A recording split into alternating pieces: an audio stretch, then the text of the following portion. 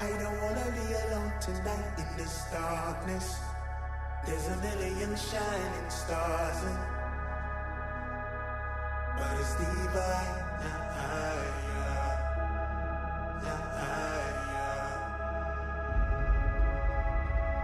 They keep on sending us dreams, dreams. This is the energy all around us, all around us, all around us,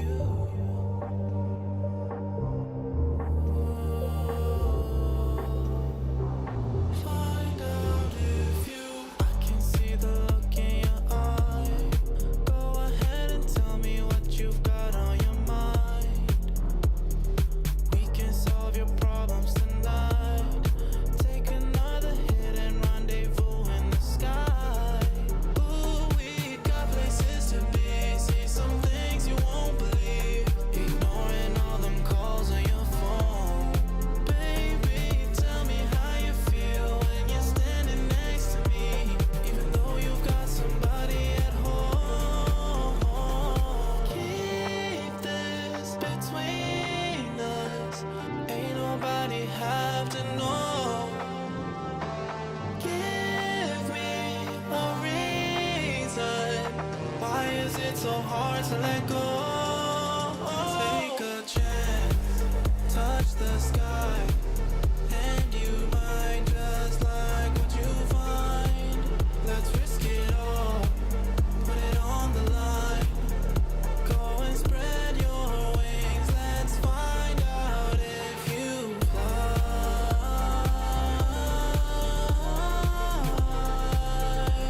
Let's find out if you fly.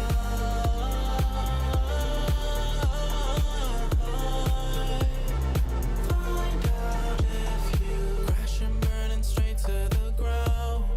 Faster than a speeding bullet, don't make a sound. I can do this all on my own, but it's always better when you have somebody to hold. Keep this between us, ain't nobody have to know. Give me a reason, why is it so hard to let go? Take a chance, touch the sky, and you might just like what you find. Let's risk it all, put it on the line. Go and spread your wings, let's find out if you fly.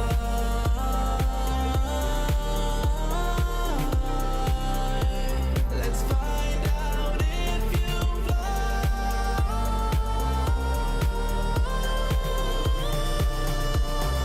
Find out if you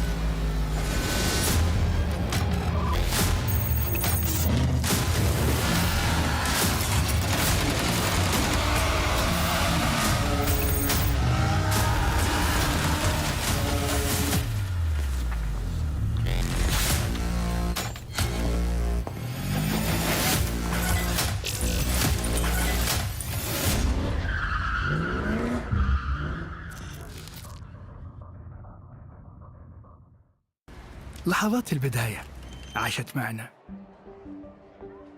كنا نحسبها وقت للتسلية بس، نحسبها بس ذكريات. عبود أعطي أختك اليد يا ولد. ابتكرنا فيها ابتكارات، وإذا بغينا قلبناها خرافات. كنا نحسبها بس لمة وصحبة وسهرات، انتبه نوب ترى نوب. لكن كنا نشوف عالم ما حد يشوفه. ليته يشغل وقته بشيء يفيده. الله عليك على اليد سود. عالم كبر وعاش فينا، عالم الحماس فيه يوصلك كل مرة لحلم أصعب، بس ما يصعب عليك. بارد معك وين ما تروح.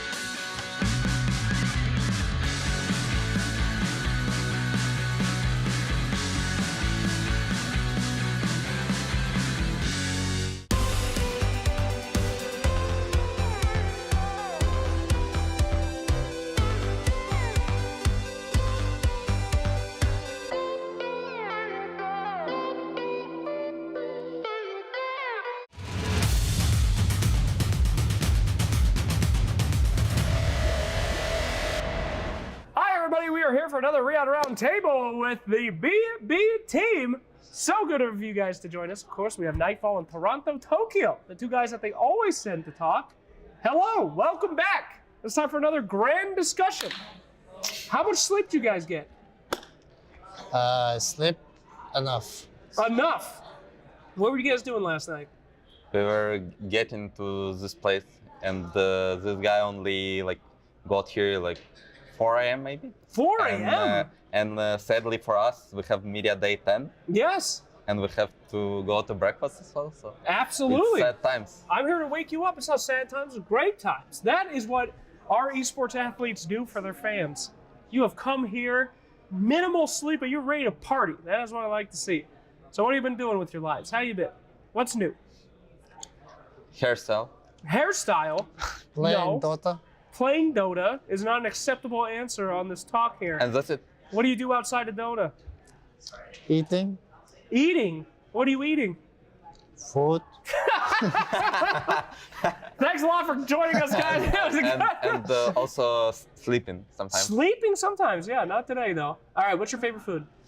If you were on a desert island and you only got to eat one thing for the rest of your life, what would it be? Like unlimited. Huh? Like No, you need to unlimited. choose one. One. For once or like for rest of my life. Нет, тебе нужно выбрать одно блюдо, которое ты бы ел. I'll give you до like конца a жизни. type of food. You can have like Italian food for the rest of your life, not just one dish, but like, what would it be? What's on the Toronto menu on the desert island? Like if I have to eat like for rest of my life, it has to be like chicken with rice maybe. That's the most depressing answer I've ever heard in my life. Chicken and Okay, rice. fried rice with chicken. Oh, yeah, that's it. That's the only improvement. Fry the rice, dude. You can have anything. All right. I mean, it's not my favorite, but it's the thing I can eat every day. Okay. All right. I hear that. Same answer, or what would you have? Like without jokes, like I mean, it's probably like would be like ramen. Ramen. I like ramen a lot. And, Okay. And then, I mean, and fried chicken. Fried chicken. That is a good one. That's very NA So as it's like well. it's probably like Korean like style. Oh, Korean style fried chicken. They're very different. Yeah. I do prefer the Korean. Everything Korean. Ramen makes, is not Korean, by the way. Well, yeah, I know it's not. I'm saying Ramen the is fried chicken. Japanese, I guess. Yes. But the Korean fried chicken is good. You know, I used to go around the world and test chicken nuggets, who I thought had the best chicken nuggets at every event. America's like worst. I mean, it's for sure worse. Yeah. And In then Russia, it's McDonald's is like, Yeah? and then McDonald's is like super like bad. Yes. But you know the best one, surprisingly, was China. Those guys had some fantastic chicken nuggets. I mean, it's probably like China, like Korea, and like Japanese, like all of these countries, like kind of have cool McDonald's Absolutely. and nuggets. Yes. In Japan, there's a guy that's only been making nuggets for like 50 years. And that's his thing, you know? He's like the nugget guy. That's my favorite part about that. All right, so we've been eating. We haven't been sleeping. Have you been playing any games besides Dota?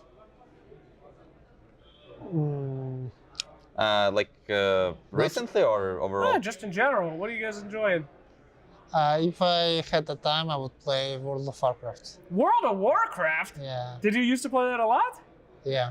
I Wow. like this, like the story and the world. How did you escape an MMO to be a pro Dota player? Those things suck you in, man. My parents got my PC, so I just start playing outside and That's how you freed yourself going from to the... gym. Wow, okay. Not funny stuff. World of Warcraft, huh? You'd still go back? Now, are you a classic WoW kind of guy or a new age WoW kind of guy?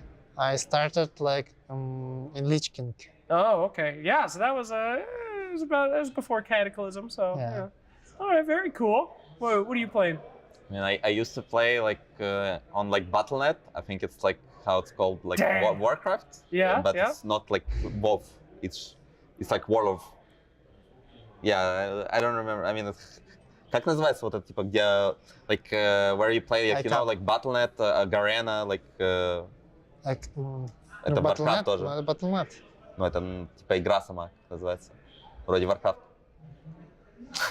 Okay, so He's right. I used to play like Warcraft on like Battle.net, Yeah, like yeah. Garena, Uh-huh. and I mean after that, I kind of like went into Dota, and since then I didn't play like any other games. But maybe recently, like last year or so, like our team like been playing like some PUBG. Oh, okay. I've been enjoying the PUBG experience. I mean, that's not the event here again. Yeah. You go pro. I know some Russian like best PUBG players, and I like watch them on Twitch. You gonna get trained or what? if you watch his like POV, you think it's impossible. What do you mean?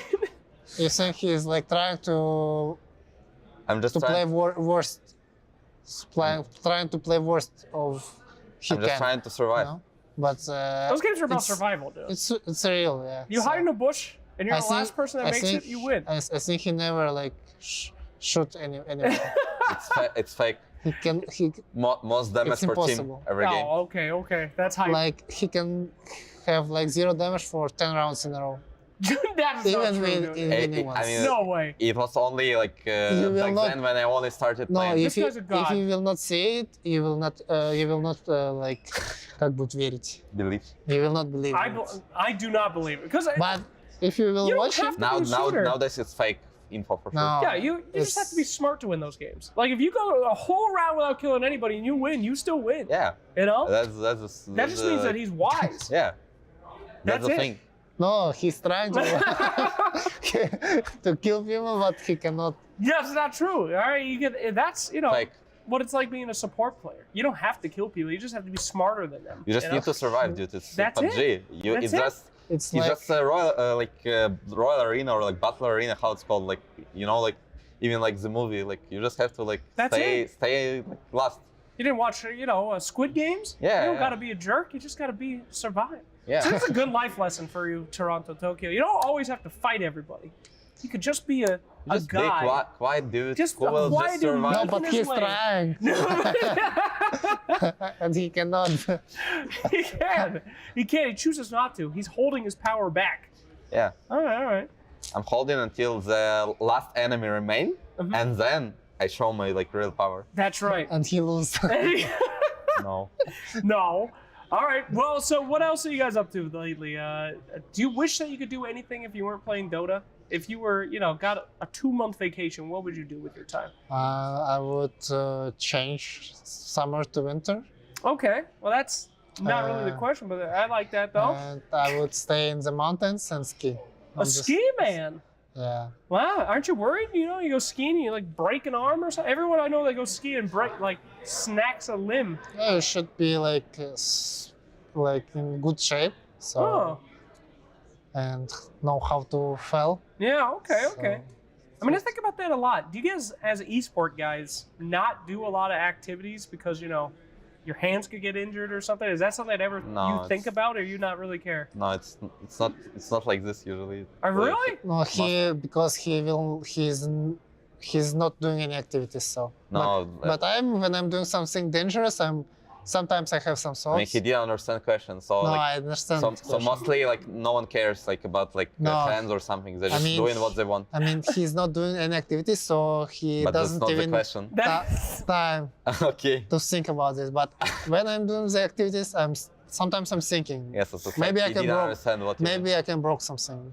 Yeah. So, But you got to look at the cost benefit analysis. You like get to play basketball with your friends one day, but you get your finger jammed. You're done. Like maybe right before TI, right before Riyadh. yeah, so you don't get to have, play, you have to think about this and be careful. but you don't care. You said. No, I mean, I care, but he's not doing anything, so he doesn't care. Oh, that's not true. What physical activities do you do? I mean, physical activities. Yeah. Not doing much. Just playing Dota. You could have said anything. That's- I would have backed you He's up not if you said playing anything. anything. He's not like swimming. I'm just chilling. Yeah, but He he's just- a pro athlete. His job is to not get hurt. His job is I'm to just sit I'm down, just doing my job. show up, and do his job. All right. And he'll die. Yeah, no, that is his job. I remember I was at an event. I believe it was the Shanghai it was a DAC, and they had a basketball arena at the top, and we were having guys that were going to the grand finals. We're gonna go play basketball the night before. It's like 3 a.m. I'm like, boys, what are you doing? Your job is to sit quietly in your chair and preserve the babies. Yeah, it's remember better these to not days. play like in the tournament. At the tournament, yeah. Yeah, I mean, after you get eliminated, sure. Yeah. But what's the most dangerous thing you two have ever done in your lives?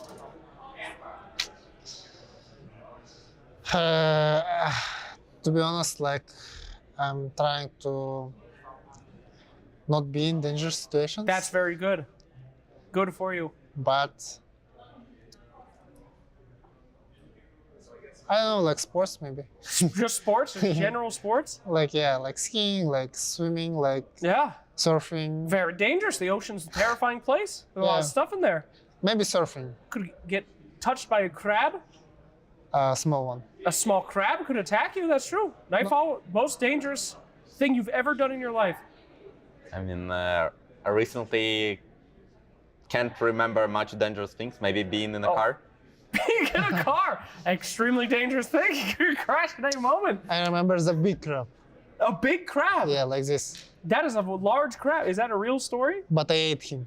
It was a restaurant. He killed him. He killed a giant crab in the ocean? He was no. They killed It's him a for restaurant. He was alive. Oh, he was at a restaurant. him. They killed him for him. How did that make you feel? It was. Did you like that? Or you felt kind of bad. I like the crabs. Okay, great. Well, thank you guys so much for that truly insightful interview. I think I've learned so much. Any words out there to the fans? BB team? Great. Thank you all but the BB fans for supporting us. So watch our games. We're gonna win. I'm sure you will. All right, thank you so much, BB team. And we'll see you more at the Riyadh Masters.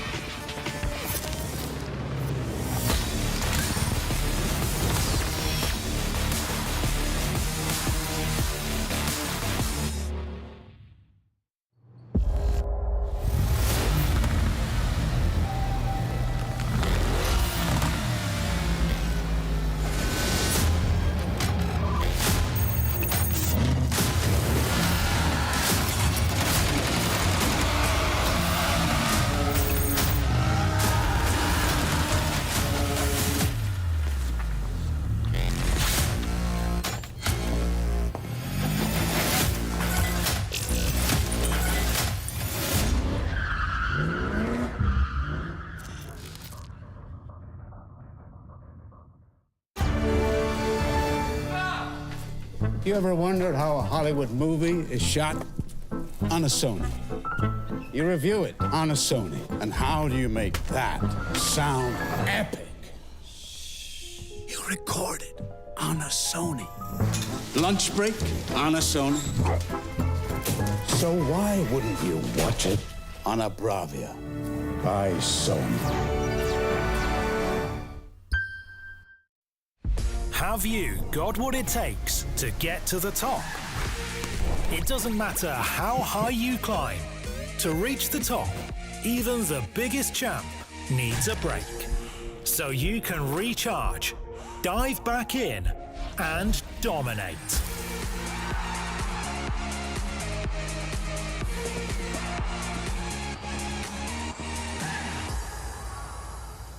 have a break. Have a Kit Kat.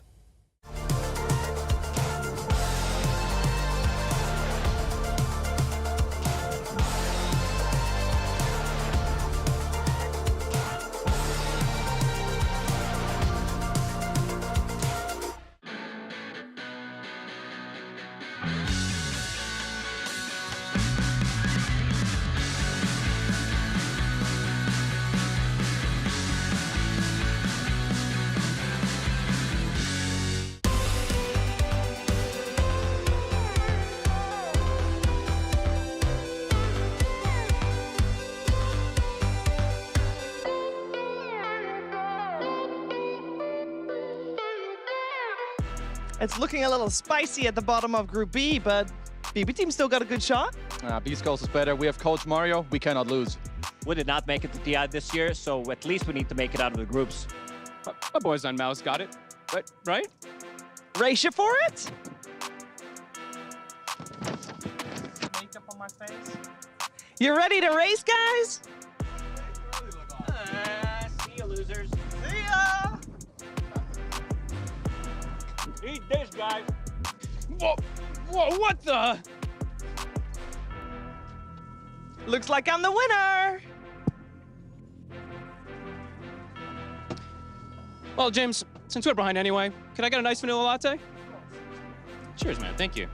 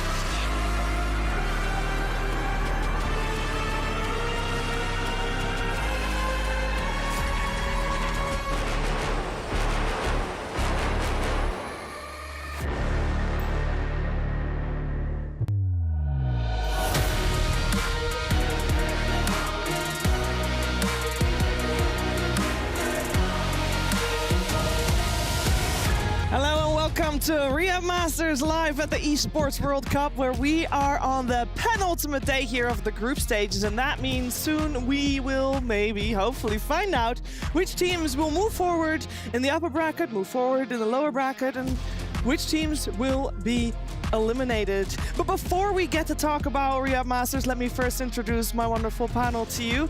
On my left right here is Kezu. How are you doing, Kezu? That was a cool intro. Thank you. You know, after the Mario Kart, I'm still hot from earlier, yes. The Mario Kart session. You don't have to roast me that hard, Shiver, but I'm doing good. I mean, you did also lose, so you know, it happens. Whatever. Well, Lacoste, did you have fun with that? Yeah, I did. My belly's also full. It took her a couple of takes. I had to eat a couple of bananas for it to get it right. But yeah, feeling good. Ready for some Dota. How about you, Mira? Are you having a good day? I'm great. I'm a little jealous that I didn't get to play Mario Kart, but, you know, good day. There's more days. There's more days. We will definitely make something happen if we can. You know, it takes a bit of convincing to have us, for them all to allow us to drive the little carts, which is really fun, by the way. But we should be focusing on the tournament there. The reason why we can't get carts that often is because there's so many players here, because it's not just Dota players, but there's also Mobile Legends Bang Bang players, and there's Free Fire players, because at the moment there's 3 games going on here in Riyadh for the Esports World Cup, and over the next 6.5 weeks still, math might be off there, there's still going to be a lot more games, because there's 21 games in total. That means a lot of things to cover. Now, I know that you might not be able to watch every game, but that's okay, because something that you might not know is that there is a headquarters stream, and that headquarters stream will keep you up to date with every game and how they're going. And actually, we got a resident Dota expert on the headquarters stream, so make sure you tune in for that, because that is none other than Sunspan. Let's go. I know you were not expecting that one. But don't take my word for it. I want to hear from our headquarters host, Quickshot, who will tell us more about the headquarters stream, but also, of course, about the Esports World Cup.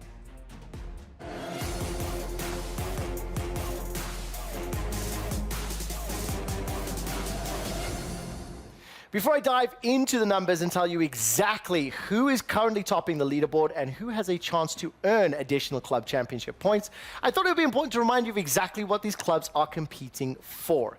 30 of the best clubs from around the world are here in Riyadh trying to claim their place on the totem and, importantly, a piece of the $20 million prize pool for the club championship.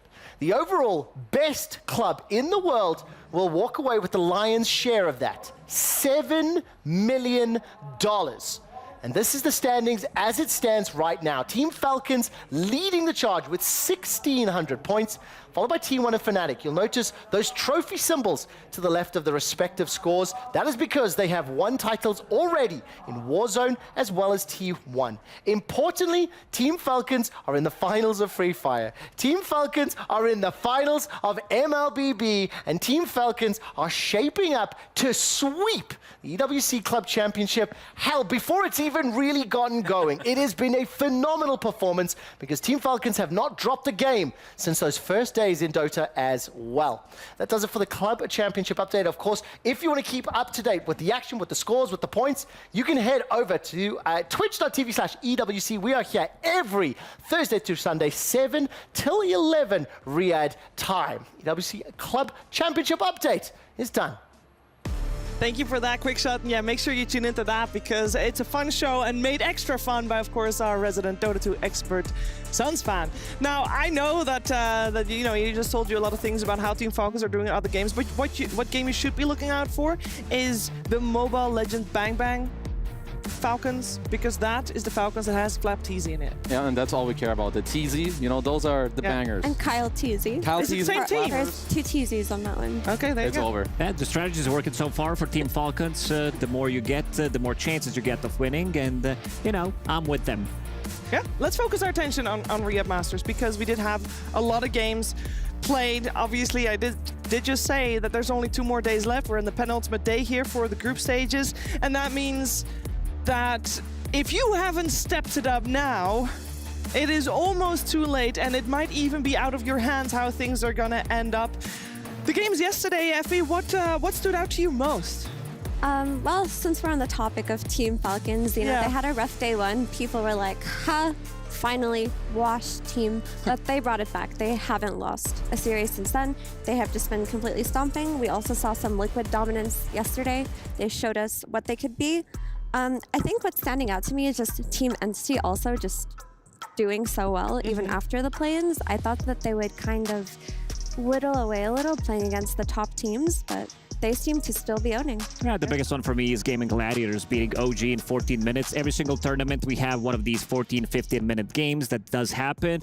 And this time around, OG was on the receiving end. I also like that the meta is slowly shifting from the play-ins, as we kind of expected, all these big dogs coming into the play and playing different heroes. We saw some Pugnas, we saw some Bloodseekers coming into the play, something that teams from the play-ins did not want to experiment too much with it, and also Visage. The Wizriz, as Kezu calls him yesterday, the hero is back.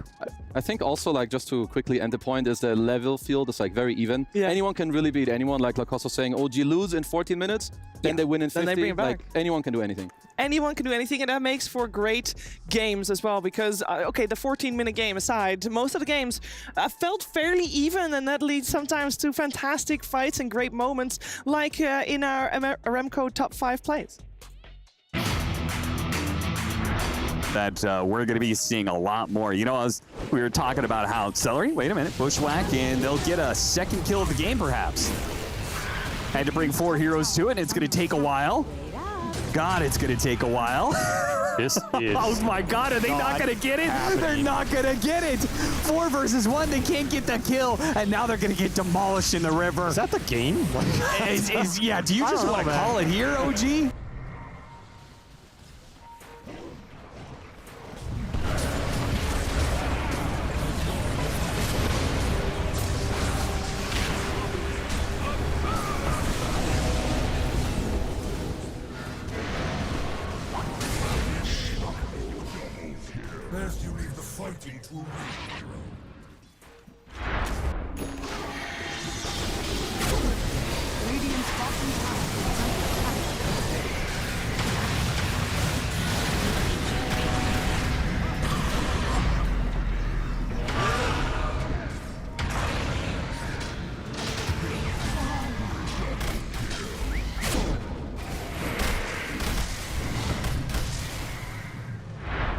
absolutely. I don't mind this at all right from Aurora, just taking Ari out of the fight at the start, because you know him on his Rubik, if you let him get to play the team fight, he's going to cause a lot of issues. Whisper again goes down. And they're ready to just continue to snowball into more. They get the jump over towards Seb. Japs, he's got his eyes over towards Zari. They've got the net as well to hold down the Rubik. They're just getting kill after kill after kill. And Lornoff has the BKB. He's alive. They've got the Greaves. He's pretty low mana. He's not really going to have the way to get out of this. There's almost only the Aegis going down. Maybe even more. They get the grab on the Tomato on the side. He's caught by the net. Tomato's dead. They're ready to try and set up for a second.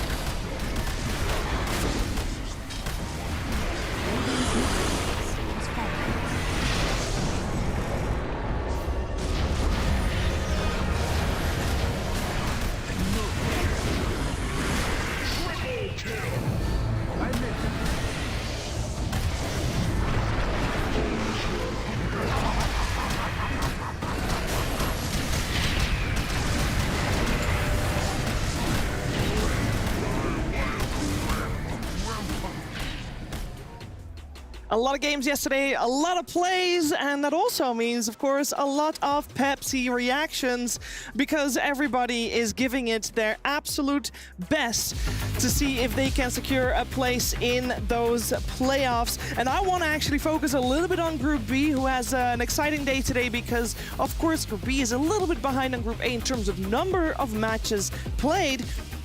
And that means a lot can still change today. Kezu, I want to talk actually about Liquid, because they 2-0'd for the first time. Yeah, I think we always know that Liquid can be very hot or cold. We all have high expectations for them. They have great players. They're a great team. They also play very fast, which fits very well in this patch. Yesterday, they made Bibbidi Bobbidi look not very good. I would say that Liquid definitely outperformed and had good drafts, good gameplay. And overall, I just have high expectations for this team. Yeah, and the thing that they are playing against some of the teams on the bottom, they still need to play against Mouse, they still need to play against Beast Coast, and the big team that they need to play is Team Entity, which is kind of a dark horse of the tournament, so looking good for Liquid. Yeah, and it seems like they also won yesterday, you know, playing around 3-3's hero pool. They got him a Visage, they got him a Doom, they drafted his heroes early, and it looked really good for them. It looked really good, but is it enough? That's the question. Oh, that looks good. Third place? No, I think I got really can't reach the first place even now. I was close. No, I touched the comma on the 1.5 mil. Put some more force into it. This is a good one. Lower your center of gravity, Kezu. Lower your expectations. I got that one. I got that one. Don't Didn't worry. see it, but I got it. No, we saw it. Don't worry. You're good there. We also, of course, want to talk a little bit about the score, the standings as a whole, because you might have seen us drive around cool cars. The reason why we got to do that is because on the Group B, there's a lot of teams that are tied right now. And I think BB Team is a little bit of the odd one out there, Effie, but overall, this is still a very close race. Yeah, anything could happen, really. BB Team, I was not impressed with them. You're doubting them. At all, to be honest, yesterday, because it felt like... So the thing about BB Team is they have tournaments where they look incredibly good and then tournaments where you don't understand what's going on. But when you think about the average skill level of each player on BB Team, they're all like 14,000 MMR. So you'd expect for a more cohesion or more of more of a vision when it comes to their drafting and their mid-game play, but so far in this tournament, that hasn't existed.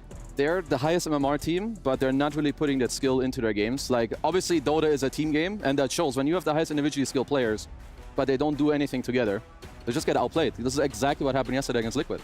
I think it's easy to point out, you know, we'll say, oh, the drafts were the problem, but I think in the last couple of series, their drafts for Backyard Barbecue team, it really didn't look too good, because they need to retire Dragonite, first of all. This get the hero out. They have 0% win rate out of 3 games, and it looks pretty bad. Also, some of these heroes from position 4 that they pick for save, I think they need to pick stronger heroes. There's one more thing I want to touch on before we move forward, because there's one thing in Group A that is very clear, is that the teams that came in fresh last Wednesday, because they qualified through EPT points, they're doing great. They're all 6-4, while everybody else that came in via the play-ins is lacking behind. What a shocker, huh? No, but is it not a little bit Yellow cost. Unfortunate? No, because I think Gaimin, they were seated slightly lower. That's why a lot of people were like, oh, why are Gaimin, Falcons, and Spirit in the same group? But you can feel the difference between these teams that they were playing in the play-ins and also teams that already qualified through EPT points.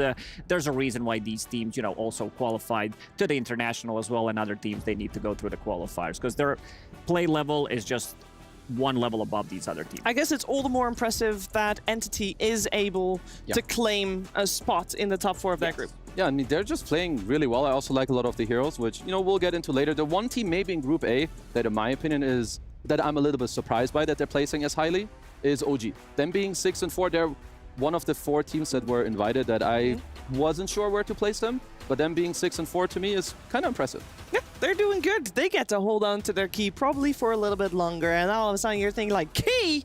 Shiva, what are you talking about? Let us explain. The Esports World Cup is a unique tournament and will have a very unique trophy system, consisting of keys, game trophies, the Club Championship trophy, and the totem. Introducing the key. This symbolizes a participant's right to compete in Riyadh. Each team or player will receive a personalized key consisting of the inner key and the outer frame. Winning a competition earns you a game trophy. A champion's key will be inserted inside. The frame will be placed into the totem. A physical block on display in Riyadh, serving as a progress bar of the Esports World Cup. The totem will remain in Riyadh as a chronicle of the Esports World Cup history. Those who get eliminated throughout the competition must give up their keys and see them crushed. Their broken keys will be tossed into the totem and encased in resin, symbolizing those that tried to win but fell short. However, as an additional privilege for winning, each game's champion gets to select 3 opponents' keys to be encased in the base of their trophy as an additional, more personal prize. Losers will go home with their keys replaced with a token that marks where they ended their journey. Witness history unfold at the Esports World Cup. Well, we'll see who gets their keys and gets to hold on to them and who gets to crush whose key, because that's the thing that I'm looking for. For now, though, that's a little bit far away, of course. That doesn't happen until the bracket is fully out and fully played out. So we're still with the group stages for now, and that means 4 series going on at the same time throughout the day. A lot to go through, a lot of data to sift through as well, and we can check in with Purge to see what he has to say about that. Oh, hey, Shiva, I didn't see you there. I'm thinking about the matches coming up today, and I think that the Jamil Motorsport match of the day is going to be between Entity, who's currently close to topping their group, and Extreme Weibo Gaming, who is sitting 4-4. We expect them to do better so far in this tournament. So the next matches that they play today are really going to determine, do they live up to our expectations, or are they going to fall down? And on the other side, is Entity going to surprise everybody and top their group and maybe win the whole tournament? The match that it's going to be is the 3rd series of the day on Stream B, if you want to tune in for that one. But until then, I'm going to enjoy my nice drink.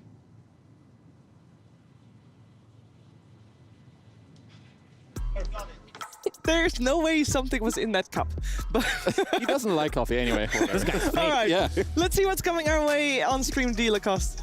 Yeah, let's check it out. It's going to be XG WBG playing against Mouse, Heroic against Blacklist International, and Beast Coast against Tundra. For me, Heroic against Blacklist, because Heroic right now is sitting at 4-6, Blacklist 3-7, so that's going to determine Blacklist. They need to step it up in this series, otherwise it's looking pretty grim for them. And for Stream C, I mean, I'm just eyeing this Team Spirit versus Aurora Gaming because Aurora, they got 3rd place last year as Talent Esports at the Riyadh Masters. They can do more. They're currently 5-5, and we always talk about how Aurora is so capable of beating anyone on a good day. Team Spirit returning winners. So this one's very exciting. Oh, here I come. It's Mr. Stream D. We have Tundra Esports versus Quest. It's B. Oh, Stream B, yeah, you know, D, B, it's kind of the same, wrong order. Anyway, you know, Tundra versus Quest, of course, pretty good match as well. I'm very impressed with, like, Tundra overall.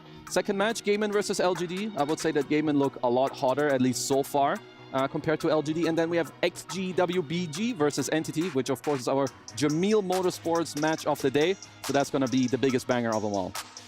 Well, I think you all should pay attention to Stream A, because I think that last series of the day, PSG Quest versus BB Team, we just saw the scores. We know both of these teams are 3 and 5 right now. This could very well be a match that decides their fate in the playoff bracket, or not making it to the playoff bracket, of course. And of course, we should also focus our attention on our first series of the day, because we are already gonna see BB Team play.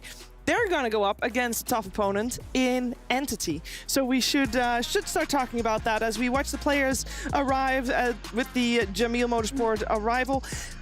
For me, though, I want to talk a little bit more. I know we've already talked about them a lot, and we will talk a lot about Entity too. Don't worry, we'll get there. But I want to talk a little bit more about BB Team, because Kazoo, they have been underwhelming, as Effie tried to very diplomatically say. Yes.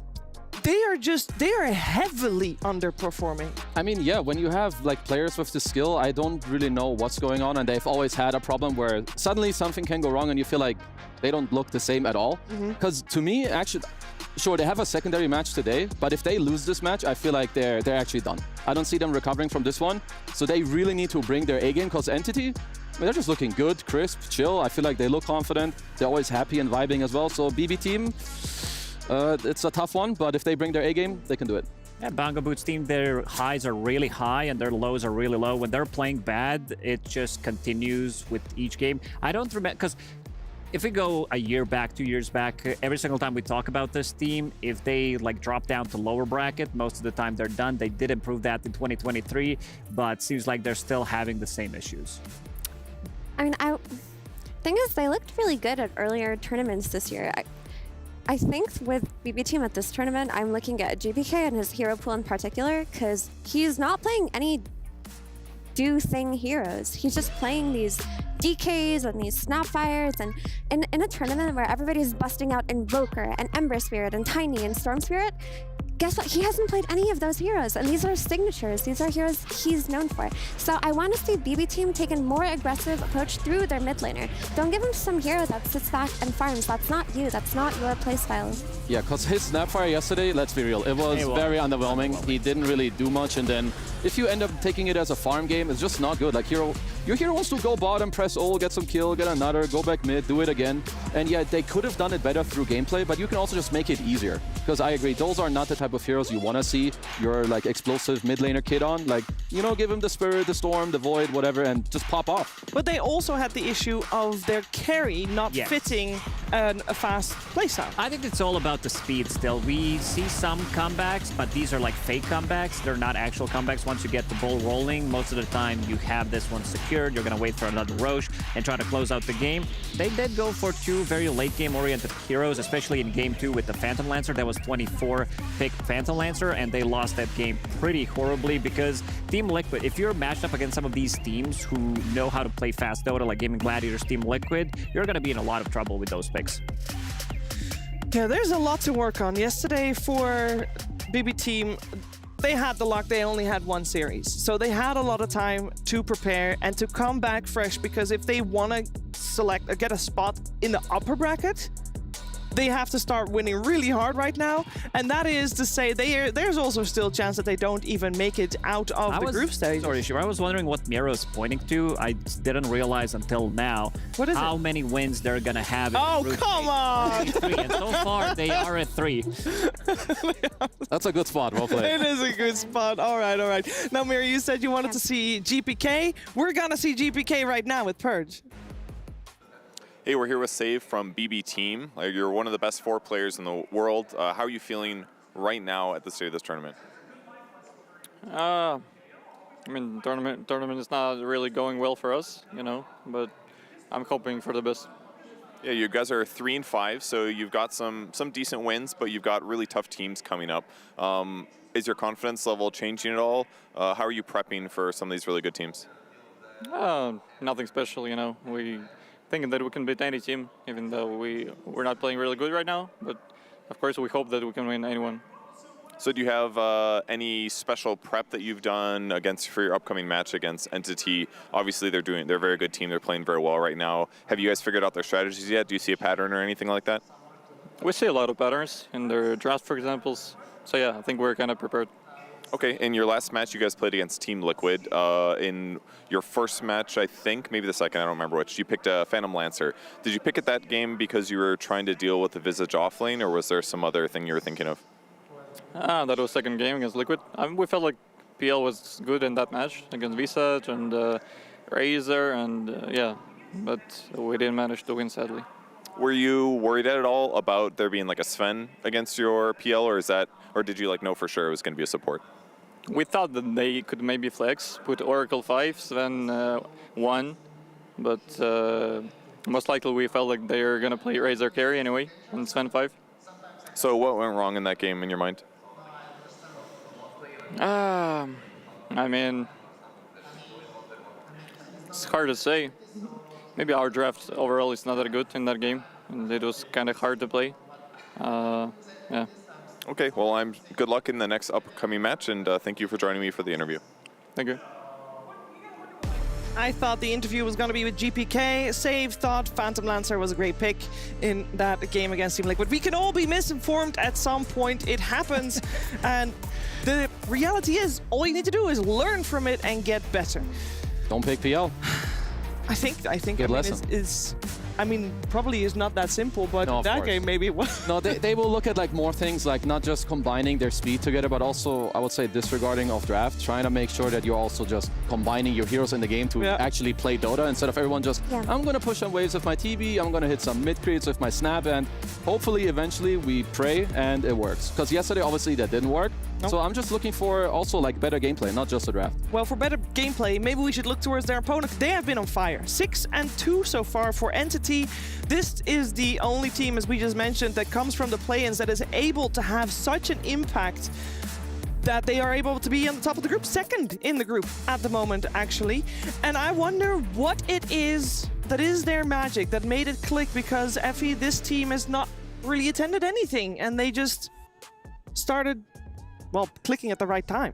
But that's what it is, right? It takes time for a team to gel together, and they had the entire year to adjust to their roster changes, right? And having no one. And when you give a team like this an opportunity that did have good years previously, all it takes is just a good patch, some good momentum, and good ideas, which is what they do have, honestly. I love their drafting. I love the flexes that they do between their carries and their supports. They're playing the support Alchemist that they can also flex the core. They're playing support Sven that they also flex the core, and it's working for them. Yeah, one thing that I want to point out is that finally they can all like speak the same language, which I think makes Dota play much better. I will say they do it in they are having English communication in game. I mean, they still all speak a good English, but, you know, in my defense. But overall, the team looks much better ever since Noone joined. This guy was a beast back in his prime when he was playing for virtus.pro. He was, you know, dumpstering every single game, and I'm seeing the old Noone back in action. I am seeing the old Noone, and we are all gonna see the new one with Purge. Hey, I'm here with Noone of Entity. Last time I talked to you guys, you were in the play-in stage where you finished 8-2. Now you guys are 6-2 of the group stage. So is your confidence just as high as it was before? Yeah. How are you expecting to do in this upcoming match? You got BB team that you're playing against. I would say we're not expecting anything. We're just ready to fight. Are there any special strategy or draft things that you cooked up? Maybe you got some cheese in your backpack, maybe? Maybe, you'll see. Okay, you've got pretty good hero variety right now. I asked you in the play-ins, you said you felt comfortable with like 25 different heroes. Are there any favorites that you played so far? I mean, all of them, I would say, my favorites. Maybe like I would add one or two more, but it's a cheese, so I cannot say. Very fair. I think Ember Spirit has a really good win rate right now. You guys are very successful with it. Do you feel like he's one of the most item build versatile mids in the game? Actually not. I would say maybe Void Spirit is one of the versatiles overall, because he can play Magic, he can play Fizz build, he can play Core, he can play even support with Vessel Yule build, like if you want travels. Yeah, Ember is just like OP, I would say, in a way. But it's still beatable. It's just like have high win rate in the pubs, high win rate at the tournaments, easy to play, like if you're a good Ember player, you know. I'm comfortable with this, I'm happy to play Ember, it's fun. Cool. And I know that you guys are doing so good in the group. I'm already looking forward to the next stage. Are there any teams from the other group that you really want to play against once you get into playoffs? I mean, I would love to play Spirit Grand Finals, actually. I think it's like their best Dota they can show. It's the Grand Finals, and if you can beat them in the Grand Finals, you're really good at Dota. How long have you wanted that matchup, though? What do you mean? How long have you wanted to play against them in the Grand Finals? I mean, it's been a long... I mean, you've been playing Dota, Pro Dota for so long. You've had a resurgence right now, so what does it feel like to have that opportunity potentially? I would say, I start feeling that I want to play against them Grand Finals like 1.5 months ago, because I feel like we can do this. You know, we can I'm not saying we will win, but we can show some fight for them. Maybe we will win. But no, it's a dream, so we need to end up not group 6-8 right now. First of all. That's true. There are more matches to play, but I think your trajectory is really good right now. So congrats on the success so far, and I hope you guys do great for the rest of the group stage. Thank you. See you. Cheer for Entity. Such an easy guy to cheer for, and I loved how he instantly was, I want to face Spirit in the Grand Finals, specifically, Effie. Yeah, and he said that you have to beat the best to be the best, and not having that fear and just the willingness to take on any team and that confidence in yourself, that makes me feel really good about Entity going into this series. Yeah, I feel like that they're just playing really well. What I see as well is what you mentioned already with the drafts, a lot of cool flexes like Monkey 1-4, Pudge 1-4, Alk 1-4, whatever it is. And also just them using the heroes very well. They're winning a lot of games in 25, 30 minutes. And that only comes when you really know your hero very well. I want to go now, I need to wait 1 minute, I need this rune, come mid, let's do that. Everything just looks really clean when I watch them play Dota right now. Yeah, Entity is doing really well, and at the moment they are looking to be on track to being in the top there for the group, and therefore moving on to the upper bracket of the playoffs. We'll see though, they can potentially cement it in because 8 wins will put them in a very comfortable spot. But that does mean they would need the 2-0 BB team here, and BB team, maybe they've had time to work on their issues and maybe they're gonna come back swinging and not drop a single game from here on out. We'll have to wait and find out though. But before we get to play the games, we need the players on stage.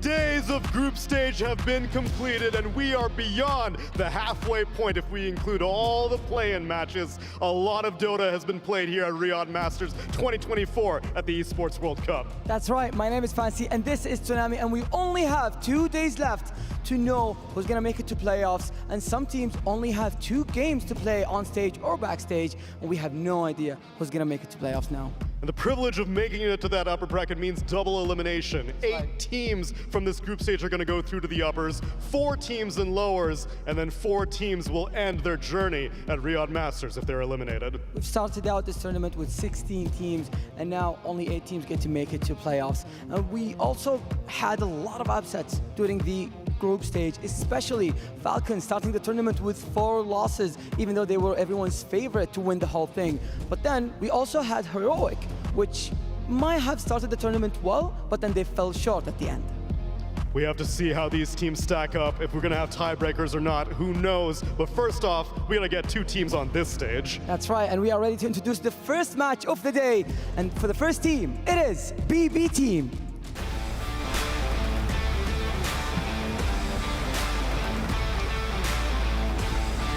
The stage has not been kind to them yesterday as they fell short against Liquid. Everyone expected them to do well in bracket. They risk not qualifying to playoffs now, and it would be a huge surprise.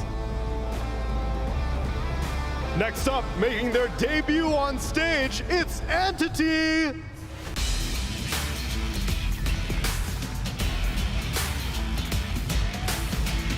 We have not gotten to see too much of this team on land this year. In fact, throughout the entirety of 2024, they haven't even faced off against a BB team, so this will be an example of what they're capable of. And hopefully their coordination in the game is better than their coordination on the stage as they place their keys and get ready for the match.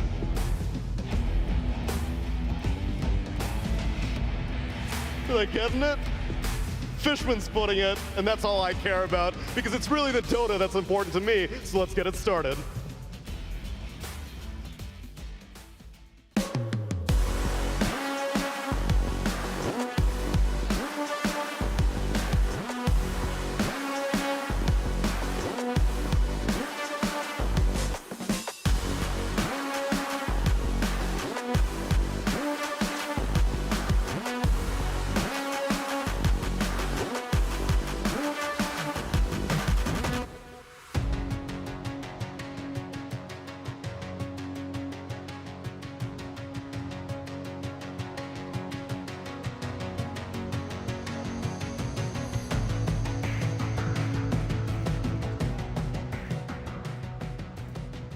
BB Team versus Entity, a 2-game series. Who will take the points?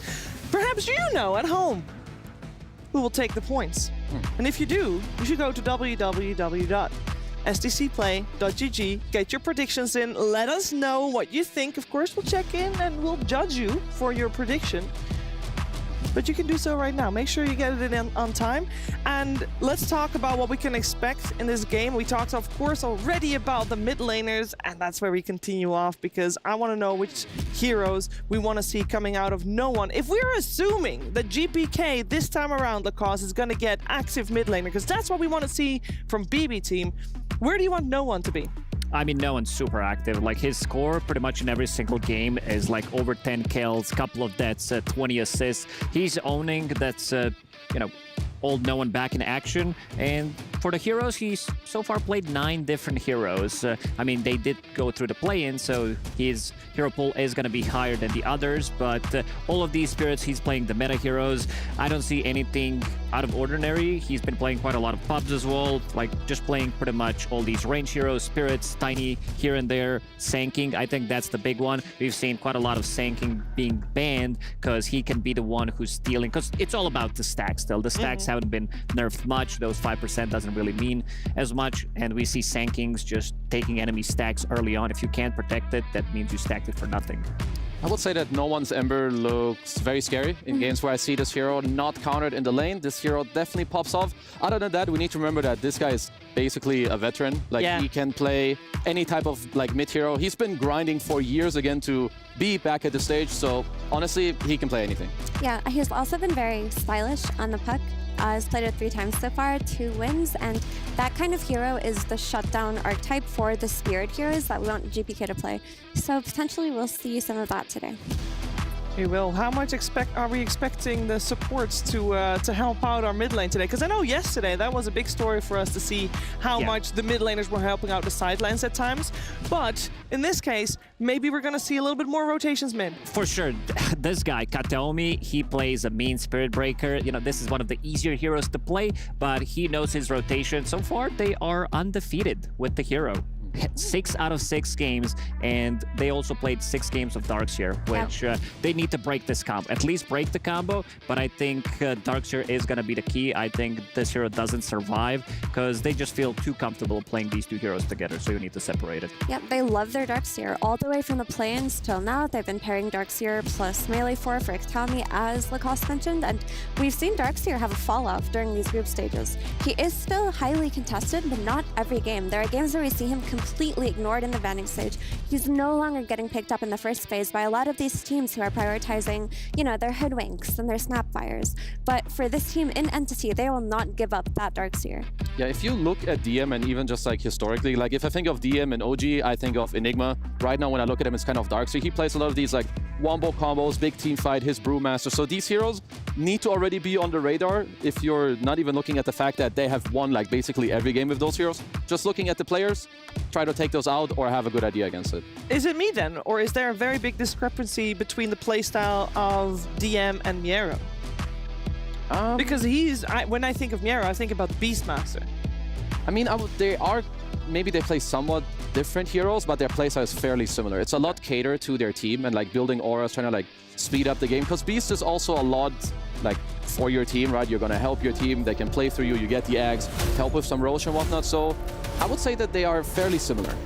All right, well, let's see it. We got a couple of seconds away from having the drafts on your screen. BB Team and Entity, a series incredibly important for both teams, I'd say, for very different reasons. But let's see what we got in store. And if we get the Darkseer Spirit Breaker combo, because to be honest, that just sounds like a lot of fun to watch.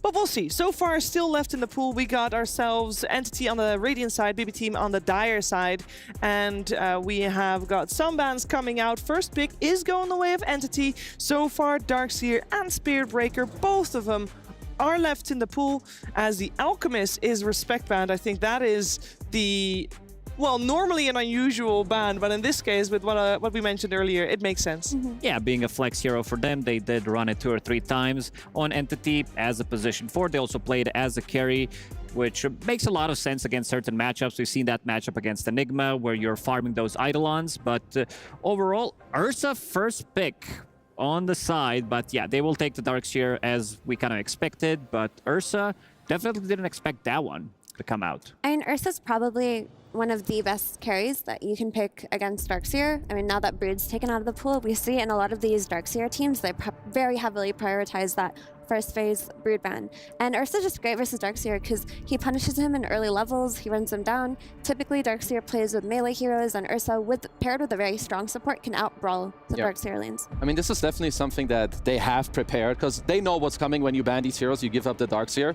I will also say another added benefit is that if you make an illusion of Ursa, you literally do not care. Like, Ursa's illusion has to be one of the worst in the entire game, so that's also another added benefit.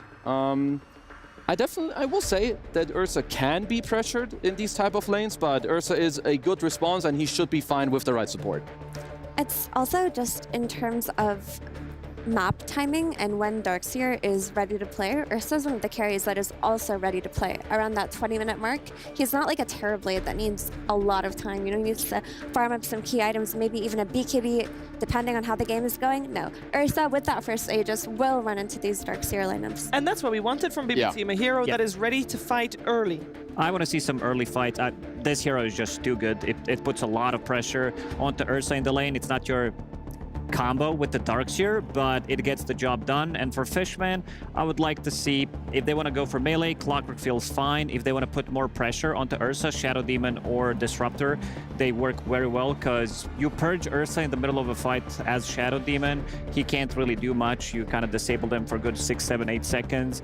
Disruptor as well, you don't care too much about his status resistance. This is also another one that they have, like, just focusing on the strong lanes, and that's what I like to see from Entity. Yeah, it's also just an anti-Enchantress hero. So Enchantress, I assume, is going to be played 5 to be played on the Darkseer lane, so you can purge off the Iron Shell. But also, we always see the Enchantresses take the Twin Gate, bring a creep with them, try to dive the enemy carry, and Crystal Maiden really protects them against that with Frostbite. I mean, I like the fact that they didn't just fully jam in this melee hero with them, because we already mentioned Ursa would enjoy that lane. Just take a Hoodwink. Like we said, you can't really come up with a bad reason for this hero, but especially here, you're gonna lane well, you help your Darkseer, because yeah, Iron Shells could be a little bit iffy against the Ench. You wanna make sure that you can fight back, which honestly Darkseer can do nowadays. Him being universal with the right facet, maybe even take the attack speed, you can stand your ground and kind of fight back. So honestly, for now at least, I like what both teams are doing. I think they're both setting themselves up for success, which means, as always, the next picks are just even more important. There's still Beastmaster in the pool, as far as I see it.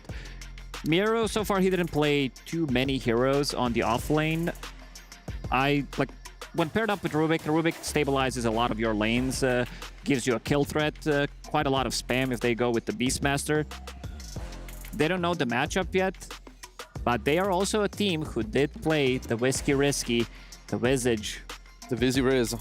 It is, in my opinion, not super easy to go for it in like a somewhat blind scenario unless you know more. But I like at least that they try to match the team fight, because right now, yeah, you have Rubik, Ench, Ursa. It's like a lot about how do the early lanes go, how big is my Ursa. Brew, pretty good answer. I don't see like too much lockdown. Like there's no like clear answer. There's no Doom, there's no Static Storm or some stuff coming in. No Orchid buyer yet as well. So I think Entity need to look to answer this hero. Yeah, and what I like about Brew is that his playstyle is changing throughout this tournament. Like, it used to just be Radiance, Vessel into Radiance, Earn into Radiance, but now we're seeing Brews go Greaves, they're going Crimson Guards, they're going Pipes if they have to, so it can adjust to what BB team need here. I love to see the preparation for the teams. This is one of the first games that we've watched here on the main stage that the bonus time wasn't really used until the fourth pick of each team respectively, as now Entity has to think about what to pick against the lane of Rubik Brewmaster. Yeah, that's why on third pick for Entity, I suggested Disruptor instead because of potential Brewmaster, because Crystal Maiden is not enough. She doesn't provide you with enough burst damage, she doesn't provide you with enough lockdown for Brewmaster, and we've seen if Brewmaster lives with like 100 HP in Team Liquid game 2 or 3 times, how crucial it can be. But this is one of the strongest lanes in Dota. Like, Brewmaster is gonna need to take a fat L in this one against Crystal Maiden and Troll. You don't get to play the lane. I was not having the easiest time like finding the carry pick for Entity here, because melee heroes generally don't enjoy like Ursa all that much, but range heroes that generally suffer against Brew. I think they found like a very nice in-between. Troll is a great lane with CM. Also, if you build Axe this game, like you can dispel Cinder Brew, you can dispel the Overpower as well. Like from Ursa, you have Mischance, great laning. I feel like they found themselves like a monster pick on the slot. I want to see that item build. This is something that Ame started. Instead of going for Battle Fury, instead of going for Mjolnir/Maelstrom, you go Aghanim Scepter first item, Magic Wand, Phase Boots, you know, 1 Braid Band in between, or Null to have some extra mana, and then you join some of these earlier fights, because again, we are saying that this patch is all about tempo. If you get the ball rolling, you're pretty much in a really good spot to win the whole game. I am a little bit concerned for Troll though, because while the lane is really good for him at the moment, I think that if BB team just pick a mid hero that out-rotates and just tries to fight on this Troll lane, then Troll's going to be in a really awkward position where maybe Ursa gets an earlier Aegis and they start to run into Troll's side of the map, kick him out, and all of a sudden he needs time that he doesn't have. He's playing against a Brew that can like spin him up into the air, and he's not a traditional Brew lane killer, right? It's not as good as it was before. Yeah. The Cyclone, now it scales with levels instead of being the same duration at all 3 levels. I mean, it will be a lot about these mid heroes, like what they can make work. At least for now, like the team fight is kind of even. I think the lanes should be good for Entity. For that reason, I want to see Sand King, honestly, for Entity. Like, if they have this security of having this very strong, high DPS hero with a stun that can kill these Brewlings later, we see how these Sand Kings play with their Bloodstones and their Ags and how effective it is against Brew. I do think they secure that aspect of Troll's game. I would say that SK is very good for Entity. Literally anyone that is either like gives you a bit more teamfight catch and somewhat decent laning. Like you have Iron Shell. You want someone that ties the 2 supports together, right? You have Hoodwink, CM. Give them someone that can start the fight. Storm, Park, SK, like all these heroes I would say are very good. I would be surprised if Entity are gonna pick up something else, because I think for now both drafts are very good, but the next 2 picks, like they need to tie it together. I would love for Entity to get Void Spirit, builds into Silence, something that they need desperately, I would say. They need extra control. You can rush the Ags, you can get like Yasha, Manta Style into Ags, but there isn't much control, so I feel like any of these elusive heroes from the mid lane would work out really well, and just Silence against Ursa and Brewmaster is going to give them a lot of value. But BB team can counterpick whatever Entity picks, no? Yeah, that's always an issue, but the nice thing about Sand King that I've been seeing is that he farms so quickly that even if his lane isn't that favorable, he takes those stacks like it's nothing. So I still am leaning towards this hero, Sand King is a good pick for sure. Yeah. But Void a puck Spirit, also could work. if they ban Slardar here, I think it's 100% Void Spirit for Entity. Bad matchup that we've seen at Team Liquid series when they played, but he still managed to do well. Noob from PSG Quest, that is. Yeah, I'm looking what else there's on the pool, and also if they're like debating that there are specific heroes that BB team want, like then it can help you maybe also a little more on what they want ahead. But go call on the SK. I think it fits just very nicely. It can also help like early on. If this Brew is like trying to overplay down bottom, you can easily go there, offset that play. So if you're BB, I feel like there's 2 heroes that come to mind generally. There's one, if you want to be spicy, you can look to put the Rubik mid. It's something I've seen in pubs more often. Something else is Zeus that I feel like is kind of cool against SK. I don't like that. I want to see control coming out of I want to Puck or Invoker, something like that. You know, with Invoker, you can get the Tornado to counter the Ion Shell, because you're going to have this other Ion Shell target in the Sand King. But I do love the Sand King pick so much for Entity, because it rounded out what they needed. They needed that extra teamfight cushion for the Troll Warlord in case he gets focused by this Brute. SK just gave them everything that they needed, and now BB needs to counter with tempo. I can see the Invoker on Mr. GPK. Yeah, there it is. I also love the confidence of, well, I don't know if it's confidence, but Entity is like, you know, they don't care about that last pick. They were already in the huddle before the Invoker came out. So I love this Invoker pick. I was thinking about it just because of the Tornado versus the double Ion Shells that you're going to have on SK plus Darkseer. I think it rotates very well, which is what GPK needs to do here. And of course, the Alacrity on the Earth Ruling, you know, it's a classic. I don't think they're going to have any Ion Shells, to be honest. You're playing against Invoker, you're playing against the Brewmaster with the Dispel, Enchantress as well. So they did, I would say, countered this one well, but I'm still going to lean to... I think they managed to fix their draft. It's exactly a hero that they needed on the last pick, but I'm going to lean for Entity on their side because I want to see this Sand King. I've seen this hero in pretty much every single game, and most of the time the hero does own. And also want to see the new build, Aghanim Scepter on Troll Warlord. I feel like removing the Spirit Vessel, Drunken Haze, Fate Bolt, Dispelling Ursa, this build, if he goes for it, I think their chances of winning this game are like 70%. I think that Mr. BB squad found like a very good last pick with the Invoker. Like the mana burn is quite annoying, the Vessel, and like kind of just offsetting a lot of the team fighting that's going on. Kind of having... Yeah, I don't think this is this deep for like either team when it comes to the prediction. I'm gonna have to side, I think, with... I'm not sure how much the mana burn impacts Troll. It is generally quite a lot. Maybe if you go the Axeville, it's a little bit different.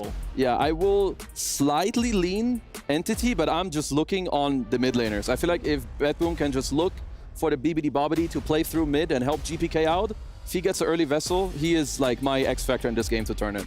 Yeah, I like both drafts, but I like BB's draft a little bit more, actually. I think that their Roche timing is going to be a lot earlier than Entity's, given that a couple of their rotations go well. And I think if they can actually get the first two Aegises on this Ursa, they should just take over the entire map. So we kind of think that BB team fixed an issue that they had and showed in yesterday's games, where now this is a draft that will allow them to play fast. We know from Entity that they can play fast. They have shown it time and time again. The question is, how much did BB team correct their issues from yesterday, and can they just switch? We've seen them do it before, so I have no doubt. The question is, can they execute it the way they wanted to? All eyes are going to be on that mid lane. We started our conversation with these two teams talking about GPK, talking about Noone. We're going to have an Invoker versus the Sand King. That should be a great one to watch, but of course, keep an eye out on those supports as well that potentially would help and rotate if there is someone calling for help. Let's see what's happening with OD Pixel and Fogged. Thank you very much, Diór. Yes, it's time for game one to kick off here between BB Team and Entity. I'm OD Pixel here with Fogged. Fogged, what do you make of this? We saw BB Team yesterday struggle a little bit. Coming into this, seems like the panel feel that they've ironed out some of the issues that they may have had with the drafts yesterday. Do you agree, or overall are you still kind of concerned for them going up against Entity's lineup here today? I think they ironed things out. I just want to see GPK play very different than yesterday. I felt like he was quite passive. I also felt like Miro had a bit of a quiet day. He was playing his key heroes. He played his Beastmaster. He played his Doom afterwards. That's not one of the biggest ones for him overall, but he seemed a little uncomfortable. Maybe it was something that Liquid did just to throw them off guard completely, but I just want to see them play more active, and this Invoker definitely allows them to be able to do that. I'm just wondering, like, I mean, he does, ideally, of course, he wants to go this Vessel route, so that means the Brew is going to have to go Auras or just straight for that Radiance, because that's the other route of the Brew that we saw. So see what they look to make happen and see how active GPK is, because I think he does have to be. I mean, looking at their lineup, he has to be so active, right? If you just consider it, as the panel was saying, right, you imagine that they want to play fast. Yeah. When it comes to setting up and starting a play, it's kind of a telekinesis and the Invoker, right? That's all you've got to come in with some sort of hard opening to a play or a team fight. Whereas on Entity, they've got multiple ways to start the action off. It seems a lot harder for BB team to execute. Yeah, harder to get those executions. It just, you know, if they have good ways of counter-initiating too. That's the one thing I'm seeing from that Invoker, is if he's able to get good positions to be able to get these tornadoes, get the kite going, dispel surges, dispel a couple of these things. But yeah, I agree. I do like what Entity's got. I think they've got a really good timing, and they're very good at playing aggressive and playing to an advantage. And they got their Darkseer.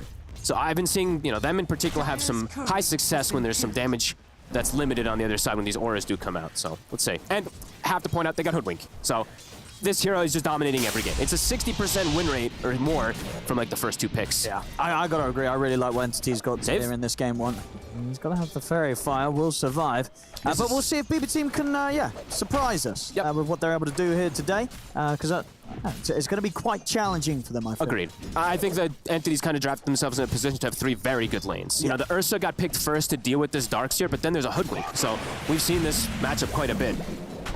And the Hoodwink a lot of times can apply some decent pressure onto Ursas. We've seen some, you know, like Tomato in particular did have a fantastic one on the Ursa the other day versus a Centaur plus Hoodwink, but a lot of times we do see these Hoodwinks able to pressure those safe lane melee heroes quite hard. And what's been kind of going on with the Troll? Is the Ags Rush the new thing, or is that just certain players doing that? Some like to stick to the Battle Fury, the Maelstrom farm up? Like, what's sort of the meta right now with the Troll carry? It seems like more and more people are doing that Ags. I don't know if we saw too many people at this tournament in particular besides Ame doing it, but you can see the argument for it. They mentioned it on the panel. There's so many different things to dispel. Fighting versus the Ursa, not even just for the dispel, just having the constant Axe spam is fantastic versus a hero like Ursa because just the constant miss. So yeah. And I'm watching mid. I'm watching how GPK is able to do versus this Sand King in particular, because it just feels like no one's going to be able to free farm here. Yeah, I feel like Sand King's just going to win the lane. I mean, I guess you're going to have kind of your combos to throw down. You can burn some of his mana, but I don't know. I feel no one should be fine. I think he's going to be able to keep the lane pressured in, get a good few denies in still against GPK's Invoke on the early levels. Yeah, and then the Stinger. So that's the other thing too, is this is a mid hero that can go farm stacks. Invoker does not farm stacks. Invoker is a killer. He has to make active movements and he has to have them go with success, otherwise Sand King will just out-farm him, sitting in the jungle, stacking creeps, using Stinger constantly. So. And talk to me about the timings, because in a game where you've got this sort of draft on BB Team, who's going for the Vessel? Is it Invoker or is it the Brew? I think... Because we've been seeing the Brew kind of go towards the Vessel into the Radiance build, right? I would imagine it's going to be the Invoker. I think you really, you kind of mess with the hero's entire timings if you're going Quaswex without it, so... Okay. At least an Urn for GPK. I would imagine so, but maybe depending on how they snowball in the lanes or something like that. But I just feel like the Bruise lane is very difficult for him to go something like that Urn. Top. Might have Katomi here. Right. Looks like they will. He's able to turn around with an acorn shot, but indeed Nightfall able to claim first blood, taking him down. Quite the bonus there for the Ursa from the safe lane. Who's already having a very good time. Farm has been top tier so far for Nightfall at the beginning of this game.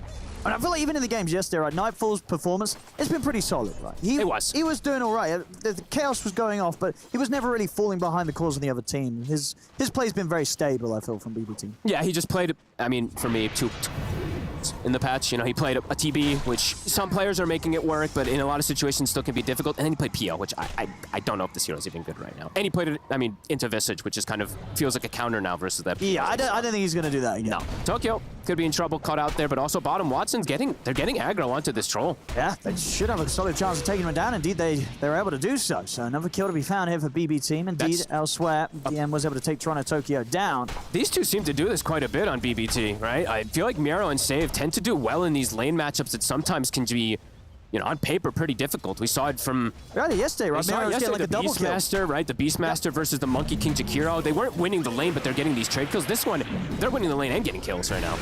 Miro might go down here. He actually has a hefty wand. Nice. Save. Might not be so long. Save indeed should be going down. They've got another axe to throw out if necessary. It wasn't, so they'll just be able to run down the Rubik. So straight back to the lane. Watson's able to get a kill. Noone is he's just shoving the wave, and you're seeing the difficulty over here for GPK in the mid lane. 30 last hits on the Sand King versus the 18 of the Invoker. They did, of course, block that camp of the Sand King that we're seeing versus all of these, you know, shove mid laners, the Coddles, the Sand Kings, and stuff like that. But he's already got a hefty advantage. And you know, from what we saw yesterday, I think there's reason to already be a little bit concerned about what GPK is going to be able to do. Because we saw yesterday on the 2 games, when he started to fall behind, his impact really fell off. Yeah, he has to be. It's going to have to come out from those active movements in the after that laning phase to see what he can set up. And nice little moves here from Toronto Tokyo. We're seeing him use his creep to block the camps that are coming out from the Hoodwink. He's even stealing the creeps from the hard camp too, so preventing these stacks that, as we were mentioning, for Entity are coming out. Bottom lane again, Mirror and Save. As you say, these two, they know how to find the kills in the laning stage. They're able to take down Fishman in the jungle. Save is one of my favorite 4 positions to watch because he's just super aggressive in laning phase. He just hits people. It's not even like he's doing anything that you're like, wow, that was an amazing. He literally just beats on the carry most of the time, especially when he's playing either Pugna, Rubik, these ranged heroes that he likes to play. But looking to set up around this power rune, preventing the Sand King from getting it. Both supports rotating over. No one will also get a bit of help. No one Level 3 inside that Sandstorm. He's got a point in stun, too. Sometimes you see them skip it. They're going to go aggro. Setup. Tornado into the MP. No one's going to be able to tell the burst straight up towards GPK. And indeed, GPK getting brought down low. Stinger. No one's trying to get in for it. He's going to be able to find the kill. Oh, I mean, man. That's rough. I said there's reason to be concerned for GPK's game, and sort of moves like that goes to show it. I mean, he had the 2 supports right coming. That was a situation where he had both supports coming in to join him. Sure, of course, no one had support backup as well, but underneath the noses of the 2 supports, no one's just able to run up and kill GPK in the middle of it. Did not respect the Sandstorm. He literally just walked, took the entire duration of it. I think, yeah, 2 Stingers used. This is why we're seeing this hero pick so much in the mid lane. That big burst. Gotta respect it. That's rough. And he's got the stacks to go back to, so he'll be able to, well, I say stacks, but he's got a bunch of, you know, he can always farm stacks while Invoker can't. Invoker has to either win lane or make rotations to catch back up, so great start for the Sand King. We do see Watson, Nightfall, as you mentioned, having a fantastic start up top, so his Battle Fury timing is going to be very, very good at the least. But yeah, that Invoker now, gonna have to catch back up the rotations. Yeah, we do see indeed Watson's got it queued up. We'll be going for the Ags rush. Yep, you makes say sense. that we're starting to see Trolls lean towards in this patch. Feels better and hits faster timings. That being said, though, like we said, the Ursa's farm is going to be so fast that he's actually going to have the Battle Fury like, pretty much as or before that Aghanims comes out. So I've not been able to catch too many of the games where we get this Ags rush, but how does this sort of go? You get the Ags, and then do you go back for a farming item, or do you just go BKB and then you just fight? Do you ever pick up something in the build that is going to help you hit creeps, or not really? No, I mean, I think I saw Maelstroms and stuff like that, but I'll check just in case. Sure, yeah. If you go back. I think it was more of just fighting that I'd seen, at least in particular. It is the new build as well, too. It's not everybody's doing it like you were saying, so. Yeah, SNYs, BKBs, Bashers, I've seen. Yeah, so just get the stats after the Ags. Yeah, looks like it. And just keep fighting. This one, maybe not as valuable because there's not really that many disables. You're probably going to need the. Are you going to? I think BKB is very strong. Yeah. It might be kind of essential, right? But he's dispelling too, like, and he has a higher mana pool versus the EMP. Well, maybe you don't have to because outside of the Invoker, you don't really care. Yeah. About BKB this game. We'll see. I've seen a lot of these. Maybe you can skip it. I've seen a lot of these trolls greeting it up. I even saw like a 6th item BKB. I think one of the games. I don't think it worked out because I think he got doomed. Sure. I believe it was Radon or Yotoro who did it, but either way, we'll have to see. I think this game, I think you could go SNY or maybe even Manta instead of the BKB. Yeah. I don't think you're going to need the BKB early. Yeah, we'll see. We'll see which one it is. Because I think they're just going to look to play very active. Even though these Iron Shells and stuff like the panel was mentioning, it's going to be dispelled, they have a very active lineup that can utilize them. If there's a tornado that gets missed or something. In the mid, no one. He's able to get the setup. I mean, GPK, so much trouble. I mean, to be fair to him, there was 4 heroes turning up on the mid lane for old GPK, but still, they're breaking him down. I mean, as I say, he had a rough day yesterday, and I think Entity, I think they've kind of focused in on that, and they said, hey, you know, this lad, the yesterday's series, what was it, against Liquid, had a rough couple of games. Let's just go all in on GPK and just completely crush his game. Of course, up until that point, no one's been doing a pretty good job of that on his own. Oh, he gets the haste dispelled. They actually get the enchant off right after he pops it. He's going to have to turn aggressively with the potion. Okay. And it is going to need to be there to put a stop to the TP. I mean, it was a pretty heads-up effort from Noone to try and go for the TP out, but he won't make it. With the split coming out from Miro, they're able to put a stop to it and take him out. GPK's like, give me the kill! Throws a wild tornado trying to get the last hit. Doesn't get it, but they do stop Noone's aggression. I mean, it does feel like it is Entity playing around Noone, but that's what they do too, right? They're shutting down GPK, but the key around this team really is lately setting up Noone for success. He's been kind of dominating. It's that old Noone of times. But yeah, Nightfall. The King right now, though, top of that net worth. Battle Fury is going to be at a very, very good timing. Does have there's a lot of control to deal with this Ursa of Cole, and he does have a pretty difficult core-to-core matchup versus the Troll Warlord, but if he gets very far ahead, that's the key. And yeah, he's 1,300 ahead of that Troll right now. GPK is going to start looking for some action here with Save. See what they find. If they can go for Watson, it's by the tier 1 tower, see if he gets any backup coming in. There's no split for Miro. Already, though, Fishman's gone, and Watson, he's left on his own. Very nice move. They bring absolutely everybody, and they get GPK a kill, too. And we'll be able to turn this into a tower. Very good aggressive move. I like even that the Ursa comes in, nets himself a free kill. His Battle Fury is going to be one of the fast ones. One of the faster ones. And overall, Miro's lane, it's gone very well. And now with that GPK kill, catching back up, too. See if they can keep this up. This is sort of the aggression and moves that I think the panel was expected to see from BB team with this lineup. Watson is very slowed down, something not expected when they pick a CM troll lane versus that Brute. They expected to come out quite a bit more ahead of that, and now this troll is significantly behind. It's nearly 2K between him and the Ursa. Yeah, this is the thing.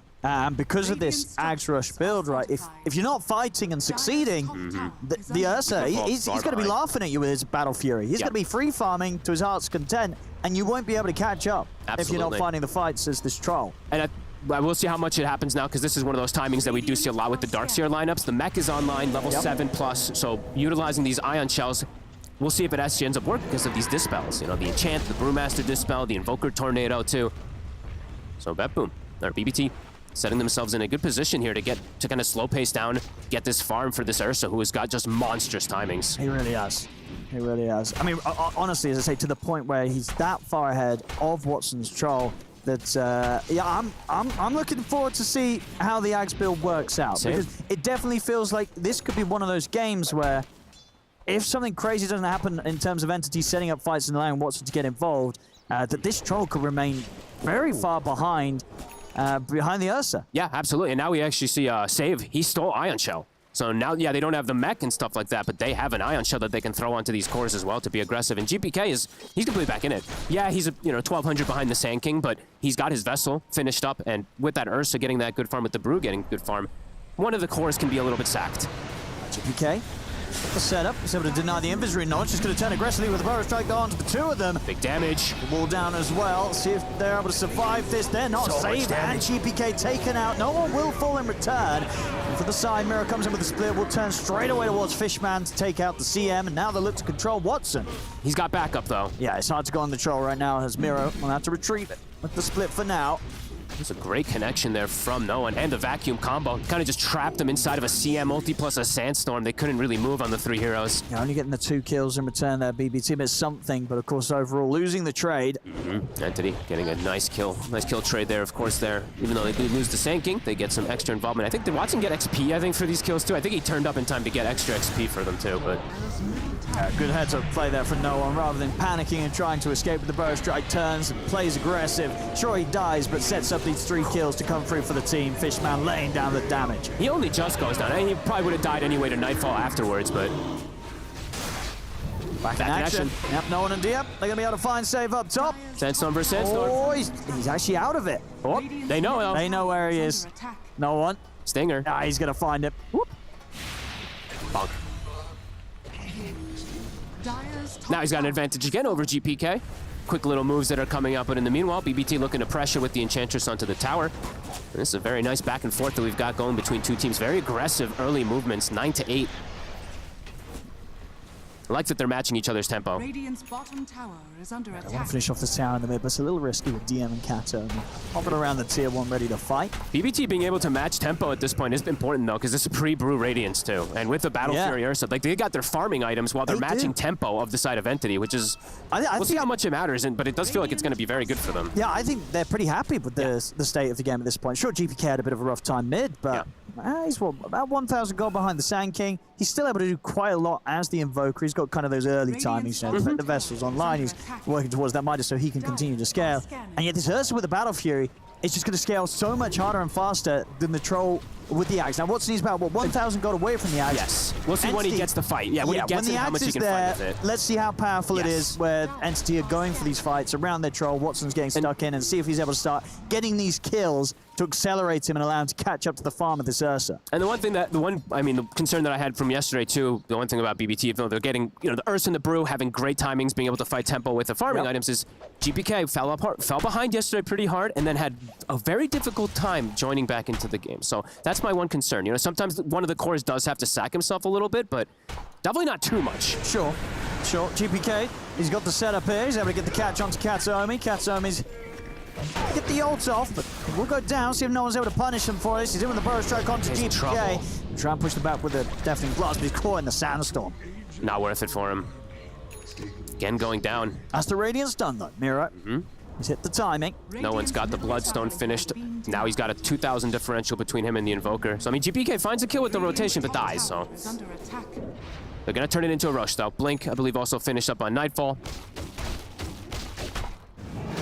So I think this This Ursa could be quite the problem. He's having such a good game here, Nightfall. He gets the Blink, then BKB after that. He could turn up some of these fights. He could be taking multiple heroes down. They're prepared here. Entity Fishman's got the ulti. They've got Noone here too. He's indeed ready with the epicenter on the high ground. TPs are going to be coming over. He's going to try and run down Nightfall. He's actually going to get the start of two of them. Catches GPK as he comes in with the TP. GPK is able to turn with a quick tornado. Nightfall's able to back away.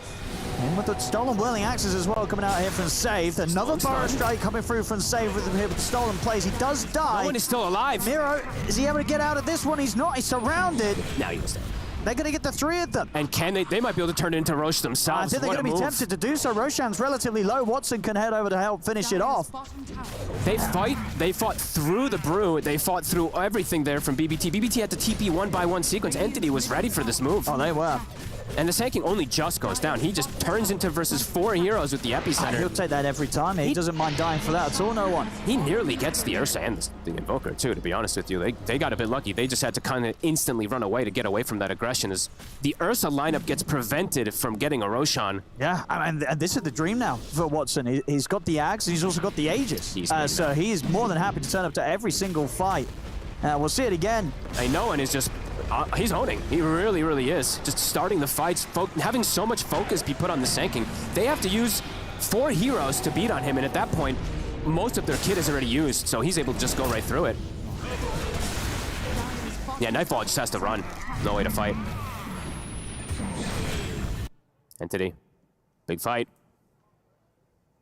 And no one very much focused there. He does keep dying in these fights, but overall he knows that it's not gonna be an issue. These fights that he's dying in, the trades have always been worth it, pretty much. And he farms so fast, right? He's a Sand King in comparison to that Invoker, so any downtime that there is, he's able to get that quick catch up. And he still is getting good growth. Bloodstone and the Yule's almost finished up, so he'll have an extra way to protect himself once he has Yule's too. And they're not slowing down with that Aegis being taken away. Looking to play around these two. Katomi also starting to get some good farm on this Hoodwink. Ooh. Oh. They tried for it. Action-packed. 13 to 10. Huge deal that they get this Aegis prevented from that Ursa, though. Even though Nightfall having such a good start, you're seeing the Troll starting to swing back in. It is. Yeah, they get the Roche kill, they get the Aegis, they get that team fight. And Nightfall. It's going to be fine over the Enrage. I feel like he needs... I mean, before like a next big fight in particular for him, feels like he doesn't need that BKB because the axes, all the control that's coming out from the spells from the side of Entity, it is difficult for him to just beat on a target unless it's... No, absolutely, yeah. He can't turn up to a team fight. No, fighting against these five without BKB seems pretty much impossible for the Ursa. And now there's the Yules on the Sand King too, so even more control that they will have for him. So Entity, good power peak timing that they can play together. They also have the mech in the pipe, so the damage mitigation will be there versus BBT's bit of lack of damage now.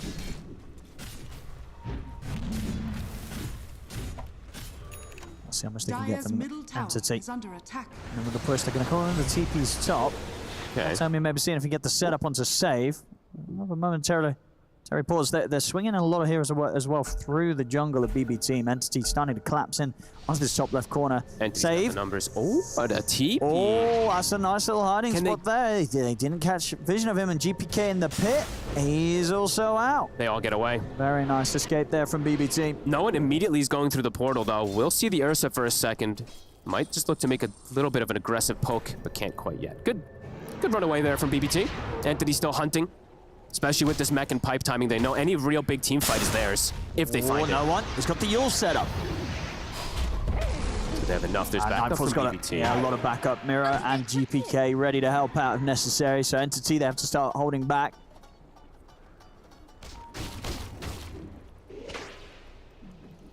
Just about has the goal for the Mithril Hammer. So just that recipe away for the BKB on Nightfall.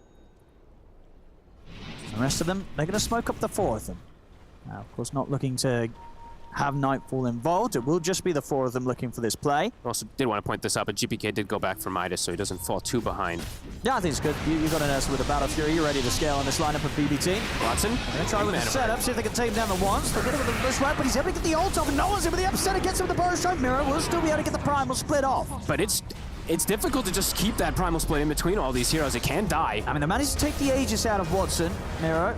On retreat with the primal split, we'll see Entity attempting to chase. The sharpshooter hit comes in on Toronto Tokyo. No one's able to close him with the Diór setup. Buy time for the team to surround the Enchantress. They'll take Toronto Tokyo out as well. Brute forcing through the brew split. They do not care about it whatsoever with all these auras that they have. Takes them a while to take down that Aegis, and now they'll be able to turn it into a tower. Entity getting heavy momentum now in this game. They are. It was going to be always a difficult move there for BB Team, trying to fight with just the 4 of them. No, it's a BKB. There's no way he wants to walk. If he walks in, he's dead. Oh, no, or he sure, just kills nobody and he has to run away. Yeah, there was no world in which Nightfall was going to be turning up to that one. He's very close to the BKB. Should have it at least for the next push that comes in. And at the least, they took the Aegis away from Watson. Yeah, I mean, that's gone. It still was a bit surprising that the way that they did choose to pick that fight. I guess they felt it maybe a bit stronger with the brew split, but it can't fight into Sandstorm, into all this magical damage as well, and Watson's able to just clean it up too, so a bit surprised to see that they did fight pre-BKB there.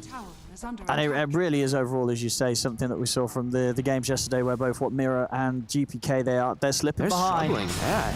Now give it sort of one more good team fight from Entity, and these 2 cores from BB Team are going to struggle to get back in on this. Absolutely. I mean, we're seeing these auras really make the difference here. There's almost, I believe, a pipe finished up onto Miro, but this Darkseer's Grieve pipe, and I believe they have a solo crest on the CM. They're feeling like they can force They're going high ground. There's no brew split. And the BKB is still not there for Nightfall. He's about 200 or so gold away from it. So still desperately trying to get that finish so he can turn up to a team fight. They're going to glyph for this catapult. They want to just keep this push going. It's still alive. They feel so strong with this push. Entity recognizing their timings. Oh, this is around this troll build with the Aghanims into the Yasha. They're looking for the action. They're looking for the fights. They're more than happy to take anything that BB Team throw their way. Knowing that no brew splits there, they know that the Invoker went down this greedier route, going back for a Midas. They're trying to press it forward. Might stop now that they've forced 3 heroes back to base, and they see the Ursa's BKB, so they'll back up, get that farm going again. A good hit, a very, very nice one there coming out from Entity. And Glyph is going to be on cooldown if they want to go for it. If they get another successful fight, they can look to just either go for a Rax or... I mean, we saw Liquid bypass the Rax twice versus BBT yesterday and maybe just go for some type of weird throne rushing, so... BBT does have to be careful how they fight outside base without these glyphs. I've seen too many times these games where a team fights outside without it and then just loses in a fraction of a second, so.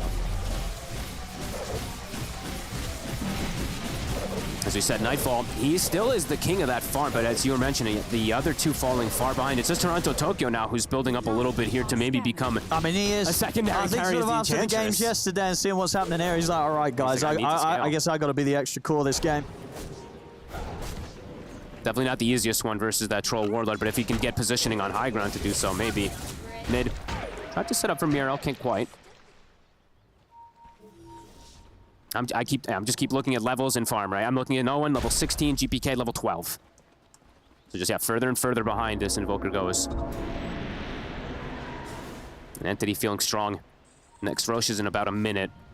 Teamfight overall around Roche looks quite complicated for BBT. They do have a pipe now, though, on the brew, so see what difference that makes versus all this heavy magic damage. And they have the Greaves also on save. So they do have those auras to counteract, and he does have a Burrow Strike stolen. Smoke on smoke. No one gets caught first. He's going to get the lead in straight away on towards the Rubik's save. He's heavily used the stolen Burrow Strike to get away from him. So if they can turn and fight back here, BB Team, they're considering that the primal split comes out from Miro. They'll look over towards DM. DM entering the fight. So they're going to get the vacuum down onto Toronto Tokyo. Getting kited. DM's going down. Side. But the stun's coming in. Save. He's going to get hit hard by the sharpshooter. If the Rubik will fall. Brew split's going down. Watson's still got the ult to rely on if he needs to. He's going to try and chase down Toronto Tokyo. No one's in with another Burrow Strike, and the follow-up pushback straight onto GPK. They've caught the Invoker. He's going to be taken out. GPK's gone.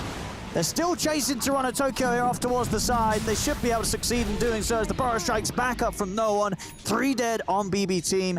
Sure, Entity lose the 2, but it's just overall another team fight in which Entity are coming out on top. I know, and is doing too much work too. He gets initiated on first, and he somehow comes out of the fight with 3/4 HP, and he gets the perfect stun onto the Invoker. Again, look at this damage. It's not like, I mean, not the highest of damage numbers, but in comparison to everything else, he just endures everything when he's the first one gone on. So gets the perfect target, and he finds GPK again. GPK has to be cautious of this positioning. 1 stun, and he's just dead. Incredibly fragile on this Invoker. When you're losing fights with Brew Split, it always feels pretty grim, too. Even though they took out DM at the start of it all there, they're just fighting through it. They do not seem to care about that Brew Split whatsoever.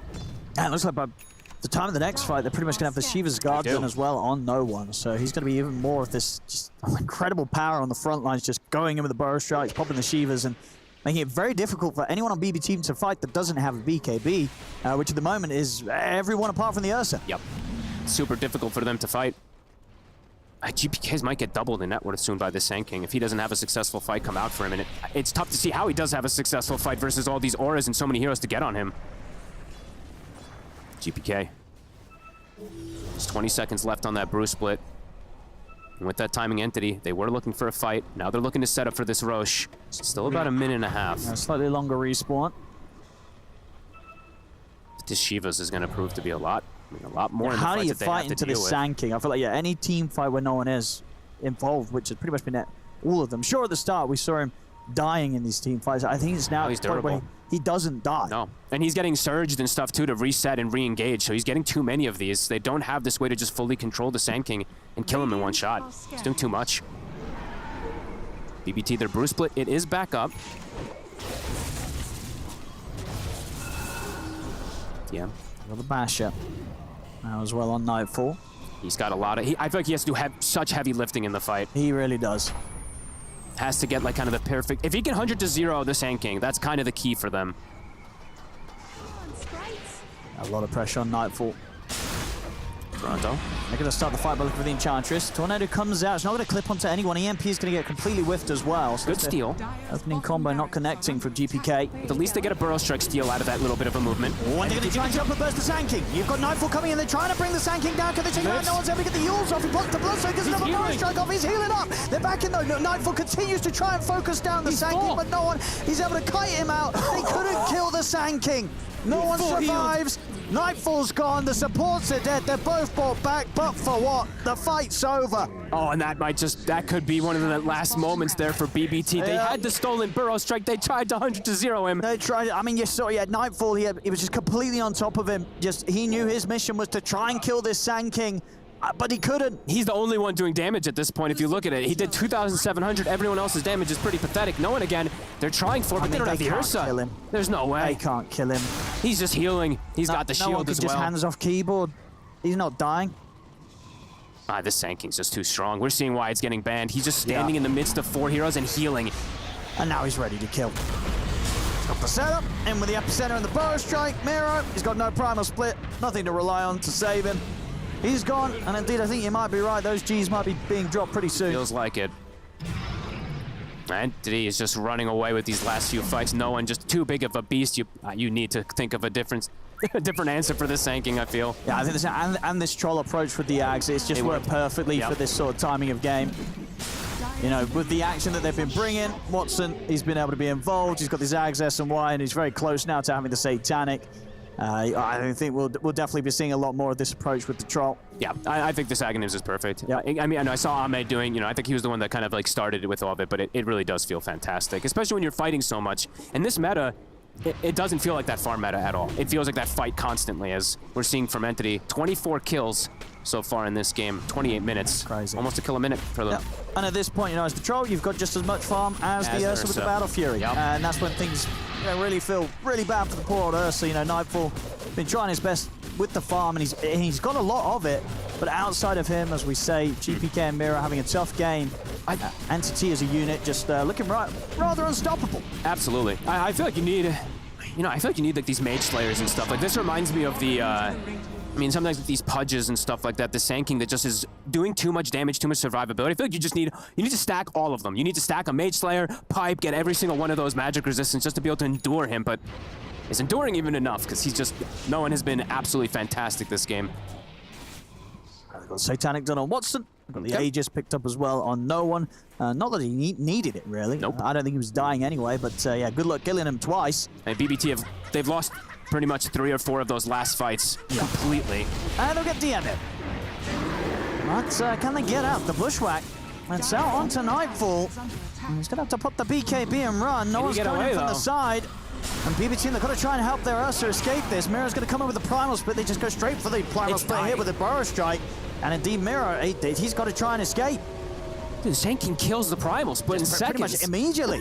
And no one's off to the side. Him and Fishman ready to try and slowly but surely Diór with Toronto Tokyo. It'll take him a little bit of time to bring him down, using the Stinger to pop these creeps right next to him to kill him off. Mirror split comes to an end. Watson's in on top of him, and there's no escape from Mirror. Katomi's got control if it's necessary. It isn't. It's just the damage from Watson. That's enough to bring him down. He's out of the game. No buyback. Nobody gets hurt. They're all full HP except for DM, of course. He's the sacrifice. They're ready to dive. They could dive tier 4s if they want. The MP, look at that, some respect. No one's able to dodge it with the Yule Scepter. Watson will continue to go for the business, taking down these barracks. Creep raid just about to approach the base, so the backdoor protector's taken out. And on to the next. They have a tier 2 mid. Gonna have to swing back over to that one. DM's bringing in the mid wave with the shells. They know that they've won. Like, they know they've hit all the timings. They know that they've pretty much prevented BBT from getting any of those afterwards. And GPK overall, again, it's similar from yesterday, I feel like, where he fell off super hard. He's had a rough few games. This one overall, he didn't really fall off. This one he was just behind the entire time. It was him trying to make up for his lack, the lack in the mid lane, making movements, but those movements, it ended up being trades a lot of the time. He would find a hoodwink and then he'd die. He needs to be able to get these kills and get out and keep himself scaling. Thinking back to, when we do see GPK pop off, is there like a hero? Name some heroes that you feel that you want to see GPK on. Nice, some Storms, some Spirits. That's a nice vacuum. Oh, that's a nice one. They're ready to dive tier 4. I think they pretty much get a 3-man pushback as well off the back of that. No one's getting a little bit low. They'll be able to pop the Aegis, but GPK and Save and Miro are dead. They've had enough. They'll tap out. GG is called Entity. Looking absolutely wonderful in this game one. Yep. They really did that. The timings, the approach, it was all pretty much perfect. It's exactly what you need to be doing, and seems like it kind of broke BB team in this game. It really did, and the thing is too is they got the Battle Fury at a super fast timing. They did. They got their Radiance at a super fast timing, and it did not matter. They lacked that mid component that was kind of bringing it together. But also Entity, I feel like they did have the answers quite a bit too. The Radiance gets prevented a lot versus this Pipe versus this Grieve that they got super early on this Darkseer. And hey, we're seeing a lot of teams ignore the Darkseer, but this team, Entity, they play to it so well and they play with it so well. We saw them kind of just win every single fight because of those auras, because of just being able to make sure that no one is an absolute beast on the Sand King. I think not only the Sand King you got to be wary of when it comes to Entity, but it's the fact that he got this draft around. The fact to say that they get the DM Darks. Exactly. Having these two heroes, that seemed pretty criminal here. Letting those two go towards Entity as, we knew kind of from the draft that this was going to be a difficult one for BB team to execute. And at the start, maybe there was going to be a chance that this Ursa could farm up and carry the game on his shoulders. We've seen that the last two games as well, right, against Liquid. A similar approach from BB team where Nightfall was on these very hard carries, and the rest of the team was kind of just watching him saying, hey, Nightfall, please carry us. Yeah. And it's just a bit too heavy for him. Agreed. I mean, GPK just needs to just play better. He needs to have better type of situations happening, because if he's going to get outplayed like this versus no one, this is going to be a hard matchup. This whole series is going to be very difficult.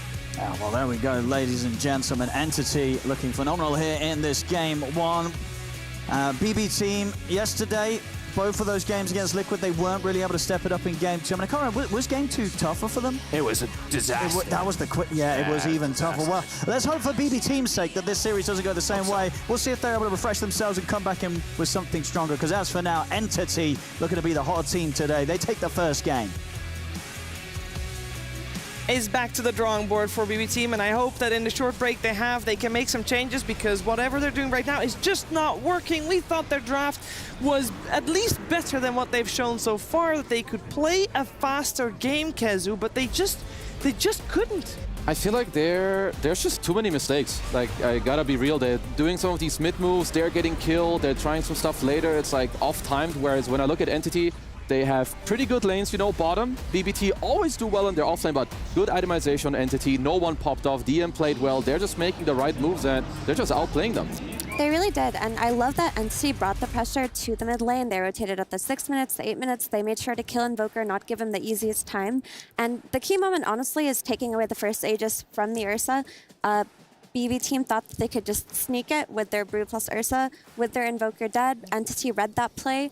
They played it to perfection, and no one was just a beast the entire game, Lacoste. Yeah, we see the reason why this Sand King, why in the last month or so, the hero was highly contested, one of the most contested heroes besides Sand King. You see it in every pub for a good reason. He's just lifestealing way too much. This is a new tech build. You go for the Bloodstone, and we can see these early rotations early in. 6-minute runes are about to come up.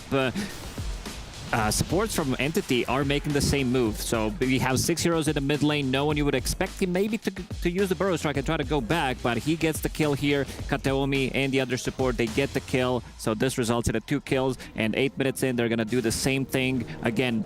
Another good gank. Even Troll, even Watson TPs to the mid lane to grab a kill on GPK because they understand that he needs to be that guy that makes the rotations. He needs to have a good time, get that Spirit Vessel, and try to gank the side lanes. Yeah, and then a little bit later, Kezu, it goes wrong again. Yeah, there's just a problem. Like, when you give this team Darkseer, I feel like Entity are just very good at understanding this hero. So, you know, no one, he's your strongest hero. You help him, there's an active rune. He also had, like, nearly every rune in this entire game. Like, look at DM. He's already here. Because if he's not there, look, he can't... He walls both. He vacuums them back in. Because, yeah, sure, you know, BB team, they're trying to, like, do the same thing, go on no one. But they just constantly get turned on. And honestly, you know, Entity, they just keep on outplaying the body back team. But I mean, even after this play, like BB did stabilize their game. They rotated bottom. They got double kills on their team. They took the tower, kicked them out of that side of the jungle. Ursa was top net worth, but they still couldn't pull it off. And this is because of the Roche fight, Chiefs. Yeah, I think you've got that one selected as your highlight, as that seemed to be a nail in the coffin. It really was. I mean, Ursa drafts, it's so key to take this Aegis. And the big factor here is that GPK had died earlier trying to get a pick off on the Crystal Maiden. They killed him. They scan out this Roshan. They TP on one hero, no one goes through the gate. And honestly, BB team were a bit wild for making this play. I understand the need to make this play, but they could have just waited for Invoker to respawn. But here we see a beautiful epicenter into a double impale here by Nobody. Zoning out one side, you can see the Bruce split on the left side, focusing on the Crystal Maiden, but Crystal Maiden doesn't even die because Darkseer shows up with the auras. And this really was the key fight because the net worth was even, Ursa was top net worth, and with an Aegis, this game really could have gone in a different direction. But Entity make a beautiful play here, a beautiful map read, and rest was history. The rest was history. It feels so rough because we talked about it after the draft was done, and you know, we were complimenting each other as we do. That we were able to call the draft a lot for BB team, which I feel that's not a good thing. That if we can read it. I mean, I don't... right? I don't think teams want the panel predicting. Yeah, not everything. And it's a bit of a problem. Yeah, and it's like, because you say that they were easy to read, apparently, for Entity as well. Yeah, I mean, I thought the Sand King was a very, very obvious pick there. It looked very good. I think the last 2 heroes that BB banned are prioritized were the Ember plus Storm, but honestly, I feel like taking the Sand King away so that you can get more value out of your brew into maybe picking a Puck to counter the Storm if that's picked up would have been a better approach, looking to see how that game played out. Yeah, we got one more highlight as well coming your way. Effie is yours as well. Another Roche fight. Oh, this is the final Roche fight, right? So both teams were smoked. They were poised around here. But look at Noone. I mean, they had the stolen impale on Rubik. Rubik goes in. He fights in the Sandstorm. Can't really sustain himself, you know? Sand King buys time with the heals, presses Bloodstone. Whoop, look at that. Full 15, HP. 15 stacks of Fury Swipes, and he is at 80% HP. Like, that tells you a lot about the story of the game. Like, also, no one's item build was just perfect. Like, the Bloodstone, high mana against the EMP, then the Yules, the Shivas, they heal him up, everything. It just looked... I mean, after the first Roche, like you pointed out, I would say this game was done. Yeah, pretty much. The big question mark for me is, like, coming into this game, you know, you have a coach, you're doing the prep for it, and you see Darkseer having 6 out of 6 games. And you're like, you know what? We're going to give them Darkseer one more time because we think we can beat it. In a game where you're playing against the Dark Horse team of the tournament who are really feeling themselves right now, I think you need to put them in a less comfortable position. I think this coming into the second game, 100% ban. Yeah, time for experimenting is over. They really need to start winning some games right now. We'll also find out if there's any teams winning some games on one of the other streams as we check in with Purge. Thanks, Shiver, here with a breaking moment from Stream B. This is Team Liquid versus Beast Coast. We just saw a crazy moment at the 8-minute mark where Nisha, playing Pangolier, was in the mid lane. He got ganked by both Storm and Tiny, got kind of low, but he turned things around, used Rolling Thunder, he ends up killing the Tiny basically by himself. Storm commits, trying to get the kill, fails. Nisha barely survives with a nice shield crash, and as he's TPing away, the carry Monkey King rotates over, interrupts his TP, tries to kill him, also dies. So that's 3 kills for nothing for the Team Liquid side over here on Stream B. For this and other ankle-breaking moments, I'll be back shortly. See you guys next game. Thank you very much, Pert. Can't wait for more ankle-breaking moments described in a very low, whispering voice. It's very Doesn't want to disturb the satisfying. teams. Does not want to disturb teams, I understand, but it's also very satisfying to listen to as our commentary teams. Very satisfying to listen to as well. And if you want to hear them again, you should tune in for game number 2, which is coming after a break.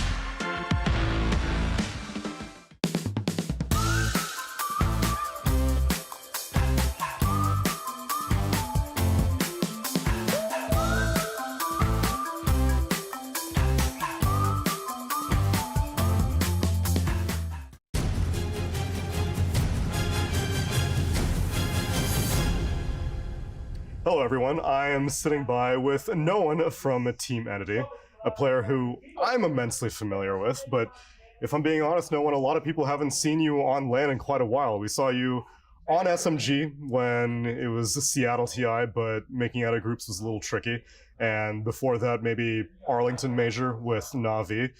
But for maybe any of our many newcomers, because we're getting so many people who constantly tuning into Dota, they might not know too much about you, so I was hoping I could spend some time talking about your origins into our game. Sure. All right. That's it. At what point did you start watching competitive Dota then? I would say I started to play Dota because of competitive Dota, because I saw Na'Vi and like my goal was to become a pro cybersport player. Did you start watching around the same time around TI2, TI3? Yeah, we won ESL. Okay. Yeah, 2015. So like we got qualified second place to go to wildcard at 2015 TI, and then immediately we lost it completely.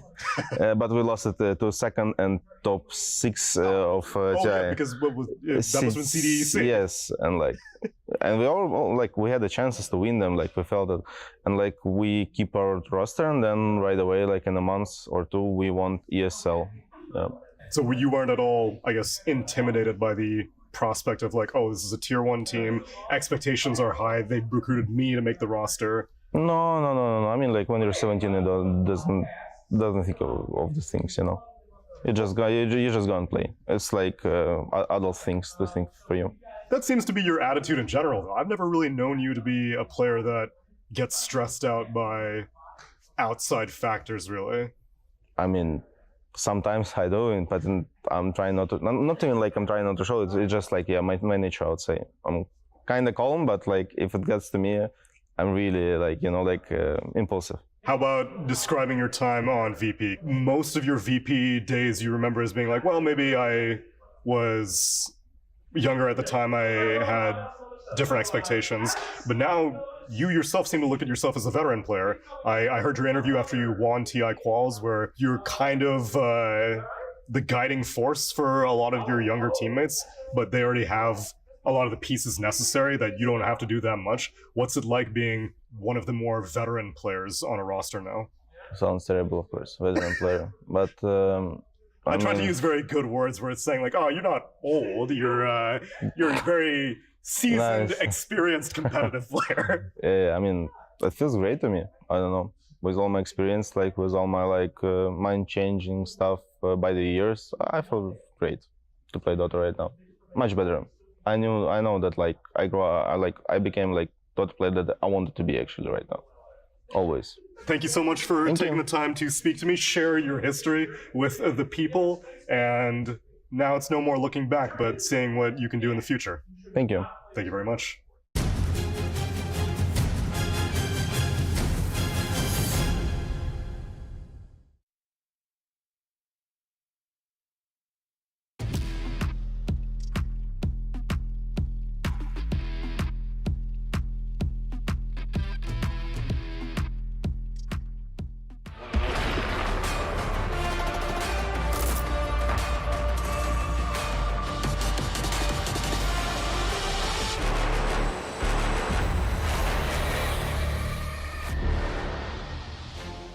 A second game coming your way between BB Team and Entity. So far, Entity, they are second in their group now with previous games win, standing at a 7-2 score. BB Team is looking a little rough. They just lost the game, of course, and it is 3-6. And that is a scary territory. Not scary territory for, oh, maybe BB Team goes to the lower bracket instead of upper. No, it's scary because they might be eliminated. Of course, both of these teams still have a game later today. But let's see what they can do here first. For Entity, they're in a good position. They're in a solid spot. They're also on the Radiant side. BB Team is on the Dire side. I'm joined by Effie, Kezu, and Lacoste, and we're going to take you through the draft of this second game where we want to see a couple of heroes removed from the pool, Lacoste. Yeah, most definitely this Sanking. First of all, I want to see Darkshire removed by Betboob. This is the hero that causes too many troubles. In quite a lot of drafts, they thought that they have something against it. They immediately picked Ursa. As Kezu stated, illusion that you make from Ursa is not that good. Also, you can take over the illusions as well with the enchant. So they had something prepared, and also they did good in the lane. Like, I can't really blame them. Ursa was completely free farming. Yep. That's not one of the issues, but you also don't want them to play the same hero. They basically play it every second game, so it has to go. Mm-hmm.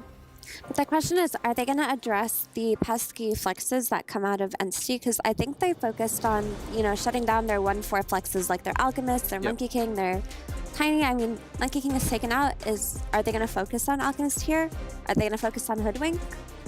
I think Alchemist is not a problem. This is the hero that they can deal with. Enigma is still the big one that both of these teams do play. And they're going to first pick it.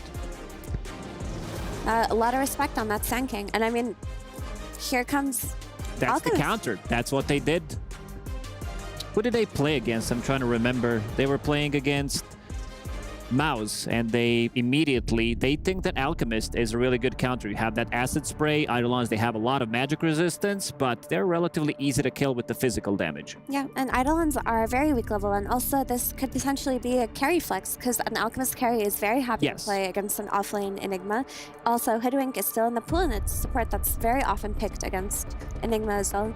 This is, at least in my mind, a little bit of a problem, because this is one of Entity's best heroes. You guys just touched on it, that it doesn't really matter where you lane the Enigma. Carry Alk is very good against it. If it's a 5 Enigma, you can put the Alk 4, because at the end of the day, Entity will have ultimate last pick of this game, as they are second pick. So, at least for now, if I'm like ending this first phase, if I'm Entity, damn, I'm super chilling. But I don't understand, because, okay, so BB team knows about this Alchemist. They first faced Bandit previous game, you know, is very well on the radar. And then they first pick Enigma. I actually think that they needed to take out the Sun King because they would have first picked the Sun King into this Enigma too. That would have given it value as well. And if not, you have to cover for it. So like within the drafting stage, you have to cover for second phase picks as well in that first stage of bans, because usually the second stage of bans is committed to the heroes that have already come out. Yeah, I think sometimes you do need to choose your poison. This one for me, there might just also be something like some gameplay or, okay, we can put Enigma 3 with a tiny 4, which, just kidding, that's banned, but like a specific other 4 hero that can like maybe swing it, right? Or they have like a specific idea to make it work, because yeah, at least for now, when I'm looking at this, I feel like Entity have like triple won the first phase. Or they are 5-heading it, and we just don't know it yet. Exactly. Yeah. Because there's always stuff that we don't know that's happening in scrims or pubs, or because Dota's a lot about just small ideas. Like it could just be one small item build, one hero that can turn this matchup that I just don't know about. Because Tiny is banned, I want to see another position for like one of the second best one for me, paired up with Enigma. I would say is Tusk. It gives you a lot of kill threat to the block as well. You have a little bit of a save, and you can put decent amount of pressure. You can play the lane very aggressive. So they're gonna ban Ursa. Okay, so most likely, I mean, they're still keeping the flex, but most likely this is gonna be 4 Alchemists, maybe even 5 Alchemists, and then you also have Gyrocopter, who is always considered to be a good hero against Enigma in the lane as a carry, and you can easily kill off the Eidolon. So they might need to shift this Enigma to position 5 right now. Another question is, do BB cover their own Enigma by picking up a Rubik here, or do they just give away the Rubik in the second phase to Entity? Okay, so if I'm Entity, I would be super happy if I get to play my Gyro 1 into the Enigma offlane. So I agree with Lacoste that I feel like it's on them to try to create a scenario where your Enigma is just a 5, and then like whatever, it's gonna be Owl carry or like the Gyro carry, but you just put the stuff away and just pick better matchups for the game, because yeah, they run this Alt 4 a lot, but so you should kind of know what's coming. Like he's gonna most likely give a bottle to his mid, but just don't give them this free matchup where you give them Gyro carry into Enigma, who eventually, if the game drags on, can also get like an Axe pulled or Solar Crest, whatever from his Alt. Like that is not okay. Camouflage this Enigma pick and pick a carry here. You know the matchup. It's gonna be either Alchemist or Gyro, most likely Gyro, of course. So maybe some Lifestealer here right away, or is it too early? Might be a little bit too sus. I mean, maybe you can find this pick, but then perhaps the laning stage is just a bit awkward because you're doing it blind. I mean, in my opinion here, you just pick one of the cores. Cores, Morphling maybe, if you're thinking about Gyro. Okay. I'm happy with this one because it's also, it's open, it's good, it can work around. Hooked Wig Pango works well together. That still gives them that flex. Yeah. It's also just tempo for potentially GPK or Miro here, but they're going to have a hero that can run into this Gyro early on, kick him out of his lane, and I think maybe a CK could even work for BB team here. Yeah, I'm trying to look how Entity want to control this game now. They should be looking at their 5 and maybe, I mean, they need their 5 and another core. I don't know if they can find a flex pick that can like be between their 2 and 3. Yeah, if they need a 5, I think, okay, I was not thinking that, but they're going to go with Crystal Maiden again. I was thinking about maybe Bane, so you have something for Pango during the roll, great against Enigma later on with the BKB canceling abilities. So strong lanes again for Entity. These heroes consume quite a lot of mana. Crystal Maiden's going to come in handy. I think Crystal Maiden is a great hero for Entity because they get to play these really aggro lanes, but I was going to say she's very susceptible to being killed. So having a hero that can cover later on in the game in the Underlord, you can also buy auras, looks very solid. The question is, typically versus Underlord, what do? You pick Rubik, right? But there's already a Hoodwink. We see that the Enigma is probably going to be position 5. So if they're put in a situation here where they have to pick Rubik to counter Underlord, then they have to play Enigma offlane and Pango mid, then they've just lost the draft on BB. So this is a very perfect Underlord pick. What about some Lifestealer, huh? Again? Probably. I feel like you have to do it. Because, yeah, if the only way you pick Rubik is by accepting a fat L of putting the Enigma offlane, which I'm pretty opposed to. So, yeah, I think good call. It is, I mean, one of the better lifestealer games you're gonna get. You have Pango that gives you team fight. Struggle at the first, like, level 1, level 2, playing into Underlord +1. You're not as strong, and Underlord, you know, this hero has quite a lot of damage early, but yeah, this looks like a god-tier lifestealer game if we talk about the matchups. That's why, again, if you go back to Crystal Maiden, I wanted to see Bane instead of this Crystal Maiden, because potential lifestealer, Pango, Bane, and it's also a Fishman classic. I will say that lifestealer should struggle in this lane. Another thing, if you play Underlord into Enigma, you're one of the best offlaners. You either kill the Eidolons and get damage. Even if they time out, you get damage, which is very annoying for a lifestealer. And Alk, Underlord, they can push waves, and you just have higher damage. So it's good later, but holy early, base, struggling. it's not as good. But also, if you're playing 5 Enigma and you can't play off of your Eidolons, it's sad. It's very sad, because you need time to play catch-up. You need time to be valuable. You have to go into that jungle, and you're going to play for a slower timing than Enigma that takes advantage of those Eidolons, gets kills, maybe gets towers. So they're going to play catch-up a little bit on BB team, and you do not want to play catch-up versus a draft with a hero like Underlord who's going to buy auras and group up early. Yeah. I want to see some more tempo. I want to see some, like, big lane dominators from Entity, looking for maybe Lesh, maybe Windranger, these type of heroes, because I think they have a pretty free reign, especially Windranger. You can move around, you can kill this Pango during the... Yeah, JK, it's going to get banned. Okay, so they give themselves at least... I mean, SF is an incredible hero. We've seen it a lot. Not generally this late in the pool. I will say that Entity should be able to find a pick that is, like, obviously good against it, as they do have the counter pick. This does mean that Pango's going offlane, which is a hard lane. Yeah. SF is going in blind.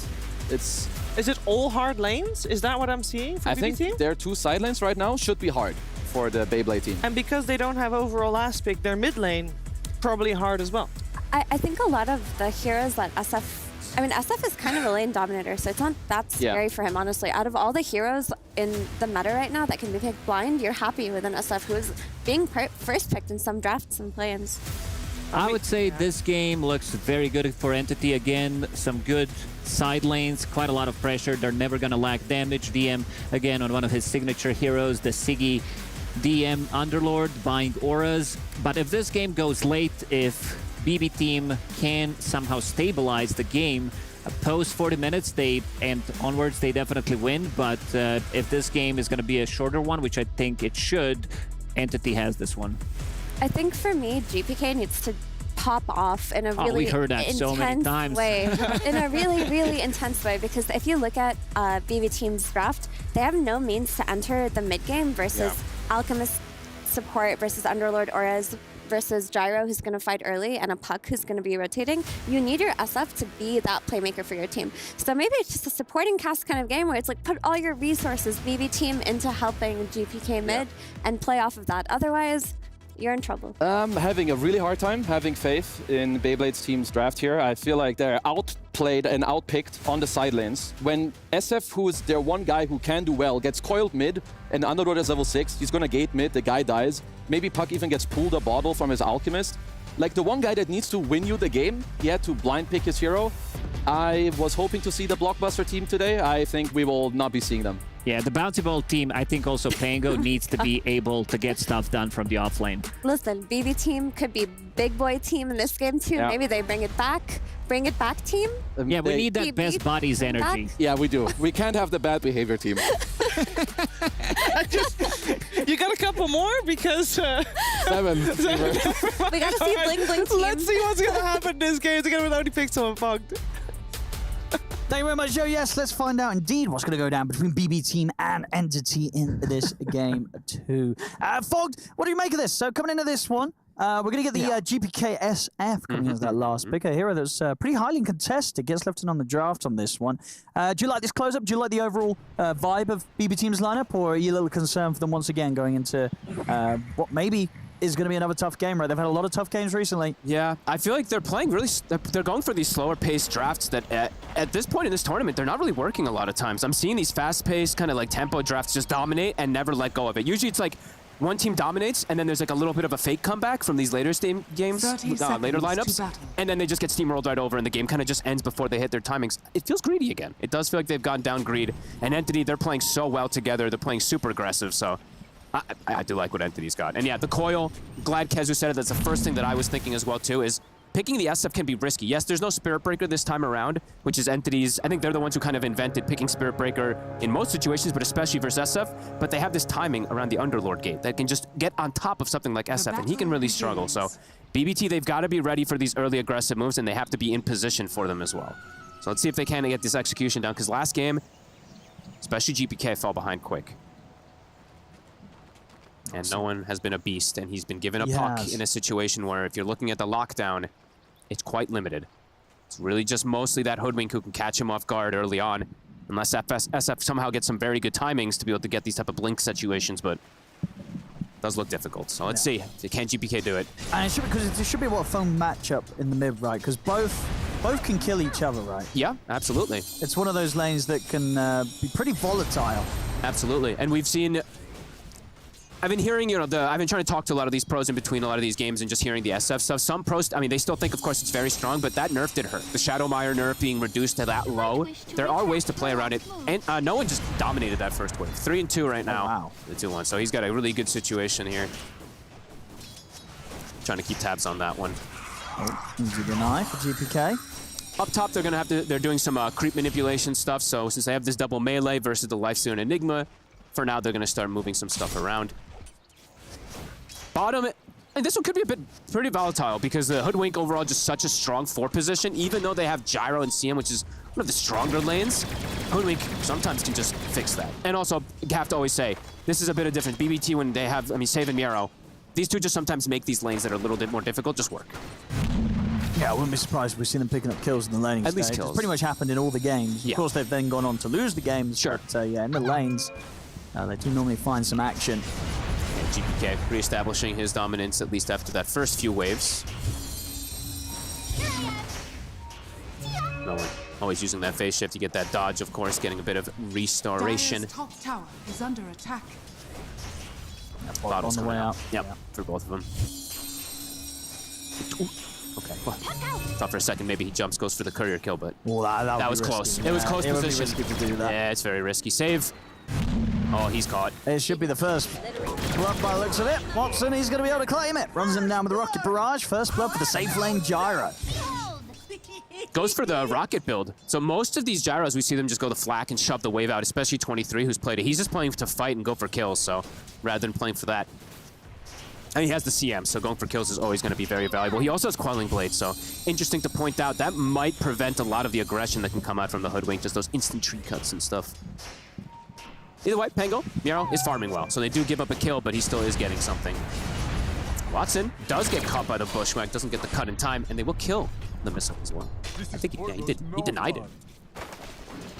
Okay. Cool. Lifestealer's free farming. So that matchup, you know, they're saying that maybe it could be a little difficult for them to get that free farm on the Lifesteal in the laning phase. He's actually just able to do so. We'll see how the Lifestealer does. I mean, how do you sort of feel about Lifestealer at the moment? Not really the biggest fan of the hero overall, but when you see like this Underlord and Gyro, it used to be on paper. Sure, this was matchup. Sure On paper. And you imagine that's kind of the thought process the BB team are going down here. Yeah, I would imagine so.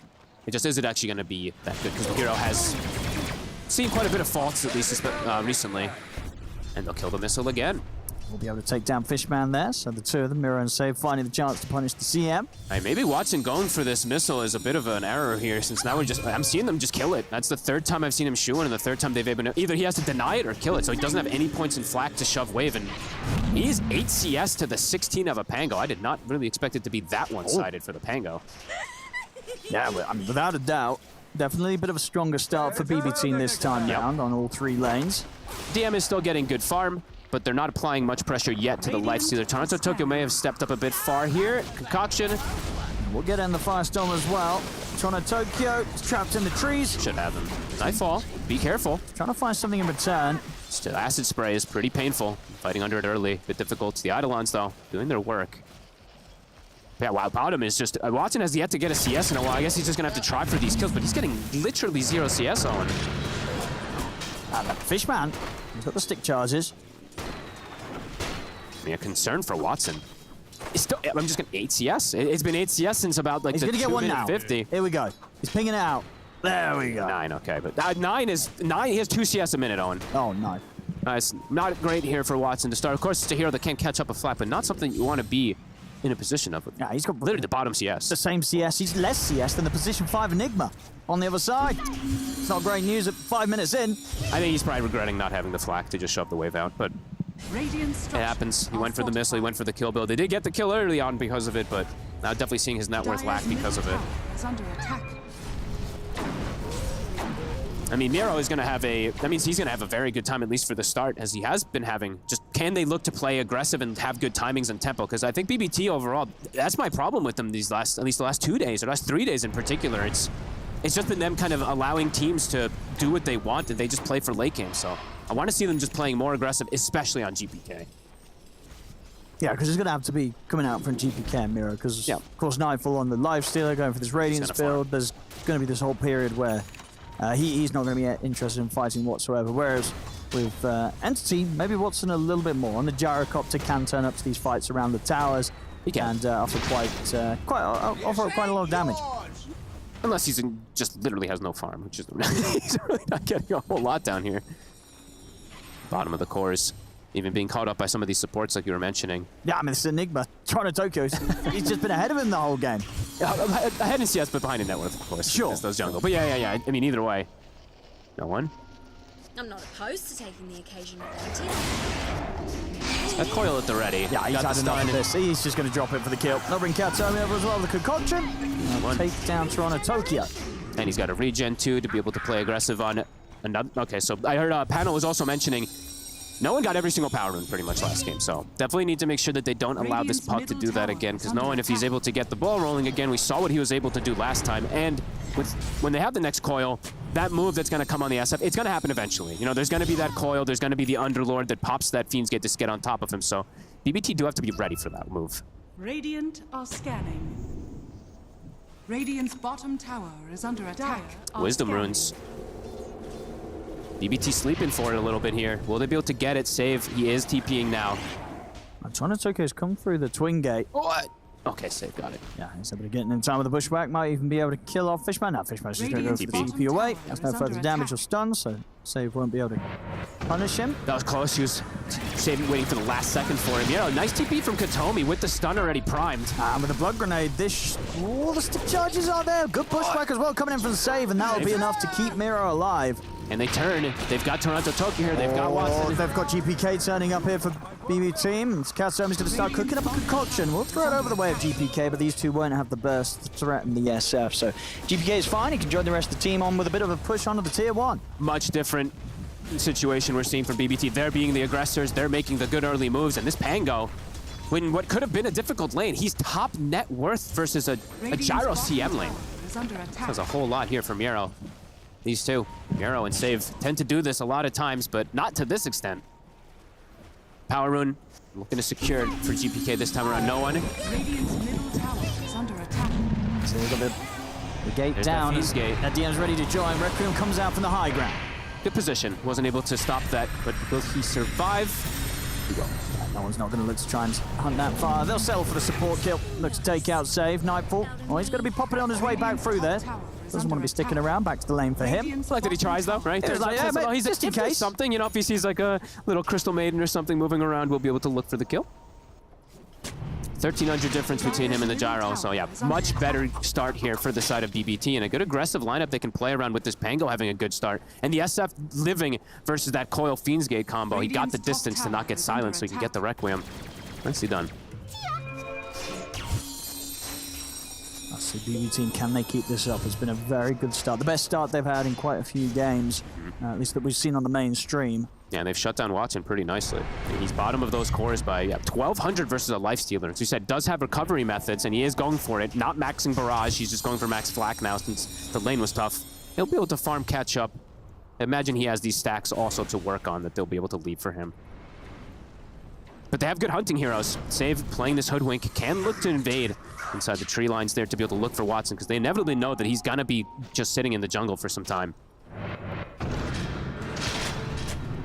Miro not going to go the route of auras, so a bit interesting to point out too. He's going to go for this very aggressive off-lane build. See if that works too. Because a lot of these times I've been seeing just straight off laners going for these auras, and it works really nicely, especially if you get an advantage early, you just keep that advantage. So going for that echo, see if it works out for him.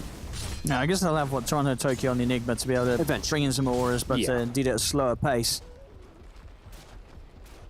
Much slower pace for sure. 3K lead though. As we said, the stacks, Entity will start getting those ready. I don't believe that they're happy with this laning phase right now, but do have the method of recovery. And they do have this global threat constantly. So BBT, I want to see them playing with like somebody behind each other at most situations, especially if they know where the puck is. Just being ready. Yeah, they have this Requiem kind of combo to be able to sometimes stop all the aggression in, but if he does get silenced, and there's always these sandwiches, they have to have people to protect each other versus the global threat. They're just going to take this for DM. All right.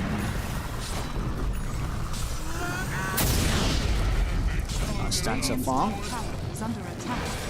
Hefty stacks. I mean, what? They have 15 to the 5 of BBT. And those are not going to be stolen out. Oh, making the recovery here, just being able to farm. Entity needs to slow down a little bit, and I think they're pretty happy with it after the lane start. Double Radiance is queued up for Nightfall. That is the moment for him. We won't be seeing that. No, of course not. Just funny. So this And whole mess is all GPK. your fault? Got the Yasha done, and yeah, just making moves onto the guy on top of that, so nothing too crazy for him. And honestly, I imagine with this lead, BBT, they don't feel the need to hunt down action. I mean, but they're letting them catch back up is the issue, right? So it's like Sure. you had a laning advantage, and you're not turning it into anything, not even an objective yet. They've taken out that bottom tower, of course, but not able to swing toward mid. Maybe waiting till Miero has the echo, and then they're going to look to really force that mid issue. But it's actually looking like Entity might make a move here themselves. Illusion. And they're heading up through the jungle. Katsomi not quite having the blink dagger yet. 1500s on it. He's not far, and when he has blink, they have much easier ways to start fights in particular for the next few moments. They'll have the puck just being able to jump in, and then also an Alchemist. And on the side of BBT, they kind of just have to walk in the fights with the Rolling Thunder, which is still very strong because there's no BKB piercing disable. I know Lacoste was asking for the Bane in particular, so it's definitely going to be an issue if he's able to get good positioning of these Rolling Thunders off. But no blink makes it a little harder. Rune taken away. At least preventing no one from getting them, so I do like that they're at least bringing these Eidolons in, but do lose a couple of them there. Smoke up with the two of them. They've got their ults ready to drop, both Save and Toronto, Tokyo. Okay. I mean, the network, though, it's swung massively, and the experience is actually in lead now of Entity. Well, it's a little bit of an awkward start to the fight here, but they should still get him. They'll bring Nightfall in over as well. Give him Sid gets the last indeed. Nice bit of a boost of gold on his way towards that relic. Very nice. At least able to get this type of kill. And there's Miero's Echo Saber done. Well, I imagine immediately clues up the Blink Dagger. I want to see him have that so they can actually start fights, because they do have a little bit, like I said, a little bit of an awkward way to start them. Precious bounty. Yeah, Entity. I mean, I feel Entity's very content after having these lanes go that way, that they're just able to get stacks going. I'm seeing stacks on stacks on stacks coming out here. Oh yeah, they're certainly catching up, but I'm not letting that lead grow any further. I mean, look at these. How many is that? Oh my god, I actually can't even count. That's 23? 23, yep. Yep. Correct. 23 to like 8 stacks. That is actually insane. 23 stacks at 13. Sure. Considering right as well, BB team, you would have thought they would have had more freedom to do stuff. To get the stacks going right. They won the lanes. And it's not like they've been looking for action, looking for kills too aggressively. There we go. All right, that'll do it. Black hole on the poor old puck. Good angle.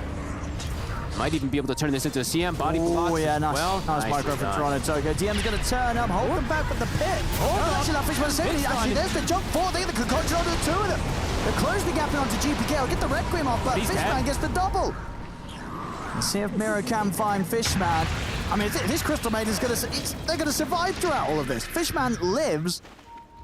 And it's just a little bit messy there for BB Team. So they get the 2 kills. They're able to get no one at the start of that, dropping the black hole, but taking the fight over to Entity's half of the map, crossing the river. It ends up costing the life of their own mid. GPK goes down. And they'll be able to steal a Wisdom, but on the flip side, Nightfall is able to take that one away from them. I don't think they expected Katomi's blink. He got kind of perfect situation. That was a reveal. Sand with them. Nightfall.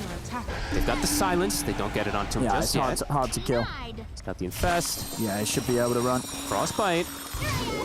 Okay, he's got backup coming in. He doesn't get the stun onto him yet. They have the Dream Coil, but the battle's come to an end, and now Nightfall's ready to turn. Indeed, Safe drops down the bushwhack, and the Acorn shot takes out a double. Watson and DM are here, though.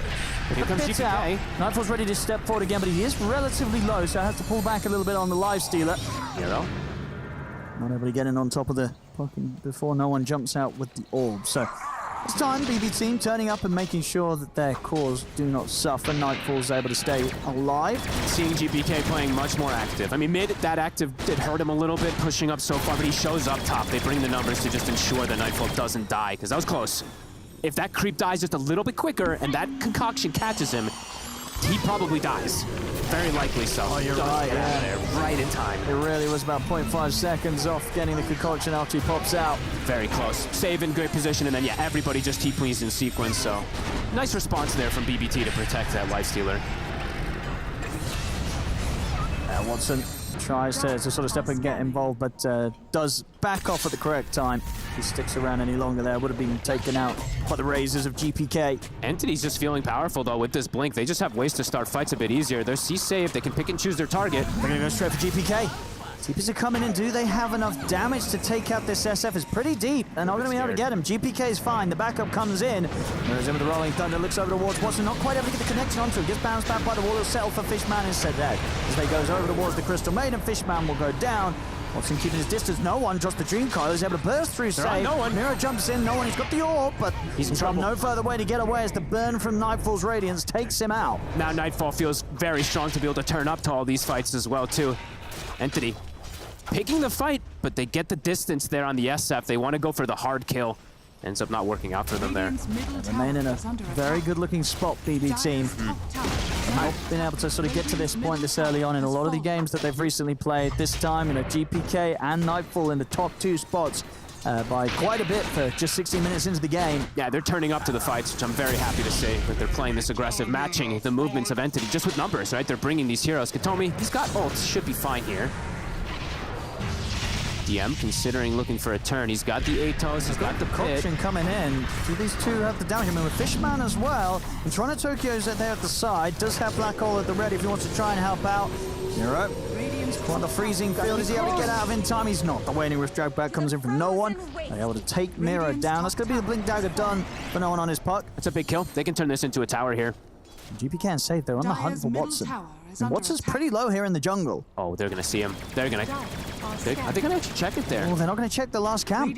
Or if they do, it might be too late. Save's going to start checking now. But smoke dispels. They know he's around here. Save should have to set up. He's got him. Acorn shot into the bushwhack. Save, he'll take that one. Sharpshooter comes in, brings Watson down. Smoke's a success. It still is a night and day difference with how BBT is playing this time around. GPK just feeling very confident as the SF to make these moves. But Entity, they're not far behind. It's only a 3K here, and they're able to get this Blink Dagger now onto the puck too. So we've seen Noone. How many times did he die? He's died twice. Now that he's got the Blink, he's got more points in phase shift. It's gonna get harder and harder to bring him down. Nightfall, though, is having a good separation again here versus Watson, at least at this moment here. 2.5K ahead of that gyrocopter, and he's almost got Manta too, so he's very strong. He can look to turn up in every fight. And now they have Pango Blink too to be able to force some of these fights a little bit more too, so. I still want to see BBT play aggressive. Look to fight into these Entity movements. Sure. Yeah, I think maybe they'll just wait for the Blink Dagger on Toronto Tokyo as well. He's just, 200 gold, 300 gold off having one on the Enigma. And yeah, then at that point, the team fight and the way the BB team can look to start it, they're going to have multiple options. Ooh, GPK. No one's on him. He's ready to start these off. TP's going to be coming in from Toronto Tokyo. The Requiem is there. We'll be able to push back Katsumi in time. That's going to put a stop to his concoction there, able to take him out. Now the fight gets a bit awkward for Entity. He's got to go on the retreat. You see him caught. Not going to be as fortunate to start backing off from that one. So BB team. Here we go. Continuing to maintain hold of the game and grow this lead now. 5K advantage. This is the BBT that I think a lot of people expected. Showing up to fight, right? They're bringing the numbers. Yeah. That's the important thing to see. They've been a bit quiet in some of their games. This one, they are bringing these numbers every time. Entity, they're trying to make aggressive moves, but it's responded every time. So some good moves, and they can turn this into Roche pretty easily here. Yeah, should be theirs. This time around, it looks a lot more difficult for Entity to contest or steal that one away like they did last time versus the Ursa. How's Watson doing on his Aghanim? Still a bit slowed down, 400 away from it. No, definitely not necessarily an easy game for BB Team to close up. No. They may be having the advantage right now, but Entity, they are nowhere close to being out of this. They've got a very formidable fight to pull together once they do get that next round of items, and the high ground siege for BB Team is not going to be too easy when it comes to it.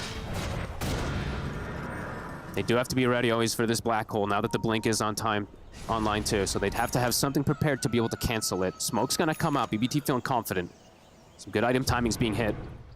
No one's got boots of travel, so Entity, they're looking to play, what feels like going for more of a long game if he's going to go down this route. I also see Katomi's queued up the Aghanims, so I'd imagine he's going to just pop down over to no one for him to be able to try to continue scaling on this puck, so.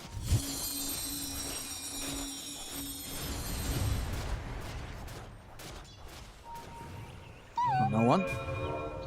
He's not going to want to dance around with GPK at the moment, especially with Nightfall around with that Aegis on it. BBT, 5K lead now. Probably feeling very good about this game now because they do have great late game scaling on top of it too. So for Entity, even though it looks like they are trying to build toward being able to fight in that late game, BBT has a very formidable late game draft. The Enigma, the SF, the Lifestealer scale super hard. They're going to be able to take this Tormentor and the Wisdom Rune away potentially too. See on the flip side, no one looking to make his own aggressive move. They've got the Fiend's Gate. He's got the setup and the DM with the follow-up. It'll be a dead save. Miro rolling thunder there to stop DM from immediately being able to return through the Fiend's Gate. Got GPK. And from the side, they're going to get straight on top of Fishman. Fishman's gone. Now they can turn towards DM. DM's trying to get through the Fiend's Gate. They got anything to stop him? They don't. So DM will live the last second or so of that Fiend's Gate, allowing him to get back out safely. Cool aggressive move to at least deny that Wisdom Rune away. Get them a kill as well. The BBT ready to respond every time. I'm really just much happier with the play that I'm seeing from GPK in particular. Right? He's just showing up to every single one of these fights. And he has they kind of communicated that one where they have the Infest as well too, so they have both of those cores. His timings are good. BKB, Kayayasha, and now he's got that Blink Dagger, so he can get the setup as well too. Yeah, he has all the tools this game, GPK, to just be able to have an impact. Mm-hmm. Yeah, it's completely different to what we've seen in the other games that we were watching in recently. And he's got good wombo combo, right? Yeah, he's got absolutely. The Enigma, he's got the, even the Bushwhack to pull people in. He's very, very likely to land some big Requiems, and there's no BKB really too close for Watson by any means, so Entity might have to just continue slowing things down at least till that timing, but I'm sure BBT is pretty okay with the game pace being slowed down with their scaling so far. Still 2 minutes or so with the Aegis on Nightfall. They can look to fight. Radiant are scanning. And Nightfall's just going to start hitting the tower. See what sort of a response they get out of Entity. Tower is under attack. Loving this item build. AC next. Definitely feels very strong. Just be able to withstand that damage that can come from the gyro later on. Now the map's looking a little bit scary, so Watson, he's out of it. See how long Katomi and Fishman risk staying out. I mean, if one of them gets caught, they won't be too sad. And looks to be Fishman. Yep, and Katomi instantly just bails. And we'll get off. Same time in the mid, Nightfall. He's going to back away from the push for now as DM starts to clear the wave out, but already a fair bit of damage done to the tier 2. He's cutting the creep waves top as well with the Manta illusions. Yeah. They're keeping the pressure on Nightfall in these lanes whilst the rest of the team were looking to make those smoke moves. I like how he's playing. He's just aggressively posturing because he knows he's pretty much unkillable. Toronto Tokyo talking about being aggressive. Just drops the black hole down onto no one. It's a beautiful one. Easy kill. That is super nice. I mean, definitely deserves a tip right there. The two supports bringing out this puck. Got him a couple times now. Yeah, 3 deaths on this puck. And playing separate. They're playing kind of all over the place, so they're covering all their bases. They're pressuring mid because the Lifestealer, he's pretty much unkillable as long as he has Manta up. Radiant's middle tower is under attack. No space for Entity to really get that catch-up or any type of kills going, especially not before Watson has BKB, and they're starting to fall pretty far behind. And they do lack a bit of that wombo combo. Radiant's and thinking back to sort of games, where we do see BB team excel and get the victory. How do you sort of feel that they are as a team when they do start to have a lead? Are they the kind of team that can make mistakes and slip up on the high ground push, or are they the kind of team that gets to this sort of point and they're pretty reliable at at not letting the game slip away from them. Usually pretty reliable, but lately BBT's been having some difficulties. I will have to see how it gets to when it's those later stages, because that's usually when they're better. But yeah, they've just been having some. And also, okay, so gives the Aghanims to the gyro so that he can buy the BKB, because he's doing that whole thing. So he's making sure that he can enable this gyrocopter instead of giving it to that puck. So wanting Watson to get these earlier timings. Apologies about that. Okay. Okay, how's that working? Well, you give him the gyro and then you can sell his Ags. Something like that, yeah. It's changed a couple times. They're going for the Lifestealer. They've got the puck, but it's not enough. Not yet. They've got the catch on a save, so the Hellbling's looking pretty dead. Nightfall, can he get away? Try and push one. They've got the Dream Coil, but he's able to jump in with the Infest over towards the Enigma. GPK's in with the Requiem, the VK, but he's already out on Watson. He'll stand his ground, look to take the Enigma down. Watson? He get out there. Watson's starting to full load of the right clicks of GPK. He'll back off Katom. He's going to get left behind. So with the 2 for 2. Supports go down, but Nightfall gets the cleanup. That's the reveal, at least of that BKB plus the Aghanims consumed there of the gyro. It does good damage. Can't clean up the course, just the supports. GPK again in prime position, lands right on top of him to be able to get that kind of cleanup gun. What caught Nightfall at the end? Was it the missile? I think for a second there. At the end, the tail end of the missile from the rage. Yeah, I was like, wait, what stunned him there for a sec? But he was able to get the infest. Nicely done. Does keep himself protected. That was close to them bringing him down, but him surviving through these fights is all that kind of matters. You know, they're just a support for support trade. That it doesn't cause any issues for BB Team's progress with the lead that they have. Daedalus is there, so next time round in that sort of situation, there should be a significant step up in the damage coming out from this gyro. So Watson, that sort of fight, if you run that as a repeat with the Daedalus now in the gyro, it definitely goes a whole lot worse for BB Team. Yeah, he still is getting scaling. I mean, that gifted Aghanims, of course, does help massively. Just a free 4K gold that he's been given, so he's tied up with the Lifestealer and SF, so. Yeah, I imagine the next item that he can get is going to be pretty big. What is it? If he wants to go like Satanic or Butterfly, could be pretty big. Yeah, unless I'm having a complete sort of mind fart. I imagine what he did was obviously you can disassemble your items. Wait, can you disassemble Ags? You can, right? Yeah, okay, so you that's what he disassemble did. it, you sell everything, you keep the Ogre Club to turn as the BKB. So sure, you still lose half of the gold on the rest of the components, but you're not losing as much as half the gold on the whole of the Aghanims. Yeah, I think so, because the gyro thing. Yeah, no, good call. So it's a little bit more efficient. I didn't even think about that one. I was very ready for the Doom one, but I haven't seen the disassemble for that one there, so yeah, cool. Because if you do the maths, so you would get 2,100 gold back by selling it normally, right? But if you break the pieces down to three 1,000 bits and a 1,200 bit, and you keep one of the 1,000 bits, and seeing the replay there, Fishman just gets completely destroyed by Nightfall and Mirror. You're definitely not losing as much as the whole half cost of the Aghanims. Yeah, no doubt. And either way, you're gaining money anyway, because the gyro is just funneling funds into you, so it feels pretty good as the gyro. And one of the reasons why Watson is there up at the top level with the farm of Nightfall and GPK. But now Katomi's net worth, of course, that's what happens. You know, you fall off a cliff completely. You really are just a walking acid spray plus stun. Not going to have any type of scaling items yet. He is going to go down a 4-staff himself afterwards to be able to have at least some type of contribution to kite the Lifestealer in particular. But this Lifestealer now at this point has the AC finished, almost a bastard deal to stick on the gyro, and GPK, I love his item build. It's very kind of standard for the SF, but he's got a Hex now too, so they've got that extra control. He can one-shot something. He can absolutely, just go for these solo plays. He can catch the puck now too, so they were lacking a bit of disable in a way, even though they have caught Noone a lot with the black holes. They were lacking some safe disables. Now they have that versus this puck too. It's a long Roche respawn though.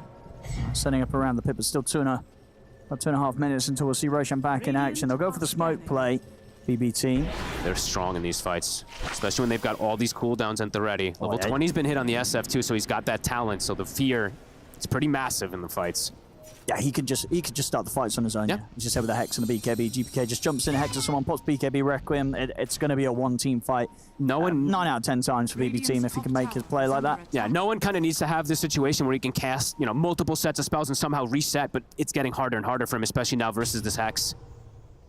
They need some long-duration team fights on the side of Entity, but overall, honestly, the lineup from BBT, they don't mind long-duration team fights when they have Lifestealer also. A very important game, of course, for BBT. Roshan is going to, of course, by the time it's back up, spawn on the Radiant side, and that may give Entity a bit of a chance to maybe set something up down there. How's that next item looking for Watson? Still not quite there. It's not getting too much farm, actually. At least the progression of that next item.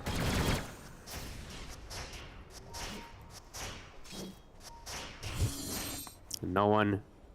Did he see the? Maybe he saw it. Saw the Hex or something, because he's queuing up a Lincoln's. He must have seen it. Wants that protection to be able to not just get insta-hexed and killed at the start of the fight. BBT. Setting up back here. By preparing for their Tormentor and also setting up for bottom. They know that Roche is coming back up soon. Both sides preparing for it. Vision is placed. They've got a gem up on no one. Dire's middle tower is under Tough fight to execute for Entity. Let's see what they can make happen here.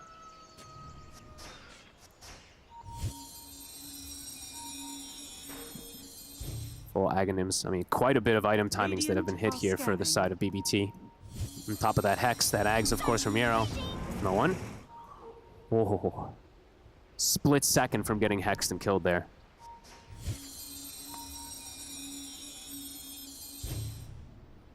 Be careful. I was just looking up as well. Looking for the wraparound. I think there's a chance. I think you get the full cost refunded, by the way, on the Ags. You might just get the. You might just get I the think. full, yeah. I think. Yeah. I think you do. Right. That's how it used to work, right? Yeah. I'm pretty so sure he just gets the full cost refund. Probably just gets it all back. Probably. So. I imagine so. Yes. So he just got that extra gold. And out jump. They're looking for backline. Looking for that Enigma in particular and that Hoodwink. Now that smoke's revealed.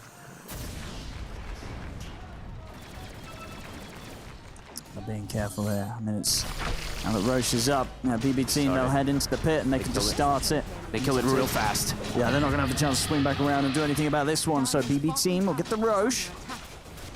Entity tried to go for some of the surprise. It's too hard around this area. Too difficult when the Enigma's now in proper position, hiding completely, and that's going to be an Aegis.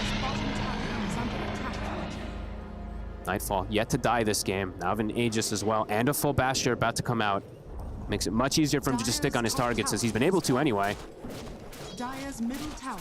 Goldie did swing a little bit during that time, though. We do see the gyro. He's claimed top net worth after being refunded. And no one is close to Octarine. He's switching it up. Octarine and Lincolns. See which one he wants. He switched it up again. I feel like the Lincolns is pretty good. Might just need that one, because I think if he gets insta-hex, the fight is probably just over. So definitely going to go down the route of Lincolns, it looks like. Let's see what BBT looks to do with this Aegis, how far they want to press forward here. Because they can also sit back and wait for Toronto, Tokyo in particular, farm a BKB. He is getting closer and closer, and there's not really a way to prevent that. If he just blink BKB's black holes his target, the only way they can stop it is killing him. Yeah, between the Enigma and the SF, they should be able to secure a pretty easy team fight. Yeah. Oh, yeah, once the BKB's there, yeah. They just both go drop their ults in the middle of the fight. And Entity's going to have a very tough time at dealing with that sort of beginning. Okay, they can't actually wait for it. He bought a gem, so that's going to take a lot longer. So it'll be a little bit harder for him to land the perfect black holes, but maybe he doesn't feel like he needs them. But sure, Entity is they're crawling back in damage. They're crawling back in net worth.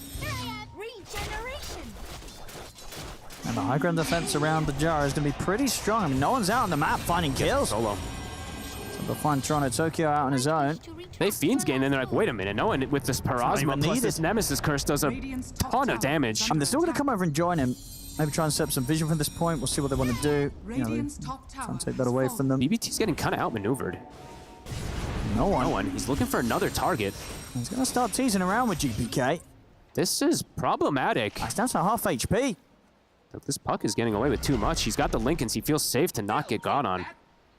He might go for another poke here, and Watson might look for the fight. Does he have the Satanic done? He's soon. There is backup around GPK, so no one's got to be a bit more careful about how he goes for this. Miro with Nightfall inside him. Sees the Pango, though. Miro. Radiant's top tower is Could be in trouble, even with that Lifestealer inside of him, if all of an Entity's there. Gonna look for him. I mean, Fishman tries to poke at the two of them. Nightfall's just going to go straight for him. Fishman goes for the TP out. Ooh, the bash comes in. That's close. We'll go down, though. Don't think he knew that the Lifestealer was inside that Pango. They wrote a distance away from the rest of the team. But no one. He's going in again. Oh, safe. He has got the Glimmer, and he has got GPK by him. Coils at the ready. They get the Hex. Safe still alive. Hex is in onto no one. No one's not able to jump out time. He goes down, but Watson turns up with the BKB, runs down GPK. He's able to kill him off before he can get the Requiem out. So they lose no one, but Watson getting a pretty tasty kill there, taking down the SF, getting a lot of money. Yeah. No one really pushing the limits of this puck. And this is maybe turn it into another one though. Katomi, can he distance himself? He should be fine. Bounces out with the Ogre Seal Totem. He's away. Watson's by his side on the high ground. Watson gets some big money. He really doesn't. And just one of those deaths there for GPK is during this period of time where they have the Aegis on Nightfall. And now that he's gone for a minute, it's going to make pretty much a minute of this Aegis timing on Nightfall feel a bit useless because they can't go for anything as a team. And this Entity's absolutely still in this Well, game. they really are around this Gyrocopter. Watson, Satanic's, I mean, he's got the money for it. Yeah, he's going to spend up, get that delivered to him right now. As I said, the high ground push is not going to be easy for BB team. They've got to execute it perfectly as the 5-man. Yeah, they kind of get caught out here and there. The game goes on. Next thing you know, this Gyro's got double rapier. Absolutely. I'm a bit surprised that they did go for like this gem on Toronto Tokyo rather than him being like, I'm just going to greed it up, get my BKB, and look to go for this. Because now, once he gets BKB, it's still going to be strong. But the problem is also Gyro. If he gets to get that next item, he can kill him while he's black holing, even if it's on top of him. So this game. Looks like it's going to keep delivering. I mean, I think so. As you say, it's like this very slow crawl from like this 3k gold to like 8k gold lead.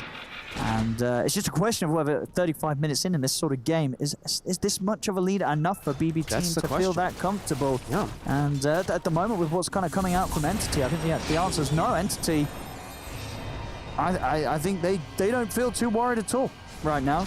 With the way that these moves are coming out, the way that the game's slowed down. It seems like Entity, they're actually probably the ones in the more relaxed position. Yeah, it feels like they're crawling back slowly and steadily. BBT just feels like they're playing a bit scared, even when they have this Aegis and stuff like that. And they're not even going to have that for much longer. It's going to be gone in 15 seconds. So if this is sort of the gameplay that's coming out once they have the Aegis, well, what are they going to do when they don't? All right, let's see them make another big move. Let's see them try to find something here, because so far it's just been Entity making the moves around, trying to find stuff. The Aegis is about to time out. On Nero. They're going to go straight for the Pango immediately. The Bushwhack will catch on only to the Alchemist, but Watson's ready to deal out the damage. They take Miro down. Nightfall's running. I mean, the Aegis is expired. He's going to get caught by the Frostbite, has the Manta to remove it. They'll drop the Freezing Field. Watson's still trying to close it onto Nightfall. Nightfall should be able to get away. If they got any further gap closed, no one is trying to head in this direction. In fact, he is able to close in on him. He gets the Waning Whip to drag him back. Nightfall will be able to pick up an amplified damage rune. He's up to the high ground next to the save, GPK and save. So he'll be okay, but these team fights, you know, even with the farm that Nightfall and GPK have, they're just kind of having to run away from Entity. Might get caught as well. Oh, and I feel like Entity is playing to win, and Betboom is playing to not lose. I feel like they're not playing to win. It's really weird the way they're just getting caught when they have this advantage. Even when they have Aegis, they seem afraid and they seem caught off guard by Noone just finding them over and over again. And it was just a rough time to go. You know, that smoke play came out from them as the Aegis was expiring. Yeah, absolutely.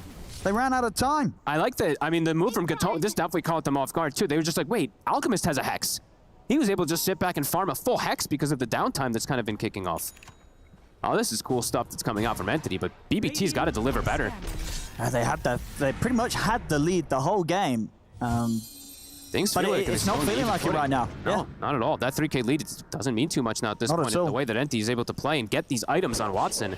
I mean, Nightfall's going to have a lot of damage coming into the next one. Because he's finished the Daedalus, he's also picked up an Ancient Guardian, so that's an incredible amount of damage added to his output. He's been the one playing flawlessly, really, for his team. It's the rest, like the other ones that are kind of struggling. He's 7-0. We've seen GPK and Miro getting caught off a couple bits here, so let's see if Nightfall can just make sure that he can pull that win together that they were having the lead with. But yeah, Entity. I do feel like throughout all the BB team games, Nightfall, he's trying his hardest. I mean, you said it most of these games. Even in the games, they're losing, you know, Nightfall, he's like, guys, I really want to win. You know, he's trying his best, Nightfall, to carry the lads. Absolutely. Noone is becoming a big problem. When he has Octarine as well, too. He's going to be all over the place. He's dancing on them in fights, too. And he's going to get hacked soon, right? I mean, because Katome is working on the next one. That one will... That one will come quick, too. That will go towards Noone, right? Yeah, maybe BBT just very scared to go for this high ground push. But when does it get easier for them? That's a good question. Maybe, I don't know. Maybe feel when they have that next Roche or something like that, but it's going to be some time away, and Entity's going to fight on that Roche for sure. And speaking of the Ancient Guardian, Watson found one, too. So his damage is also absurd. And, as you mentioned, it was the Basher Manta Daedalus. It wasn't an MKB actually built from Nightfall. He went to Daedalus instead of MKB, which means Watson now has an option to just go for Butterfly to have this evasion. Yeah, because obviously when you see the Daedalus, it's a lot of damage. But indeed, as soon as the enemy carry starts buying a Butterfly, then you've got to have a bit of some sort of reserve feelings of, oh, maybe this could have been an MKB instead of the Daedalus. Because you're going to kill everyone else. But let's be honest, this game, if you don't kill the Gyro, he's probably going to kill all of you. Like, someone's got to kill this Gyrocopter. And it's getting very close with the itemization on Watson that they...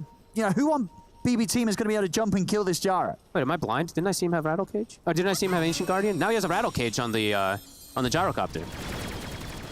Oh, you know what it was? I think maybe a little bit blind. Maybe I'm just blind. Was it just the color of the tier 4 relic, which is also the same color as the Ancient Guardian? My bad, I'm blind. Either way, Rattle Cage is amazing.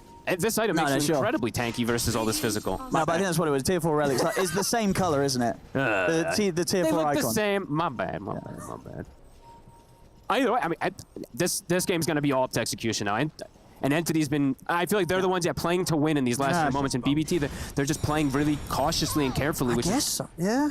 It's dangerous. I don't know what they're going to do. It's just dangerous position when you're playing versus this Entity lineup that is scaling. Getting a lot of timings. Now looking at that BKB for Nightfall.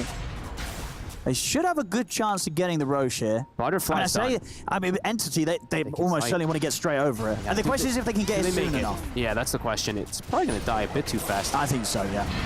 Because Entity, they would have absolutely had the tools to fight around this Roche, but they're just not going to make it here in time. So BB team will get this. So Aegis, Refreshers, the Fiend's Gate gets pulled down. Don't go through that gate. That would be crazy. They just black hole on it if they want to. Yeah, no, nobody's going through that gate. No. But looking to maybe play around a fight here on Vision. If is Entity going to take this fight, this could be completely, could catch BBT off guard. This could be a little risky for Entity. They're on the back line. They're going to try and jump mirror. They get a Hex to follow. Watson's bringing in the damage. Toronto goes in with the black hole. He's been able to catch the Jara Cops. They're going to try and burst the Jara. They will. They take Watson out at the start of the fight. Nightfall's able to run over towards Fishman. Get a second. There's no buyback. I mean, he's bent up. As I said, that was a little bit of a risky one there from Entity, trying to go for that play. Very much underestimating the ability for BB team really just drop their spells on the Jara and catch him out. I mean, he was kind of at the front of the fight, Watson. And BB team, they wasted no time dropping pretty much everything on the Jara. He doesn't get the, you have to pre-satanic if you want to be able to survive versus these black holes. He insta-pops it and he insta-pops the Refresher. So they have another black hole at the ready if they do find an opportunity instantly. Noone is looking to be pretty annoying, cut some creep waves to prevent the push. They've already got one with them, right? They do have the last one remaining. It isn't Acid Spray, though. Can they force it? They know, and he's cutting everything here. Radiant's bottom tower. He is. They've just got these couple of siege creeps, and it looks like BB team aren't going to go all out and trying to get something done with this siege creep. And they did insta-pop the Refresher shard, too, so they were probably looking to get that secondary catch onto someone from Toronto, Tokyo.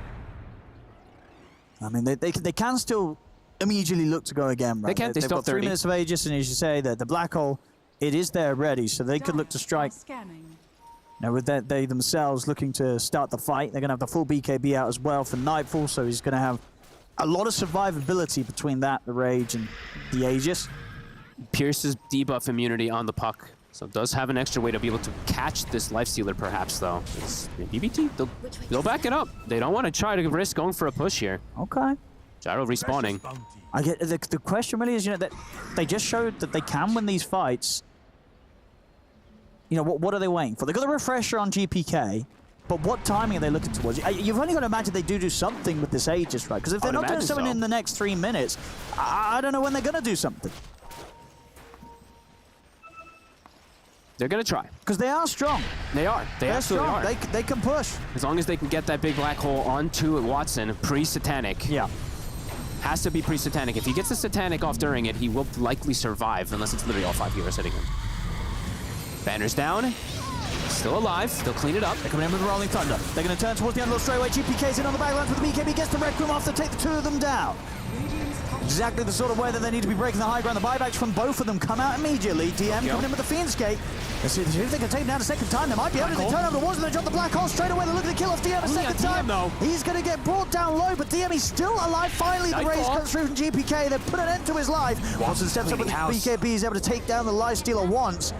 I mean, is there anywhere for Nightfall to get out of this? GPK going for the TP out. There's nothing to put a stop to that. So GPK will escape. Nightfall, he turns, stands his ground. He's able to take down Fishman. Now he looks over towards Katomi. A double kill for Nightfall. TP is going to try and see if he can get away, but this physical damage coming out from these two is too much. Watson takes him down. Oh, Toronto, Tokyo. He black holed the Underlord and not that Gyro. And Watson did wait for the opportunity to run in, but he just black holes only an Underlord. That's not what you want for BBT.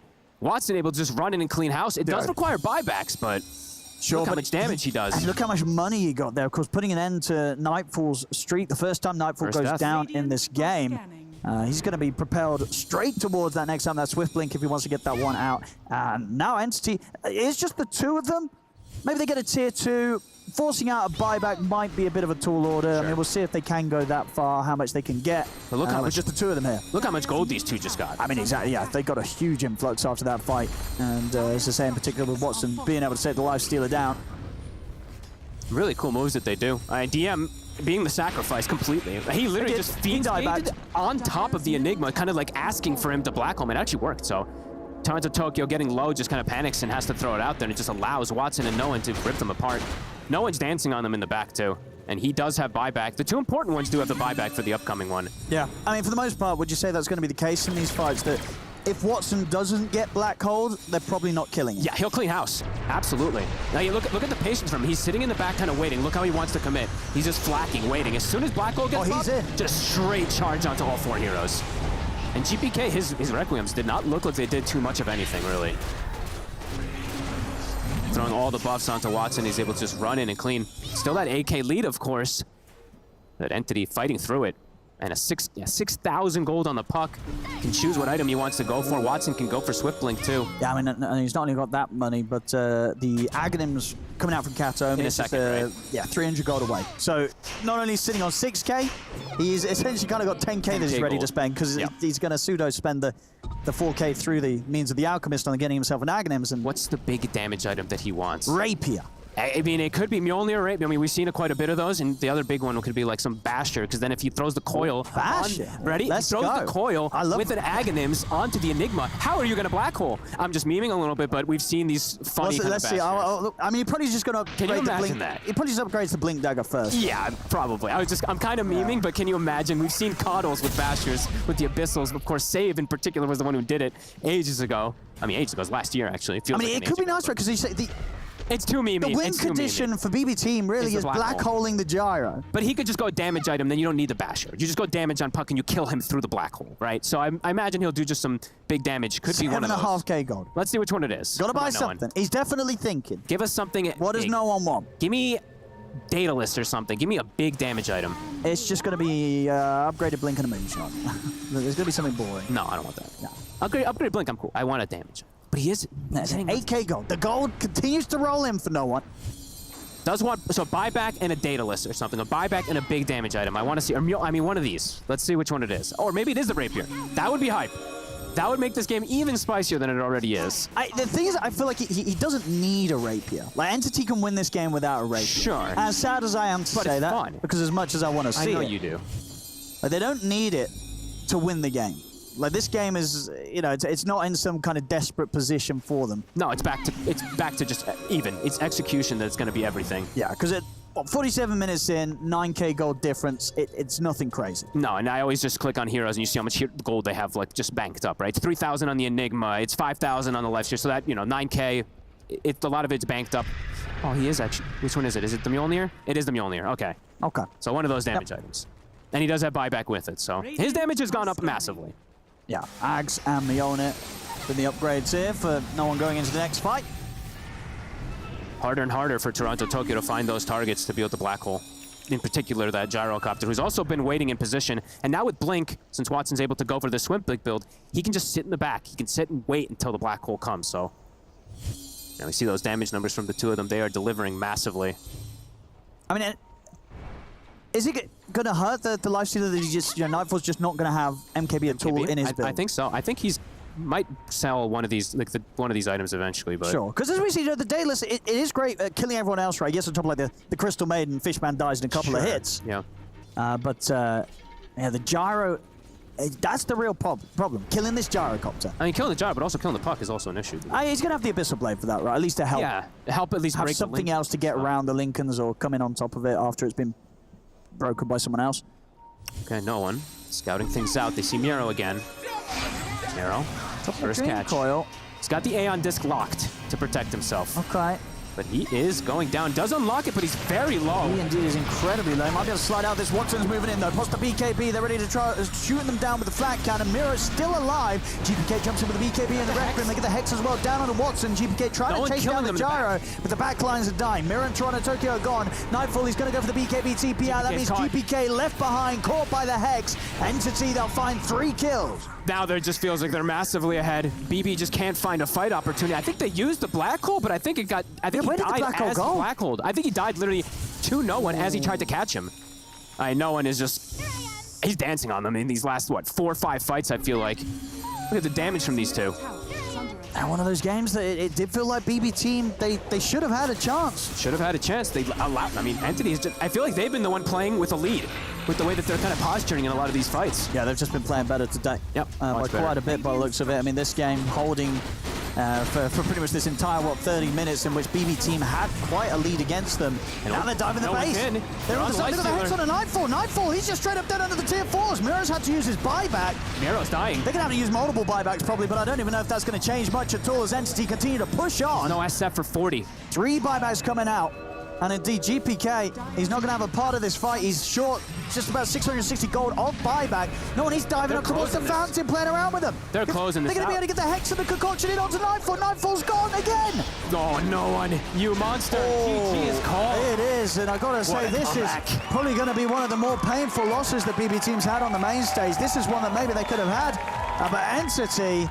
You know, they come in game 1 with a little bit of a stomp, and then this game 2, keeping their cool, holding the game whilst BB team had the lead against them. Absolutely. And it's just making it look even more impossible for BB team to win, despite BB team having the lead the whole time. For some reason, this quote is, you know, the old Mr. Kyle, the Swindle Melons is coming back in my head. That's playing a win. That really was playing a win from Entity, and I feel like BBT, they let their foot off the pedal many times in this game. Entity, they were playing very aggressive, especially Noone.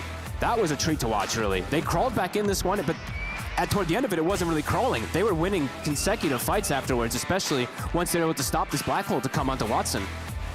That was a treat. Yeah, that's gonna hurt. And this was an important series too. BBT, now I believe they're, I think 3-7 or something? I mean, the panel, of course, will talk about it at some point soon, but this was a very important series for them to put themselves in a position to not get eliminated. No, for sure. They're close to it now. The series later, I believe they've got another series later today, right? That's going to be a very important one for them now on BB team. But yeah, Entity enjoying this win. I mean, it was just a great win. That's one of those wins where you kind of walk away from as a team and you sort of say to each other, we're pretty damn good at this game. You know, winning that sort of game under that sort of pressure and making very little mistakes whilst they were behind, really. There was never the point where that lead grew even. It didn't blow up, right? It's kind of 3K to 9K. That was about it. That's as far as BB team could get ahead. Yeah, look at, you see, I mean, Noone's expression, I think, says it all. He was 1-3 in this game at one point. He ends 8-4. He started dancing. He started making kind of the perfect plays, finding these pickoffs to bring Entity back. That was a treat to see. That was one of the better games I think we've gotten here, at least for me, for these comebacks. I mean, look at him. Yeah, absolutely in the zone. Playing it very, very cool, very collected. Entity definitely teams continue to watch with some of the level of plays that they have been bringing out. Excellent stuff across the board from them. And yeah, BB team has still got to iron out a lot of the problems that they've been suffering with in some of these games on the main stage. Well played to Entity. We're going to head over to the stage for a post-game interview. Thank you very much. I am joined by Fishman of Entity, who should be standing proud after a result like that. Not just a 2-0, but what a crazy game 2 that was. What a comeback that was. Walk me through what it was like to be pretty significantly down and eventually come back, taking the enemies, taking them 2-0. Yeah. Game is very nice, yes. But we knew we cannot fight, and we had to prolong the game, and no one did amazing calls. So that's how we come back in this game. Yeah. Yeah, because I know that we, from outsiders, have been giving Noone a lot of credit for his veteranship and being able to be the latest newcomer to your roster. And ever since then, it's been a roller coaster of success. So in games like this on a LAN, can you tell that his seniority and his experience is actually making a difference in moments like these? No one senior big time, bro. Yeah. He did an amazing job. And of course, everyone else played very well. Nice comeback. Now, nice feelings to win games like this.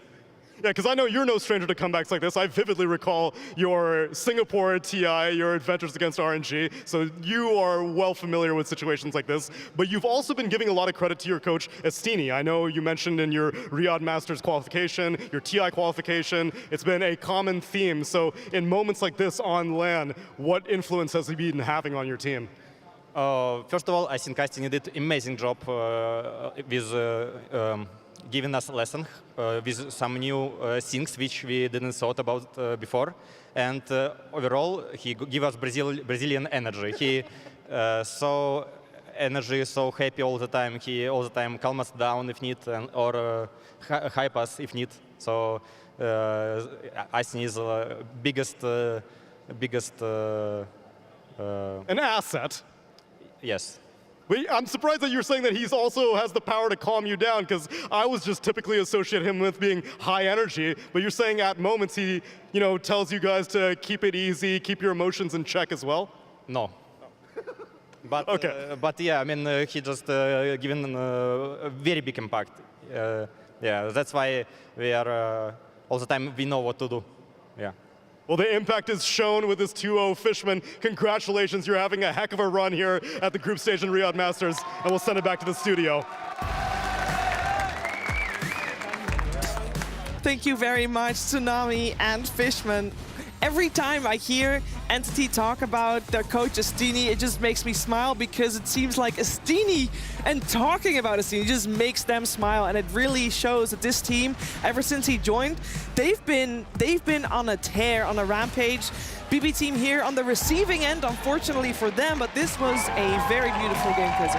Yeah, I feel like this game went very different from what I kind of expected. I was looking at Entity to win the lanes, which they didn't, because BB team played very well there. They had like a huge lead, but throughout the game, I feel like Owen and Falk were mentioning it pretty well. Like, it looked like Entity were playing to win. BB team maybe a little timid, threw away some opportunities, and overall, they're not looking good. No, definitely not. They feel lost. First 30 minutes of the game, this is the BB team that we kind of expected to come into this tournament, considering how well they were playing in the last couple of months, but it never happened, and they just stopped playing Dota. I think everybody experienced that feeling where you feel like, oh, this game is won, we're gonna take it chill, step by step, but these Aghanim Scepters that Kataomi bought for his teammates, first for the Gyrocopter, so he gets the gold back, then you get it on Puck, suddenly he has 6,000 gold in the bank, he spends it, buys another big item, really game-changing. But that's their Alex threat, right? And I just want to say that Entity played incredibly well, because BB team played that game well. Maybe not the other game or other games in this tournament, but that was a really excellent early game from them. They rotated so well on their Enigma. They shut down the Gyro super hard. Their SF had a great game. Their Lifestealer was free farming. They did everything they could to a certain point, but then Entity's map movement started to come into play. Their split push from Puck, their pickoffs on the side, their high ground defense, right? That one high ground defense where basically Underlord tanked every spell, bought back, and then tanked Black Hole so that Gyro could go nuts, and it just played together so nicely. It's really impressive to see Entity make a comeback like that. It is really impressive. Let's break the game down with our highlights, where we, of course, start with BB team doing well, Effie. Yeah, so this highlight here, even though it seems a little bit old now, given that they've lost, it just showed how clean BB were playing. Like, just before this, Puck got black holed by the Enigma, and they got the kill. Then they traded 2 for 2 here, right? They traded both their mid and their support for the enemy mid and support, but the difference there was that Watson actually joined this fight and got nothing, while Lifestealer was free farming. And right, they kept taking fights like that cemented their lead in the early game. Yeah, and it kept going back and forth for a little bit, and it seemed like BB team was doing better and better. But maybe Entity, Kazu was just biding their time. Yeah, I feel like they were just playing very well on the map, and then the next highlight, it will be way later in the game. So this is like the high ground push, and I want people to pay attention to what Noone is doing. He will be at the north of the screen very soon, because what kind of happens here for a BB team is that we all know how hard high grounding is, right? They go and they use all their spells. BKB here, there's the roll, but right now no one is going to go at the top and hold down the Enigma, because now you have the buybacks, he can really follow up, and playing these fights as Enigma, where there's like a lot of scrappy stuff going on. There's a Puck running around, some Gyrocopter keeps flanking you. Like, it's just a big problem when they're kind of throwing stuff away here, because the battle bots, they just used everything in the enemy base, and then they have nothing left. They have nothing left. Only a couple of minutes later, Lacoste, we find your highlight. Oh yeah, that's gonna be my highlight. The Backstreet Boys team. This was pretty much the closing fight, I believe. Oh, that is the fight before that one, but yeah, they were buying back. The game was pretty much over at this point. They go in with the coil, the level 25 on Puck. This game was a bit different than I would expected it's gonna be at the later stages of the game, where I think that, Enigma with the BKB, maybe with the refresher, is gonna cause some of the issues, but it never came down to that. We've seen this Shadow Fiend level 25 with the Aghanim Scepter causing quite a lot of issues, but Entity, they kind of regrouped and they knew exactly who they need to focus in the fight, go in this Enigma, make his life miserable so that he can get the black hole off, and after that, the fight was pretty much over. Yeah, we started this entire series talking about how important the mid lane in this series was going to be. I don't think it will come as a surprise to know who we chose as our MVP, our PlayStation MVP of the series. It is none other than Noone. It's well deserved, Effie. It's very well deserved. I mean, his puck was a monster in the late game. You could really see that late game Mjolnir puck come into play. Even before that, he was getting pickoffs, and he was the reason why the lanes were always pushed out and that Gyro could farm again, Alchemist could farm again and pool the axes. Also, in that game one, we have to talk about that Stand King. Yeah. I mean, that game was completely his show, his performance, his snowball. He was unkillable. It's kind of a similar thing in both games where if you play Dota at the highest level and there's one hero that is either impossible to kill or requires like very high level execution, right? He gets a Link Inslater against the Hex.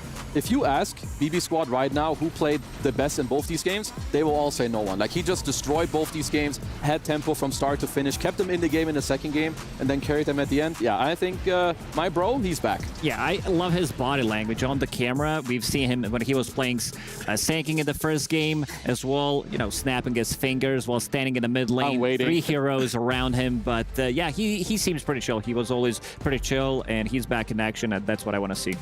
And back during like prime virtus.pro in 2017, 2018, he was just TKOing everybody. People always talked about how he was the scariest, most oppressive mid laner to play against, and then he just fell off. You don't hear about that anymore, but it seems like he's kind of bringing that back. He's saying to the world, "You forgot about me?" No. Nope.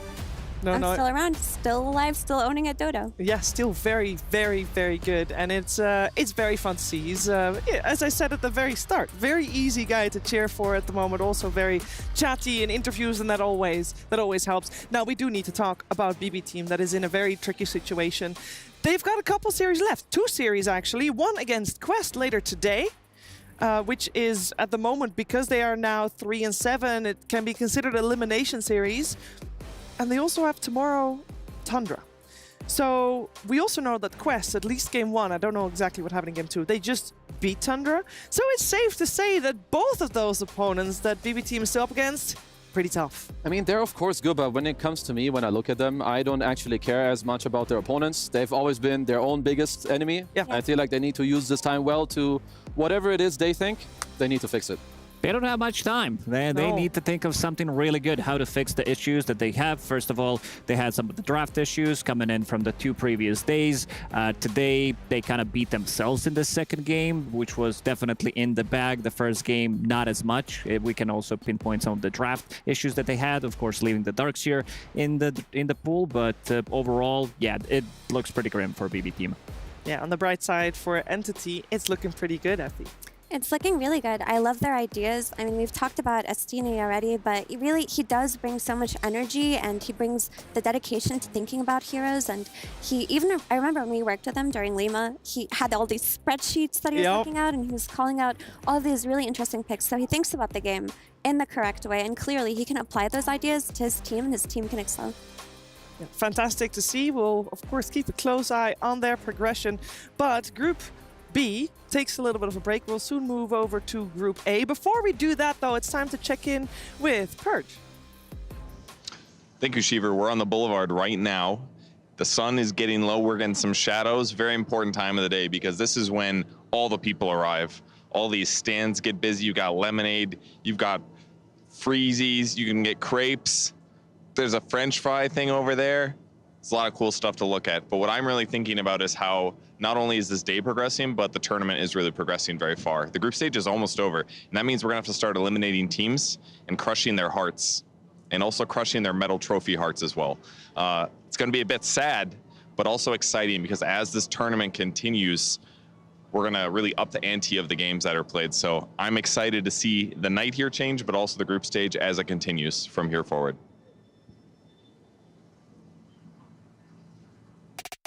He talks about all those food stands, but he didn't mention Friday nights at Freddy's.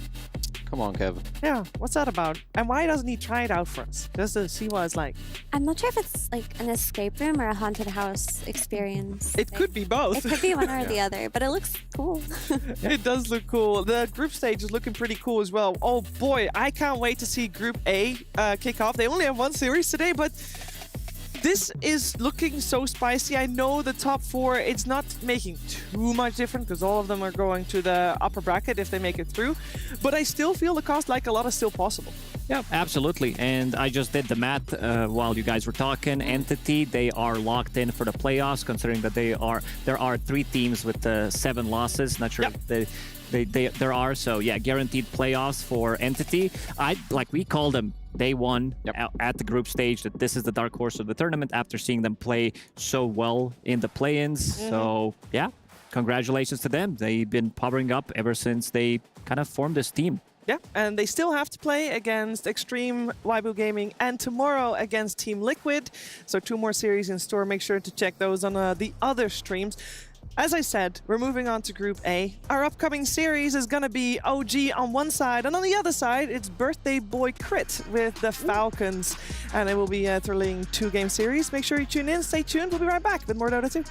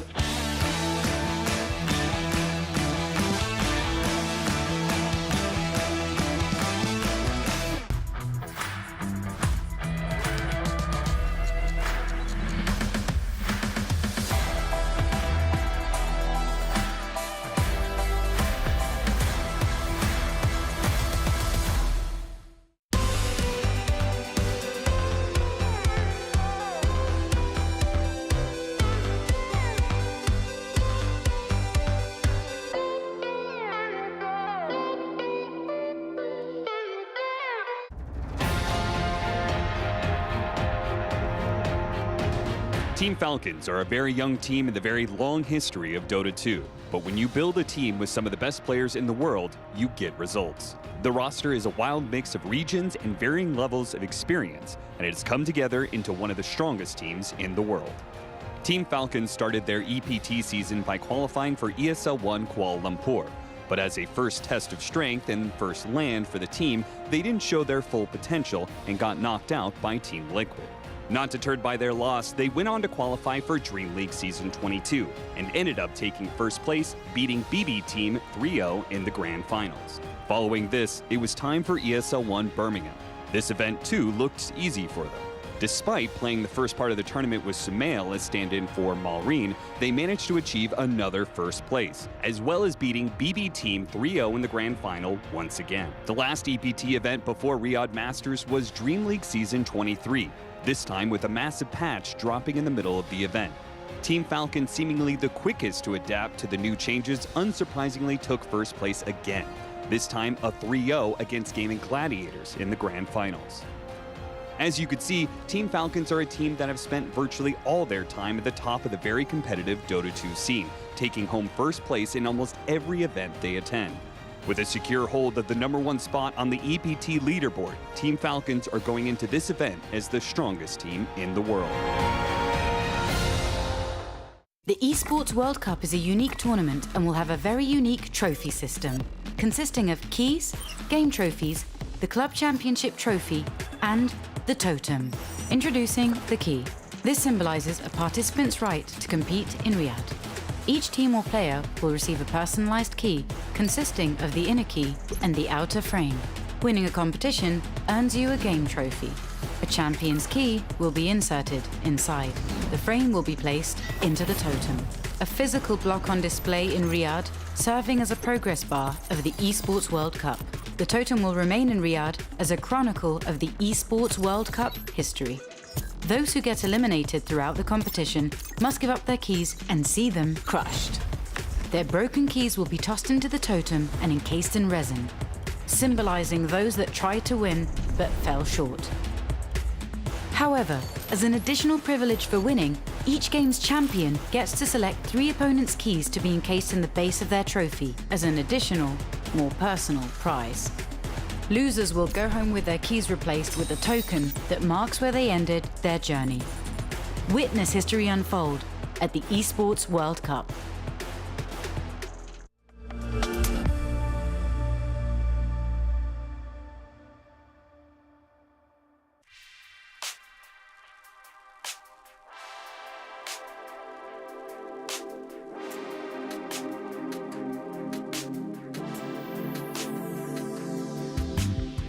You've got some things going through mine.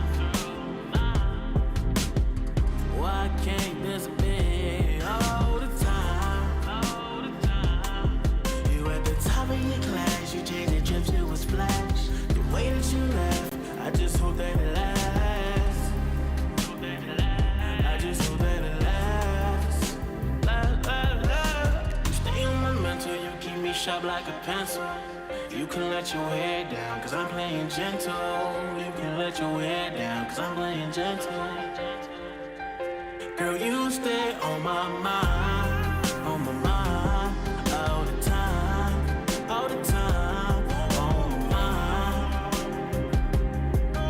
mind. Girl, you stay on my mind, all the time, on my mind, all the time.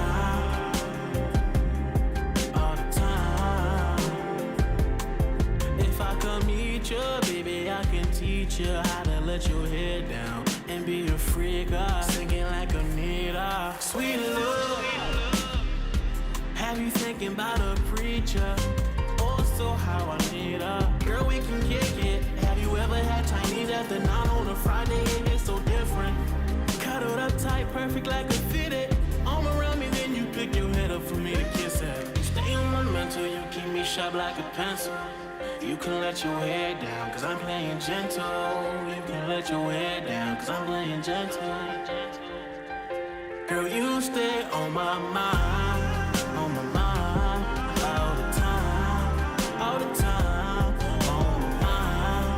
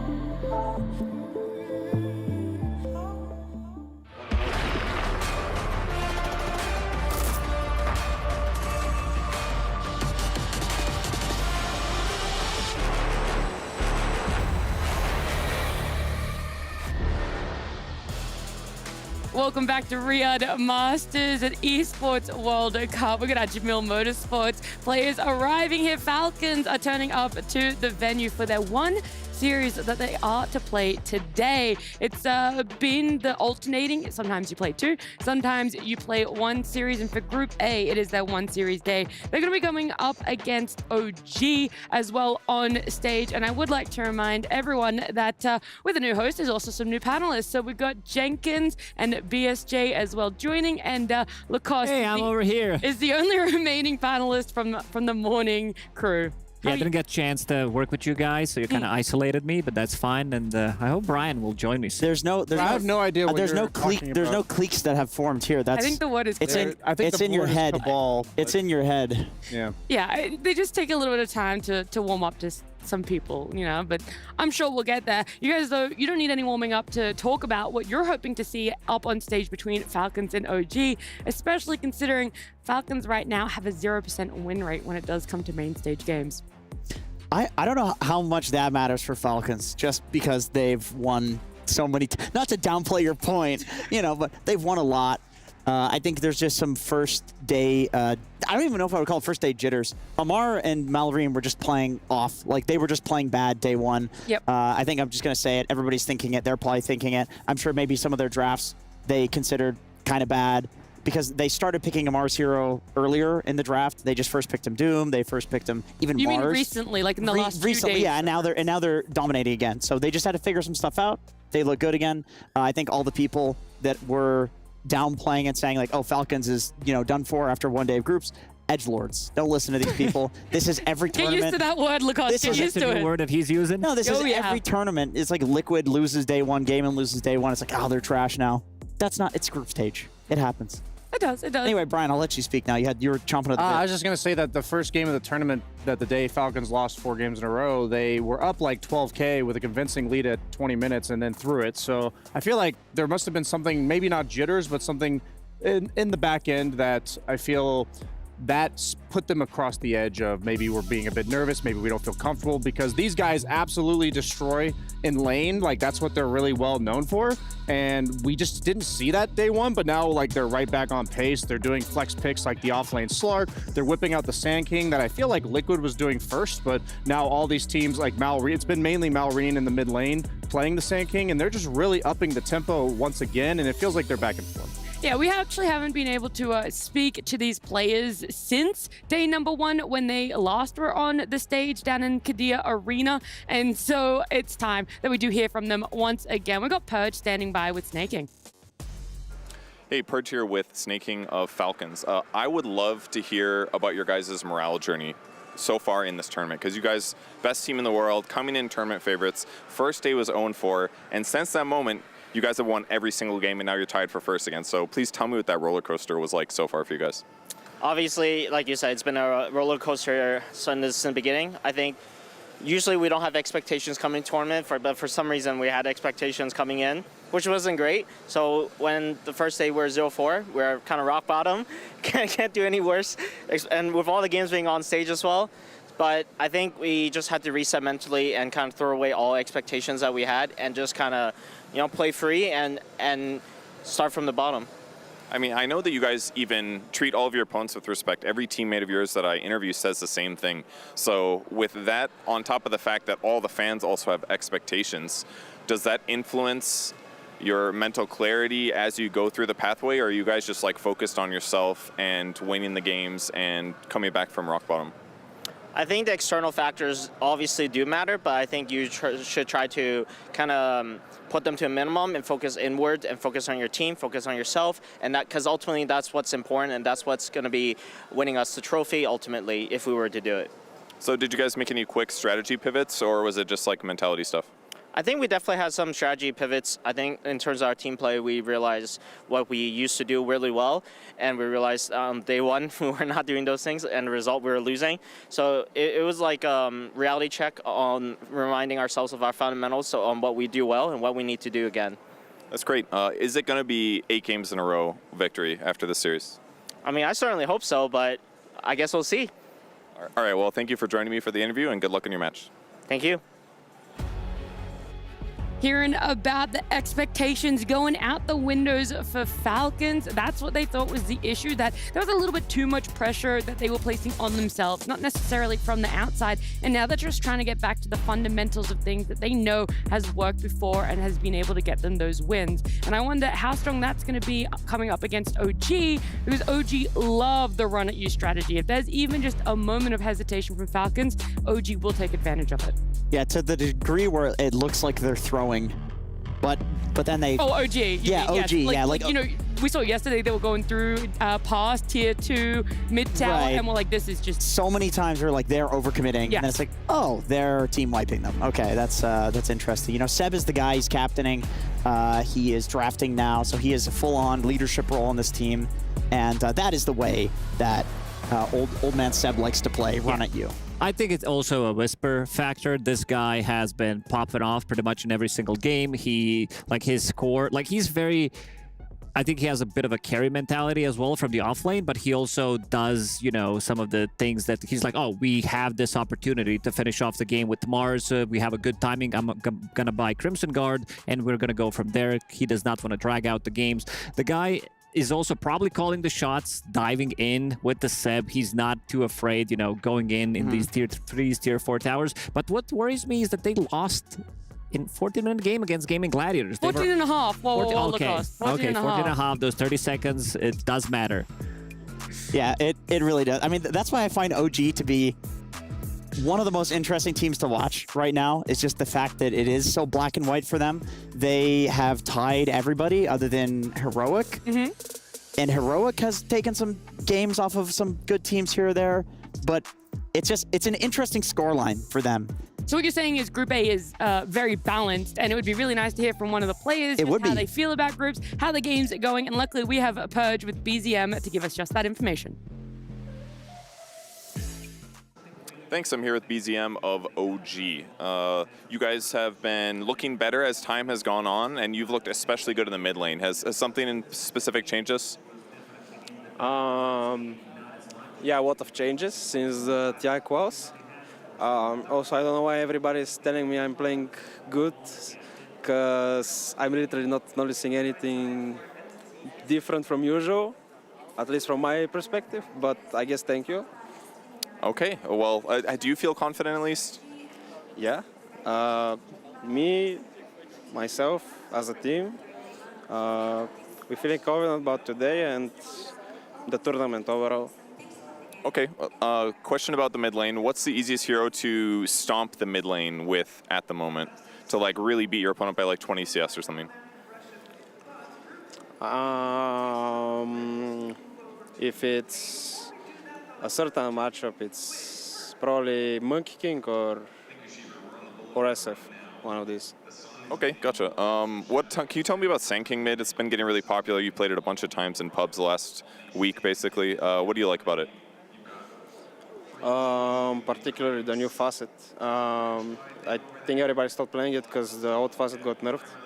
But the new one's been getting buffed lately, and cool item builds for the hero, and it's just really good hero overall.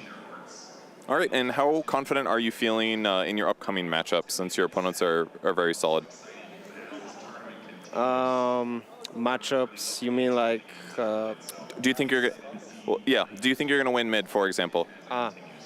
Well, I think a lot of current Dota depends on drafts and the heroes, but like, of course, skill matters. So I'm feeling confident. I cannot say I'm not confident. You know. All right, good. Happy there's some confidence. Well, thank you for joining me for the interview, and good luck in your match. Thank you. Notice how BZM there said it's all about the draft, what hero you're going to be able to get for yourself in the mid lane, and if that's going to lean into the confidence. I want to know where it really truly is sitting after yesterday picking up the Morphling, and I want to say having one of the roughest lanes I've ever seen coming up against Quinn's Razor in their series against Gaming Gladiators. Well, as a Morph enjoyer myself, I can make some excuses for him. The other time that he played the Morph mid, they did end up winning, and he went for the Strength facet, where I think that's kind of the more typical way of playing Morph mid these days. In that game, he was against Razor, so he felt like he wanted to go for the Agility facet, which is, right-click, you can turn to the Razor, steal all the damage, carry the game. But if you are 10k net worth behind at 10 minutes, there's very little carrying that you can do. Yeah, but, excuse me. The game 2 was a very different story, as like what happened was we had seen the Gaming Gladiators do the Monkey King Veno lane cutting shenanigans in a previous series, and then OG came very prepared for it, picked the Carry Weaver as like a way to also punish the lane cutting with the Bat Rider, two very mobile, high move speed, low cooldown heroes. And then this game was just non-stop run and gun. GG was constantly applying the pressure that had won them like 6 of the last 7 games, and OG like passed through it with flying colors. And I just want to say that like I've been very impressed by Ari's performance specifically this tournament, because we've known him as kind of like a 1 or 2 hero player, and then he looks like a very, I don't want to say underwhelming, but it's just lackluster in comparison to his impact on those like small select heroes like Hoodwink, like Marcy. But we saw the Nyx yesterday. He had some sick turnaround plays. He had like a Dagon pipe at minute 20 on a support Nyx, and I think that was just absolutely essential to them winning that game, and hats off to him. Yeah, for sure. I also want to point out that BZM is having a blast of the tournament so far. We did talk about Noone, how when he was playing back, in the Virtus.pro, his career was on top pretty much, and then he couldn't find his right place. I think BZM, when he first joined OG, he was popping off in every single game. Then, he was, I wouldn't say playing bad, but he was not the BZM standards that we were kind of used to. He was not delivering, and now he's back to his prime pretty much. You need to have that from the mid lane. You need to have this hybrid, some young player. We've seen Falcons having quite a lot of success with that, and other teams are starting to copy it. And I'd say this is going to be a very interesting matchup between these two young players. What if we looked a little bit more broad here and the play styles? Because we know Gaming Gladiators, they love that 5-man stack, and it was answered yesterday by OG. Now, how does Falcons play? Is OG going to be able to counter that as well? Is there a significant difference in what they both like to do? Well, I'd say that OG has been a little bit shaky in regards to the consistency of how they get out of the lanes. And I think against Falcons, you're not going to get the 15-minute GG that GG gave them, but you're going to get a constant run at you, out-farmed, 2 Aegises in a row, go high ground in game, very smooth play from Falcons. That's just the very Tundra of old AoE style that they've adopted. And so what I'm looking for OG is, what is their game plan that gets them past that first 10-15 minutes? We've seen a little bit of polarizing performances from Tomato, game 1 he owns, game 2, I remember the previous series, Ursa against Clinks, the 2 games were just very different performances. Same thing yesterday. So I'm looking for a consistent performance from him and their laning phase. All right, we're looking for consistency, and the only thing that I can rely on for consistency is our stage host, Tsunami and Fancy.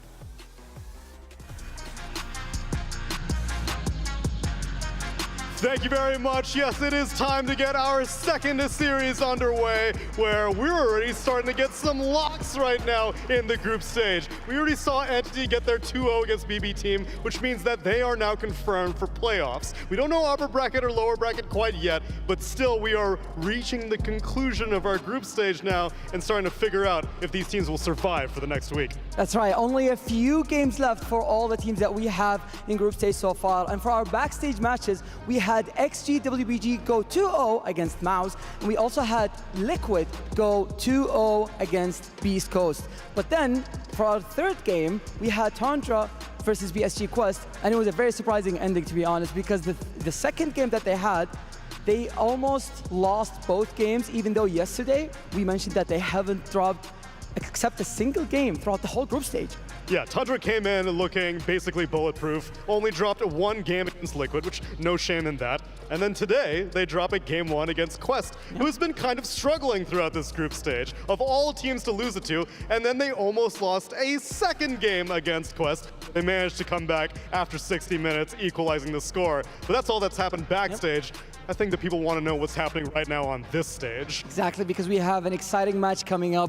And for the first team that's walking on stage, it is one of the favorite teams to win the whole tournament. So please, ladies and gentlemen, welcome Team Falcons.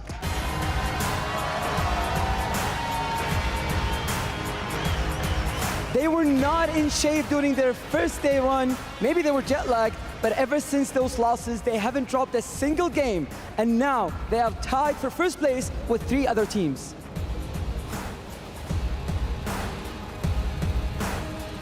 And one of those teams that they're tied for at the top of the group is coming to the stage. It's OG!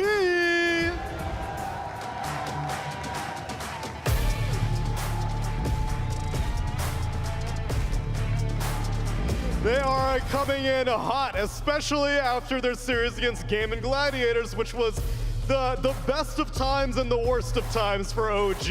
A quick 14-minute loss in Game 1 ultimately culminated in them coming back in Game 2 and equalizing the series, which means that we still don't have anyone confidently at the top of the group.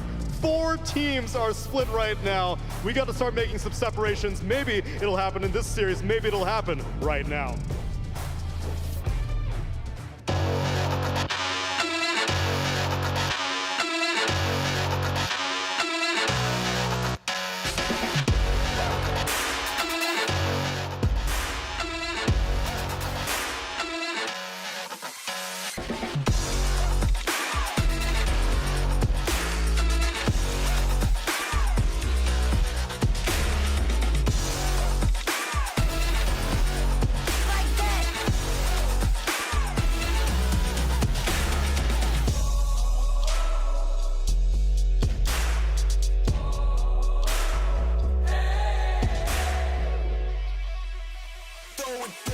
OG up against Falcons. It is potentially going to create a split or a divide up there in the top to see if they can even secure themselves the playoffs as well, because we're running some numbers. Someone in the back end for us was doing the stats. 8 is the magic number for Group 8 to secure yourself at least into playoffs. So a 2-0 here for either team would be fantastic. But Lacoste, I have a big question for you. This is to pass the initiation here. Do you believe in buffs? Sorry, do I what? Believe in buffs. I do. The players. Yeah, absolutely. Yeah? The land buff, I feel like... Okay. I feel like Falcons, they might have it in this one, you know, having these more experienced players. And also Malrine, he got used to the LAN environment. The first LAN event wasn't, you know, as good. You know, you could feel some jitters and everything in the performance. But yeah, it's all it took, pretty much one LAN. Okay. Any other buffs that you could list off that you might believe in for these players? Any other buffs? What about a birthday buff? Oh, birthday buff for Crit? Yeah, no, I'm down. Definitely. Yep. All right. How old is he now? He's like 26, 27? That is very generous. He's 28. 28? Okay. I was close enough. He's the old Dota guy, huh? Yeah, the old good Dota guy is 28 years old, but maybe those buffs are enough to influence you guys on where you want to predict. We can head on over to STC, put in your prediction. What does on my right side predict in? I'm feeling OG. And on my left? I think that it's going to be Team Falcons. Well, look, either way, we'll have a bit more information to help us with those predictions as draft for game number 1 will be up on our screens very soon. We're going to talk about what could potentially get let through, what's going to be highly contested, and the Sand King is the first thing that comes to my mind between Falcons and OG. Do OG want to let Falcons have what feels like comfort right now? Because Mallory's picking it up a lot. It does feel like something worth considering. I really do agree with Brian's approach when it comes to drafting, which, you know, being on Fart Studios with him, I know that's weird to say because we would always lose the draft. Sure. But the idea that there are values to these heroes, and they can have value where they're first phase picked or value where they're second phase picked. So it just depends on when they think it's worthy of banning, because Falcons has not been early phase picking the Sand King. It's been like second phase or some sort of last pick. So the question is for them, did they think that teams are going to start banning this hero earlier, so then they need to pick it earlier? Yeah, the big one for me is going to be Snapfire. This is the hero that OG so far, they haven't played it. And Falcons, they have 100% win rate. The last 4 games that they played, they won with the Snapfire pretty much. So I want to see if OG decides to ban it. They decided to ban Chen, which they also had a lot of success with. This is the tempo hero that you're buying all these auras, all these buffs from your position 5, and it can speed up the game quite a lot. So not really surprised that OG decided to ban it out. That has been their opening pick as well on the side of Falcons. They have loved to favor it. We'll see. It's going to be the Hoodwink being banned by Falcons themselves, and it feels like it's whittling down that pos 4 hero pool if OG decide to also go for that snap ban. Yeah, I mean, I think generally the Hoodwink is worth banning on this patch. And then you're also playing against OG. Ori was the original Hoodwink spammer when that hero came out. He was the original Hoodwink player, yeah. Right? I missed you, Lacoste. You won me over with that. That was fantastic. Yeah, you're back into the group. Thanks, guys. Happy. Continue your point, though. Sorry. Right. I remember in an interview, Ari said something along the lines of, like, when he first started playing competitive, he had, like, 2 heroes. People would ban it. He kind of sucked. He was tier 2. Then he expanded to 4 heroes. All of a sudden, you can't ban all of his heroes. There's always going to be one that gets through. And he basically said he's just going to keep picking heroes until you have to ban all of them. And now you can't ban all of them because he has like 10 heroes he can play. Him and Amar on the same arc, right? Just from different positions. I feel like Amar, when he came into the scene, was known for Timbersaw, Razor, Viper, and now like that list has become extensive. But now you mentioned it, Lacoste, that OG has not picked Snapfire yet, and Falcons have been winning nonstop with it. My concern was, does Ari actually play Snapfire? Because we've been talking about him adding heroes to his pool, but is this one of them? But you know who does? Ooh, Whisper. Yeah. And Whisper. That was really? You think off-lane? That was his OG hero. It was his original hero. Of course. Okay, and suddenly we're getting Sand King, who's only been second to last or overall last picked for Falcons. I want to say maybe you should listen to your host a little bit more, right, BSJ? Well, I was looking at the statistics of the drafts. I didn't think they were going to first pick it overall. It's about feelings. True, you're right. Your instinct was spot on. It's all about that instinct drafting. That's what Seb did yesterday. It worked out well for him 50% of the time. 50% of the time worked out very well for him. I also want to know if it's going to be Ricochet or if it's going to be the full ball when it comes to Snapfire. That's always a bit of a argumentative point because Ricochet, you seem to love it when you're playing a core. Yes. Whereas for support, it's been this 50-50. I know. I will say it also depends on the matchup. If you're playing a support where, let's say, they have Elder Titan in the lane, you probably want to still go for the Ricochet because ET is going to be like on top of you. Depends on the matchup. Let's say you're playing against Morphling as a support Snapfire. You want to try to blast it from a distance, get that burst damage. If you're playing against more melee heroes that you need to trade in the lane, you're probably still going to take Ricochet because they're going to get on top of you and you deal more damage with that blank fire range from the Snappy. Now I'm interested to see how OG answers the early Sand King. Just because I feel like the offlane answers to it are fairly obvious, but mid Sand King has not really been a thing for a very long time other than on this Facets patch. It's been years. So Noone just played it and he owned. He was pretty much the MVP of that game, MVP of the whole series, considering how well he played. Phase Boots, Magic Wand, Bloodstone. I think becomes super tanky, AoE, you lifesteal so much. I can't remember what the teams were, but I remember there was a Coddle pick against the Sand King, and then they pivoted it to an offlane Sand King. It looked like because of the Coddle. I guess because he stands at the Sandstorm, you can just like blast through the entire Sandstorm, and he does go for the Invis facet. So we'll see. That was XG WBG up against PSG Quest. I know exactly the game that you're talking about. And I think the Sand King still did fairly well, but then eventually the Caudal came online and looked pretty good after the laning stage. Yes, but then XG still ended up winning, who had the Sand King offlane. I remember because Fear was absolutely dunking on offlane Sand King. He said he hated it. He thought it was awful. And then actually was the one thing that kind of carried them through that game. To be fair, we were thinking that the Sand King build would be Max Burrow and then the new nuke, but he actually went 1-4-1. So he was kind of just playing like old offlane Sand King, where you max Sandstorm, defend towers, push waves, farm jungle, that sort of thing. With the Stinger, you can also steal the stacks, especially if it's a mid-sanking, so you have your spells maxed out pretty early on. You don't necessarily, I mean, you're still going to stack for yourself, but you can also play very aggressive. Let's say you kill one guy, you see the opportunity, and you go into the enemy triangle, steal some of these stacks. Relatively easy with the sanking. All right, well, look, we've got our second phase bans coming through. OG were able to ban out Jakiro and CK for themselves. Definitely a comfort hero for Skitter. And then Mars being taken out by Falcons, which does leave the IO open for Snake King to get his hands on and for a potential IO strat coming out. Yeah, I was going to say, what I like about this IO pick is if I think of Skeeter heroes, I think of Gyro and Sven as being two of the most stable ones, and they both go with IO, and they're both still in the pool, which is not very common against Falcons. They'll pretty much whip out the Sven or Gyro anytime they want. They are also 3-0 with Sven in their last 6 games. So the fact that you have the flex of like what you're going to pick, it's not the flex of the IO itself, but like of what type of carry you're going to be playing with the IO means that they should pretty much get one of those two comfortably.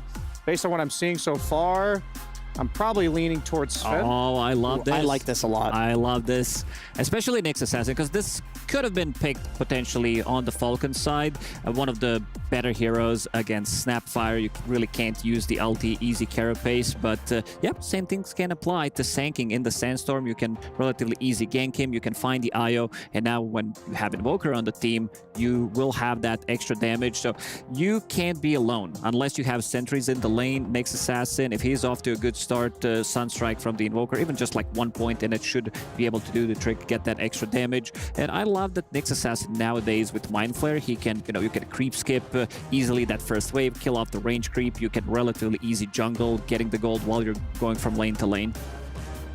So they do end up going for the Gyrocopter. I thought either was fine at the end of the day because it could be a Snapfire off lane. At the end, when you're dealing with heroes like Nyx, Snap, like you need to make sure you're getting to a point where you're going to be tanky enough when Nyx is 6 that you're no longer under threat. That Sunstrike does make it a bit more of a threshold that you have to overcome, but with the IO behind him, I feel like that pairing should feel pretty comfortable against this pick-off potential of Nyx. So is it the Sand King he's going to look to pick on? Where is Ari going to make it happen in this game? Because we've seen several other Nyxes just fall flat, look kind of lost in the mid-game without having any ability to find somebody by themselves. But Ari has been making it happen. I mean, this looks like a really good Nyx game to me. There's so many things that he can carapace, like the IO tether now, because it does damage. You can run into that, stun the IO, set up for your own stun, one-shot the IO with like an Invoker Sunstrike. Gyro obviously has all this ground-targeted stuff. Sand King, Sandstorm, Rubik is just a squishy support. Like, this looks like Ari's going to have a field day here.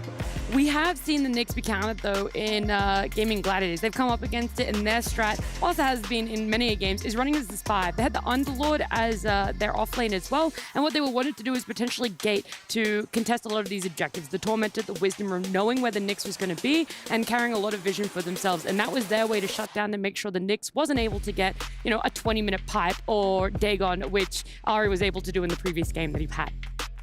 So what I'm concerned about is this Doom is really good on paper against the Gyro. We saw a Doom against Troll a few days ago where the strategy became Doom the Troll, which is obvious. The sustain is what you're trying to counter. But then the Troll just BKB'd, ran away, and reset the fight. And I'm kind of concerned about that same story just happening here, where you have like a Sandstorm you can retreat through. Rubik's a very good like long cast range kiting type support to either shard lift his Gyro out of there or to just like break up the combination of the Nyx or the Doom. So now it comes down to like, what is OG going to be able to do? So they're going to Doom this guy, then what? How do they make sure that there's no escape path for Falcons?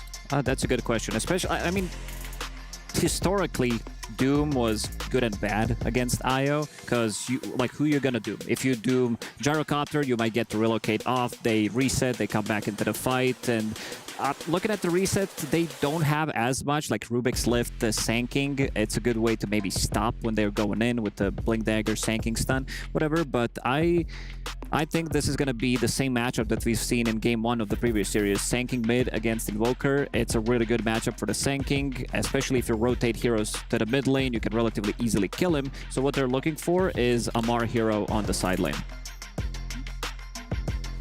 For OG, whenever I look at Tomato as a player, I feel like he can play a lot of heroes, but he's so damn good at the ones that are in like his top 10. We saw Ursa recently. Obviously his Morphling is excellent, but yeah, I guess I'm leaning towards Ursa right now. Just burst the gyro with the Doom. That's pretty easy. An IO, like you cannot relocate save a gyro through an Ursa. There's Clinks. I don't think Clinks looks very good in this game.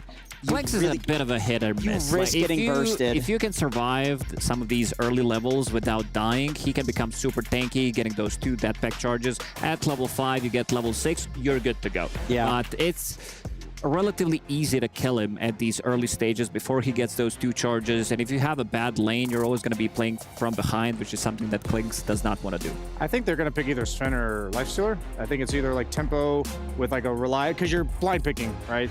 So you need to either pick a hero that's going to be able to retreat to jungle or a hero that's really good against what they currently see. So that's almost certainly going Lifestealer. Oh, they're Monkey okay. King. He was still in. I totally forgot about that hero. Yeah, oh, that's a Tomato hero. Yeah, that's tempo.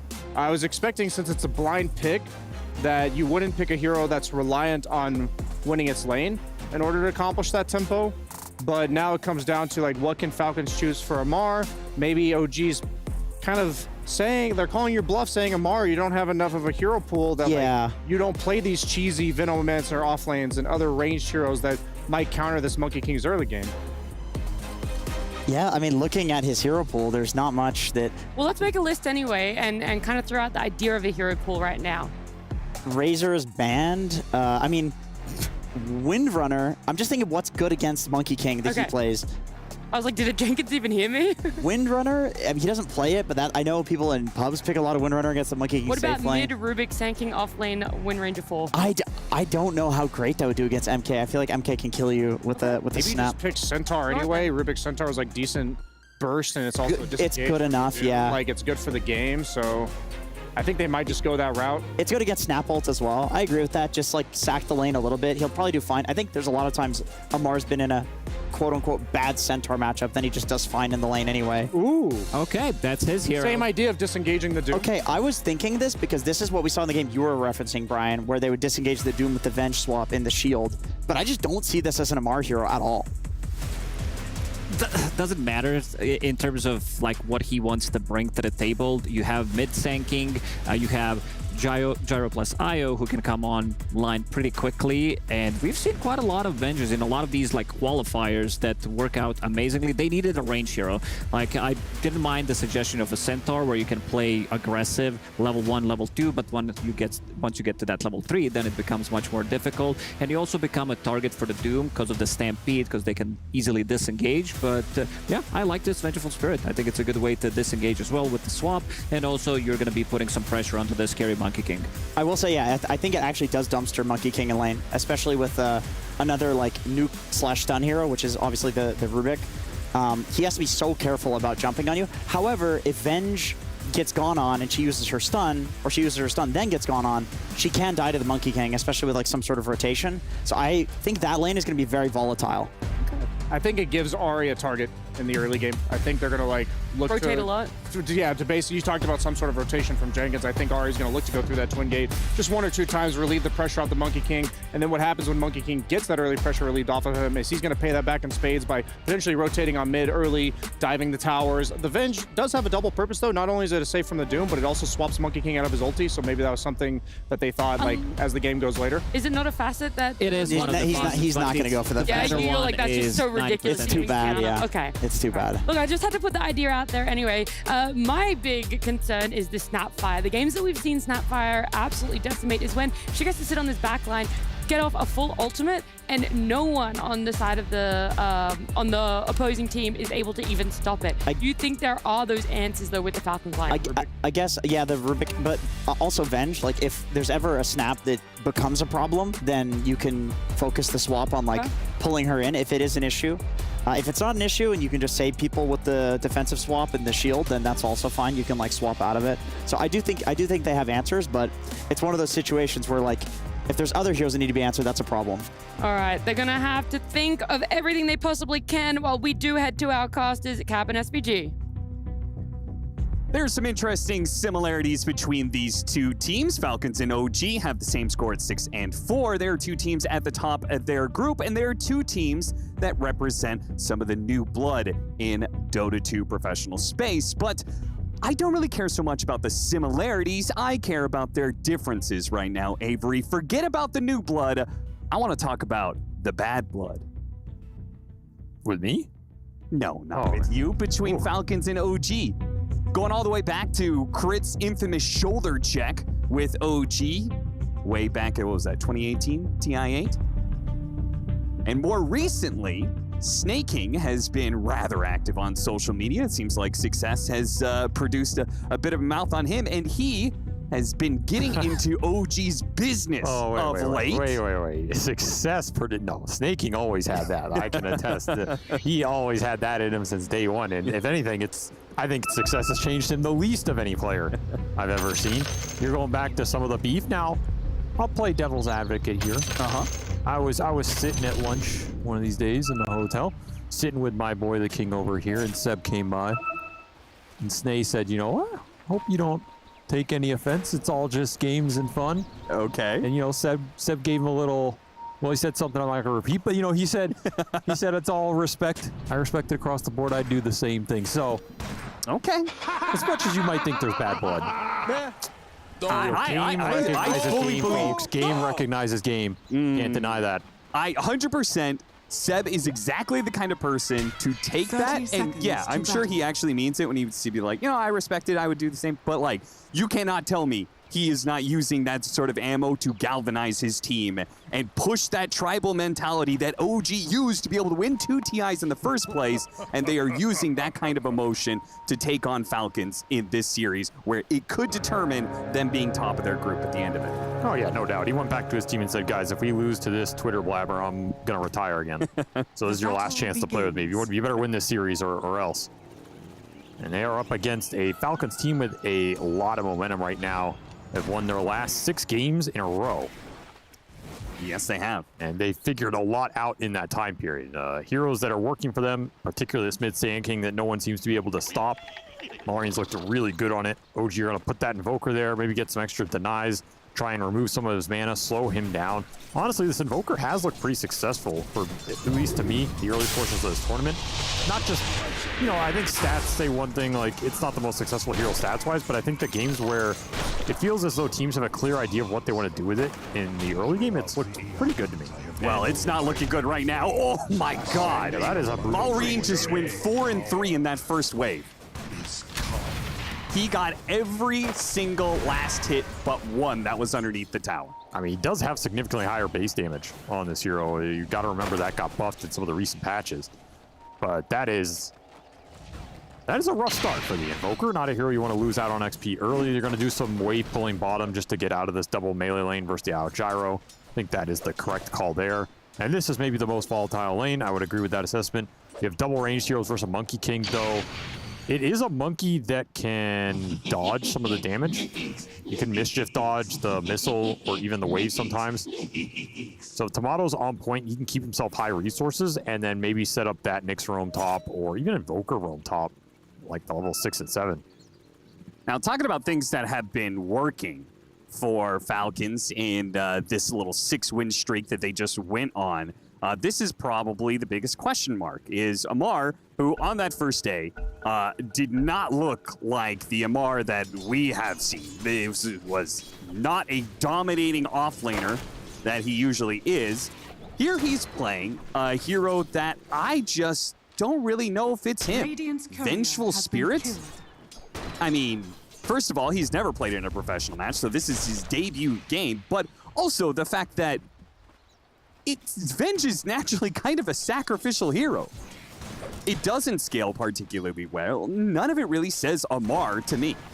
You're also only silver tier. Isn't this the man who said, if you're not Grandmaster, I'm not picking you the hero? Yeah. Should listen to his own advice, perhaps. Maybe he didn't want to play this hero. I will say, I think people underestimate, you know, just how good this man's skills translate across the board in Dota, right? Sure. When you're that beastly of a laner, when you're that good of a team fighter, you're going to be good on anything. And frankly, Venge is not that complex of a hero. No, this is not the most complicated hero that's existed in Dota for a long time. Not the flashiest, some might say. No. And I think ATF's going to be just fine here. You also have to remember this was last pick, and a lot of his heroes got banned, so he's giving draft value to the team, right? On one side, you could say, well, he forced ATF to pick a hero that's not in his top 10 and not something he's just going to crush us with on the draft screen. But the flip side is maybe the rest of the team got exactly what they want, which if you look at it, Sand King for Malrine and this Isle Gyro pairing plus Rubik for crit. I mean, these are all signature heroes for the boys here that you gave everybody what they wanted. Okay, you stopped ATF getting maybe a Razor or a Mars, but at what price? Yeah. Still, I like what OG brought to this draft. This draft looks very similar to that game 2 yesterday where they recovered against Gaiman. Similar kind of Nyx setup where I feel like if they just get through lanes on even footing and can make that one recovery fight in that 10 to 15 minute mark and get the Nyx's levels, that their scale is really terrifying. I'll tell you right now, they are not getting through the lanes on even footing. No, they are not. They are losing out in CS, and now Amar is taking the first blood. I will say the one thing that maybe I do like about this Venge, it is a lane-dominating, it's built to be a lane-dominating offlaner, and very focused on being able to get more last hits than the enemy, right? I feel like that's actually one of Amar's greatest strengths, is the bullying aspect into getting more denies than most other offlaners, and that is something that he has done pretty well so far. They're trying to go for the kill. They're not going to be able to get it. They do manage to get the full Chingu stacks for Tomato to heal back up and stuff, and maybe they even get the Lotus as well. I honestly think these lanes don't look, like the next few minutes here don't look too bad for OG. I think they got out of this bottom lane in a fairly good spot with that double wave pushing into the Doom. This allows for a Nyx rotation. Can you completely out of mana here? Can they actually fight Malrine here? That is a lot of caustic. That was a lot of creeps dying under the caustic finale. Big AoE damage, and Malrine walks away having done more damage to OG in a 1v2 than they did to him. Oh, there's a little all chat as well. Been missing that some of this tournament, but it's back now that they have a winning record, of course. Of course. But I think the ice armor for Whisper bottom was a huge turning point in this lane as well. He got ice armor for some of the early waves, tanking the tower, and now he got the Harpy chain lightning. So Whisper, he rolled some good RNG today. He got some really good creeps. It's helping him out down there. And honestly, he's only 200 net worth behind this gyrocopter. Did take that, you know, extra Devour talent. It's going to help him a bit with the charges. But like I said, I think OG got through this off lane. The mid is the biggest concern here with the Sand King pulling decently far ahead. There's some road to recovery here. Like, I just kind of expect OG to be behind in most of these laning phases versus the really lane-dominating European teams. Sure. It's just not their strength, so you can't read too much into it, I think. Now, is there potential to snowball? 100%. Yeah. It's also something to be said that they have their off-lane duo is 2 heroes that will be able to just produce farm out of nothing, right? Devour and Mana Burn constantly. So over time, there actually should be, you know, start eclipsing their counterparts. Amar's going to be in trouble. Telekinesis toss back onto 2 supports, but it doesn't alleviate the problem, which is numbers. OG brought 3 heroes up to the top lane to kill Amar, and it's a trend that I feel like the winning teams against Falcons have put significant effort into tri-laning into Amar in sometime in the first 6 to 8 minutes. I think it's a good idea. If the mid hero is not going to create some innate pressure on its own, which Sand King doesn't really, why not just go up here and punish ATF? Why not go up here and punish a hero like Venge that does not have a recovery farm mechanic like a Doom, cannot really do ancient stacks? Yeah, go for back-to-back kills. First with the Nyx assassin rotation. Now maybe they're being too bold because they're scaring. This is obvious. Yeah, they're scaring Amar back when they have this invoker. I mean, you're losing creeps on mid tower, so yeah, you know something's up here. Middle tower if it were 7 minute, maybe you wouldn't care because you could just go contest that Wisdom Rune as OG. But this did cost you a decent amount of early game. Still, the lanes are stabilizing, and this is what I'm saying. I think as bad as those early waves were, I think the lanes got better for OG over time. The Doom's just going to continue to find creeps. The one gank for the Monkey King really helps him. And Invoker, I feel like, always starts a little slow. Once you just start getting more stats, you get more universal damage. Though BZM running around like this is definitely not very good for his game. He has spent a lot of time Burrow Strike comes out just in time. That's one way to use the Sand King and his lane dominance. You're not going to be the best at rotating to side lanes, but TP on an overextension makes things a lot easier. They're going to go back to it with the Invoker rotation on the 7-minute Wisdom Rune. Are they going to be here in time with the Monkey King jumping down? They'll get it. Tomato hops in, hits the 2-man stun, and steals away the Wisdom Rune. They'll get a kill on Amar as well, as Tomato claims that last hit. Very nice swing for OG there. That is a move I think you could have just made with the Invoker instead of looking for that earlier gank. And it does work out there for OG. They get what they came for. Monkey easily able to rotate in there. You do lose your own Wisdom Rune. Yeah, Maureen is doing something similar here, diving into Whisper. Whisper hoping that the spam of the lightning was going to be able to keep the aggression at bay, but it does not. Double ganks into this Doom. Whisper not too happy about it. Is Amar going to get ganked again? What is going on? These two offlaners getting the treatment. But I would say Doom is like twice the hero that Venge is when it comes to recovery. Venge is like, you need a strong lane with this hero almost always. I mean, I 100% agree. You would almost always rather have Doom than Venge in this type of situation. The one upside for Falcons is this pick wasn't predicated on we need this Venge to carry the game. It was more of, you know, swap the gyro who gets doomed and then let the IO gyro carry the game. Well, tell Amar that. Well, he might not like it, but that is the role he's been put in here. And honestly, he's not even that far behind. No, he's not. He's doing perfectly fine in net worth, despite all the pressure that OG is trying to put on him. I mean, I'm sure in his mind he's behind. It's like, this is the worst game I've ever had in my life. Yeah. He's ahead of the enemy mid. 3-2, Falcons up by just a small amount of net worth, nothing too major. Seb has come back to the bottom lane where they tried to go on Whisper, and they're still gonna go on Whisper here with Maureen showing up. Good cookie to get him out of the Sandstorm. Seb takes a bit of damage as well. Ari's actually gonna come in with Tomato coming in from behind as well. A bit of split focus here from OG. Can they get the damage on one of these heroes to finish him off? Maureen actually trying to Burrow Strike into things, runs into all of OG, all 5 of them in this bottom lane. Awkward fight from Maureen. Ends up, I think he could have just gotten away there. Maybe misread the situation. The IO Gyro pair did not want to take that fight into the Jingu stacks Monkey King, and now you have your Doom online. That was before the Doom was level 6. That was kind of your last instance to skirmish down there without the big threat on the Gyro. And OG just keeping that pace up. Exactly what you would expect from them with the BZM Invoker and the Tomato Monkey King. These guys are gonna get aggressive. Turn around Doom, and the damage from Seb might just take out the Gyrocopters. Yeah, he's gonna die the Doom, and Whisper hides himself away. Snake King can't get the kill, and Whisper gets the double. Huge turnaround from Whisper. This guy is just so good at recognizing situations, even if you're low, that the enemy's overextended. He gets the punish with the Doom, and now Tomato straight into mid.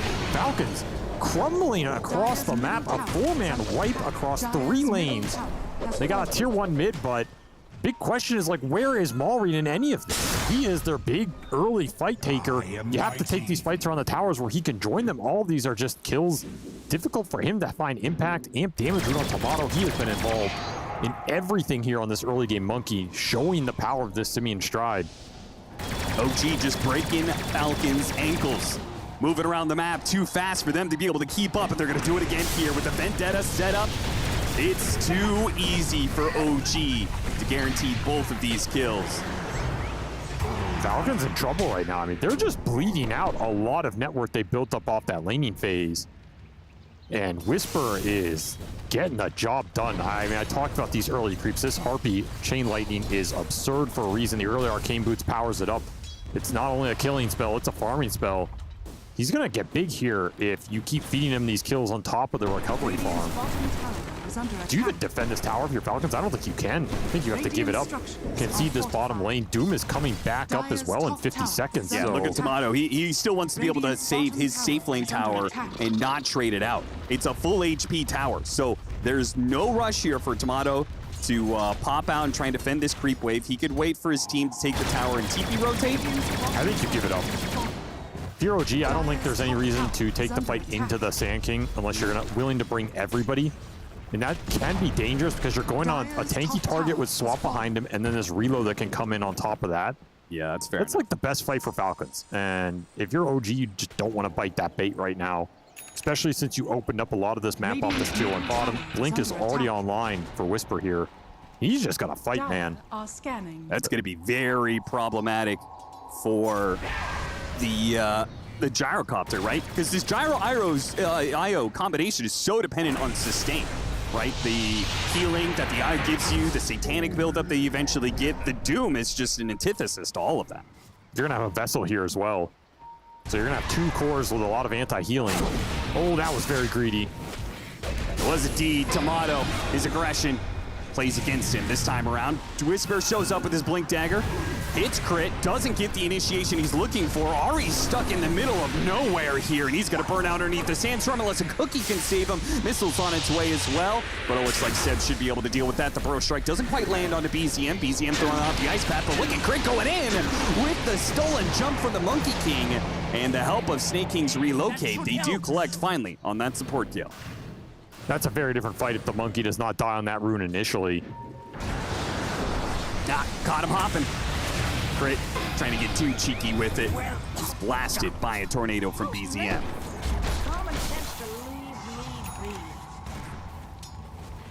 Blink out for Sand King, maybe showing the pressure Falcons are under in this early game in terms of the rotations and the fighting. Not the first item we've seen from a lot of these mid Sand Kings. Either they want to get greedier with like Bloodstone Rush or, you know, Phase Bloodstone Yules we've seen. This can definitely pay off if you get the big team fight out of it, but it isn't the farming item and it doesn't make you tankier. Those are the downsides here.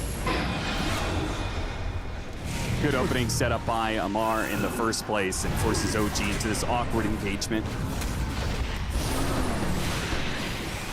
Another instance where you just walk off that Doom as well. The Vendetta setup with the kisses and the Sunstrike and Tomato's Boundless Strike will all come together deep on the side of Falcons base to catch Snake King and Skeeter sleeping. How'd they all get there? They are just too mobile, man. And the tornado from the side from BZM hits on 2.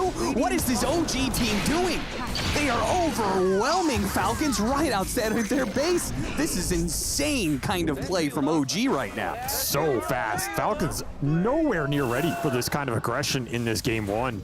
You still have a tier 1 mid up and you're diving into tier 3s. Absolutely no cares. They're playing around this Nyx beautifully. It's one thing when Nyx hunts you. It's another when Nyx hunts you in the Sunstrike with heroes barraging you from multiple angles. That snap ult even got canceled pretty early, and it still didn't matter. This IO Gyro have been hunted this game. And OG have taken a commanding lead out of this laning phase now, up 4K. But it just feels like a difference in pace. Or what you missed there was Snake King did use the relocate to steal away the Wisdom Rune. Big on OG's side of the map, he did die for it, of course. Still a big win here. You just need the recovery XP. Man, Ari has been on point with this Nyx. Mamar, he is a slow hero. And he's not making it back to his tower quite fast enough. Snake King's down here with a bit of heal. BZM was there from behind, but because Maureen showed up, he's keeping his distance a little bit. Throws out the EMP. Maureen trying to make his way out of this one with the Vessel on him. The cold snap swap goes out from Amar, bailing out Maureen, but now he's going to be the target. Hit by a tornado. Cookie goes forward, stunning up the Venge and getting the kill. Now Tomato hits him with the Boundless Strike, and crit blows apart. This Doom in deep though. Whisper taking a healthy amount of damage as the Glyph goes out for the tier 2, getting that multi-shot, but the real shots are coming in from Tomato with the Wukong's command that will finish off the gyrocopter. And now Maureen, he wants the punish on Tomato, tries to hit it with the stinger, doesn't get it. Tomato hopping back in. You madman, Tomato. That was just an insanely aggressive play. Unnecessary, my man. Doesn't get punished for it, and OG do all the punishing here. A fight behind a tier 1, diving a tier 2 into a Sand King gyro early. An extremely difficult task that OG once again, they just make it look easy here. This Mage Slayer for the Monkey has definitely paid off. Reducing a lot of the damage makes Tomato really tanky on these dives. You're looking at all the damage from Falcons, it's all magical early. Anything you get up here to reduce it is going to pay dividends in spades, as the pipe is just being rushed here by Whisper and OG. Need I say it, they will not give Falcons any breathing room. Nice two-man Burrow Strike as a response, though, from Maureen with the Stinger doing heavy damage. 2 heroes are almost dead already. Maureen taking a lot, though, from the kisses. Swap will bear him a little bit of time here as Amar pushes forward. IO buyback. Snake King wants to chase and catch here. And OG full retreat with the extra numbers after losing their Invoker and a buyback on the IO. Everybody trying to get out. Mari's a bit low. Ari's going to try and punish it. He hits him. Now Whisper jumping back in with Tomato. A beautiful jump. Skeeter's low. They bought back on an IO for this. Skeeter, he's going to get slowed down as again Tomato is able to hop onto him just a bit more. And Ari trying to set up the impale. A cookie lands. They'll go for snaking. And the shard pushes him on the other side of the gyro to wipe him out to OG. Play together, slay together. That's all they're doing right now. Every overextension has been punished here as OG are ready to turn on a dime. Don't even need the big cooldowns. There's no doom in that fight. It's just getting it done the hard way, and that is a dieback on the IO. Economic damage piling up here for Falcons. As this draft, it just feels like it's running out of steam. Throwing up the damage to bring these heroes down. You're overextending on a Snapfire with Mechanism. It's able to just turn around that high ground. And the stuns from Ari have been on point here. And what is going to be the big signal to try and turn this game? If your Falcons got a player on Maureen, feels like he's your only hope to win a big team fight. Level 2 Epicenter. Trying you to have set that up. blink, but the pipe is already done from the Doom. And this really limits Maureen's ability to try and drag this game back for Falcons right now. If you fight around the Doom with the pipe here, the Mage Slayer on the Monkey, if you strike this Sand King, he goes in, uses everything. I don't think they take any damage anymore between the mech, the pipe, the Mage Slayer. It's all going to get negated here. And this map has been constricted. You're looking at the vision right now. There's one deep Radiant Ward mid, but everything else is just, it's dire vision through and through. This ops is nice to play around, but it's a defensive one. And it's one, they're staring at OG sitting in their jungle. Can't really use it. They're getting a Vendetta on the Rubik. That's kind of interesting.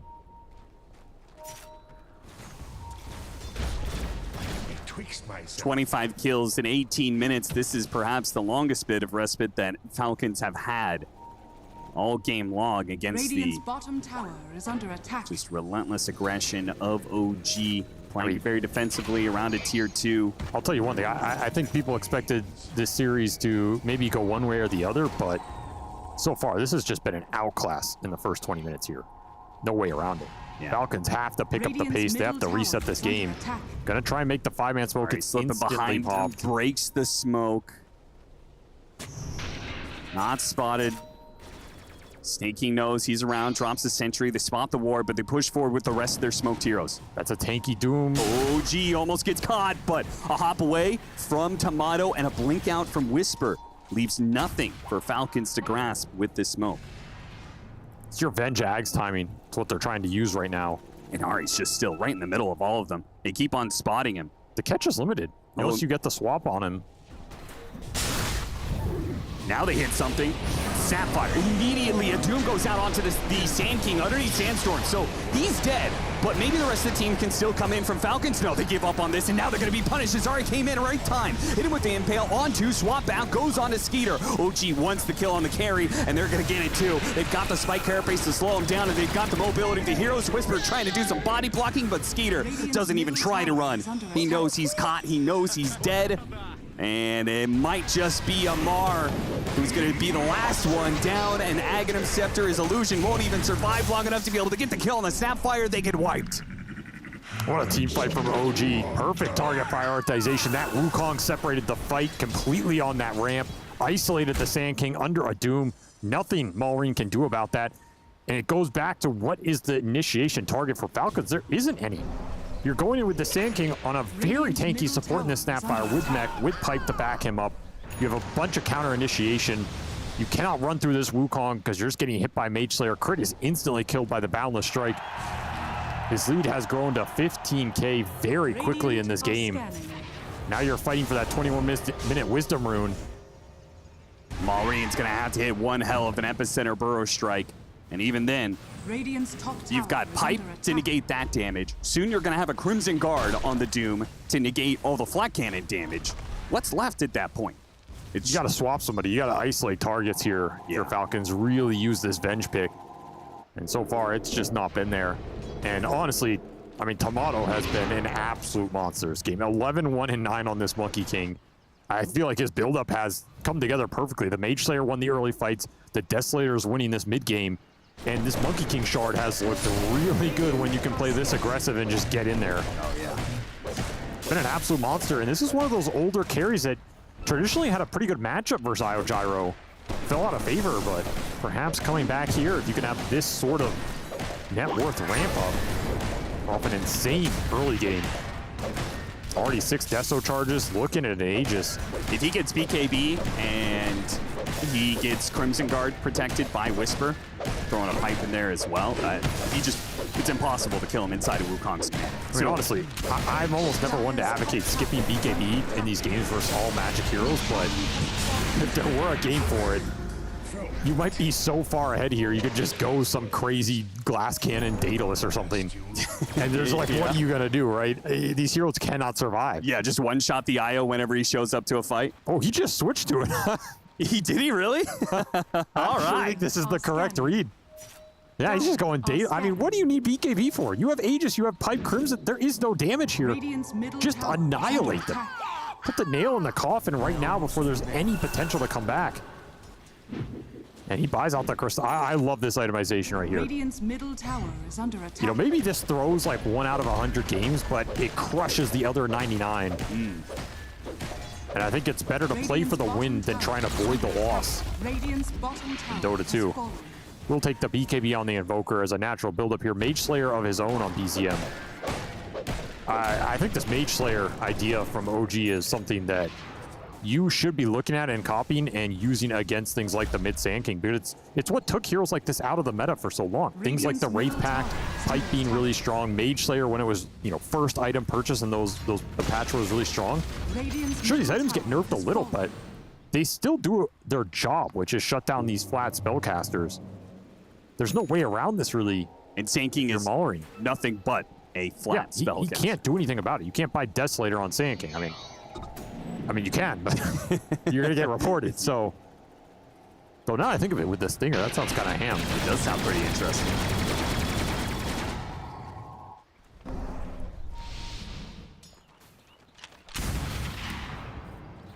Could go higher on here for OG. Yeah, they've got the Aegis and they're not finding anything so far in this timing. So Falcons may just end up dodging well enough that OG just says, okay, screw it, we'll go high ground. Problem with the high ground is this swap is really annoying. Yeah. Like, you hit a tower with somebody, you instantly get swapped into chain stun, you're dead 100-0 the first time, and then that fight just sounds impossible.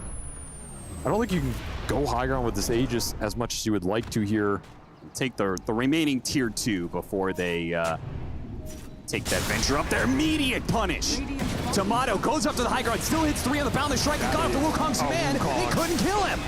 Now he's inside of his Wukong's command, and there's nothing they can do about it. The 2 supports will die as OG flood the battlefield with heroes, running over multiple Falcons members. They're going to get 4 at the end of it, with the illusion of the Venge dying as well. And you even got the Doomsteel thrown back onto Whisper. He shrugs it off. This one might just be over, honestly. Like, I don't think your lineup can fight its way back in this game because your scale's predicated on getting the IO Gyro super fat. That window just evaporated off raw aggression from OG, and I think the high ground was difficult, but not when the Venge is dead. Still have Aegis on this Monkey. There's your big epicenter combo. A one-in-man attempt from Malrine to hold the ground, but it's not good enough. He had no damage back up. He literally just used the full Sand King kit, and there was nothing else. And he brought some heroes down to half, and that's about it. A swap back on Tomato will actually lead to the Aegis expiring here. They deal with the second life. Okay, Malrine's going to buy back. They're going to hit him with the instant stuns, chain him up right next to the fountain. That could be good enough unless a Boundary Strike can get him away. Tomato, a hop away to the trees. He's out. Man, this shard has done so much work on the offensive and the defensive end. Top tower has been denied. And he is... Oh, Crit's going to get picked off outside of the base. Wait, no, Ahri doesn't have quite enough damage. He's tanky with the Vessel build, though. Yeah, no Sunstrike comes a bit late there. I like the heads-up play. He carapissed, trying to reflect the Sunstrike if it had landed. Need a ban Invoker, Amar. I mean, was Invoker the problem? I don't even know if that's true. I mean, that might just be part of Seb's tactic there. Yeah, because then Amar is thinking to himself, well, it wasn't the Invoker, and, you know. I think Amar has him muted, so... that's probably true. I think Amar's had him muted when he was playing with him too, to be honest. And that, I mean, that's another part about this interaction, right? Falcons were talking a lot of trash when they were beating teams. One of the teams they did talk trash to in all chat was OG. Seb, perhaps one of the only people who was able to stand his ground against a winning Falcons team, did so. Had a pretty good zinger. Something about winning TIs Falcons haven't done yet. OG. A blast on Amar. Amar looking for a swap, but it's not looking good. He's walking back into a Wukong command setup from Tomato. He goes for the swap to the right-hand side, but still dies. He has his illusion to play with, but no targets for the immediate pickoff. Looks for Tomato. Tomato pops out of the trees real quick. Doesn't want to get isolated again. Even if he survived last time, it was still a bit of a close call without BKB. And you gotta swap somebody in here. It's your only option at this point. Hits the burrow strike only on one. Maureen right in the middle, just hoping the Sandstorm will do enough, but he gets blown up too quickly. The damage is overwhelming from OG at this point. And with a dieback, a GG is called. Falcons, 6-game win streak, brought low immediately by a just immensely aggressive OG, man. I'm not sure if we've seen this kind of aggression at this tournament yet. This was something else. This is, I feel, how this team wants to play, though. That's the crazy part. Like, where has it been all year? It's coming together at this tournament, and it is a good sign if you're an OG fan, because I feel like this is Seb in his element, where he can just run around, start getting the advantage on you, dictating the skirmishes, build up the utility, and suddenly you get to a point where you just can't fight back because these heroes are too tanky, too many auras. They have the scale on their side as well, in my opinion, to you know, maybe not a crazy degree, but it's really solid here. And to me, this game was won on itemization. I think OG clearly had a game plan to deal with this mid Sand King. They gave it to Falcons. They had the heroes they wanted verse it with the Invoker, doing okay on lane, shutting him down with EMP in the fights. They had the Doom to negate the healing on this hero as a frontliner, which, you know, it makes you not want to go the Bloodstone build. And then on top of that, you're throwing Mage Slayers into this hero. Not an item we've seen a lot this patch, but one that is super effective against the flat spell damage. Maureen, he shined on this hero, but that game he got absolutely shut down, and it cost Falcons big time as their momentum comes to an end. And OG looking to punch another win here in game 2 would be huge for them in that standing. I love the storyline you bring up about the Sand King, something that's been successful not just for Falcons and their bit of comeback in day 2, but also just the fact that it's been one of the better heroes of the tournament. OG show they are prepared for it. The fact that Monkey King is able to make it all the way through that draft and have such an impact on the game that it did. We really wanted to talk about BSJ, the lanes, the laning parts of this. This is what you said when you saw the draft ended. It really is dependent on what momentum they're able to get out of it, and it just was not enough for Falcons. It sort of started to unravel despite the lanes going their way. Yeah, so I had predicted that Ahri would rotate top and open up some space in the map by killing Amar once for Tomato, and then Tomato would be able to make some space, but I did not predict that amount of space, as he pretty much destroyed that entire mid-game. I feel like Skeeter tried his best to be participating in those fights, and Gyrocopter is known as like a mid-game carry, and he just can't match the prowess of like the impact Tomato had. That early Mage Slayer pretty much negated all of Gyrocopter and Sand King's mid-game damage, so it just snowballed out of control very quickly. That was something that Backstreet Boys teams were lacking in their series on our stream previously against Sand King. They did not have any Mage Slayers, and in this game, they had to. Like, this item has been heavily nerfed, but still works out against some of these cases, because most of the damage early on is magical. And I like the rotations coming out from Tomato early on. He's playing this bottom part of the map, going through the Twin Gates, being very active. This is not your normal MK items. This is Mage Slayer into Deso, into like Shard. He's just popping off completely, being involved in like 70-80% of the kills. Yeah, well, let's take a look at some more specific highlights from this game that you want to start us off with here, Lacoste. Yeah, this is the highlight that Monkey joins slightly later, I believe, but they are bringing in the numbers. The spellcasting previously wasn't really great, you know, some of these tornadoes missing and everything, but a couple of these kills, this is the one where Whisper turns things around, gets the Doom off. Some of these players, position forwards and offlaners, they're really good at baiting stuff, so they get a kill with the Doom, and it's going to transition into even more kills. This Chain Lightning creep that he picked up early on also allowed them to dominate this bottom lane, and it's also like a couple of seconds after, Amar pushing in very aggressively, and OG bringing in numbers, Tomato coming in, just all over the place. They have the heroes who can rotate quickly, and they use them correctly. Ren, let's see what your highlight was, though, because there was another aspect of this game that you wanted to talk about. Oh, I was highlighting Ari going into the series, that he's just impressing us immensely on supports other than what we know him for. And we had seen him on Nyx yesterday, and this is a fight that is completely set up by Ari. He's obviously got the follow-up of his team, but look at this positioning where he starts with the Vendetta hit on Gyro, but gets the two-man impale, setting up for that two-man boundless into the Primal Spring. And this is felt like the beginning of the end. That the bottom plays that Lacoste was talking about gave OG the momentum that allowed for plays like this to happen. But I feel like every glimpse of hope that Falcons had left in this game was shattered after this play. And I guess we have to go to our last analyst, who isn't very good at predicting, and now on the outskirts of this this panel. Right, there's a little bit of hostility going on in the panel, but I can understand that. Right, so I did think Team Falcons was going to win this one, but OG really came with the plan. I mean, especially Tomato here. This is the main thing that I want to highlight, is the aggression coming out of him. And this is why people ban Monkey King. This is why people don't forget about the Tomato Monkey King. Even though he's in a game where he has a massive item advantage and he could kind of just chill, get BKB or whatever at this point and be really safe, he was still diving so much. He was playing with really low HP. And the reason that he was confident that he was able to do that is because, look at this, the instincts from this man. He just knows. He just knows the numbers on Monkey King. Back to you, BSJ. And speaking of numbers, back to me, that was 23rd pick, Monkey King. In my book, at least, Monkey is banned out in most of these games.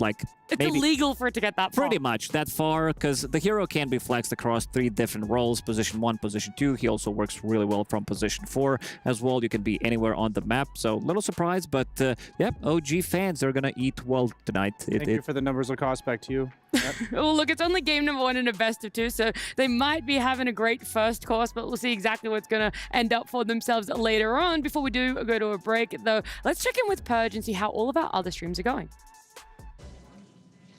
Here we have Blacklist International playing a very crucial match against Team Heroic. They're both in Group A, and both of them have had a bit of a tough road so far. Blacklist International sitting at 3-7.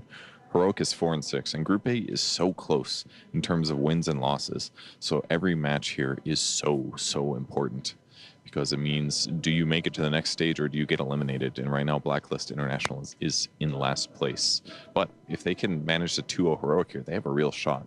If they also beat Team Spirit afterwards. So both teams, crucial match here. Maybe the easiest match that either team is going to play before this group stage ends. Well, we'll check in with them later and see how they did. Thank you so much, Purge. Did you guys get any of that at all? I'm just going to let you know that I worry for all the viewers at home if you're still awake, because that is so relaxing. I could ASMR Purge his voice. I feel like he should start a podcast or something that I can download on Spotify. I always told him audiobooks. Yeah, when he says, "Hey guys," I'm like, "Oh man, this is but some people good. don't. But some people don't listen to ASMR. No one actually asked your opinion. Some people listen to wake them up. I listen to screaming in ASMR, so that way it wakes me up. And I think that there's people outside my apartment screaming, so I wake up. They would not like Purge then, because he isn't very relaxing. Because it's too relaxing. These people wouldn't like that. I think you actually had the most cooked apartment, because it also got set on fire. That actually, unironically, did happen. There was a bit of a fire there. Was it your fault, or no? It was a cheeseburger party that went wrong, and that's not even a joke. You know what he's referring to when he says a cheeseburger party? I have no idea what a cheeseburger party is. It's just a barbecue. It's a cheeseburger party. That's not even a joke. I actually did. The apartment was on fire. It did, and that's the best thing about having you on panel, Jenkins, is that you're fine to be the odd one out. You're okay to be the wrong one. No. No? I want to be over there. Oh, okay, well, you don't have the chance to do that right now, because we're going to go to a break. When we come back, game number 2 in our best of 2 between Falcons and OG.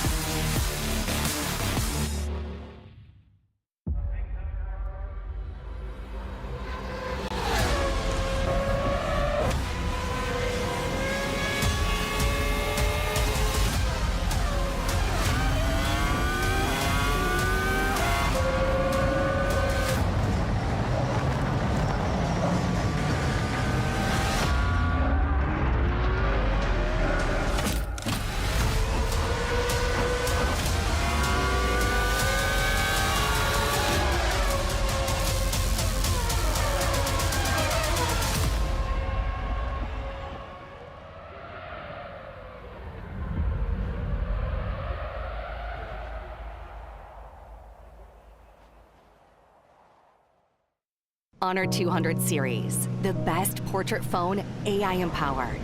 Studio level, AI portrait camera, 3 hardcore portrait modes. Color, vibrant and classic to capture portraits that truly stand out. AI empowered magic portal. Snapdragon 8S Gen 3 AI chipset. 5,200 milliampere per hours silicon carbon battery, 100 watt. Honor Supercharge. This is Honor 200 series.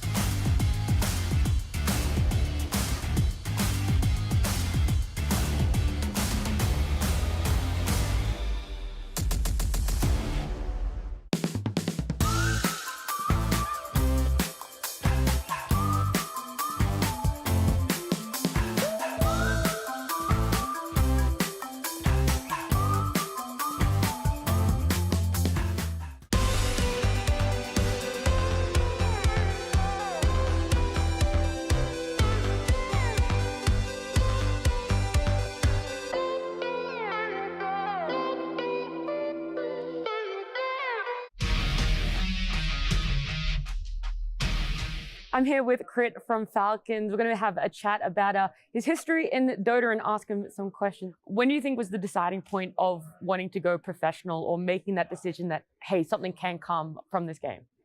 I think right before I started high school, I was on like semi-pro teams, and I had a decent shot to go what was pro then, and that was like right before TI1. But I wanted to do high school first, just because, you know, it's a good idea. It's normally pretty good. Yeah, to finish so high school, and I would advise people to do the same. So I had some idea that I could go pro then. I was playing with some Danish players, and we were doing okay. And I had some offers to go like take one step above, but I went to high school, and then I kind of stayed in form for those years. So it was 3 years in Denmark, and then after high school, I joined Monkey Business, and it was not the biggest players back then. It was Fly, Notel, Miracle, and Moon Meander. I mean, you say those names now, and like they're massive. Yeah, but back then it was like Notel and Fly hadn't really done anything in Dota, and they kind of just tried to pick up talent in me and Miracle, and then Moon Meander was like a veteran that they kind of pulled over talent from Complexity, I think. But what was it like? What did you learn, and how much of that do you still carry with you today? Oh, it's been a long time. You got to search back, what, 15 years? Yeah, I mean, Monkey Business was 2015. That's 9 years ago. Yeah. I think just through the years, just being around people that had different attitudes towards the game and how they talk to their teammates, and you just kind of slowly pick up on what is useful, because you learn from them. Like you get an experience with them that you want to then like give on to the next people that you play with. So you learn how to interact, how to be a good teammate. And I think everyone that I've played with, I've been very fortunate in my career to have pretty much only good teammates and very good players. And I've learned from all of them, I'd say. I can't really specifically say anyone, because I feel like it's not really fair. I think everyone kind of had a big impact on me, and you pick out something specific from everyone, and everyone's different. Some are more strict, some are more loose, you know. And I think it's just important to learn from what you're experiencing, and so that you can give on what's actually good and not what's bad, you know. Awesome. Well, thank you so much for joining me, Crit. I appreciate the time and everything that you shared with me. Yeah.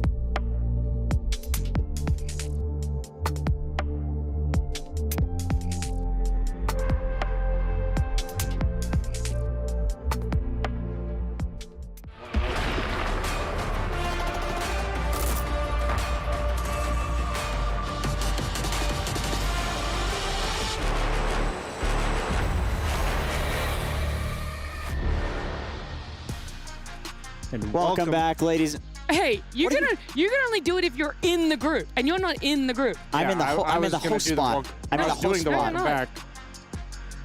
That's what we agreed on. Can we cut? Can we? We'll cut it. We'll edit that out. And we Let's do it again. Okay. Yeah, go ahead. Right from the top, BSJ. Redo it. And welcome back to Game 2 at the EWC. You gotta Riyadh put more Masters emotion into it. Of OG versus Team Falcons. OG! That's about as much as I got, man. No, that was fantastic. It's nice to get you guys on board, swapping roles here and there, but I would even dip my toe into being an analyst here as our countdown is leading to our game number 2 draft. We're going to see, is that Monkey King going to illegally get all the way through to last pick, or is it something that gets shifted to a first phase ban? We don't even know what these teams are thinking right now, only that hopefully Falcons have mentally reset from whatever happened in game number 1. So I would like to talk about the fact that, Falcons, they're 6-5. That's still decent. But from what we've known of Falcons all season, you have to ask yourself, why aren't they giving us the performances that they've always been giving us? And I want to highlight Amar because he was given last pick that game. We also saw it in the series on the main stage the first day. It doesn't seem like he has a comfort in this meta right now, as Venge definitely looked like something that he doesn't look like his Timbersaws and his Razors and his go-tos. And something that I noticed in the statistics, and OG also won with it yesterday, was 24th pick Beastmaster that was in the pool. It generally lanes pretty well against Monkey King. It's it allowed them to group up. It allows them to get early objectives, which is really important against heroes like Nyx and Invoker, which play for the pickoff. And it's the fact that they haven't picked it this entire tournament. They haven't touched it. So this is a hero with 33 games with a 67% win rate. So it's obviously working for a lot of these other teams. And it's just something we have to kind of pay attention to as this tournament develops.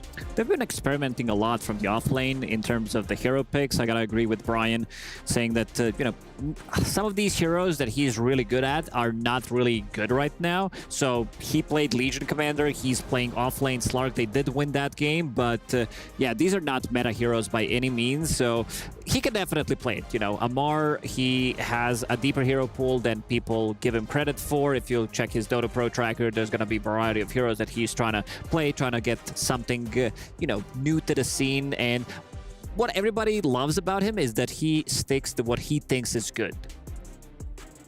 I agree. I mean, the games that they have looked really good in are definitely the ones where they're first picking his heroes, because I feel like his heroes are first pickable. The Doom is considered to be an S tier hero right now. That's one of his main guys. Mars, maybe not so much, but it does feel like one of those patches where if you have a competent Mars player and you have a support to make it work, like some Hoodwink or Snapfire, then it is worth not first picking, but early picking.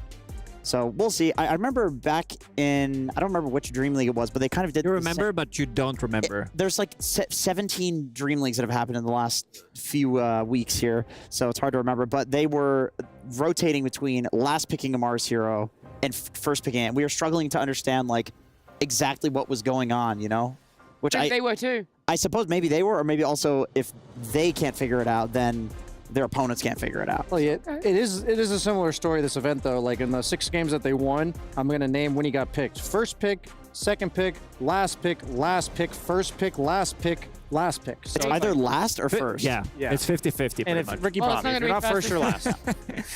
So they will pick up the Hoodwink. They definitely have the best Hoodwink player in the world, I would say. There's, some Ari others that are really good.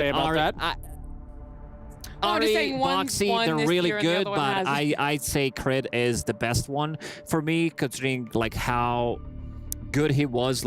Every single game that he's playing this hero, he's owning, and he's not playing it as greedy as the other players are. He's not rushing Maelstrom. It really depends on the game, but most of the time you would see him pick up that road of Atos and then transition into another carry. Well, it does leave the Chen open for OG. Falcons opted to ban out the MK and the Invoker from game number 1. It leaves it open, and OG think that this is going to be something that is very crucial to what they want to build up for themselves in the draft. Has OG picked the Sven for themselves before? Because, I mean... Okay, they have. Yeah, they picked it. They picked it for Seb. Chen? Did I say Sven? Yeah. It rhymes, whatever. Yeah, so Seb has been flying it. It's just that when I see the Chen, I really think of Snaking. This is one of his bread and butter heroes. I feel like they're really good at grouping up and, dominating the lanes. I think, Brian, you said yesterday that Falcons is the best laning team, and they'll often destroy you in lanes and then snowball the mid game. Chen's very good at doing that. But OG, we've seen them. They look extremely aggressive in all of the games that they're playing. Chen doesn't really let you dive that much, or I suppose he does with the creeps. He's not the one that's going to be doing the diving, but he enables you to do the diving with the heals, and he can push the towers. It's also just a hero, like, we all know Seb plays it. We've seen him play it in the past, but and you mentioned it's a Snake King special. So if you only have limited bans moving forward in the draft, they took Hoodwink. You're probably wondering on the side of OG which one they're going to take first, the Chen or the Hoodwink. Yeah. Snapfire, the other support that's often first picked, is banned out. So they probably, based on their like scouting report and like how many spaces are left in the draft, had to take Chen here. Otherwise, like the threat of it from Falcons in the second round is just too immense. I remember there was an interview, once again, at one of the Dream Leagues where we interviewed Malreen, and we were asking him why a lot of supports were getting first phase picked. And it wasn't necessarily because the supports are that much better than all the cores, which are also S tier. It was just that there were like 5 S tier supports and then like 15 S tier cores. So I feel like we're kind of in a similar boat right now where there's not that many supports that are considered like broken. It's like Hoodwink, Chen, Snapfire. So maybe both teams think like the Sand King, for example, which OG steals here, is very broken, but there's also a lot more options to pick in the second phase compared to the supports.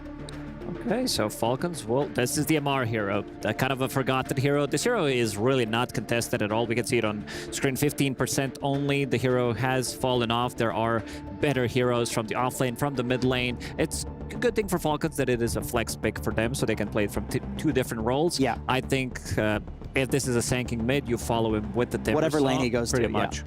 Well, it's also been set up for pretty well, even by the OG bans. Like you have the Doom taken out, one of the best counters to Timbersaw, yes. But the carry role, TA and Ursa are specifically very good against Timbersaw. So I think this was a planned pick coming out from Falcons, like just purely off these bans. I don't think it's necessarily a direct response to the Sand King. I think that this is almost certainly going to be a Mars hero, but they're probably going to leave it open to the flex.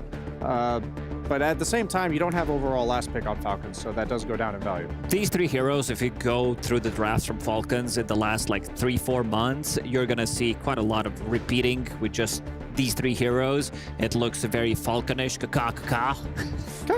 Surprisingly, Snake King has not played the Crystal Maiden yet in this tournament, even though it is such a Snake King classic. Yeah, he was a proprietor of it in the previous Dream League. Yeah, it's great against Chen. It's also much better now that it takes every 0.1 seconds and deals the damage compared to previously 0.5, I believe. But it doesn't like one-shot creeps anymore at the early levels. Like the way it works is it kills them much faster, yes. But it doesn't do quite as much damage. I assume it probably levels well with like the Chen's levels. Like as he's able to get bigger and bigger creeps, you're probably able to kill them if you're maxing out the Frostbite. The Morphling is a hero that's been having a lot of success. There's a mid-morph. There's a for sure mid-morph. You think so against Timber? Timber? It is so good against Timber. Dude, 50% cooldown reduction on Timber spells is busted. Is that just default, or do you have to have like max strength morphed, or like how does this work? You have to have max. Clearly practice this often. It's when you're 175% of the way towards one of the sides. You either get, well, for agility you get cooldown reduction. For strength you get damage. That's it. Oh, so you have to be a strength hero with max agility. With max agility, yeah, exactly, exactly. However, adaptive strike is still based on your agility. So basically, what you do, and then all of your cooldowns on the actual morph are also reduced by 50%. It's not just when you morph into stuff. So you have like a 3-second cooldown waveform once you have an Octarine core. Your adaptive strike has a crazy low cooldown too. People get Conda, that has a, or not Conda, they go for Phylactery, that has a low cooldown as well. I was thinking about maybe Rubik. It would be a good Rubik game, of course. I love the combo of Rubik plus Morphling because you can, you know, get better spells, lower cooldown, bigger cast range, but they will pick up Nyx Assassin one more time, which is, there is quite a lot of uncontrollable damage on side of Falcons with Timbersaw, with these Acorn shots running around, great against Crystal Maiden as well, stopping her ulti with the Carapace, so looks good.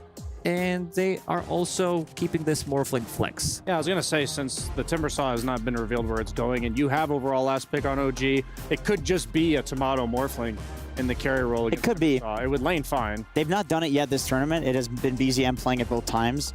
But it's Tomato. He's one of the world-class Morphlings in the world, so you always have to consider that.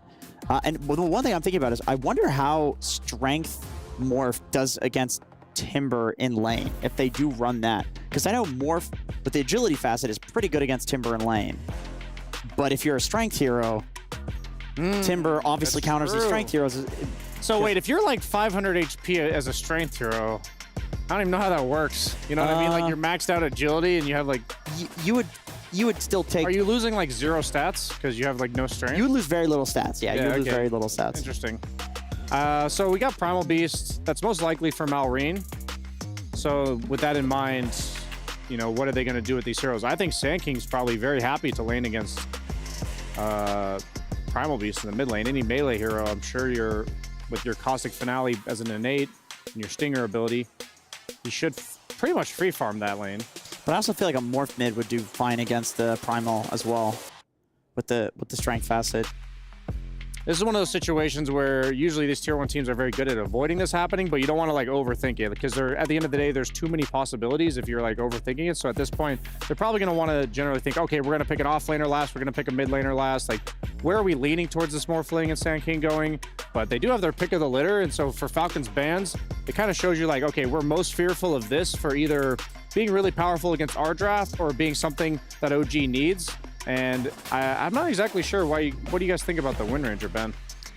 They're probably thinking we need to ban some of these heroes who are very difficult to catch. Even though they have Crystal Maiden, Primal Beast can be difficult, but I'm looking at the heroes. Is Ember Spirit still in the pool? He is. I'm just looking at the Mage Slayer buyer for OG. You're playing against Primal Beast, you're playing against Timbersaw, so you probably want to have that from your mid lane. Yeah, Ember's win rate also insanely high. I was checking that out the other day. I think it's like 72% win rate over 36 games on Ember. Very good hero. I feel like he's such like he's flying under the radar in these drafts. Like sometimes you'll sneak into like a second round ban, and a lot of people are block picking. He has been flying under the radar for like 3 patches. He's had a crazy win rate since the fastest patch dropped. Yeah. Nobody, because there's always been these like 3 or 4 mids picked above him. There was like the Zeus for a while with the lightning hands people are going, and then some other heroes. And Ember's just like chilling at like 56% win rate, but not picked that much. I think it's clear now. That double-sided Fist Talon is the one that, or Facet is the one that most people are taking, but you also have options with like the Chain Gang being really good against certain heroes in the back. Yeah. Overall, you're a hero that is poke damage, and it makes you do more poke damage, so getting free stuff on the fastest patches seems to be the name of the game. Oh, now they you're... just picked Gyro into Morph. Right, I was going to say, That's now a you're... bit of a question mark. Now you're very incentivized to run the carry Morph, because... Yeah, I love that Ember now that you're mentioning Lacoste. It looks really good. I mean, you have such good targets to turn into throughout this whole game. Like, at early levels, you can turn into Timbersaw, have that pure damage against him. Primal Beast is also fine. You turn into Gyro with the Flak Cannon later on. They know what they're going to pick, or at least BZM looks like he knows what he's going to play. Yeah, No, the Morphling. I just like to... I don't like seeing anything other than the Gyro at this point. I feel like that's all we've seen Skitter play when they do come up on the stage. So, bit of a rinse and repeat sometimes it feels like. Ooh, they go for the Brewmaster. Why? Why Brewmaster?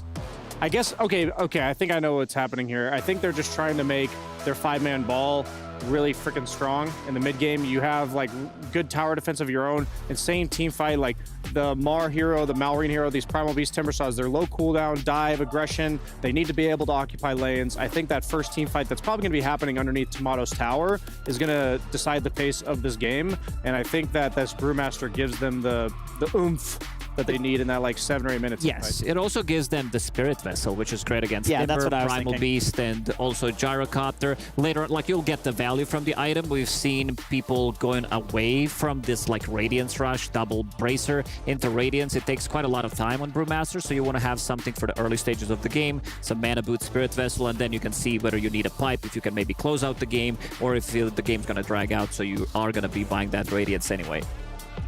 Like, what was the hero you were mentioning earlier for the offlane? For very similar reasons. Anyway, it doesn't matter. There's a ton of magic damage on the enemy side, so I feel like a natural pipe builder. You don't remember? I don't remember. Well, I don't either. But I said Ember. Oh, Ember. It was yeah. Mage Slayer, right? It was the Mage Slayer. It's like same. Yeah, that offlane hero. Same reasoning. Ember is an offlaner. Okay. I made a video about that. People play Ember offlane. Classic self-promotion. Shout outs to Divine Llama. Mike played it, yeah. Yeah, shout outs to Divine Llama.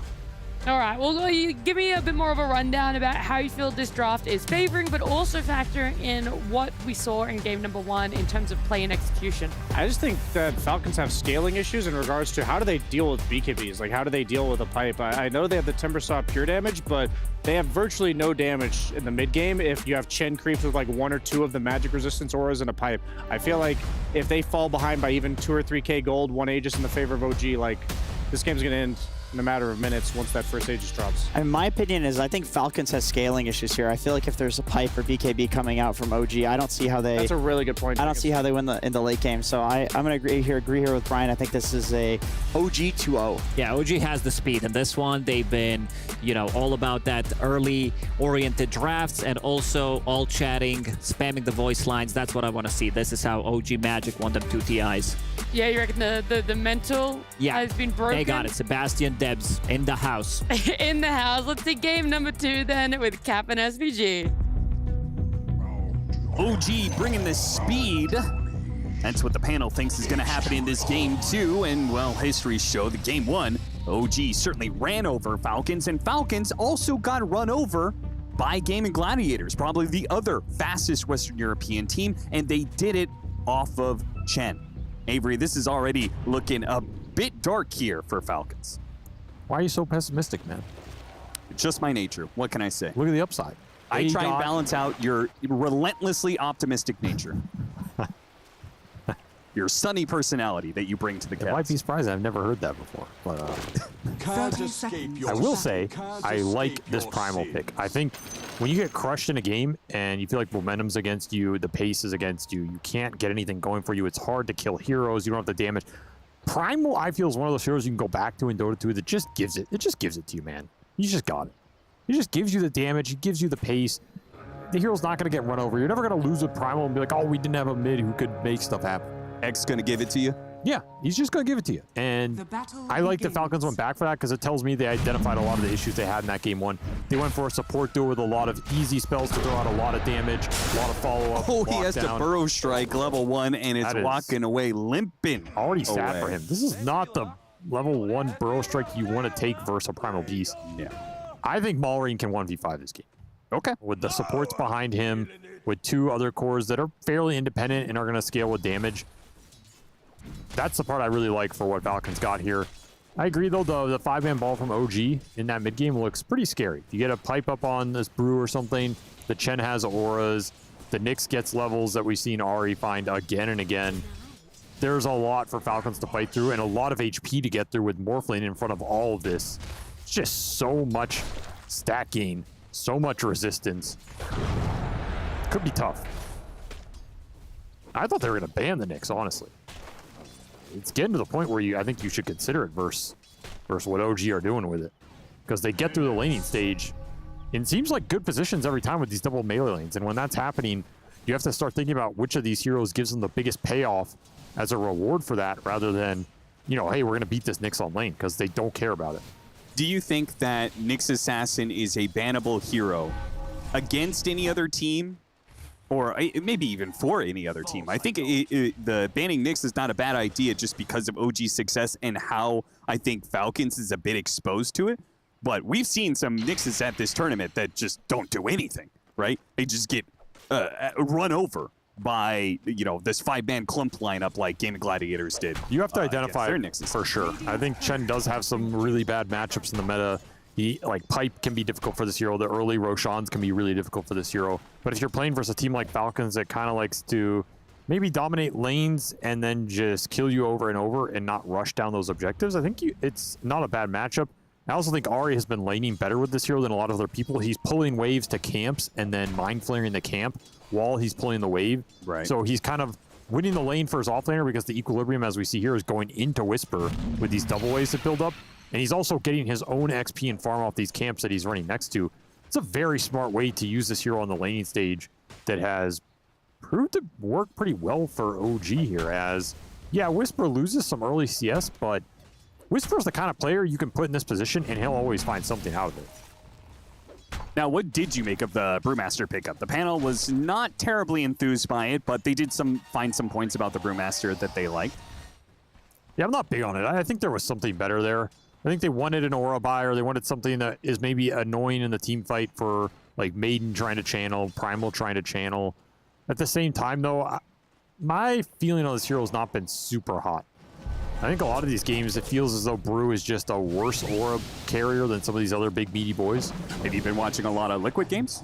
No, I wouldn't pull them out of the hat necessarily, but Seb, he'll pick up the first blood, and the battle continues on the mid lane as well. Despite that early bit of harassment, you could see Malrine was trying to get the punish on BZM, trying to kick him out of lane. Ultimately, the Sand King and a melee on matchup is winning out in CS, and will probably continue to do so. Got to keep pulling his waves for Whisper. Is falling behind a large amount in that CS, so this is the exchange with this Nyx for OG. You're going to get the Nyx in the mid game, you're going to get some farm up the Mind Flare, but your offlaner is going to suffer. Whereas Amar, he's free farming down here. Some mana burn coming out from the Chen with the early Satyr creep, which is nice. Tomato also free farming down here, so maybe OG are okay with this exchange, as this Morph is going to turn the Timber spells against him later on. And there's a lot of good stuff to steal in this game. Yeah. And it is Tomato's best hero from a stats perspective, right? 100%. I think he would say that. The Tomato Morph lane, no joke, gotta respect it. Radiant's middle tower is under Looking attack. forward to seeing which hero Seb will tell Falcons to ban for the next time they meet. That's true. They did ban the Invoker, so I guess he got in their head. Look at Malrine, he's trying to pull the creep wave. He can't deal with the matchup anymore. BZM's almost back up to full HP, and the Sandstorm plus Stinger plus Caustic Finale, it's just too oppressive. So he's going to be kind of limping along, but the side lanes are doing well for Falcons. 26-9 for Amar. And on probably his best hero, perhaps. What would you say Amar's best hero is? It's Timbersaw, right? Yeah. Think more so than the Mars? Yeah. Well,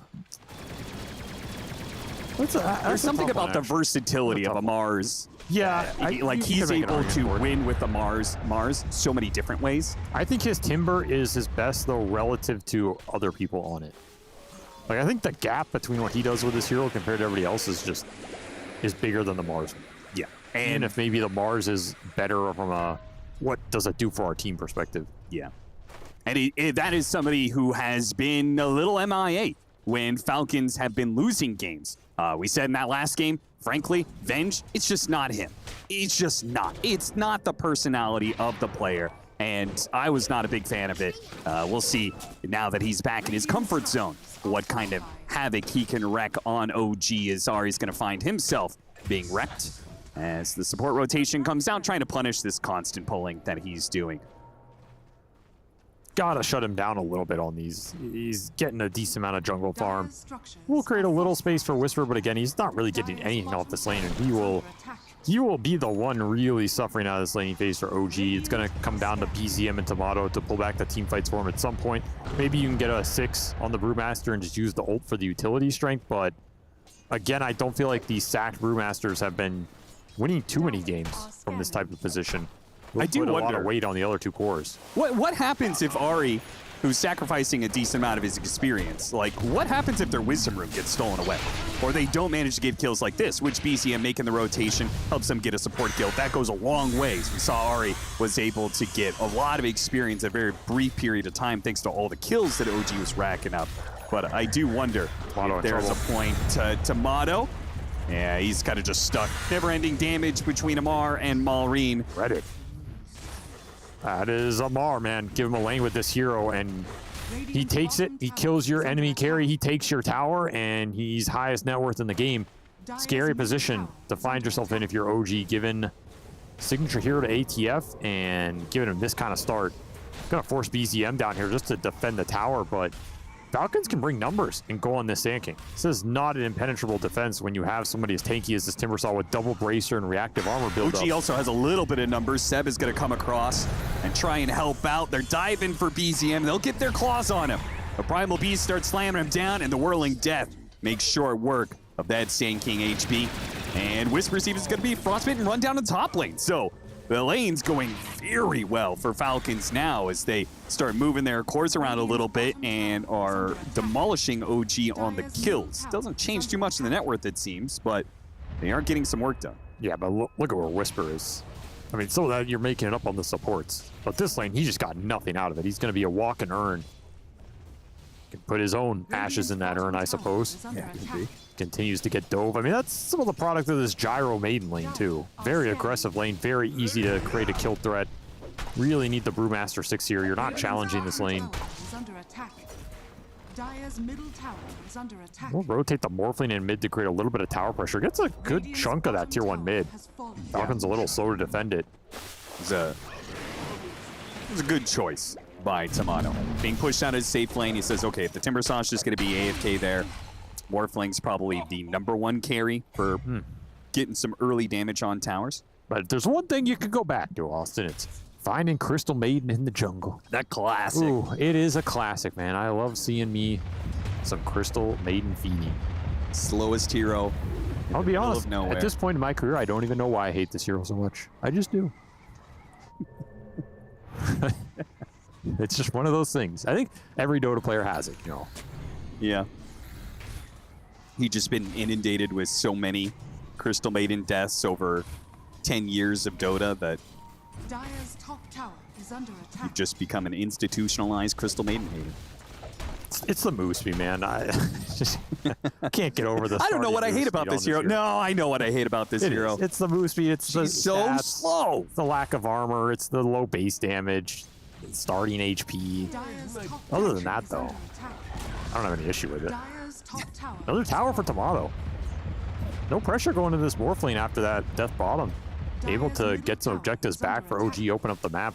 Yeah, why is Falcons not being as aggressive? I would have expected the Primal Beast just be looking for any fight. Yeah, I feel like Maureen could have just rotated these towers. Maybe they're afraid of the Brew 6 right now, but this is just going to be another Maiden death. It's a third death for Snake King. You know what the funny part? I've never thought about this, but Crystal Maiden is incentivized to go to the jungle because of Frostbite. To get that extra bit of farm sometimes, and that's exactly where she is most likely to get killed because she's so damn slow. 10-minute power rune. He'll spawn top an arcane rune. Big pickup. Really prioritizing these runes. And Seb's just been farming, man. He already has mech up, level 6, Hand to God online. That tornado, that hurricane did not do him any favors there. Barely bumps into a Maureen. Wow, catches up to Seb, gets that quick kill. Incredibly unlucky. Was not his hurricane. That was a neutral hurricane. Oh, was it really? Yeah. No. So Seb, he should have converted that creep, I guess. Misplayed that situation horrible. What can you do? Sometimes, brother. Gabe just says you will die now. Still some recovery to be done here for OG because, man, has Amar found a lot here in the first 10 minutes of this game. We're gonna get a recovery for the cores specifically, right? Yes. And this is the kind of damage I'm talking about, right? Like, you're just going straight through a mech gen like it's nothing here on this Primal Beast. Yeah. And you're going to have a fast Eternal Shroud on the Primal. You're going to have an Eternal Shroud on the Timber, too. So the two tanky boys for Falcons building up the magic resistance. Kind of similar to the double Mage Slayer last game versus that Sand King. They're going to have double Eternal Shroud versus this Sand King. Might be problematic for OG. Again, trying to abuse the fact this hero can't really build damage up in any of the other ways here. And every other hero on their team is going to throw out a decent amount of magic damage as well. So this is just going to be a constant problem for OG. You have some ways to deal with it. The downside of the Eternal Shrouds is they are not BKBs, which means the Nyx with his chain stunning becomes a bit more effective. The Morphling can, steal Timber spells, throw Whirling Death back into your strength heroes. It's pretty effective here. There are some mechanisms for OG to battle against those two Shrouds, but you would like to fight before they come out here if you're OG, especially with Vessel done on Whisper. He really needs the catch-up experience, and you got that Blink Dagger done on the Sand King, so they're looking for it here, but nobody's home. Feel like we're going back in time just a little bit. Primal Beast, Timbersaw, another strength hero. Sand King really wasn't. Well, I guess Sand King, yeah, there was that Aghanim phase, but Eternal Shrouds for big tanky boys, and both teams are looking at it like, well, they're going to run out of damage because we have Pipe, Eternal Shroud, etc., etc. And we're just going to be in for some long-form team fights where people are just crashing into each other, but nobody's quite dying. Radiant are scanning.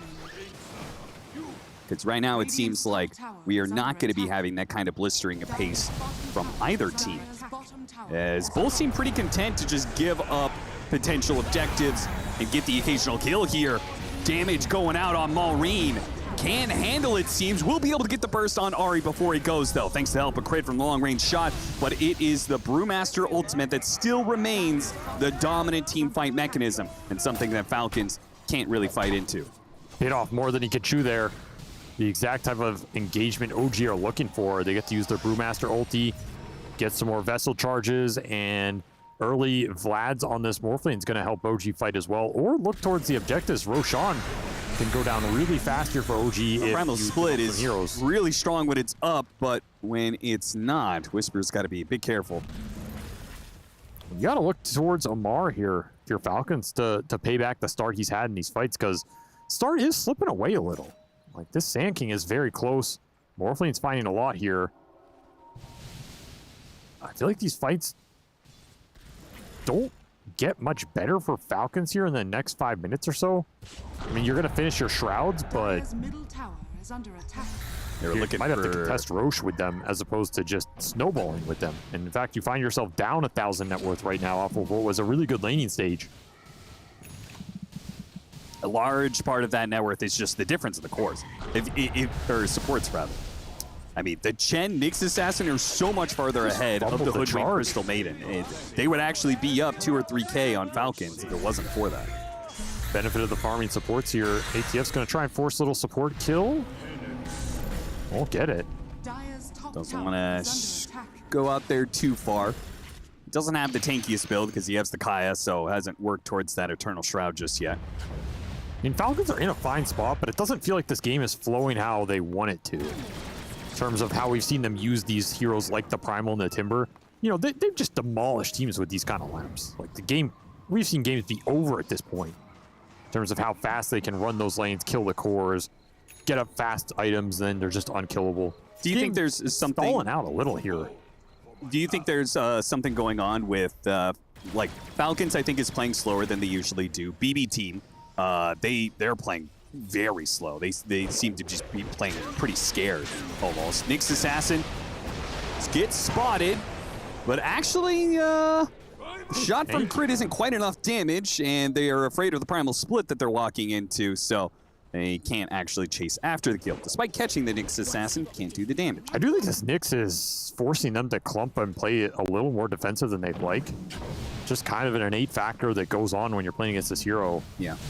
And we saw like the one aggressive move mid for Maureen that backfired, so maybe he's a little tentative. He's going to try and make a similar one mid. It's just not a hero you can burst down. Snaking walks a bit close to the Morphling.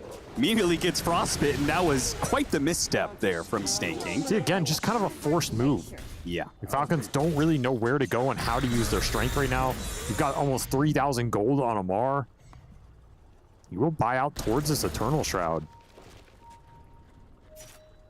But you're not finding a lot of map pressure. In fact, if you look at the lanes, all three are either in or not being farmed by Falcons. It's kind of awkward. Yeah. And their vision is pretty defensive as well.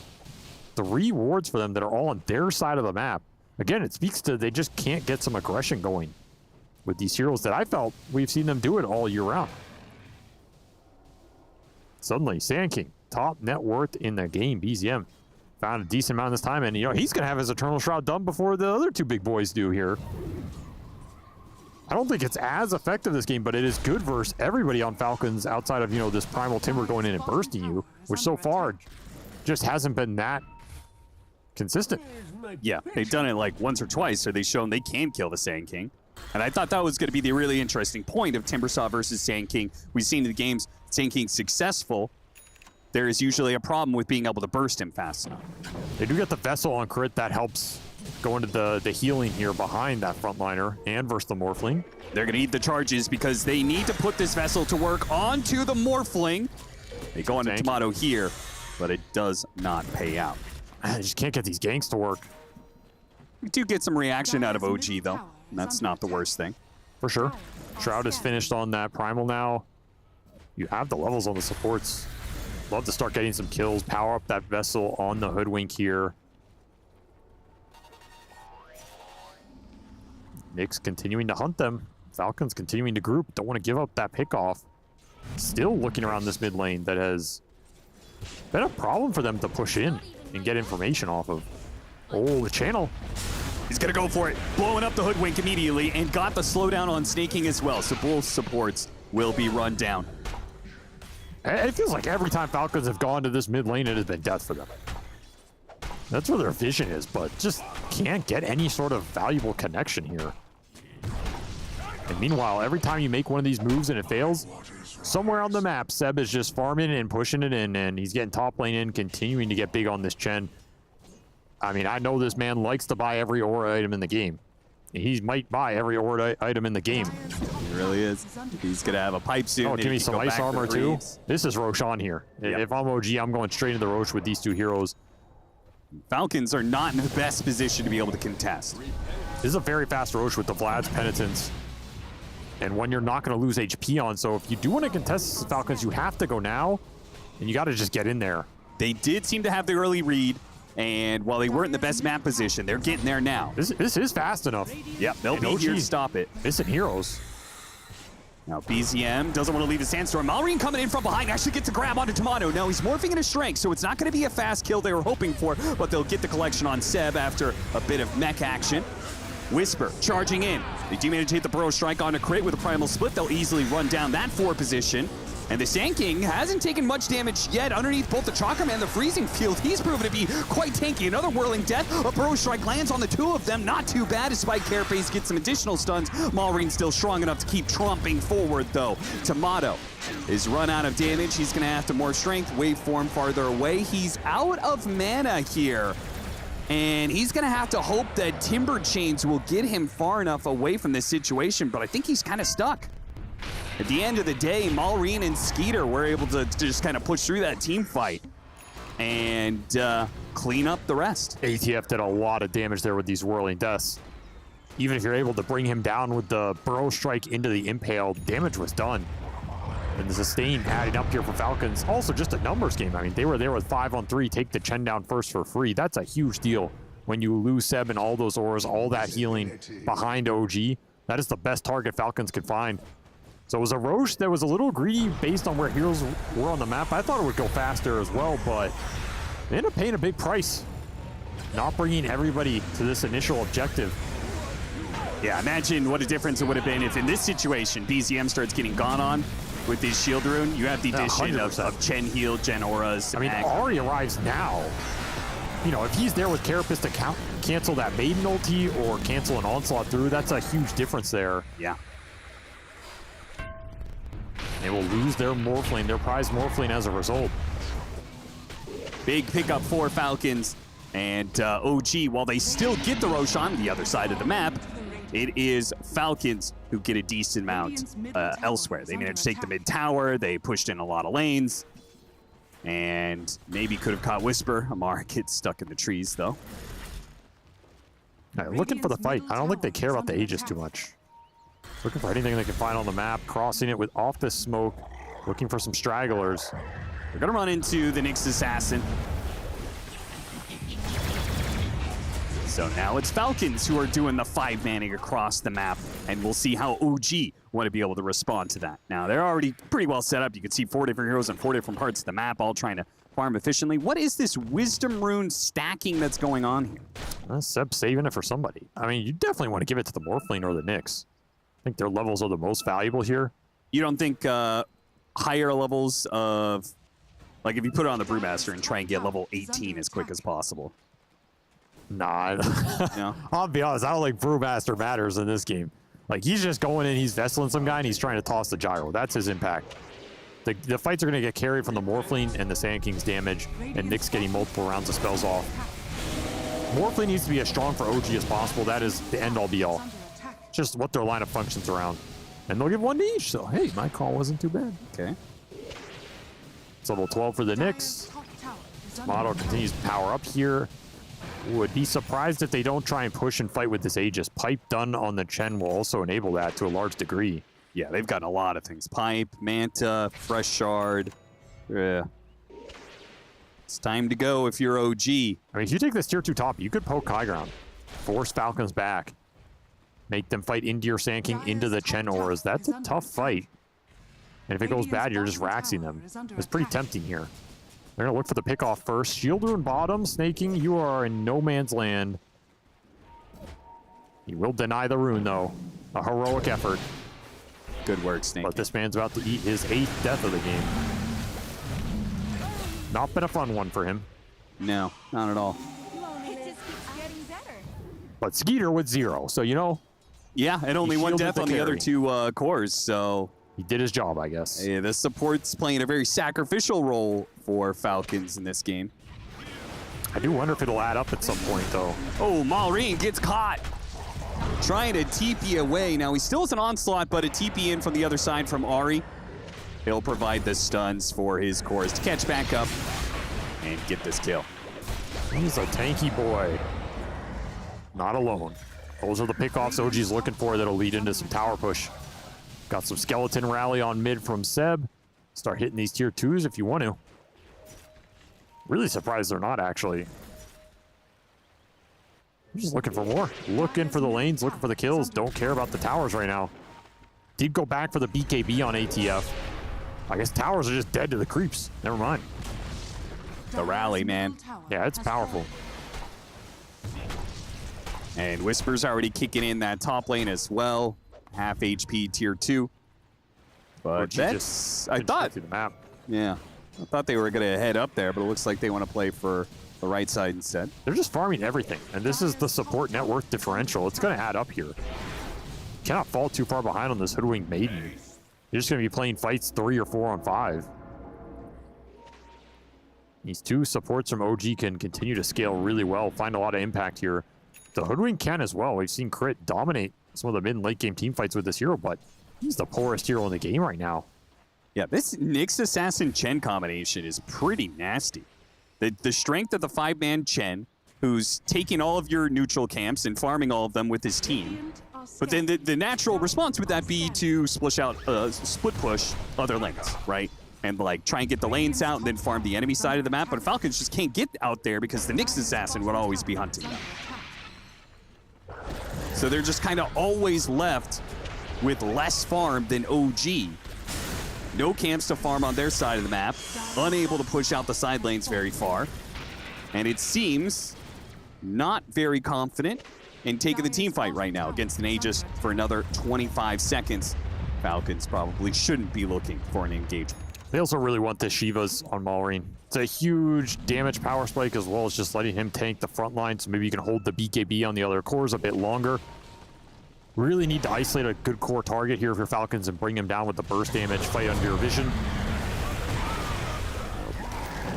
He does have the Aegis, so this is just a casual poke. He'll back away as the Aegis starts expiring, so Tomato can get back to full HP, guaranteed. BKB done, though. So Falcons have delayed it long enough for Shiva's BKB. Do you think they're confident now about taking the 5-on-5? They should be. I mean, this is the best power point you're going to get for a long time. ATF, he wants to fight, man. He knows he's strong. He has Gem. He can frontline. You just have to find that opening. Got to get the initiation off the Primal Beast. I feel like if you let Sand King get to the Bloodstone here, it's going to be tough to just run into him with the auras behind him. Count him up. So many auras. Grab on Sand King, immediately denied by the adaptive strike. BCM pulled back in by the Bushwhack, trying to get away, but he's just stuck in this muck and cannot seem to get out. They got the pick off of the Sand King. The Primal Split is used, though, and Tomato jumps forward to kill the Crystal Main, put some damage back onto Malrine. At half HP, Falcons are able to reset on their cores. 2 supports for Sand King, and a Primal Split used. Are Falcons happy with that? Yeah, I think so. Kind of hard to tell, but I feel like their supports have been suffering, and that Sand King is the highest net worth hero in the game, so... Yeah, what's a little bit more pain and misery? Yeah, they'll be up in no time. Benefit of the low levels here. That's true, that's true. And that hand I got healed him for so much there. Crazy how much healing you have to get through here for Falcons, and you have, you know, a Vessel to help you in a Whirling Death. That's kind of it, though. The rest is just damage you're throwing into the brick wall. They just need more damage here if you're Falcons. You need it wherever you can get it. Open up on the Timber Saw, half HP already. A huge amount of burst damage from OG. But they can't quite get the kill, and now Maureen comes back in for a bit of punish, though going on to a Morphling. He's already morphed to strength primarily. Not a great target for them, especially with all the auras behind the Morphling. It turns that 5,000 HP into like an effective HP of like 10k, so let's not even bother. Well, you can see both these sides. They have a lot of HP to get through here. You really have to be careful about who you commit on and how much you commit on them. If you throw your initial volley and it doesn't bring that target down, the other team's going to try and turn on you. That's where your supports can bleed out some quick deaths, and then you're at a numbers disadvantage. Force stabs seem really good for both teams here. Generally, these kind of games where you're playing with these really tanky frontliners, Force stabs and Glimmer Capes, these types of items shine because it lets you just disengage the guy the enemy commits on and then re-engage as a full unit. Saw the Hurricane Pike from Tomato. Would not be surprised to see a bit more. Big push out from Falcons. Not with the smoke, though. Ari spots him coming. It's the Spike Carapace and the Vendetta. It's so hard to catch him, man. Yeah, that facet is very annoying. And since you didn't go the BKB on the Primal, you can't just like charge in as Maureen and guarantee a full duration Polarize or something. Sure. More aggression for Tomato with Daedalus, and that Bloodstone coming for BZM. I mean, OG, they got to be happy about how they're scaling up here. This next Roshan is going to be a very solid chance to just go high ground with some overwhelming power. All the auras behind you. Seb back to playing 3 position here. Didn't take him long. In his element. He really is. He's going to go for Crimson Guard, so that change to Crimson Guard having a bit of an effect here.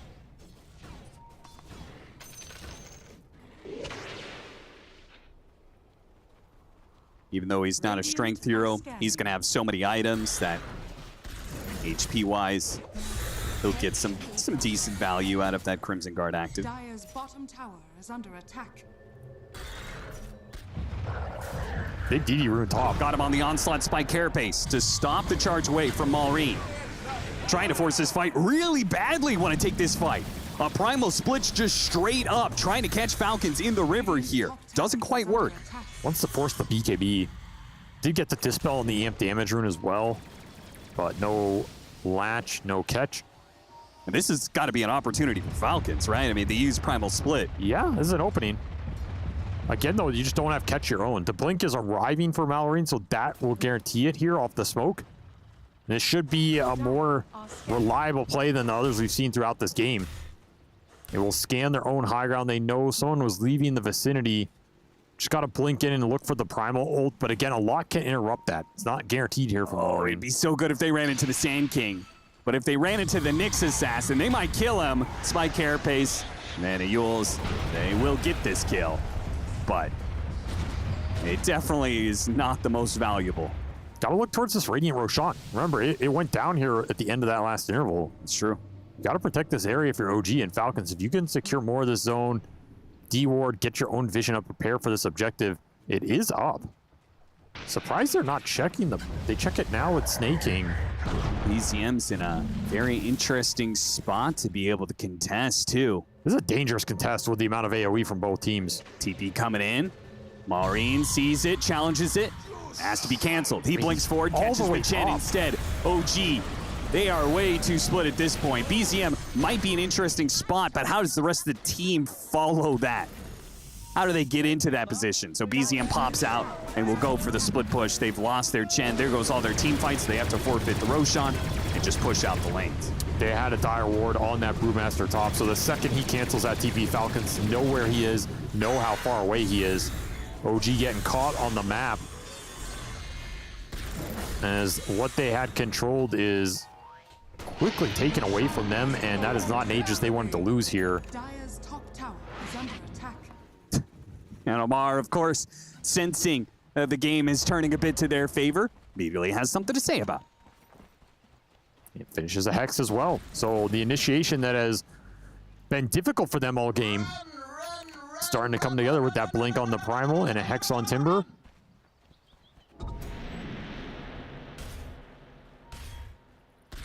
You always notice that Amar He's always going to do the most all chatting with some of his former teammates. There's a lot of former teammates in this game. Oh, yeah.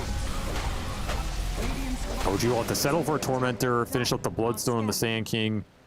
Shard for the Nyx. I guess it's not too bad here. Yeah. Extra damage. I mean, especially when you have a Morphling, you can put such a heavy amount of single target magic damage. Still looking towards 4 stats here, though. I feel like OG need at least 1 or 2 more, maybe. Just so you can kite out the initial go from the 2 strength cores and re-engage. Otherwise, you're kind of just sitting ducks. Like, you go on this Sand King, even if BZM lives or the Morphling lives, it can give an opening for Falcons to find the Chen, find the Nyx, and then the second they're down, that team fight's a lot more difficult for OG. Yeah, but Force Staff isn't an aura item, so... Well, Seb's not going to go for it. But Force Staff saves the guy with the aura items. True, and that's why he told Ari to build it. He said, you buy a Force Staff, you save me, the aura guy. That's true. Yeah, Ari being a nuisance as always, but they have answers to him now. Again, that Blink Dagger, also Gem, and frankly, just better map control will lead to more pickoffs on the Nyx Assassin. A kill that is actually worth quite a pretty penny there. 850 gold for that. See, crit buys a Glimmer Cape. He knows what's up. He's not going for any Daedalus shenanigans. This game's about saving your frontliners. Just got to keep them alive. Keep them going. OG have not found anything in a long time here. But you were okay with their scaling, right? On the side of OG. So this shouldn't be too concerning. I feel like with this Chen lineup, you want every Roshan. I think that's a big component. The fact they lost that Roshan, I think hurts them a lot. I do always kind of find it weird to talk about Chen lineups and scaling because Chen naturally falls off, but oftentimes the rest of the team is still going to scale pretty well, so. But there is still some wild card factors here, like if you go in with Morphling, you got to remember this gyro matchup. You can steal Flat Cannon and turn it around against Falcons as well. If you're looking for more physical rather than trying to get Whirling Death combinations off. It's a big component here to the late game team fight for OG if they want to look for it. They'll find Snake King again.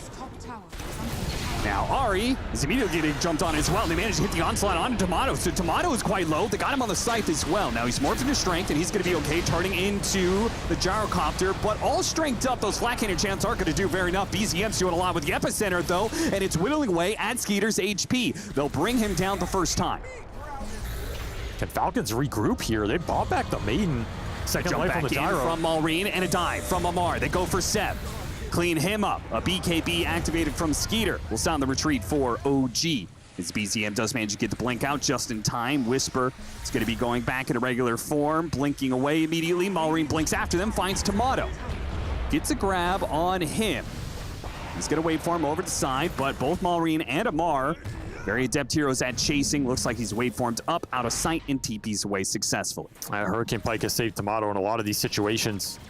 OG, they find the Aegis, they get a buyback on the Maiden. It's still a lost team fight, however, as Falcons continue to maintain some map control here.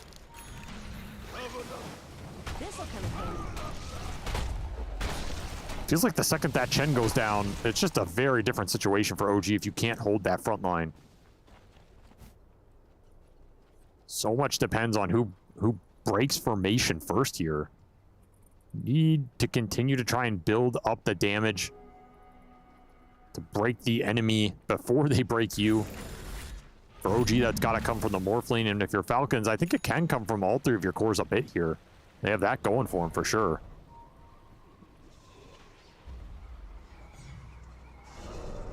Daedalus plus level 20 Morphling.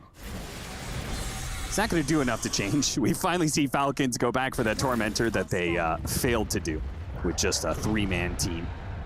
Do it a second time, and it works, and they're rewarded with rocks. A box of rocks. I mean, this Daedalus is nice. Like, you have Daedalus BKB Morph now with a Nemesis Curse. If you can steal the Flat Cannon, which we saw him going for, and just pump all that physical into Falcons, there's not a lot to mitigate it. Yeah. I mean, it is a lot of effective hits from Morphling in a very brief period of time. If he flat cannons everything, and then he also waveforms over some heroes.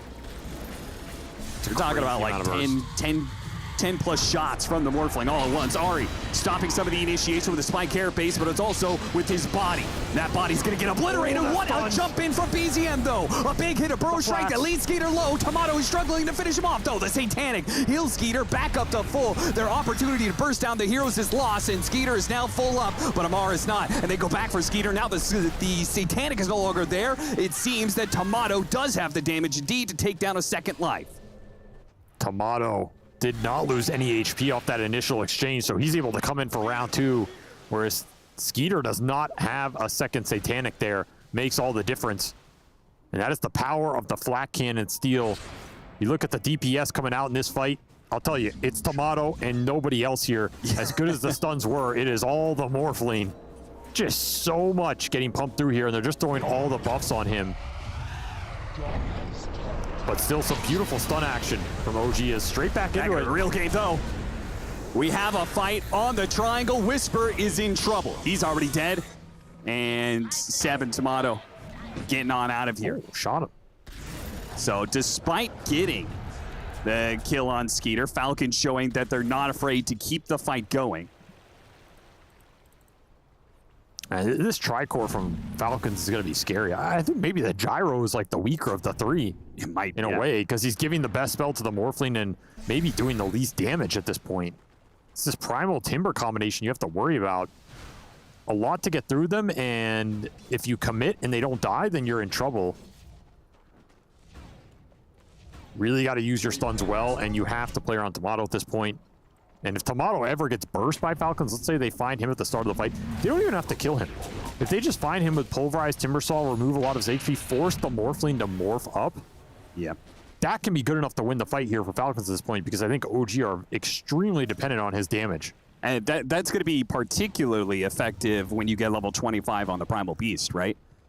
I would just be targeting Morphling every single time, because he doesn't have a Lincolns. There's nothing to stop you from grabbing him. I mean, I'm targeting him no matter what. There is no other real damage threat at this point in the game. Yeah. And like I said, you don't have to worry about almost killing him anymore. If you force him to morph, it's good enough for you to take the extended fight. And we've seen how OG, as brilliant as some of those stuns were from BCM and Ari, they did not do any damage. It was just entirely setting up Tomato to do all of the work. Yeah, you have triple BKB now. So what do you do in this sort of like 4 Protect 1 when you only have 1 damage dealer as the game goes on? How does OG play and build to try and set up Tomato's Morphling for success? I think that's why those Roshans are so important. Like, 2 lives on this guy goes a long way. Extra Refresher Shards or Ags for the team to help him deal the damage go a really long way here. Level 25 talent would be nice. He does split apart that Vlad's for Satanic on the Morphling, so he can maybe hold his stacking a bit longer and just heal up. Yeah, he's got a little bit more of a second life, but they want the actual second life in the Aegis. Both teams setting up for Roshan. Oh, they're clashing into each other here. Ari's going to break the smoke. Burrow Strike lands in to get out the Primal Split. Falcons pretty grouped up, but they have their BKBs, and it seems like they're weathering through the damage decently. Tomato's throwing out those Flak Cannon shots. Skeeter starts getting low. Where's the Satanic? He's already used it. He's going to die. Used the Satanic early, it seems, and left him with no longevity in the team fight. I almost think they get baited a bit by Sankin going in, because he's like dealing damage, but he's not killing them, right? And it just got all the BKBs and all of the survivability out from Falcons immediately with that hit. Yeah. It's like, oh, we're getting stunned, we're getting chain stunned. We gotta do something here. That freed up the second half of that fight for Tomato, who again, he's just not challenged. There's nobody attacking this Morphling, nobody reducing his HP. Where's the Pulverize? Very nice positioning from BZM though. He gets a 2-core burrow to start it off. Just sets up a lot of the damage. They do bring him down. Oh, he pulverizes the Sand King. Yep. And that just lets Tomato go ham. Gets the Flak Steel again, and I mean, that's not a challenge Skeeter is winning. OG also do a decent job focusing the support, so that is a 1 Roshan fight, pushing this Morphling towards level 25, towards that Butterfly, which would be a huge damage upgrade. The exact type of engagement OG needed to stay in this game and not fall behind. Well, one problem's going to be is that Maureen, I guess they can't let that initiation happen. There's 2 Lotus Orbs that are going to be put on the Morphling at all times. So he may want to wait out those Lotus Orbs to try and pulverize, but by that point, Tomato's probably already kind of won the engagement. I mean, honestly, I think the biggest factor is preventing this flag steal. I almost feel you don't want to go in right away with the gyro. Yeah. Like, make Tomato choose between stealing somebody else and then you engage, or not dealing as much damage right at the start, or put a Lincoln's on this gyro or something. Spotted Ari. Try and catch up to him. The rocks! The rocks!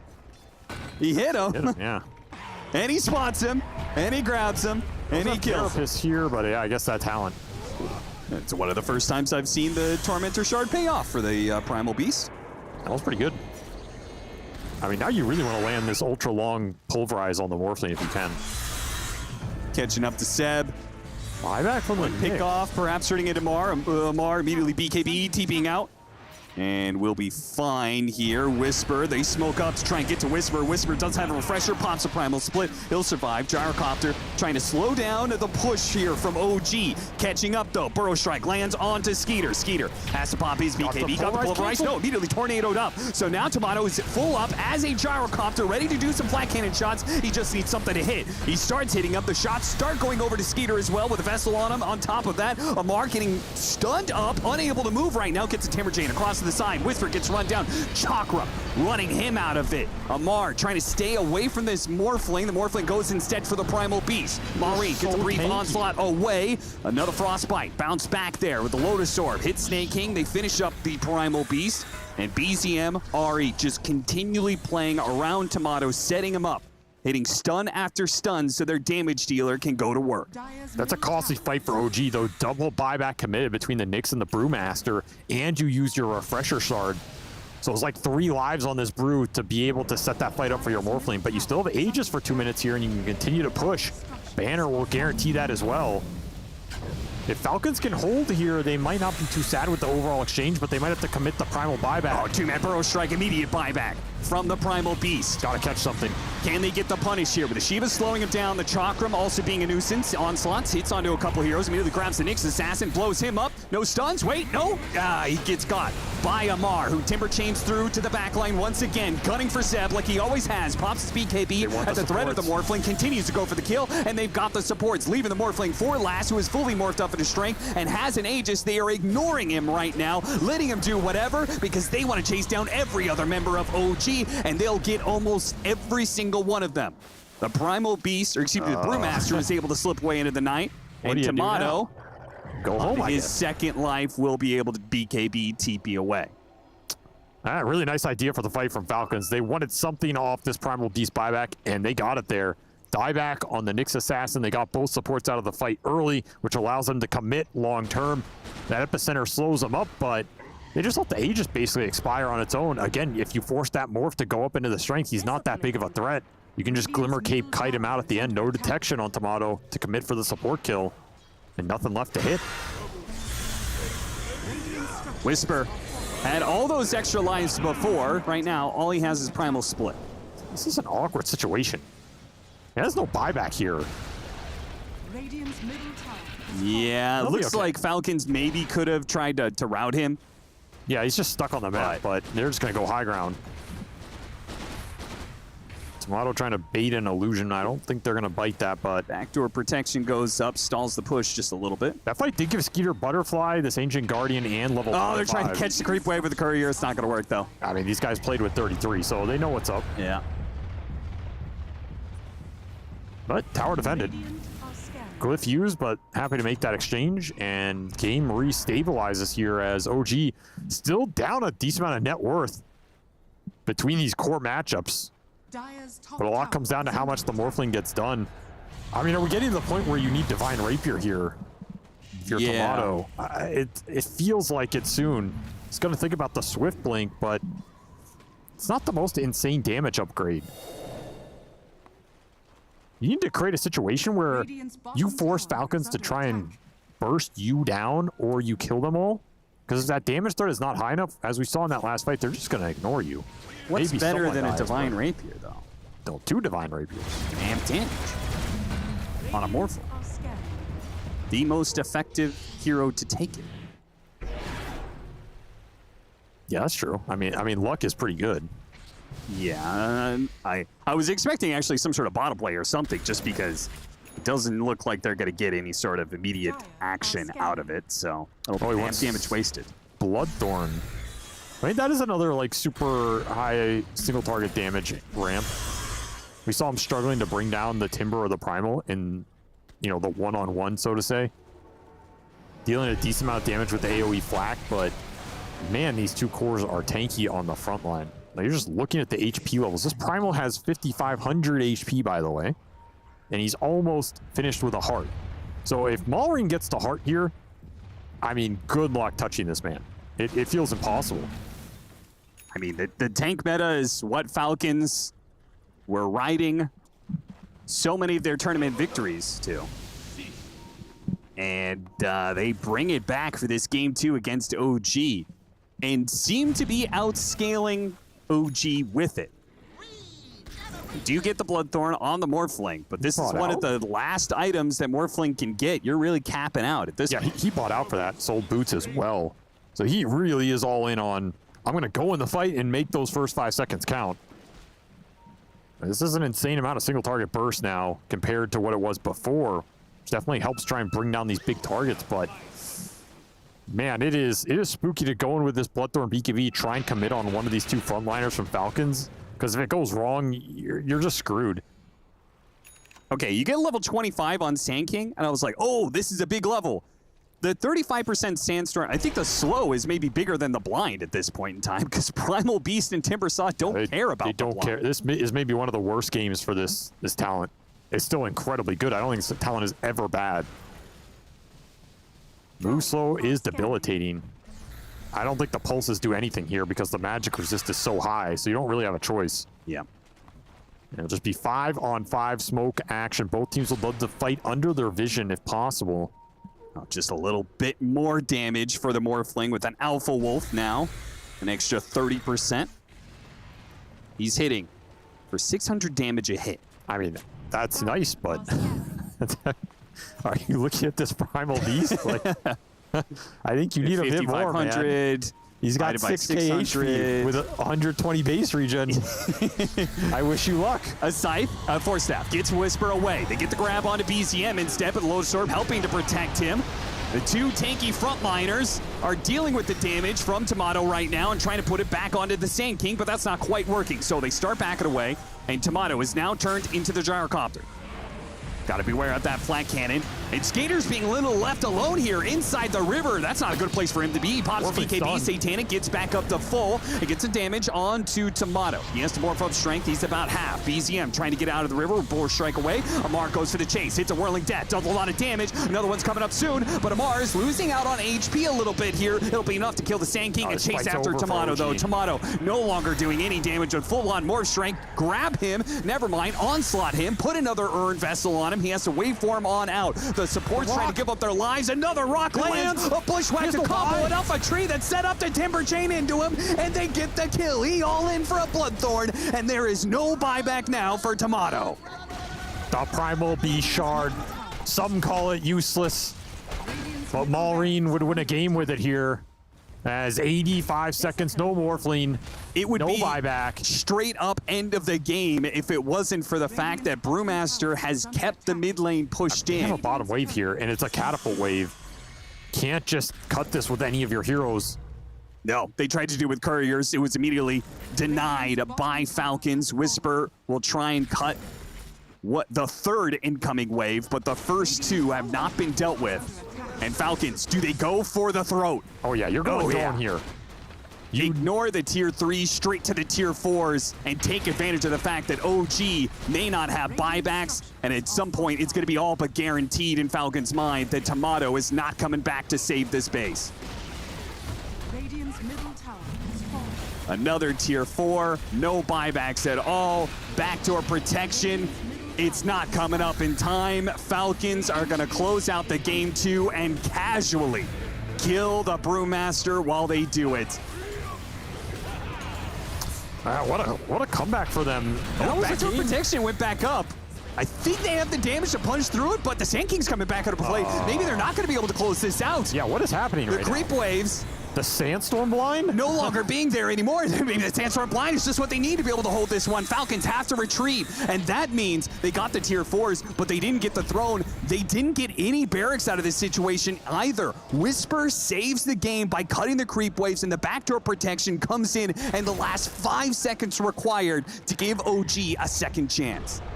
Okay, well, I thought that was just over, but apparently not, as OG will live to fight one more time in this game. You still don't have buyback on these heroes. It cost you another Brewmaster one. You lost 20k net worth advantage there. And I guess the real big question is, I mean, one problem for that last fight is Tomato went in, he goes in with the Bloodthorn. Amar had Ags. Absolutely just debilitated the first half of that fight for Tomato completely. He was not aware of that. I don't know what you do versus either of these frontliners if you're OG. Your lineup just lacks the late game punch to get through it. That's where I was pointing towards things like Divine Rapier or something, because what is your trajectory? Like, what is your pathway to win an engagement? Is it possible that they take the same, they take the play out of Falcon's book and they just try and, okay, let's hit the supports first and the gyrocopter, kill those, and just see if we can... Yeah, I think that is probably your only route. You gotta find Skeeter, take him down, and you gotta find these supports, take them out, and then end it in a situation where your control is alive between the Knicks and Sand Kings, so you can just, you know, chain stun this Primal at the end and slowly kill him. That's probably what a successful team fight looks like. The thing is, if you're Falcons and you kind of understand this, you're just gonna send your two boys in first, right? Yeah, it's like easy just to madman run charge. the Primal Beast and Timber into the heroes. That's why Primal's a very obnoxious late game hero to play against, because he often doesn't give you a good choice. He's difficult to ignore. You feel like you have to go on him, but you can't go on him. You can't get around him sometimes to get on his team. This will be an Aegis, though, for Tomato. That definitely helps a lot, because now he doesn't have to morph up initially. Yes. He can just play pure on Agi, see what that gets him the first time around, save his BKB. Refresher for Whisper was gotten off of that as well. 26,000 net worth lead, Falcons. I mean, they've been playing this game pretty slow the entire time. They seem very content with their progress towards the late game, and I'm sure they have no problem waiting out an Aegis, so it's up to OG to take the pace away from Falcons and force something here. Refresher for Amar, even more tankiness as he goes in with that Aghanim Scepter. So farmed. This might be an all-in push for OG right now, because no buybacks. Get a little pull in here. Lotus Orbs bouncing back a lot of spells, but they're going to take down the Aegis with really not that much committed. He morphed up too. Yeah, he's not going to have very much damage. He comes back in, waveforms, puts the Bloodthorn out, meaty BKB from Amar, and he goes back. They focus on the rest of OG. They start looking at BZM. BZM pops his BKB, gets off the epicenter inside of the Sandstorm, but of course these heroes are mobile enough to get away from all that, and they go for the next assassin. Oh, it's Primal Beast a little bit locked up. Bro Shrike hits him. They're trying, but Maureen is so damn tanky. He activates his Aghanim Scepter, just damage goes out. They just cannot do enough to kill a single tanky boy, and there's two of them demolishing the fight. That has got to be the game now, as there is no buyback for the Morphling or the Brewmaster. Now Falcons can go and end the game. Dude, how does Crit land a Bushwhack on Morphling in that fight when every other tree is cut down? It's so hard to get trees to stay up here. He finds it, and that's all she wrote. The second that Morphling gets stunned without the Aegis, you get hexed up from one of these other cores, you're just gone. Just not enough damage available to OG to get through the front line here. And just like we saw from Whisper, BZM will try and do the same. Dive outside of the base, kill the creep wave, hope that somehow the backdoor protection will stay up for a minute. It's never gonna happen. And the series closes out with Falcons making a long game 2 of it, but very comfortably so. An hour-long victory for them to even out the series at 1-1. Bringing back some of their heroes that we've seen be successful for them all year. Not premier heroes of the patch necessarily, but ones that they shine on. And man, they just got to a point where I don't really know what you were supposed to do in this game, and I'm sure that's how OG felt, which points towards you missed your window or your timing in this game to push with those Roshans and end it going high ground earlier. I look towards that Roshan that Falcons stole away from OG with the Chen snowballing. I think that was a huge turning point in this game in order to build momentum. You had windows where you could abuse this gyrocopter as Skeeter fell far behind, but they were very limited there. And the second that those two frontliners became invincible for Falcons, the team fights became impossible. This is why I went back that draft with the Primal pick. I think that was the real turning point strategically for Falcons. You get a hero here that can give you the tempo, give you the pace, and give you the damage to play these early fights while still giving you scale to go ultra late if the game slows down. It's a hero that I'm surprised we don't see more of in this meta, because every time I see teams go back to it, it looks very successful. And it works out for Falcons here in a game 2. It certainly does. I would say another big difference outside of the mid lane, it would be Amar, right? Like, Amar was put on his most comfort of comfort. He went from Avenge, a hero he's never played in a professional match before, and now playing a Timbersaw. I mean, that you're just set up one of your best players for success. That's what Falcons do in this game too, and we're going to be hearing from him on the main stage. Thank you very much. I am joined by ATF of a team of Falcons, where I always look forward to the matchup. You guys against OG, you know, sometimes the rivalries die down as time progresses, but it seems like you enjoy it every single time. Am I getting the wrong read, or do you also have fun matching up against OG? To be honest, like, whether lose or win, like, obviously I'd rather to win, like, obviously it's more fun to win, but especially second game, because first game they just run us down and we couldn't do anything, but second game was way too fun for me, because it's such a clowny game that it's so fun to play the game. Good, I'm glad to see you enjoying yourself. Did you take any of Seb's in-game feedback seriously in game 1, or rather, do you have Seb muted or not? You mean when he wrote to ban Invoker? Oh, this is something not new for me. I know I always have to ban BZM Invoker. He just reminded me that I should actually do it. Well, perhaps you should have reminded him to ban Timbersaw in game 2, because in game 1, you were playing Vengeful Spirit, and that is not a hero I associate as an Amar hero. It's in fact your first time playing Venge in competitive. What were your impressions? I mean, the thing is, I practiced this hero and I thought, like, it's a really good Venge game and we were winning anyway the lane. But then I realized I'm playing against OG, which is 5 monkeys running at me. So I needed like a hero like Timbersaw to fight back, not Venge. One Monkey King especially, Tomato was looking great in that game, and so Venge ends up not being successful, where you're like, screw it, I'm gonna go to my classic, I'm going to Timbersaw no matter what, and I'm gonna show OG what's really going on. Exactly. Well, it worked out well. Amar, congratulations on the win. Best of luck in the remainder of the group stage. There's not much going on, but go ahead and take your time, place, and I'll send it back to the studio. Thank you very much. Exactly. That's all you need to know right there. That's all Amar had to say. It was a great game number 2. He might describe it as clowny, but I'm sure for either team, whether you're an OG fan or a Falcons fan, you're sitting on the edge of your seat. But if you're an analyst, you're just wrong. You are unable to predict. And that's actually 2 strikes for you, Jenkins. You know what happens on the third? You're calling me out specifically? Yes, because you got the first one wrong too. I was convinced by a sociopath who I'm afraid of. Who? That's really mean to say, look, to the cost. That this was the correct choice to make. But Falcons proved us wrong. Oh, it's always the way. On theory, it should have gone exactly how the analysts say, but it's because of how the pro players play that they get it wrong again. It's glad you understand exactly how this job works. Really enjoying you as a host so far.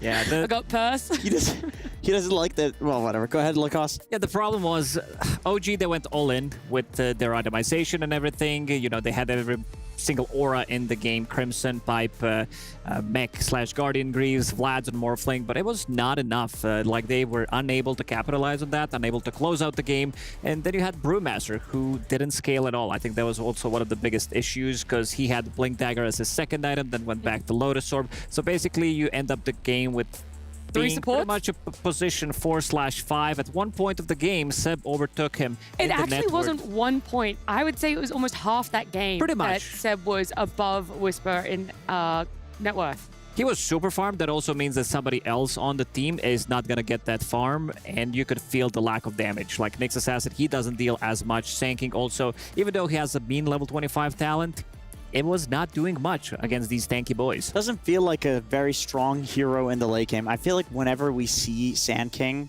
win these matches, which apparently is only happening in this group. And off-stream. And off-stream, the wins. It's mid-game timing. It's where they're snowballing off of some kills at the laning stage. They've got like a Bloodstone, Eternal Shroud. They're very tanky. But then in the late game, it just didn't feel like it popped off that much, you know? When you're comparing to the Aghanim Scepter Sand King of a couple of weeks ago when they, you know, didn't nerf it. Well, let's not get too far ahead of ourselves and talk about late game. Let's break this down bit by bit, highlight by highlight, and start all the way back at minute number 8 for yourself, BSJ. Yeah, I just really like this highlight because how often do you see cores buy blood grenades, and it's allowing Whisper to ignite his own Cinder Brew, which sets up for an early kill, and I just thought it was a really cool play, and it was part of what gave OG the momentum, is just these constant low cooldown run at you, and it's not really something you'd think is like a level 5 Brewmaster being aggressive, but obviously, even though they had that strength in the early game, didn't pan out that way. Jenkins? Right, makes a lot of sense. Exactly. I think offlaners should definitely start buying more blood grenades. Supports don't. Offlaners specifically? Yeah, probably just offlaners. Which heroes? Which hero should buy blood Just grenades? all offlane players? Yeah. You know, at the 5 to 7 minute mark, that's when you're really kind of putting that pressure on as an offlaner, as a carry, just kind of hitting the jungle creeps, you know, chilling out, mid laner. You don't really need the blood grenade, but I feel like offlaners, that's just fits. Cool. Anyway, you're kind of dragging on here. Let's go to the next highlight. It's back to BSJ's, which is always an important point. I think this might be mine. Yeah, great Okay. positioning coming out from Snake. This was the first Roche of the game.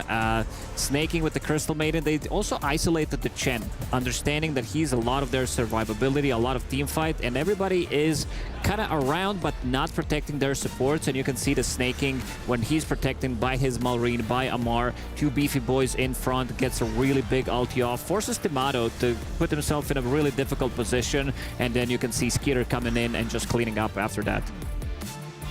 It did end up panning out later on some of the fights, Chen being able to, but we'll delve into that one. Let's just keep the highlights rolling a little bit more and talk about this, because there's a lot to break down. The game was extremely long. This was a fight at 40 minutes. I forgot how long this game actually was. So we saw an earlier initiation in like 18 minutes in where it looks similar, where BZM blinks in with the Sand King, gets this like sick epicenter off, and they end up wiping them on the side of OG. But this time around, later on in the game, you see like the sustain coming out from the gyro, the ridiculous tankiness of the 2 cores on the side of Falcons. And this is the last fight where they actually managed to bring down really anybody. It was already picking off the backline supports, which we're going to talk about the emphasis or the importance of these supports in these late game fights, especially when that support is on the side of Chen is higher net worth than his offlaner.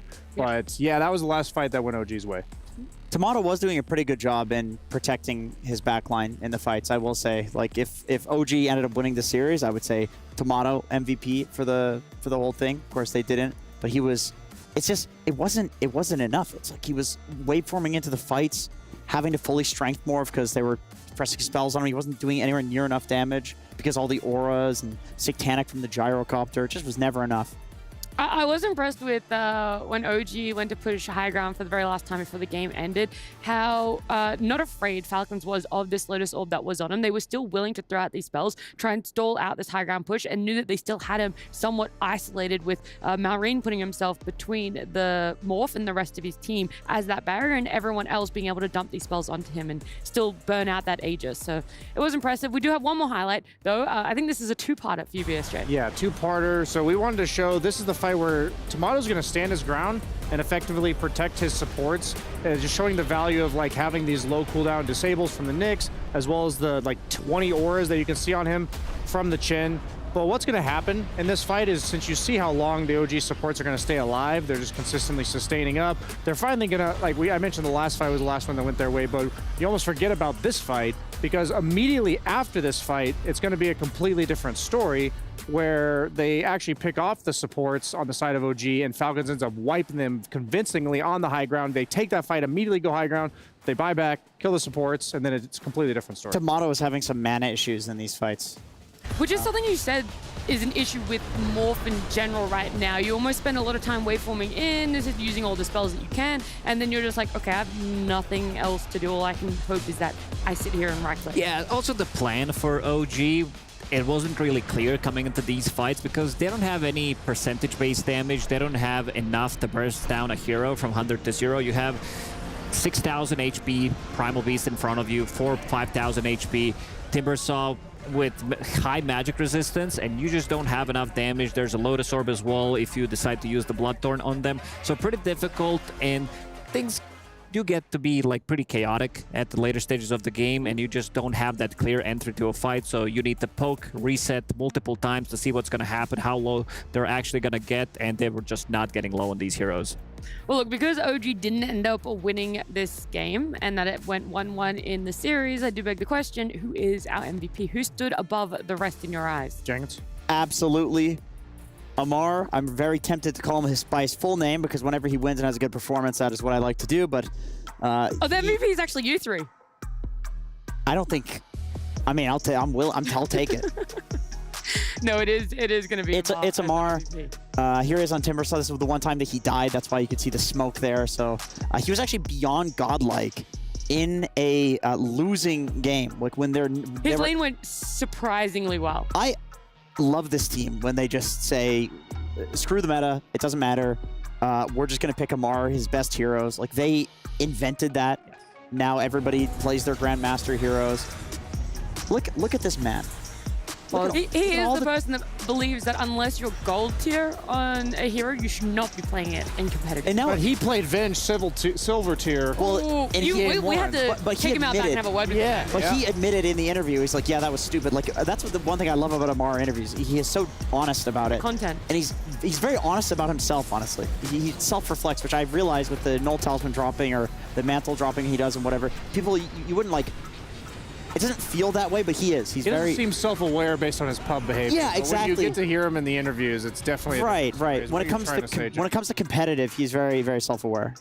I have heard that he is one of the most mature players on that team. Shockingly.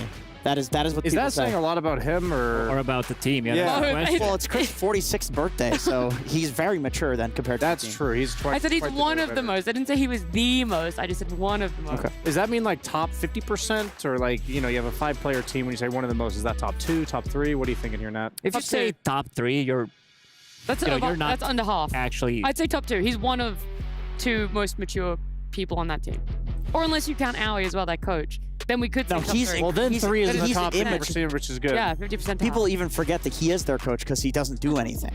He watches Game of Thrones while they're playing games, is the issue with him. You think I'm joking, and I'm not.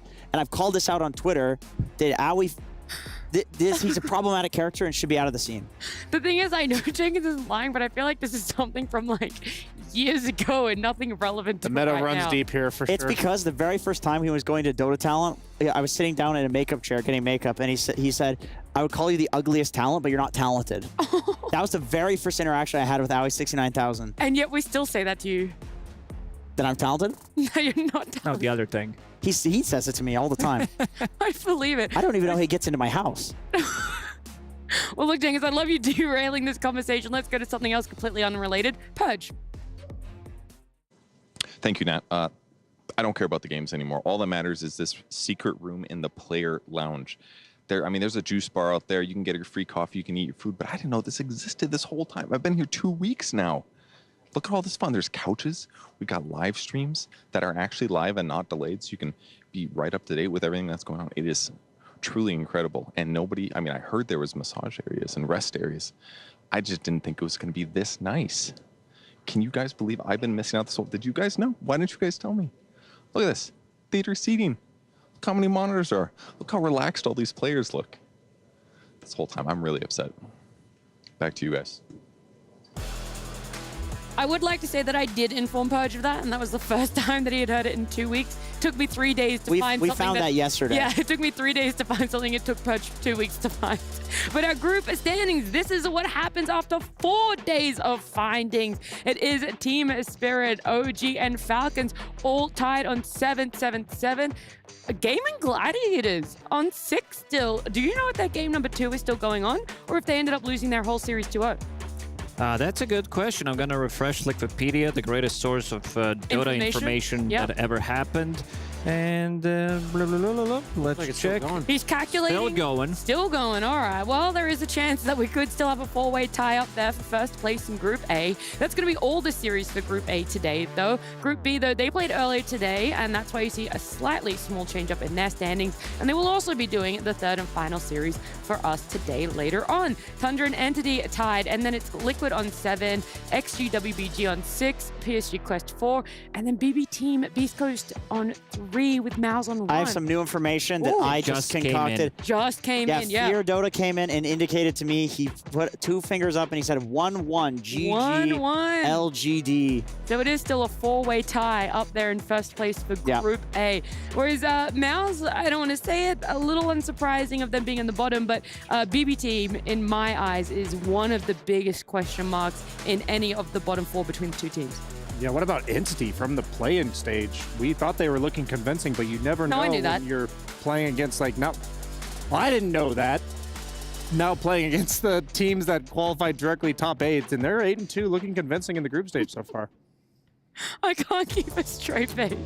I don't even know what this panel is doing half the time. Do you know what our next series is, though, BSJ? We got BB Team. Yep. And Jenkins is the other one, because Lacoste is leaving. LGD. Yeah, I don't need to be here anymore. No, it's not LGD. The other acronym. There's a lot of acronyms. Yeah, the other one. wbg.xg. No, the other one. It's PSG Quest. When we're coming back from a break, to be guys. fair, they were PSG LGD before. Okay, well, you still got it wrong either way. Look, we're going to jump to a break. We'll come back. Third final series. Group B is going to be up on our screens.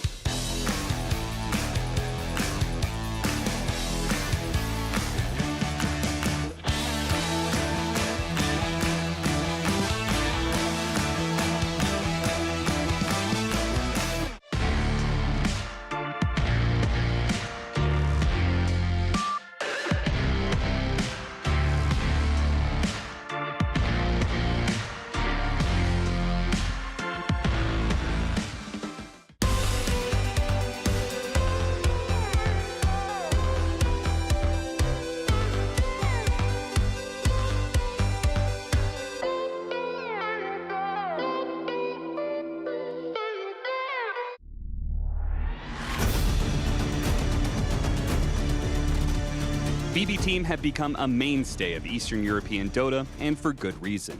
The core roster of Nightfall, GPK, Save, and Toronto Tokyo have played together for almost 2 years. With the addition of Miro early this year, they've been performing better than ever. The main roadblock and rivals of BB Team this year is Team Falcons, who've stopped BB Team from taking first place at any event this year. At the first EPT event of the year, Dream League Season 22, they were knocked down to the lower bracket in playoffs by Team Falcons, who they went on to lose to in the grand finals.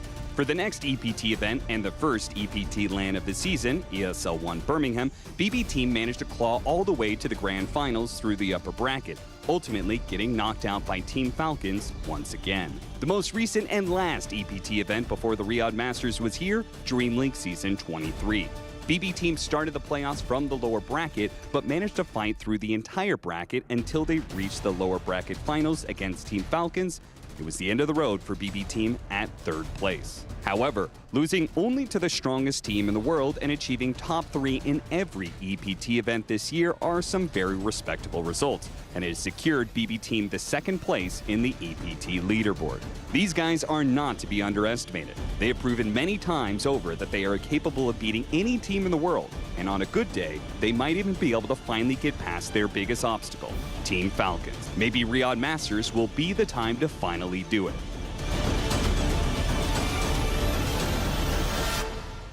The Esports World Cup is a unique tournament and will have a very unique trophy system, consisting of keys, game trophies, the Club Championship trophy, and the totem. Introducing the key. This symbolizes a participant's right to compete in Riyadh.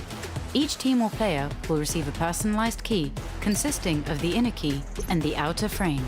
Winning a competition earns you a game trophy. A champion's key will be inserted inside.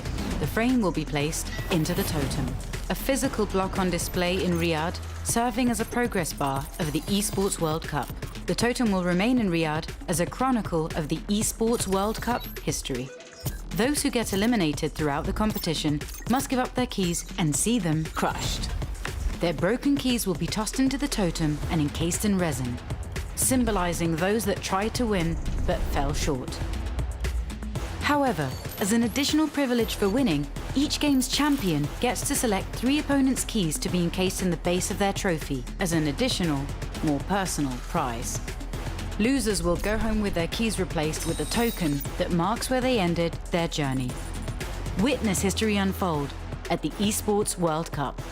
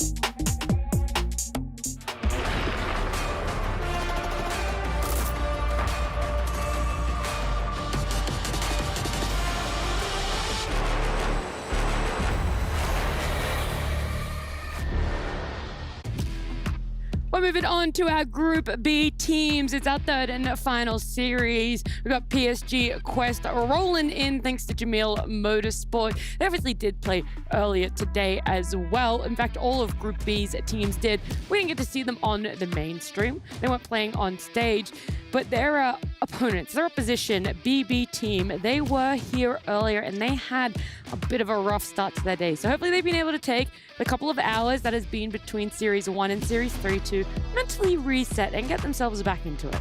I think it's important to note that BB team is 3-7, and they started the group stage 2-0. I thought you were going to say one of the best teams that can mentally reset.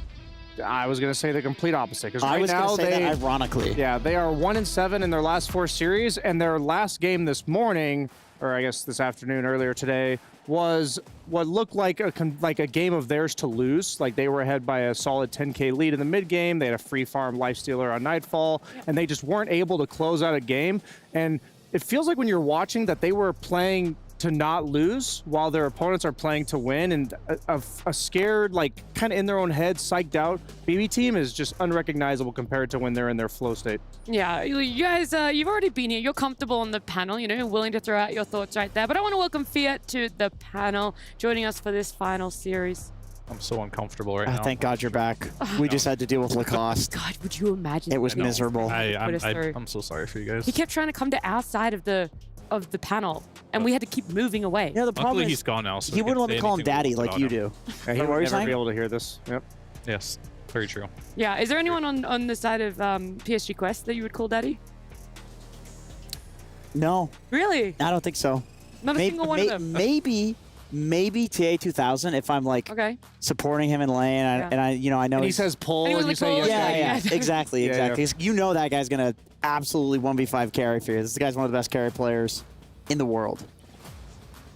Anyway, I do want to defend BB team for a second here. No, because you're not allowed to. I would like to do that because I feel like they get this. You can't, because I just got word, right? And they're on a strict timer right here that TA2000 heard about you wanting to call him daddy and actually decided to join That's Purge. fair. Yeah, join Purge and give his opinion on Dota and whatever you just said.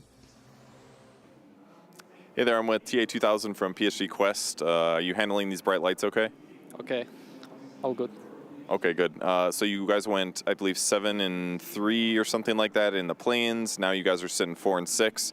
How are you feeling about your current performance? Is it what you expected? I was expecting better result at start, but now we're growing up every series, so yeah, I feel better. First game was just giving points. Whoever needs, just take, guys. We don't care. Now we're at least fighting for them. All right, good. How would you rate your performance so far in the tournament? Do you think you've been playing about right, or is it just everyone's really, really good? No, we didn't meet like really good team. Felt like we could win anyone, but we're just playing bad. So, like average. Average is still pretty good. 100. 4 out of 100? Is that okay? That's a bad average. I saw you've been playing some PA in your pubs. The methodical fast at that 6 attacks one. I really like that. I think it's fun to play. You do so much damage. But why is it losing so much? I played like 3 games. Then I realized that blur doesn't working like it was. Yeah, I just skill stats. It's not worth it, right? And people seeing me in blur. I didn't know that, and I lost a lot of games because of it. Yeah, you got to get what's the agility one, 20 movement speed, smoke. You got to get that neutral with it, because now that's the only way you can go invis, you know? Yeah. This hero good, but it's completely different hero. You know, like true killer, you can't hide, or you should keep position a lot.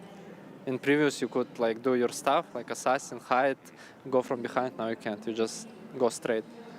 All right, so what's your expectations in the upcoming match? Both you and your opponent have a really crucial score right now. BB team is doing a little bit worse than you guys, so how much pressure is on this match for you guys? Are you feeling it? I personally no feel pressure. I don't care. I want us just to play good. Doesn't matter we win or lose. So I don't care. All right, great. Happy to hear that in some ways. All right, well, thank you for joining me for the interview, and good luck in your match. Thank you. Thank you.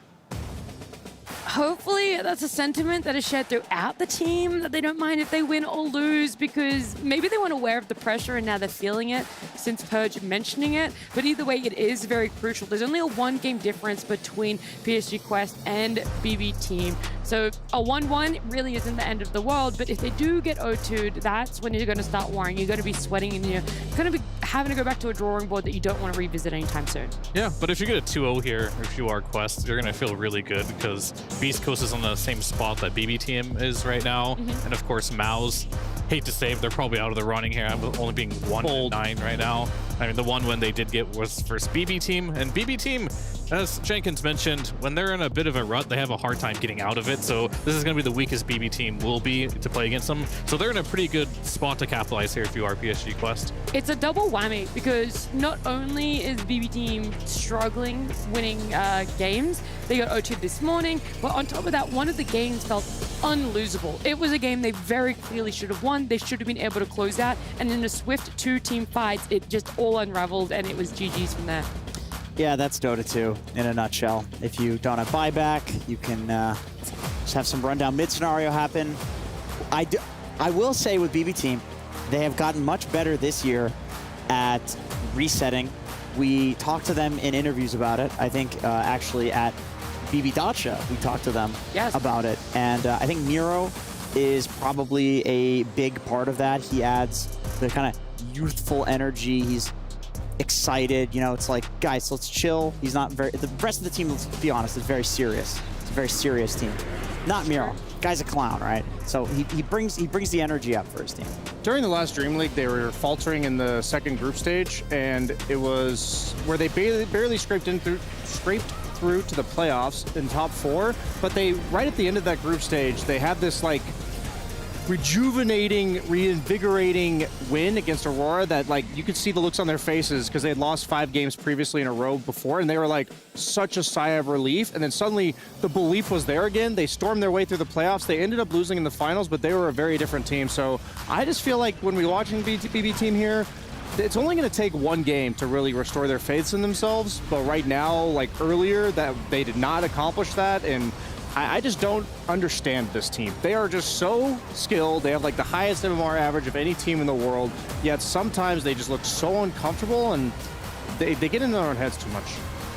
Do you think you could pinpoint, you know, I hate saying a player because I don't want it to ever come across as if we're blaming one GPK. Okay, thank you. Any elaboration on that one? Yeah, I was playing a Dota match with him, and I was playing Marana, and he was Razor, and he was really mad at me for not hitting an arrow off of the Razor nuke. Yeah, the nuke slows a really Which is a very unreasonable thing. So he has very high expectations of himself. And you think he projects that onto his team. And of teammates. I mean, he's used to playing at Toronto, Tokyo. He'd hit that. Right, Toronto, Tokyo. He's playing Undying and things like that. And Marana. Yeah, not these days. Jenkins, I asked you who on PSG Quest you would call daddy. Who on BB Team would you call daddy? Probably still GPK for the same reasons. Dang it! Honestly, I was hoping you'd say someone else. Toronto, Tokyo, of course. 9 class. Nope. He's not on there. Just say it. Just say it. Just do the throw. It was Nightfall, and he's so much Jenkins for setting that one up. He's standing by with Purge with a pre-game interview. Hey there, I'm here with Nightfall from BB Team. You had a match earlier today. Didn't go so good, so how are you feeling right now? Hello. I mean, of course, everyone kind of feeling a little bit down, but that's life, that's Dota. Like, everyone hates losing, so losing sucks. So, but what can you do? We're just gonna try to do our best next game. That's great. Good mentality to have. You had a really good performance on Lifestealer in one of your matches. You were like 11, 3, and 7 by the end of the game. You guys had this net worth advantage for the majority, but it was really hard to close out. Why was that game so difficult? I think we should have tried to end this game with like second edges, like minute 30, 35, but we had no auras against pipe, so we were scared that Puck just gonna kill us if we go high ground, and that's why game was hard. One last question. Would you say that you are a good team at recovering after a loss? I know there's a lot of matches you guys have to play in every day during group stages at LANs. Is it? Are you guys good at that or not? Probably not good. All right. Well, hopefully you're able to turn that around a bit later. And good luck in your upcoming matches. Yeah, I hope so too. Thank you. The confidence this man exudes, it's crazy. Probably not. Probably Bro, not. that's He's not how you're he's supposed to already answer. not confident in his team, and then on top of that, he talks about the game they lost was because they were playing scared. They were afraid to go high ground. They weren't sure exactly what was going to happen when they did push They that should high have sent ground. somebody else for the interview. He was depressed. The worst thing is he might have been the best Who wouldn't option. have been, though, you know?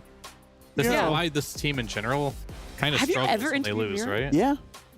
I want to hear his insight. I don't. Sorry, yes, yeah. No, I know. I'm just saying this is why this team typically struggles when they get behind, because like they don't feel good after a loss. They're not very good at recovering. They're willing to admit it, but unfortunately, they feel like they don't have that person that can just be like, "We got this. Let's just go into the next game. Everything's gonna be okay." They're lacking that type of a guy. They need a play that makes that happen. I agree with Brian. Yeah, a play, a game, a series, whatever it is that they need to restore the confidence. Hopefully it's there now as we head on down to Kadir Arena with Tsunami and Fancy.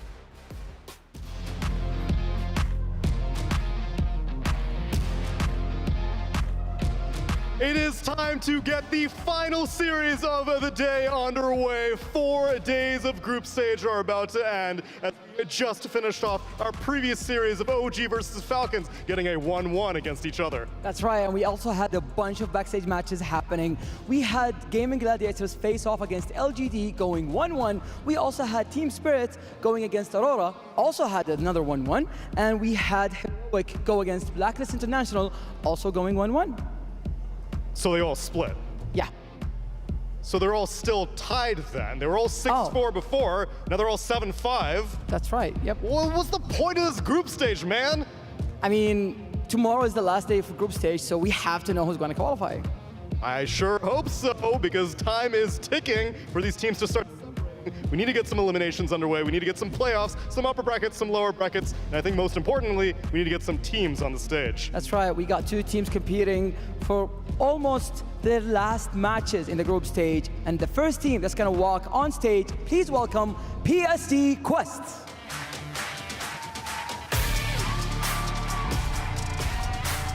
This roster is on thin ice, currently 4-6 in their group. Although they unexpectedly took a game against Tundra earlier today, they only have 2 matches left before their fate is decided in Riyadh Masters 2024.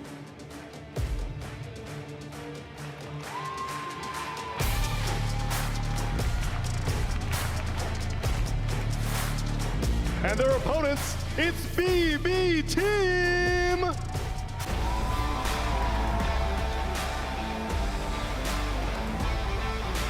Starting to feel like I don't know what to make of these boys. Top of everyone's expectations, but this group stage has been rough for them. In fact, even today was rough for them. They showed up on stage earlier and they got 0-2'd against Entity, and that game to really hurt. And yesterday, I also brought them on stage against Liquid, and they also went 0-2. But you know, both those were in the morning, you know? Maybe BB Team gets better after night falls. Oh. You get it? You get it, right? Yeah, sure. Yeah. Yep. That's good, right? Let's just start the game. Okay.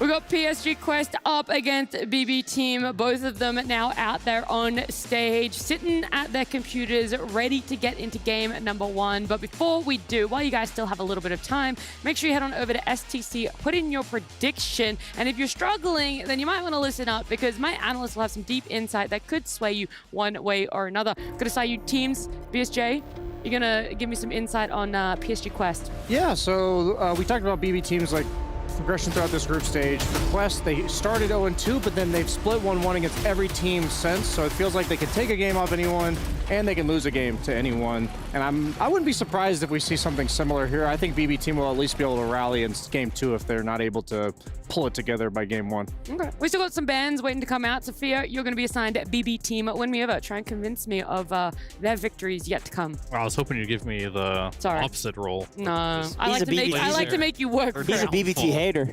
I think this team in general right now, draft doesn't really matter for them. I think most of it is all mental, if not all of it. Like, their drafts seem winnable, they're all playable, but a couple plays here and there will just go wrong. And I think they just need to really rally behind whoever it might be. At this point, I guess it has to be Nightfall. I feel like Nightfall is very disconnected from the rest of his team on when he wants to fight, when they want to like do things on the map. It's usually Nightfall just going solo for the most part, and then I see GPK and the rest of the guys, they're not really making too much space for him. They're losing lanes. When they get behind, it feels very difficult for them to come back. So draft-wise, I'm not super worried about BB team, but I do want them to see play more like a team and maybe use Nightfall more in like some of the early game moments, because they've been struggling early game and getting their foot off the ground. All right, well, I don't want to sway anyone, but I think Fear gave more of the motivational speech there. Hey, wait a minute. There's a third analyst on this panel. Okay, well then Nat, tell me why. what would you like to think about this draft? Jake, tell me why it's going to be a 1-1 then. I believe that Nightfall said that they're not good after losses, and they just lost. So I think probably if I would say 0-2. Oh, I should be arguing that's a 1-1. Yes. But then I think there's going to be some big epic play that happens in the late game. That, you know, it's a close game, and then in game 2 they feel more confident that they can go into that one and take that one down. Yeah. Rejuvenated, reinvigorated, and revived. Nice. I wanted to see if you had a third one. I didn't have a third one. That's why I only said 2 earlier. Now. They just first picked Broodmother, ladies and gentlemen. That is a factual statement. That's that did happen. Interesting. Why? Usually it's the supports that they'll pick up first. I mean, pretty much every opportunity Quest has had first pick, and Tiny's in the pool, they'll take Tiny. Otherwise, they take some luckily support, Tiny's not in the pool. Hoodwink or Snapfire, something along those lines. They played the Brood first pick in the play-ins. 2 games in a row they first picked it. They lost them both. Great. And since then they so they're going back to the classic. Well, what's really interesting is Darkseer was a hero that they started this group stage off losing 2 games to Entity against Darkseer. Then they won with Darkseer in their first game against Team Liquid in the next series. And then following that game, Darkseer has banned every single game against Quest. There was one game where they banned it themselves when the enemy had first pick. But for whatever reason, Darkseer seems to be playing a huge role in Quest games specifically. It's not like it's a hero that's out of the meta otherwise, but the fact that it's included in every single one of their drafts, it was also in the games where they were picking Broodmother and losing, then I'm kind of like, okay, maybe that's why they're still confident in it now that Darkseer's out. It is interesting to see the difference between what Group A and Group B are placing their priorities on. I mean, you talked about the B so much in the previous series, BSJ. We didn't see it at all. Not even the ban phase, not even pick. But here it is. It's all the way in that first phase ban. The Brood is another one. The Darkseer as well is another one that feels very favorable for Group B at the moment, excluding Gaming Gladiators in Group A. But the Brewmaster is one consistent that is being picked up across all of these teams right now. He's looked a little underwhelming too, I'd say, in most of the games I've seen. He did have a super power spike, I'd say, in the last patch, but I guess it's the Radiance nerf that ended up happening. Maybe a lot of these teams have figured out more heroes who can play against them, but I feel like this hero has not been scaling the way I'd like to see it scale. It still can be strong, but I feel like it's super contingent on having a good laning stage. But there's just so many heroes right now that shuts Brewmaster down in the lane, which makes me a little bit concerned for BB team, because the one thing I do want to see from them going into this particular game, if you want to see them win, is probably just like snowball the game, do the BB Classic where you win 3 lanes, snowball the game, get that confidence back. And honestly, I think against Quest, that's a team that you can look to do this against. In a lot of the games where they've not looked good, they struggle with laning. So I think they can definitely punish that. And honestly, Brewmaster is one of the best heroes for this currently. I feel like the way you play him now is not necessarily like a scaling hero, like you said. He's a tank, and he's got a teamfight ultimate.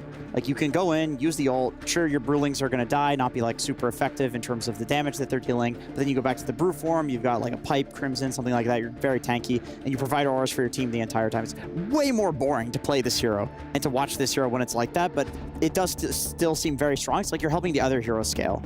I've got my eye on Malik for PSG. I feel like his last pick, Elder Titan, the other day was one of my most exciting performances of the entire tournament. He was like 1v2ing a Morphling Ogre in lane while Omar was running around the map killing everybody as Spirit Breaker. And even though we see Broodmother already, it's most likely not going to him based on what PSG Quest has been doing so far with the Broodmother. And so whatever that last pick is that's going to be coming out for PSG, I think it's going to be most likely, or it's potentially going to be a Malik like surprise hero that he's willing to whip out in the right situation. He seems like their most versatile core. Yeah, I was very curious there. Like, BB team just doesn't want to play Hoodwink, I feel, because I feel like Brewmaster Hoodwink is almost a guaranteed way to make your Brewmaster have a good game. Yeah. But they just don't want to play it. Either they're playing the line position 4s on save, or we don't know if the snap is going 4, but it probably is a likely candidate unless GPK wants to take it to the mid lane, which I also don't want to see. They tried that before, didn't really work for them. I don't think Brew Snap as a 2 cores is going to give you a lot of presence on the map, right? Both these heroes kind of want to farm a lot, so most likely going to be Saves hero, potentially Toronto Tokyos.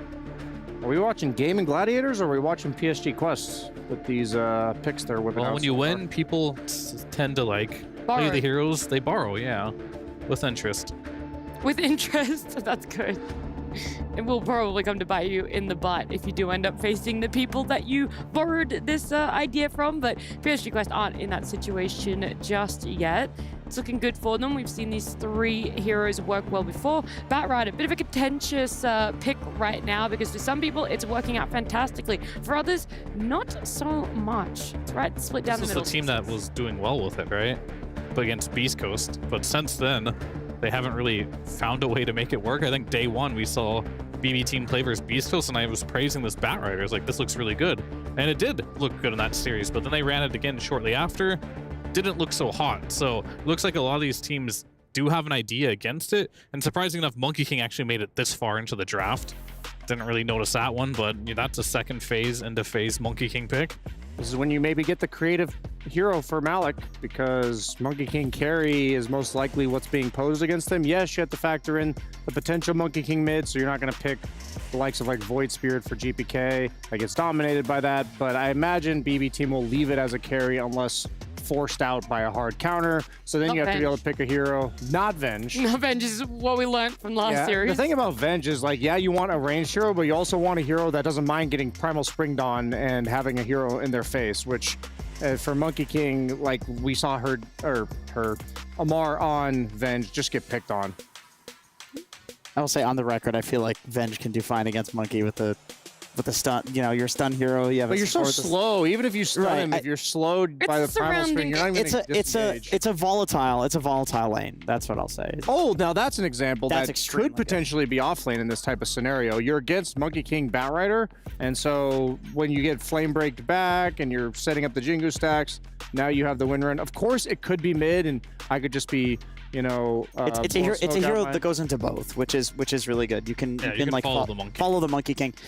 In the 2 weeks up to this tournament, Wind Ranger's most common role played in Dota 2 Pro Tracker was offlane. Everybody was playing this hero as an offlaner because, well, my take was that it countered pretty much all the carries. Like, it did very well against all the popular carries. And then the supports, you didn't really care that much about those heroes. They really like winning their lane, and I also think it's really important for their like Archer synergy going on here, because they've got like, I know Enchantress is throwing a spear, but you have the Hoodwink with a crossbow. You got Winter. It is also a full girl team as well, so shout outs to women. Yep.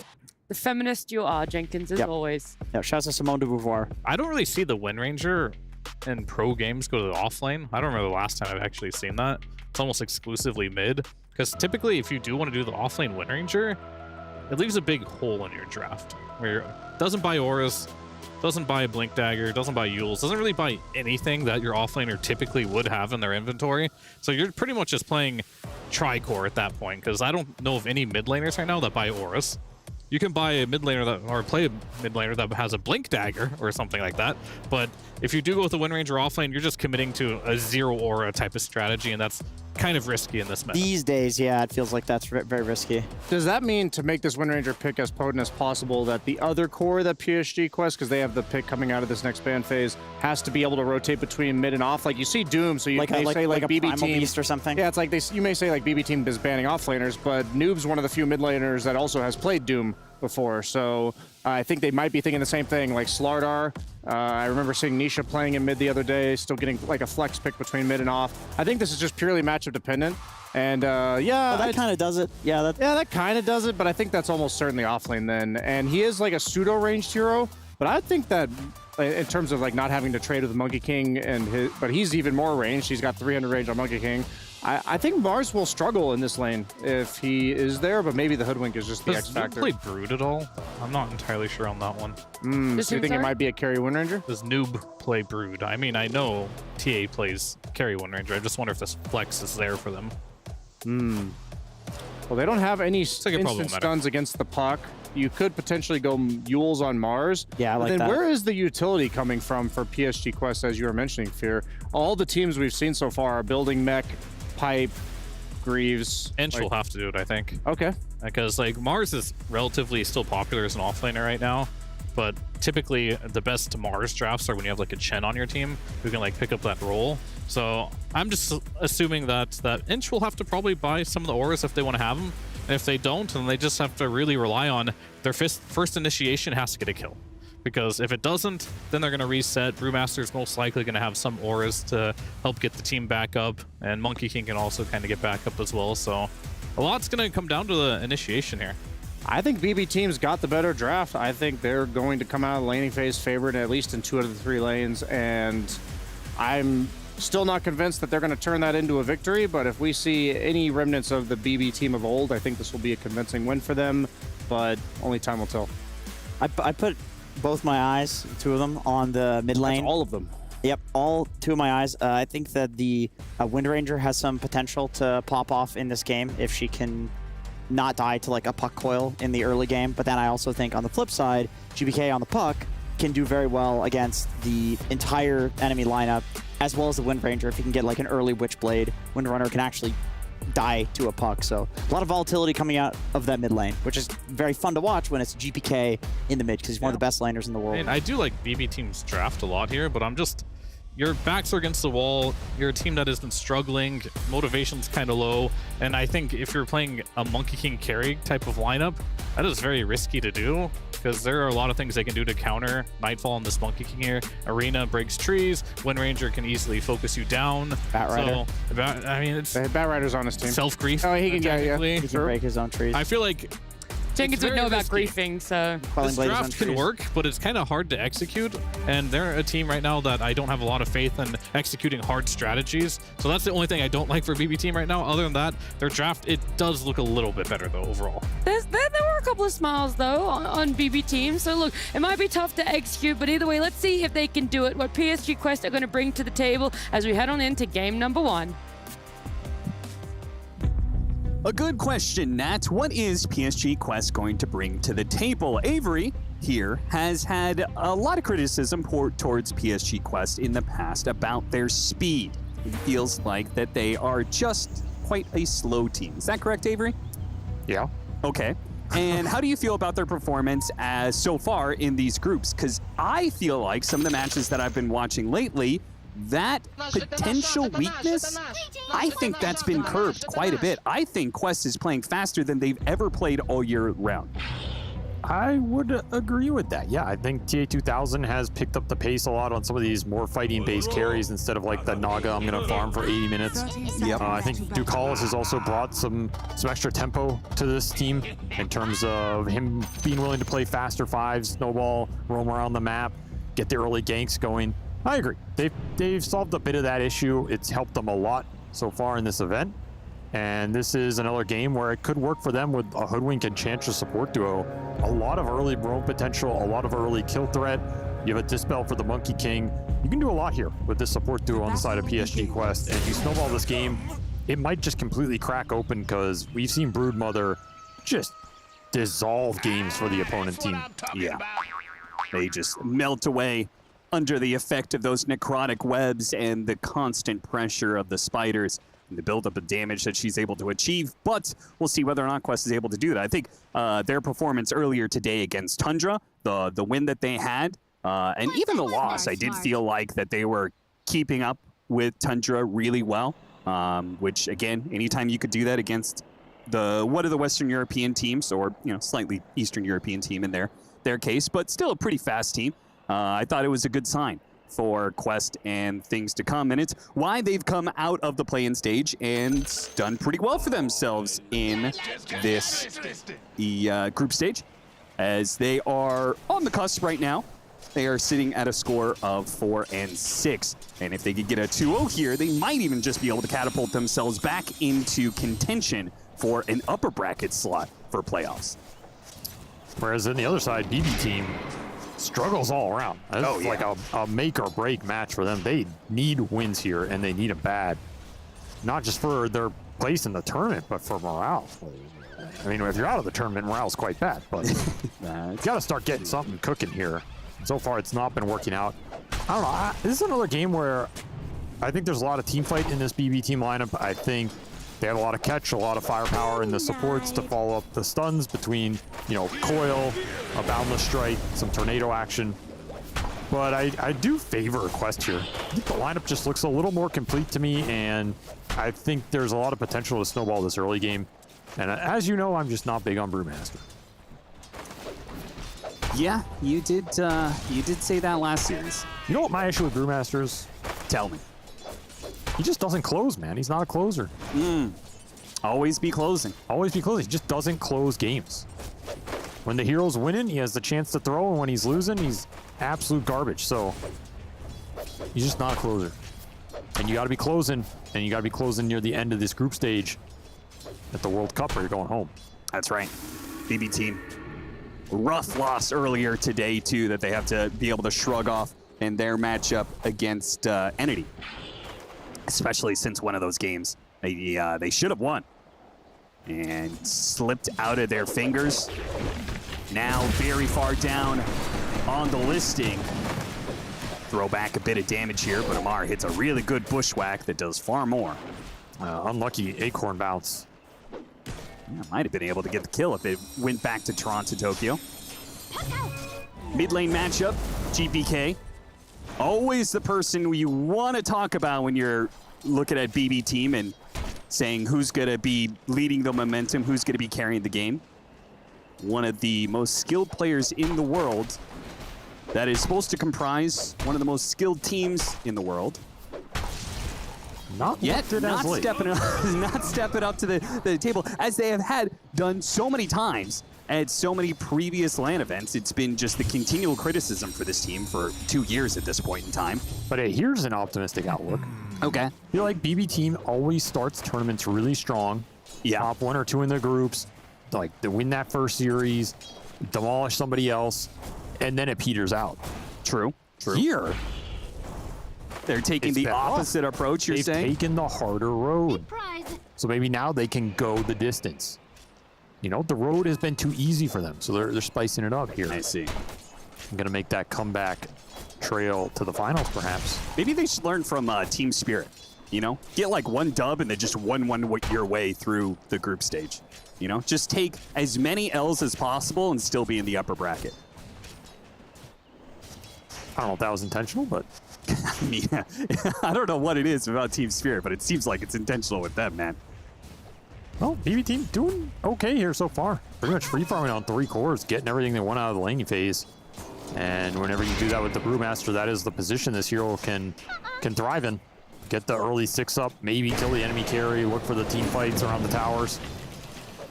Bushwhack trying to stop Nightfall, and a spear back will keep him from delivering any more damage to Malik. Battle kind of continues here, looking for first blood somewhere in these lanes. Noob's doing very well in mid lane, by the way, in the Wind Ranger, 24-6. Though, I think that's the expected outcome, Wind Ranger versus Puck. Am I wrong on that? Yeah, I think anything beats Puck nowadays, especially the first half of the laning phase. This hero's more about the split push, the scale, Yeah, bringing a team fight together for the other cores. So I would expect the Wind Ranger to be ahead here, and he is. I think Noone's position is also pretty vital for PSG Quest here, as if you're looking to bring these big core heroes down fast later on in the fight. If you want to kill the Brew before he ults, if you want to kill this puck off a landed Bushwhack or Shackle, the Wind Ranger's burst damage is going to be really significant in those areas. Of course, you're also a big counter threat to the Monkey King here. Not a lot Nightfall can do to shift that matchup. So if Noob gets big, he can solve a lot of PSG Quest problems. And Noob is somebody that PSG Quest rides a lot of their momentum off of early on in games. Feels like if he struggles in lane, PSG Quest oftentimes turn to a very slow approach, but when he's cooking, and very oftentimes Noob has cooked, then they're able to bring a lot more aggression than they normally would. And perhaps that's part of their success so far here at Riyadh Masters. He could easily rotate to either of these side lanes. I mean, both these mid players could look for rotations or counter ganks on the side lanes, especially after these catapults go down mid and you're looking towards that 6-minute power rune. But I think whoever can break some of these side lanes first is going to be happier about it. As you have Monkey versus the Mars, it's pretty much a free farm lane for Nightfall, and I think this Brood has been mostly free farming top. They'll have to TP out here in the 1-on-2. They will survive. Got to look for that Enchantress roam. If you're going to leave the lane with the Ench this early, then you got to get something off of it. Here, Ducalis. And that something is a power rune and a kill.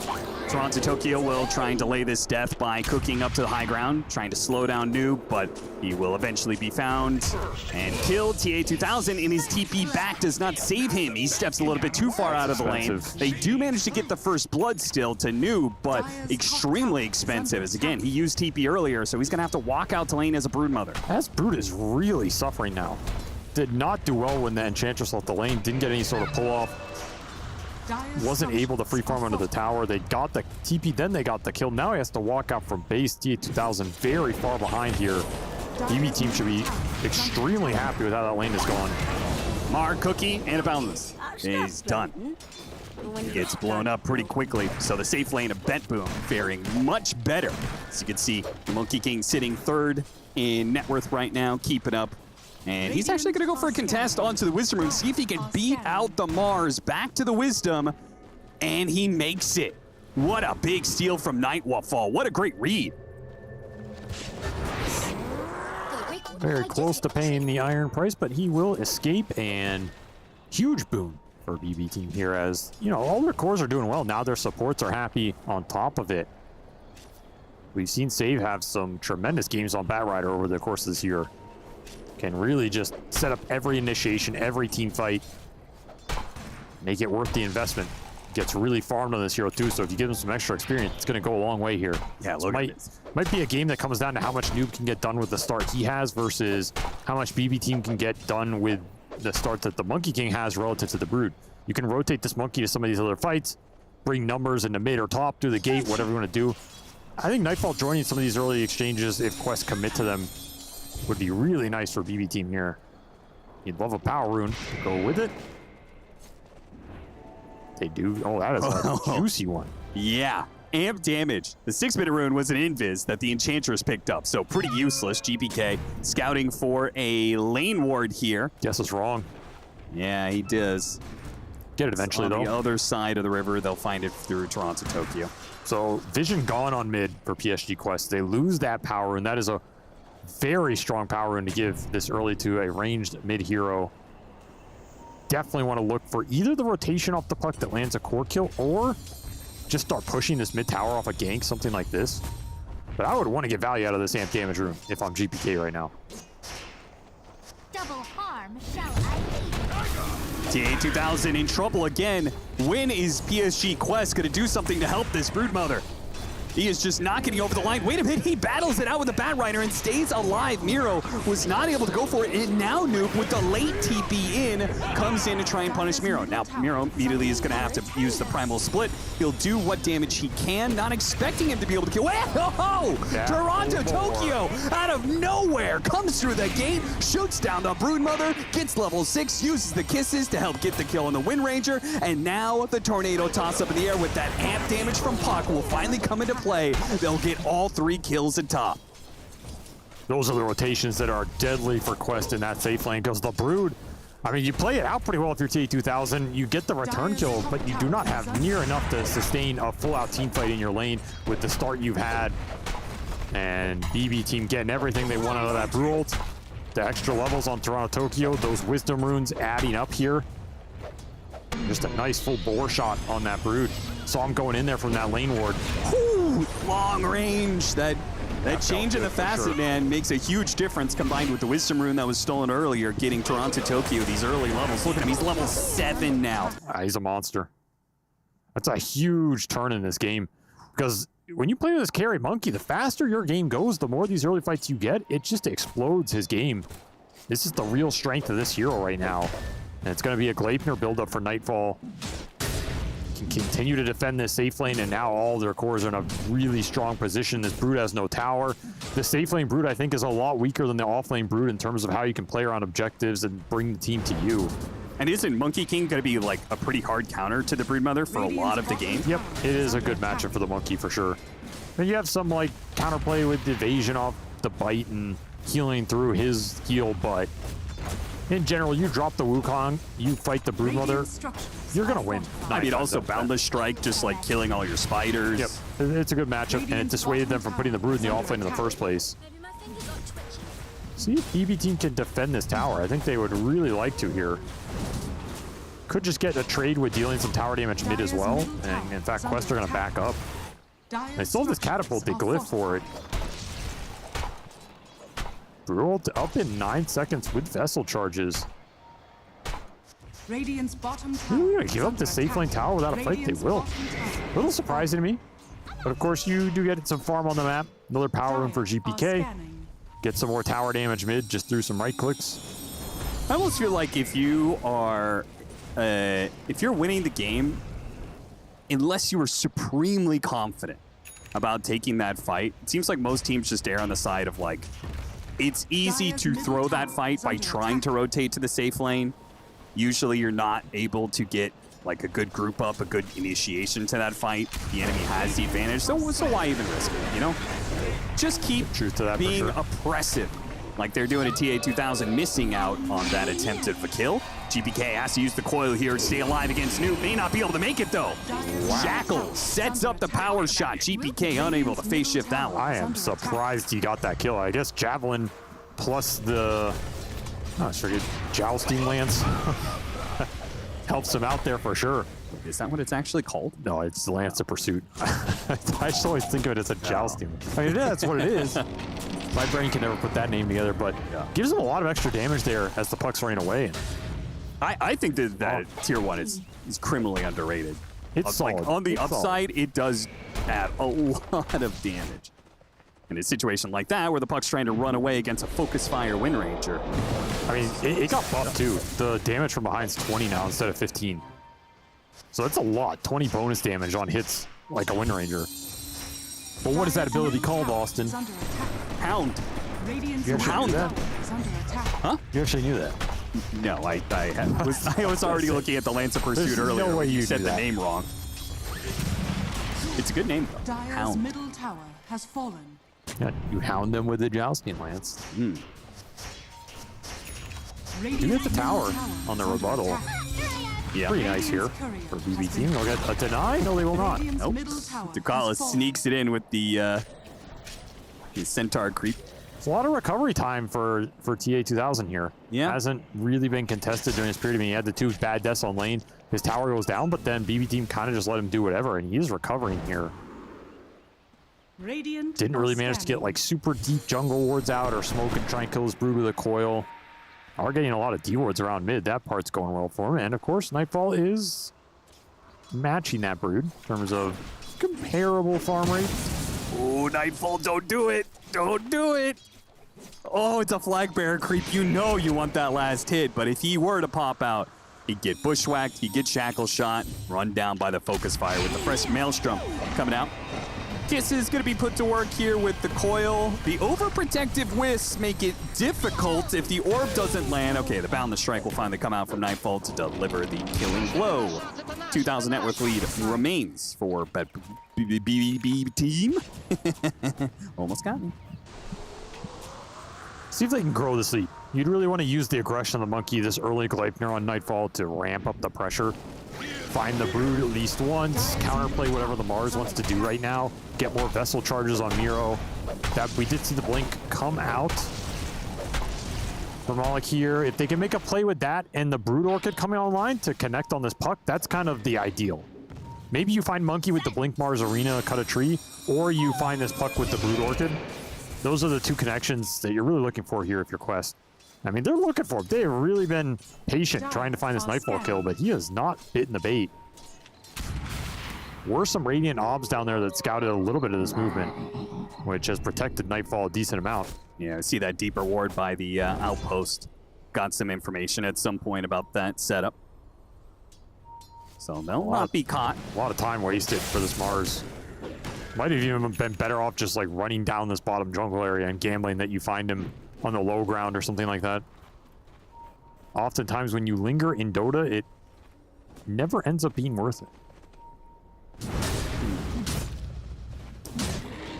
Some deep Dota wisdom for you.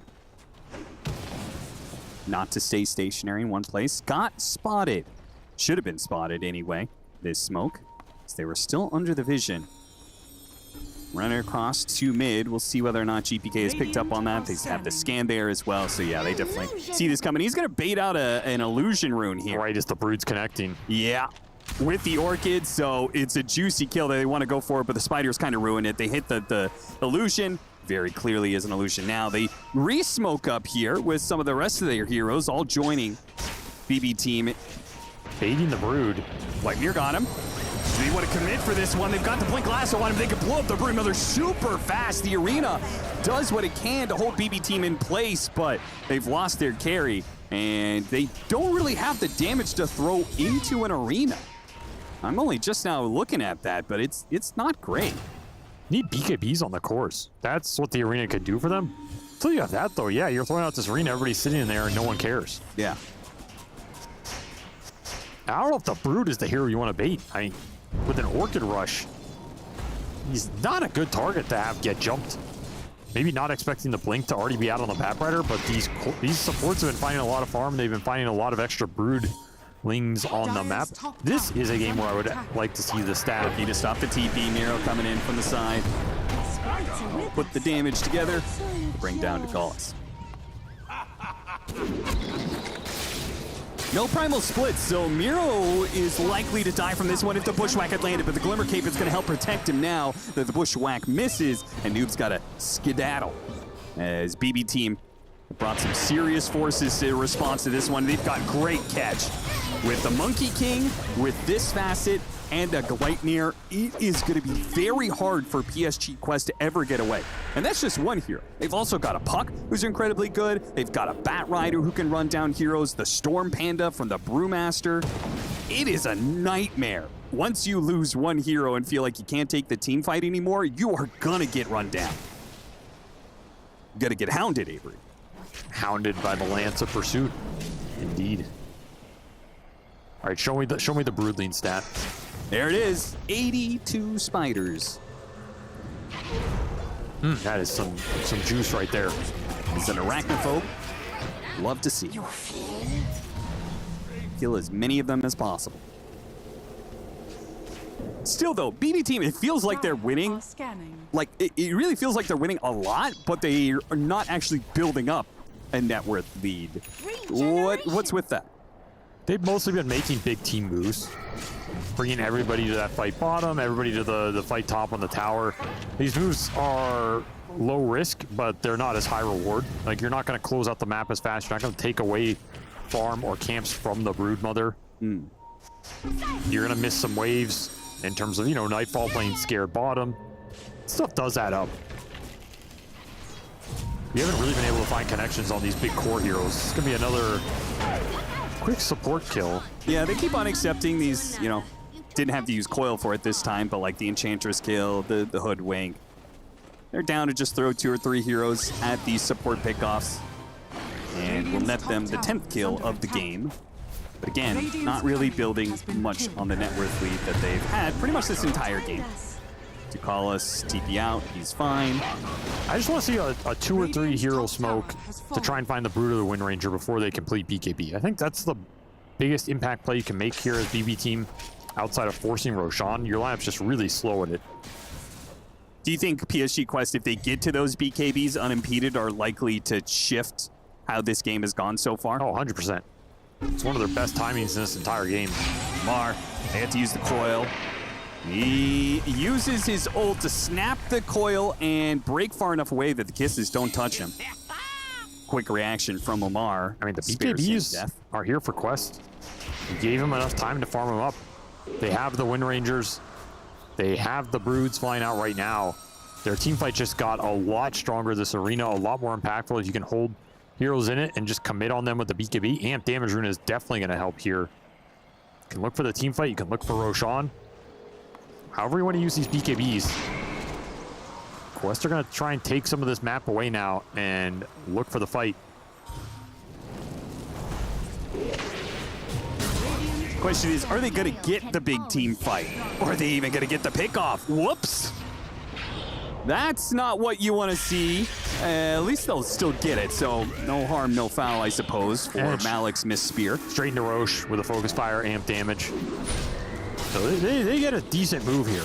Really decent move. Going bottom there was heads up play, because even if you don't find anything, that amp damage rune would have just given you this really fast Roche regardless. And the Brood can connect through the gate. He can just go back through the gate now too to maintain the map control. Okay, so timing pays off. You have been a bit behind this entire time, but you hit this item timing where you can dramatically shift the pace of the game, the trajectory of it, take it over. How do you do that though as PSG Quest? How do you set that up? Because I assume BB team is just going to be dodging you, and they've got really good heroes to dodge. Get the lanes in, make another smoke play. That's kind of it. You just gotta look for the pick off of your own 2 or 3 man smoke. Try and not get caught on the Brood. Let the Mars give you that initiation, and then commit your other cores into that fight afterwards. Will be a Radiance timing for BB team. The downside here for PSG Quest is you put this Aegis on the Brood so he can play alone, but I don't think BB team are afraid of trying to kill him twice. If you can save Lasso for a BKB. Depends how confident you think you can play here as T2000, but the more confident he can play and shove out lanes aggressively, it makes the move for the rest of the team a lot easier. So that's the power of the Aegis for PSG Quest here, is like, how much do you want to gamble with it? So far, BB team not making a move into it, even with this Radiance timing on the Brewmaster. Dire's bottom tower is under attack. Might just point towards they're going to try and scale up with this Puck and Monkey. Go late here. Never a bad option with Puck. Hero is a beast of a late game team fighter. I'll be honest, I assume that BB team have that as their idea of winning the game this entire time. When they pick Monkey King, I'm not expecting it to look like Tomato or Duraccio or, you know, like this is just a slower team. That's fair. I think they are always settled in to, we're better than you and we're confident in our scale. So therefore, it doesn't matter how late the game goes. I personally think that's just how BB team looks at the game. I don't know if that's actually true or not, but that's just the vibe that I get from watching them play. They are definitely almost always confident going late game. They tend to like to find a lot of support on Toronto Tokyo as a 5 compared to a lot of other teams, which also helps. And he has also found a lot of farm here on this Snapfire. Some of that from the Spiderlings, but he's got Shard ready to go. Glimmer Cape already up, looking for 4 staff. He's just building the utility. Bail out the cores if they're ever in trouble, and contribute with some high impact spells. Where do you go with this smoke? You gotta pick your target pretty carefully here, because you are going into an Aegis. So if you go for TA2000, you're going against a hero with 2 lives at a BKB. So you're not really gonna get anything out of it, and you might get caught. You kill him, and then you try and get away. It's possible that Quest catch up to you. So it's going to break. Got an arena. 3 heroes inside. They have to deal with the lasso, though, first, and it's leaving the Mars a little high and dry. Now, TA2000 is finally in there, but the Wukong's command has gotten off. Quest did not get to just barrel into that arena like they were supposed to do. I mean, Did Malik make a misplay? I feel like he did what he was supposed to in that situation. Why didn't it work for PSG Quest? His BKB was on the courier. Oh, well. He just didn't have it for that fight. It's currently in base. He'll have it when he respawns. If he has BKB there, that can be a very different situation. I'm not sure you can come in and get big core kills out of that, but the Mars probably survives. He just got insta-stunned when he went in. And just more very risk-free coil into kisses that somehow Omar managed to dodge all of that. So well played by him. Not quite dying. Noob pushing forward. The shackle shot goes for the kill onto Toronto Tokyo. He knows his life is forfeit, just trying to hit some cookie stuns before he goes. GPK not afraid, though, to have a bit of a poke here at Quest. Dire's top tower is under attack. Nero still has his primal split after all, so even without their Snapfire, it's not like they're lacking in strength, with Lasso coming back up as well. Got the BK. I mean, that was the first Wind Ranger BKB. It was expensive for a snap kill. They'll take it, still have this Aegis for a minute, and you finish up the Bloodthorn on the Brood. So your single target damage is significant now, but your window to use it is limited to these BKBs. So far, PSG Quest have not gotten that big teamfight win they were looking for them with this Aegis. Yeah, all they're going to get is the remaining 30 seconds is this tier 2, which I believe will still leave them at a loss on this Aegis. Actually losing net worth over this last 5 minutes. Maybe comes down to the supports a bit here. BB team have just farmed a decent amount on these side lanes. And both their supports are going to continue to play greedy in this game as they want to scale here. Dire's top tower is under attack. More kiting you can get on the side of BB team, the happier you're going to be. Because that's pretty much all this game comes down to for them. Like, you have 3 cores on the side of PSG Quest that want to go in, stick onto a target, right-click them down.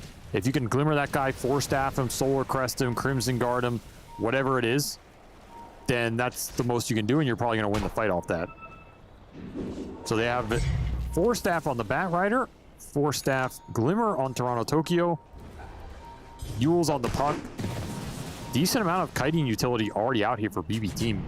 Seems hard for PSG Quest to commit in and actually find a core kill unless you land some crazy arena shackle. Meanwhile, it's easy for BB team. It's either a lasso or a coil kisses combination, though they do manage to get the initiation onto the Brewmaster, just who they would love to have with the Bushwhacker followed up. They get that kill. The BKBs allow them to disengage a bit. The coil does snap on TA2000. Actually got the stun on him, hit him with the Boundless Strike as well. Can they keep it going, though? They jump after him, hit him with the Waning Rift, and that's enough. But he does get Orchid in the process. He's in trouble. Glimmer Cape trying to save him, and it does. Noob is not going to be able to get that kill. Oh, he's still trying for it with the win run, but they'll take him out of the equation before the phase shift fades away. PSG Quest, they continue to experience team fight struggles, even on a better initiation this go-around, where they kill the Brewmaster at the very start of the fight. It doesn't result in a victory. That was a very close kill on this Brew, too. I think he was in the Void Panda stance. It had an insane amount of status resist when the stuns came through. Yeah, the silence faded pretty quickly. Yeah, like, look at that Bloodthorn duration. I thought he got greased or something. It was so fast. Yeah. It's just the Void Panda. So they almost didn't even get that. And nonetheless, with the Brewmaster going down first, you think it's a good fight, but the second your BKBs are out, no one on PSG Quest is confident enough to take the second half of this. And again, the Glimmer bails GPK out. I mean, these kiting items from BB team are doing work right now. You don't have dispels for them. You don't have super reliable stuns here. PSG Quest really struggling to stick onto these cores and make the single target focus work. Need nullifiers at some point in this game, probably. And that's just is such a massive problem. If you are PSG Quest, I feel like your lineup was the one that was supposed to, like, kind of take over the game. It's early Orchid, threatening the Puck, threatening the Brewmaster, taking advantageous fights off of the arena, and using a net worth advantage to continue to bully BBT. But now, when they're in a net worth deficit, feels like they're always needing one more item to actually win a team fight. In which case, we may never see them win a team fight. And Nightfall's just continuing to scale while this is happening. Yeah. Becoming a man fight beast right now. Ags is definitely going to help him pick up the farm, pick up the man fight versus the Brood. A man fight beast. Parasma done for the Puck, also a big component to his scaling here. And they're on the hunt. And BB team, again, Anytime, very big difference in the support net worth difference. And I have to imagine a big part of it is just BB team is able to get these big awesome supports very casually, without having to commit too much to it a lot of times. This is a nice play. They were looking for the TP's back, potentially the monkey TP who, well, they're just going to take the... Go for the Brewmaster instead, but Miro in his Void Panda stance gets the disables away pretty quickly. Now Quest, to their credit, had BKBs and are able to TP out, so they took the tier 3, got a big reaction out of BB team, and didn't lose anybody for it, so it was not bad on either side. Pushing those BKB durations down, that's the concerning part here for PSG Quest, but I do like the concept of that play, the scouting from TA2000. If somebody TP'd there, they instantly would have just been speared and probably burst down, and then you make that same play. You did get the tier 3 regardless. That could have been a play where Nightfall TP's back to try and strike the Spiderlings and just dies off an arena cutting a tree. Yeah. Nice idea on the map. We'll get that big reaction out of them.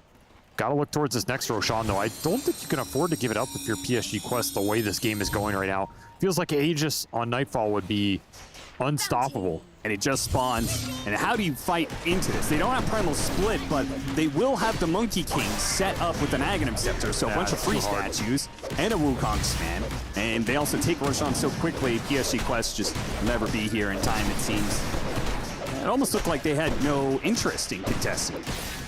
Playing the exact opposite side of the map. No scans, no nothing. So you thought it was a Roshan that they needed to contest, and they didn't even try. So what do you think they see out of that? Gotta just hit a later timing with the Broodmother. Okay. Looking towards Shard plus Butterfly, probably. Yeah. In terms of now you have evasion to just hit the monkey, maybe fight through the Wukong with the insane lifesteal off the Shard. That type of situation, just burst Nightfall down even if he gets ult off and sits there. Yeah, you get that level 20 talent, level 25 talent. I mean, it's a big window you're giving to BB team to kind of do whatever they want, but there is another big power spike for the Broodmother, no doubt.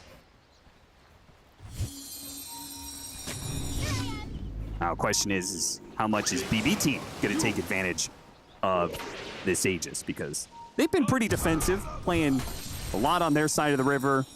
A lot of, just moving around as 2 or 3 heroes, throwing out multiple ultimates to get single target pickoffs and stuff. I don't like this idea of just trying to go on the Brewmaster, though. I don't even think his ult is, like, that important in a sense. Yeah. And I think he's almost guaranteed to get off. He has Greaves now, too.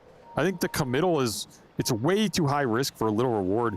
You got to find this Puck or the supports, I think. I actually think it means they group up too much for Wukong's command. Yeah, you're just going to get Coil punished as well, right? And then even if you survive, you have to pop BKBs. You have lost a decent amount of HP. There's no way you can go back. What is the pathway to winning that fight if you're PSG Quest? If you commit BKBs to kill the Brewmaster, even if you kill him in the situations like we saw, then you just have to get out of there. Yeah. So what's it actually doing for you? It's not giving you a way to win these fights. If anything, the BKBs may be what you need to, when you go on Monkey King or Puck or something else, and the Primal Split is popped, those BKBs allow you to commit to a bigger kill. But this is the big problem that they face in this game is, like, where is the damage, the sustained damage going to come from PSG Quest in a longer fight where your BKBs run out?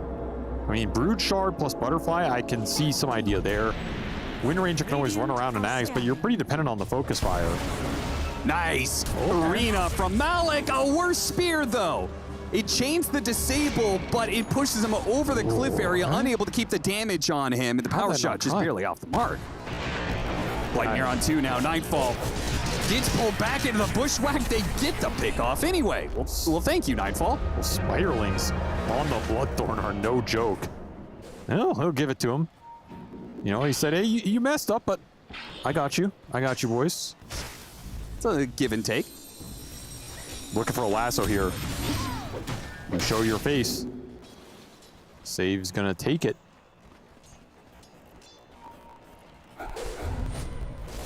Give him the Lincolns just to make sure that they can't stop him, but PSG Quest played far enough back that Save will not find the opening. Maybe Refresher Mars is another source of sustained damage as this game goes later and later. Like Brewmaster is going to fall off a little in terms of direct damage output. So if you get double arena, you know, just catch this monkey in like a double spear or something. I mean, you're talking about a lot of items. Of course, because he's got to get his scythe first, and then the refresher. You're talking about I'm talking about the 25 talent for the Broodmother. This is a lot of farming time that PSG Quest are gonna need. And we'll see whether or not BB Team gives it to him. They do relinquish the control they had over the Dire Triangle. I do think these are two teams in the tournament that can play on the slower side, especially when they try and close games out. Neither team really rushes the high ground or tries to end games quickly. No, I anticipated this one was going to be 2 50-minute games. So if it is faster than that, I will be surprised. 2 50-minute games. What about if it's a 100-minute game? And then they just both concede the next one.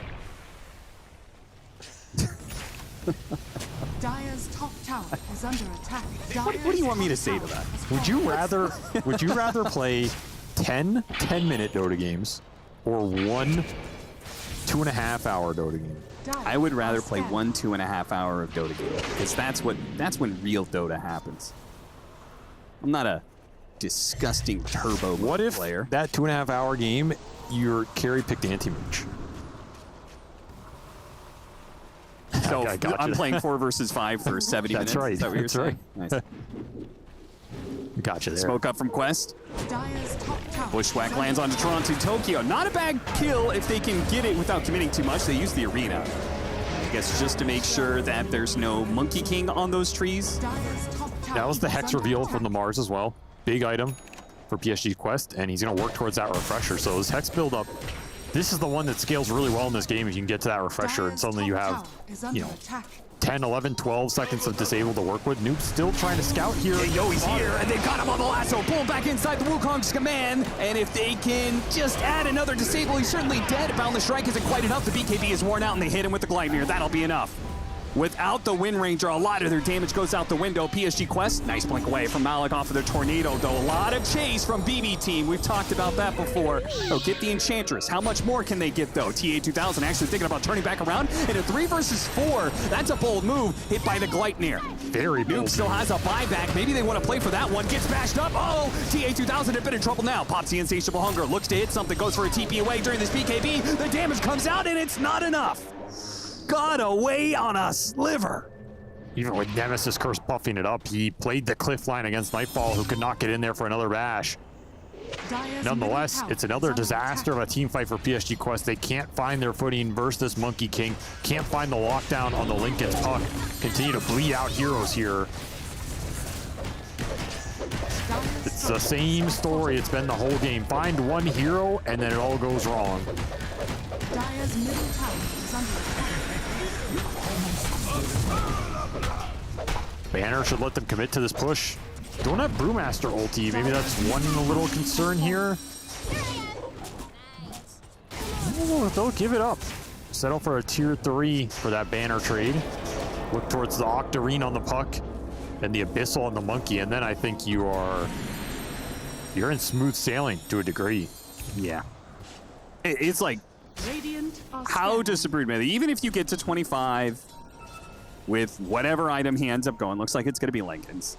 How do you, if Monkey King gets off Wukong's command, as much damage as Broodmother gets, when you're just surrounded by bashes from all these statues? No, can't do it. It's not going to happen. You have to land some crazy Shackle or Mars Initiation. That's it. That's all you're looking for if you're PSG Quest. Eontis will protect him against this Bloodthorn intrusion. A lasso. Got the Broodmother. Pull him inside the Wukong's command. Just on the edge, TA2000. He actually runs into the Wukong's command. Thinks better of that. That was a lot of damage hit from the statues. Led him and Malik the wrong road they travel down. And it'll result in Malik and Ducalis' death. Just the wrong idea. I mean, they got the Hex on the bat when he got the lasso, so there wasn't any crazy drag into the Wukong, but it still did its job. It dissuades this BKB duration. This Brood just can't man fight anybody. These arenas have been great. It's just you can't stick on anybody. You don't have nullifiers. You can't line up a hex where someone doesn't get forced or glimmered, or your other cores aren't disabled. The Brewmaster splitting, nobody can kill the Brewlings in this game. They're absolutely invincible. That's another big problem here. Nobody is threatening Miro. And BB team are threatening the buildings now. Took the mid barracks, did a bit of damage on the tier 3 at top before classic BB team back away. Well, I guess Roshan time, that's fair enough. Oh, nice heads up steal. Gonna snag it from under BB team's nose. Well, that's awkward. That is an axe you already have, noob. Make sure to share the wealth. No. You can sell your own Aghanim Scepter. Consume it for yourself. No, let's share it around. I mean, who do you even give it to here, though? You don't really have good ones. It's first come, first serve. Wait, did he actually do it? He did, didn't he?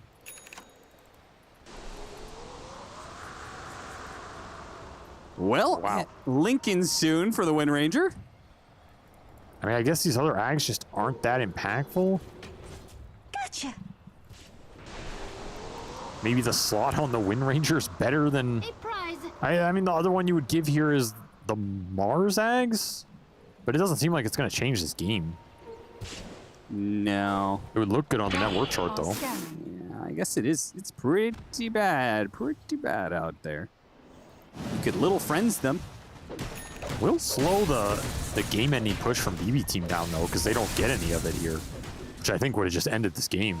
Yes. I mean, you get an Ags for a free Ags for one of their heroes. Yeah, big upgrade. Give it to the Puck. Oh yeah, you're into late game Puck territory at that point. I still think GPK is at the point. He's at the critical mass for this hero where you were having troubles locking him down before. It just feels impossible now.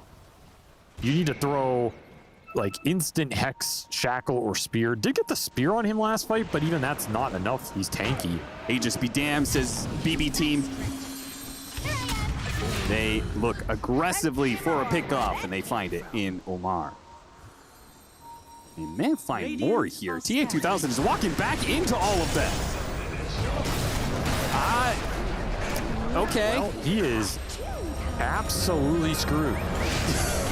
Yeah, that's putting it mildly. What was that? I have no idea.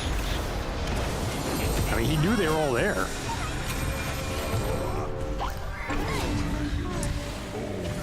PSG Quest have struggled in this game. You know, I was actually looking up. I was like, okay, well, you know what? TA2000 not having the best game here, but how many times he played Broodmother? I was like, maybe I'll give him a stat to help shield him against some criticism here. And this is his 9th professional match of Broodmother, but like that specific situation, it didn't matter what hero you're playing.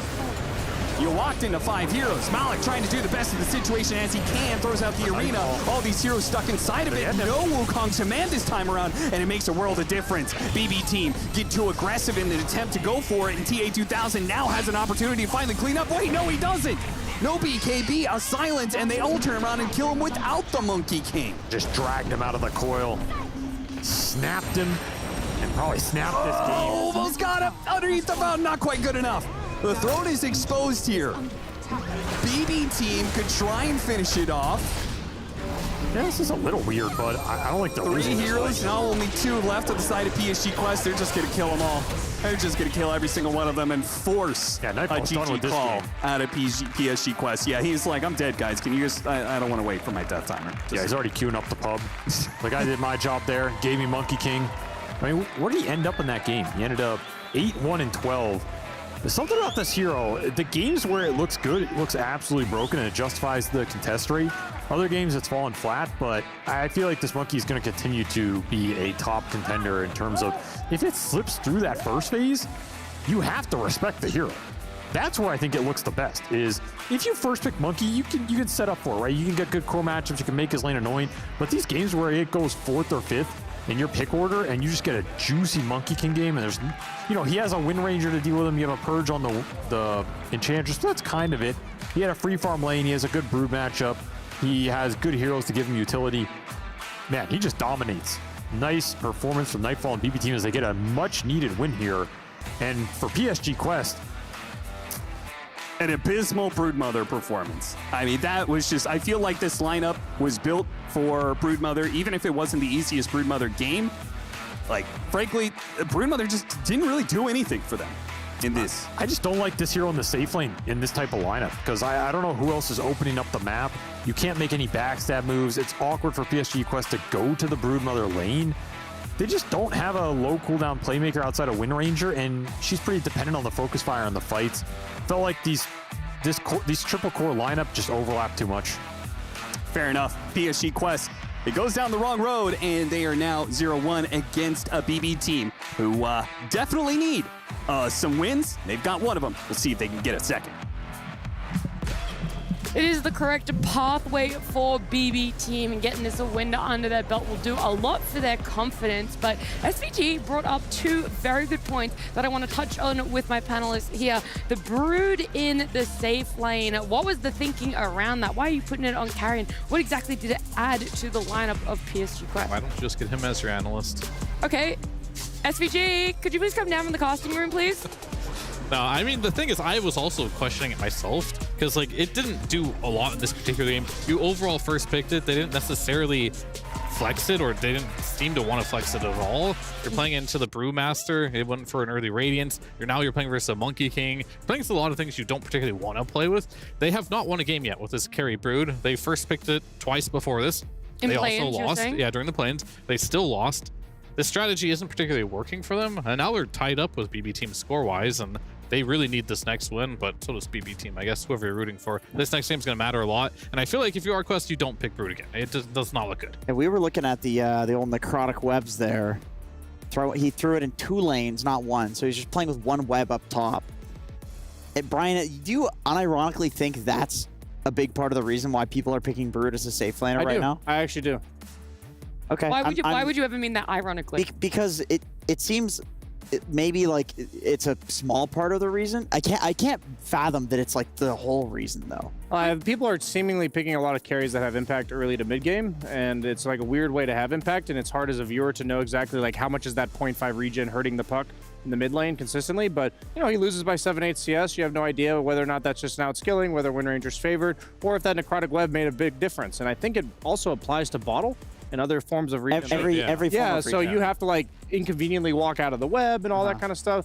I mean, I'll just say about the Broodmother carry is I feel like it has to be played around expecting the other 2 lanes to like give you momentum that turns into like collapsing the map very quickly. And I think the Mars pick, it gave them good team fight, but Mars has always had damage issues, and it felt like once the arena went down, the Monkey King Wukongs was already the counter. Like that hero was already in the game, and Nightfall would just BKB and lay his ring on the ground as well, and then it felt like Malik was on his own island and ended up usually dying by himself. And that's like the worst feeling on Mars, when you blink in, throw up the arena, and you're like, guys, and it's just... That did happen quite a few times. Yeah, it was kind of sad to watch. Yeah, a little bit unfortunate. Let's watch back some moments, though, from this game. Break it down bit by bit, piece by piece. 13 minutes. I know that this was something that you don't normally pay attention towards, Jenkins. Yeah, not a support player here, but I am an offlaner, so I can understand Malik's frustration here that, of course, that ward that we just saw them farming on, they were trying to go for a gank bot, and they were scouted on that, and then they were scouted on the smoke as well, which means that BB team was ready to counter smoke here and prepared with their entire team. Of course, they're waiting for the right hero to jump. They see the Broodmother. This is something we saw time and time in this game. The Monkey King ring placed on top of the Batrider lasso on the Broodmother, and like this just doesn't look like a carry hero with how much they were focusing. But it was all set up from the bot lane ward. And it felt like another case of Mars blinking in, doing the arena. Great, you got 3 heroes in there, but what else is happening? Especially now that we've just seen your carry player explode, no longer present in the game. They didn't have a save for Batrider either. Like, in my head, I just did that funny, like, oh, his name's Save on the Batrider. But they didn't have a save for Save's Batrider, and you could tell in the fights, like, he got to pick and choose his targets carefully. And even though they had a Lincoln's later on the Broodmother, he was being very on point about just blink force staffing, insta-popping the Lincolns. And I don't know, it just felt too easy for BB team to, like, execute. Like, we were talking about strategically on the map and all the things they had to do was a bit difficult. Like, but once the game played itself out. The fights, execution-wise, lasso into coil, place the arena, or place the Monkey King ring on top of the arena, and then the rest played itself out. Yeah, you of course want to make it as difficult as possible for your opponent to be able to execute cleanly. But again, let's break it down. Fear, your highlight should be coming up on screen right now for your fight. It's actually the previous one, but we Oh, can do this sorry, one. we just talked over it. Well, then Yeah, I mean, every fight was pretty much the same for the most part. Like, the good fights that did happen for Quest is they could get the burst initiation. That was one of the good fights where they ended up did get the Brewmaster. The other ones he did get the Void stance off first, and they couldn't actually get a kill there. But yeah, the Brood, she tries to get out there, and this is like the story of TA2000's life. Can't really right-click anything in this particular game against the Bat Rider, standing in the Monkey King ult on top and standing in a coil. I will say this is an amazing Monkey King draft overall. Like, whenever I play Monkey King, the number one thing that I want is for people to keep him in the Wukong's command. They had coil for that, they had lasso for that, which is the absolute best. So every single fight, TA2000, he just couldn't do anything. He's just sitting. And then they in the middle of a itemized Monkey for King. it. Yeah, and then they itemized as well. I don't want to be too critical on like the Brood pick because like it can work. It does a lot of things that a carry wants to do. I think a carry this patch, you want to stay in the lane. You don't want to have to just go off to the jungle right away, like the last patch where Lunas would just go AFK jungle. Most of the good ones, like the CKs and Monkey Kings, these heroes, they're strong in the lane. They can just compete in the laning stage. But the problem is when they pick this Brood, they don't build a good strategy around it. It feels like this Brood has to do so much for the game when it's your first pick hero. I have one final question. Is there such thing as a bad Monkey King game right now in this patch and in this tournament? Depends on the role. It doesn't seem like it. I think because it depends on role. Like you can just swap it to support position and then it's no issue. That tree dance facet is just way too strong on both roles. Very impactful no matter where you put it. And we've been putting some stuff out there. It's mostly Purge. Let's see exactly where he is. Thanks, Nat. I'm here with a checkup for what's going on with the other streams. On Stream B, I think it's the best match that isn't happening on the mainstream, and it is Extreme Weibo Gaming versus Entity. Now, Entity is currently topping their group, but Extreme Weibo Gaming has a really good shot of getting a good record here. They're currently 6-4, a couple more wins, and they might be able to secure upper bracket, especially if Entity gets put down a little bit. So the match is really interesting because Entity was able to get both a Darkseer and a Spear Breaker, which they haven't played since early play-in stage. No one's let them touch this dual lane combo, but surprisingly, Extreme Weibo Gaming managed to double kill them without any return kills in the laning stage. They paired a Sven with an Elder Titan, and those two heroes they're up against, the Spirit Breaker and the Darkseer, they have really high base armor, and Elder Titan beats that with his passive. Very cool double kill. We'll see how that series shapes up in the end. That was just the start of it, but we'll be back to you a bit later with some match results.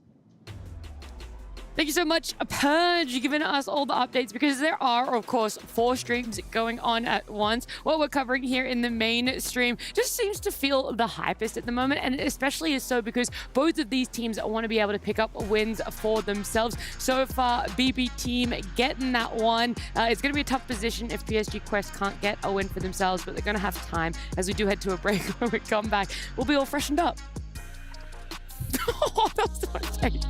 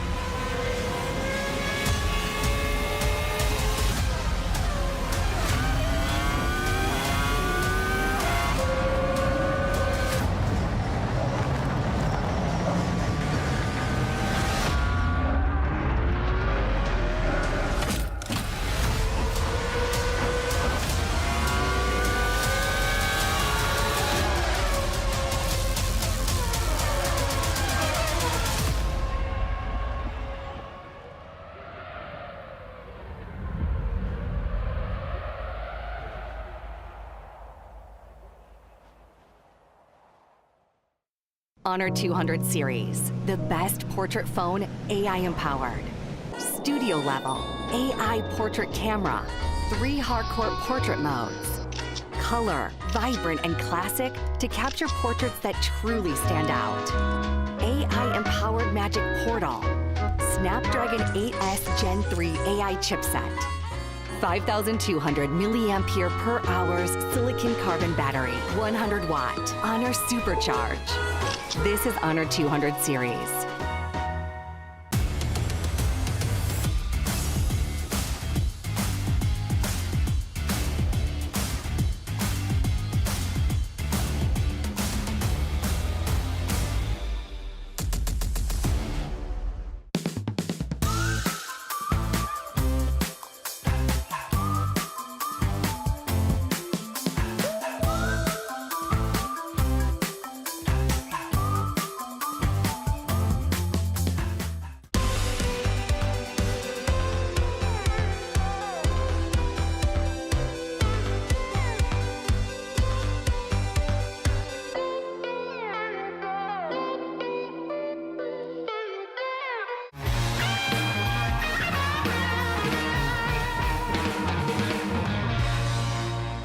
Hello everyone, I am joined by TA2000 of PSG Quest, or should I say, naive, because I want to know about your origins as a Dota player, because you're pretty young, but you've been grinding out Dota.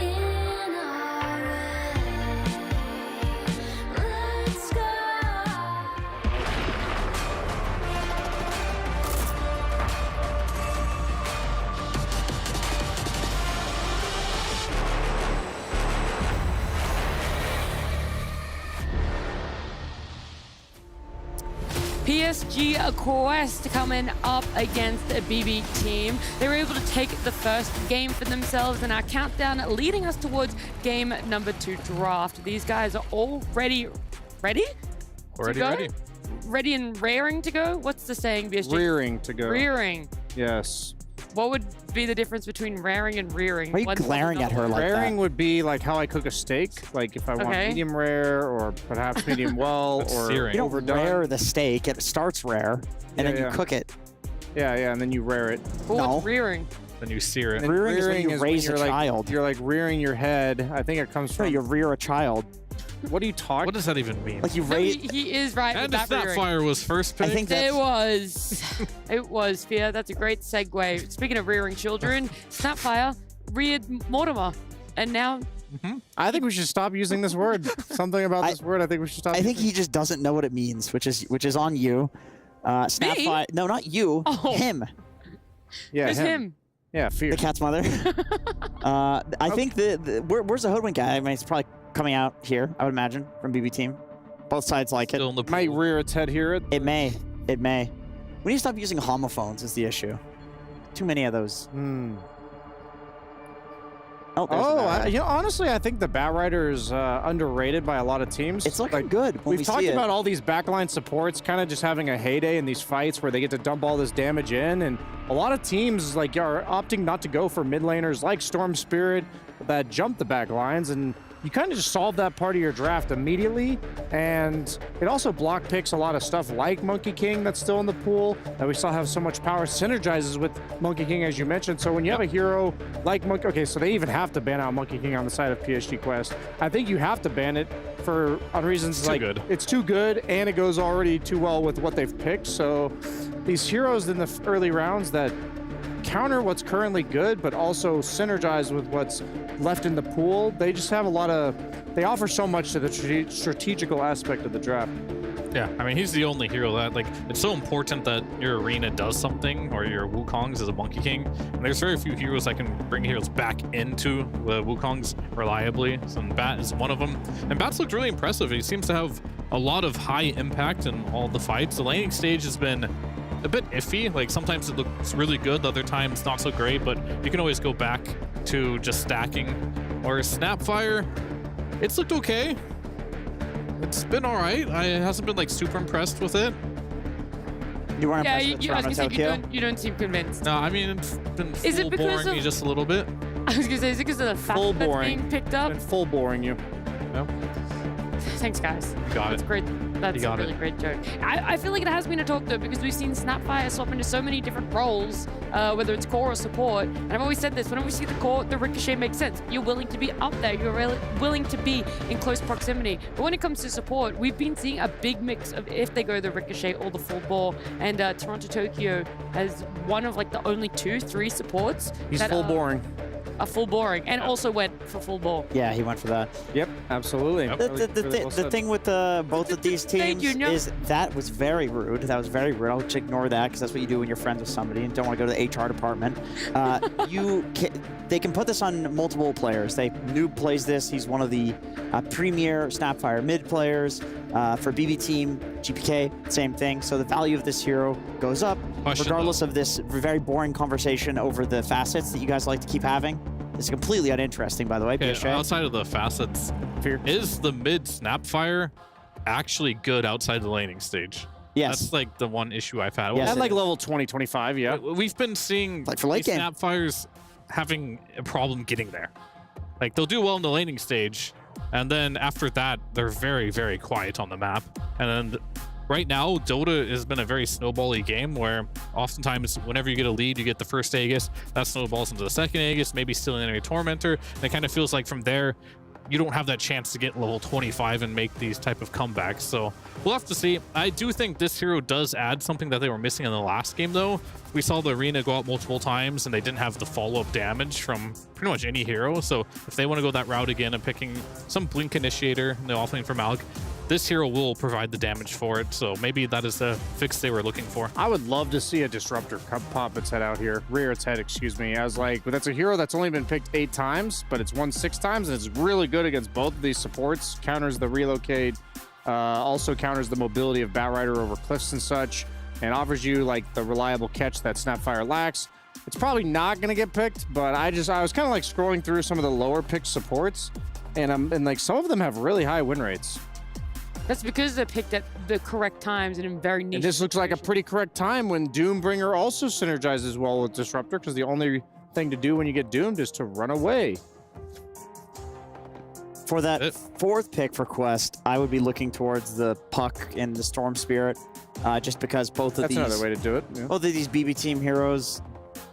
Can't you just pick that on 18, though? You need to jump them. He's saying on the fourth. That's what I'm saying, on their fourth pick. Yeah. Both of these heroes need to be jumped, and they don't have really great disable for a Storm Spirit. They do. Is that actually Disruptor? Yes. Yeah. Wow. Congratulations, Brian. That was fantastic. That was a shot in the dark, but... You need to wear your glasses. Yeah. That was amazing. Thank you, yeah. I feel like this is the part of the tournament. Also surprised at their own pick getting picked. Yeah, you know. Actually, wow, that's great. Really reconsider this role, my I guess. goodness. There's just like this is the part of the tournament where like the meta's beginning to settle, but now like, okay, we gotta like dip into the, I don't want to say like bottom of the barrel, but like for heroes that are not really getting seen very much, but they're also winning a lot. So I said 6 out of 8, but he's actually 5 out of 6 is Disruptor right now. So very solid, and I think what now has to happen with the IO, which I really like this Razor pick, is you're not running away, so your only choice is to run at them consistently. That's what Disruptor and Snapfire, if she goes full bore especially, really hates, is just heroes consistently up in their face. So BB team has to kind of all in this idea. I think you have Razor IO is most likely your pairing, and you might even do something like Leshrac or Sand King that's just going to like bring the fight to you either by lane pressure or by a stun. I do like the Sand King idea, actually. It's been pretty good in the mid lane, and of course, you just use all your spells, and if you get doomed, who cares, right? You're saying Sandstorm, you've already used everything. BB That's team, kind of like the idea. They also, they need Disable, and they need Disable that's on a low cooldown, because Batrider Lasso is, until you get very late game, is a very long cooldown. Yeah, Leshrac's a weird one versus Doom. It's like good, but also bad at the same time. I would say it's bad. I think on Dota buff, it's one of the lowest win rate heroes. Well, it's because like Lesh is turned into this hero that buys Bloodstone, right? He heals, He heals a lot, but also you just press all your buttons and he dooms you and you're still doing damage. That's like the good part about it. Right. I guess I was just a bit concerned about Legion heroes as well when I'm looking at BB team's lineup. That's why I was thinking like Sand King / Lesh. They both deal with that. Centaur is going to be okay, but also Centaur, I would say in theory, is countered by Disruptor as well. Just using Stampede to disengage. That doesn't fix the problem of You don't remember? What? The Hitch a Ride counter to the the Hitch a Ride. Did I miss this? Lena, was somewhat favorable in the meta with as Razor well. being a range carry. And people would go that Ghost Scepter, and essentially it would just, okay, what do we, E-Blade, and it's just like, okay, well, what are you supposed to do now? And you're also stuck in the Disruptor ult. So do we actually think we're going to see an Ags Centaur? Yeah. If Disruptor gets Ags, yeah. Okay. Because like it wasn't too long ago where we saw the Disruptor meta, so it was a month. It's been played out. It's been more than a month. It was before the fastest patch. He was the hero that was #1 probably 2 at months, that point. but very start of May, so that is 2 months. Yeah, so we kind of remember a lot of like why this hero is good and some of the counters, and Disruptor is good versus many heroes. Just the big problem he's had is he's been nerfed a lot, right? Like the Shard doesn't have nearly as much range anymore that it used to. The laning stage is a little bit worse too. Just a bunch of nerfs, and I think just in general, like the facets are, you can either be the old Disruptor or you can make a fence, you know, and the fence just isn't good. So he didn't really get any cool facets either, like a lot of these other heroes. Glimpse is still, in my opinion, one of the most game-changing, like non-ultimate spells in all of Dota. So in this game, I think it still has its increased potency against all the mobility of just running away and picking, choosing your fights that BB team's lineup has. It's just a matter of if you have like Centaur with a Blade Mail and you have Batrider like hiding in the trees looking to blink and a Razor with the IO behind, it's like right now maybe it's going to be a bit difficult. They have to like jump multiple targets at the same time. Maybe PSG Quest needs somebody that provides vision or information, maybe like a Primal that just like runs in there. Well, you think you think it'll be a carry wind? Yeah, I feel like that's what I would like out of it. If I'm a Centaur and there's a carry wind at me against me in lane and she's just poking me and I'm poking her back with my passive, I'm pretty stoked about that. You're gonna max out your passive with the blade mail. Maybe like 2 points. I feel like it's the thing you do against Windrunner carry, and it's always been very strong. Yeah, I would agree. I think in general it should go mid, but if it goes mid, I'm not seeing this Snapfire being utilized the way I'd like it to be used. Because most of the time when I see Snapfire, ideally I want to see like a coil, an arena, something easy to set up so you can throw the ult. Like last game we saw, it had a puck on its team.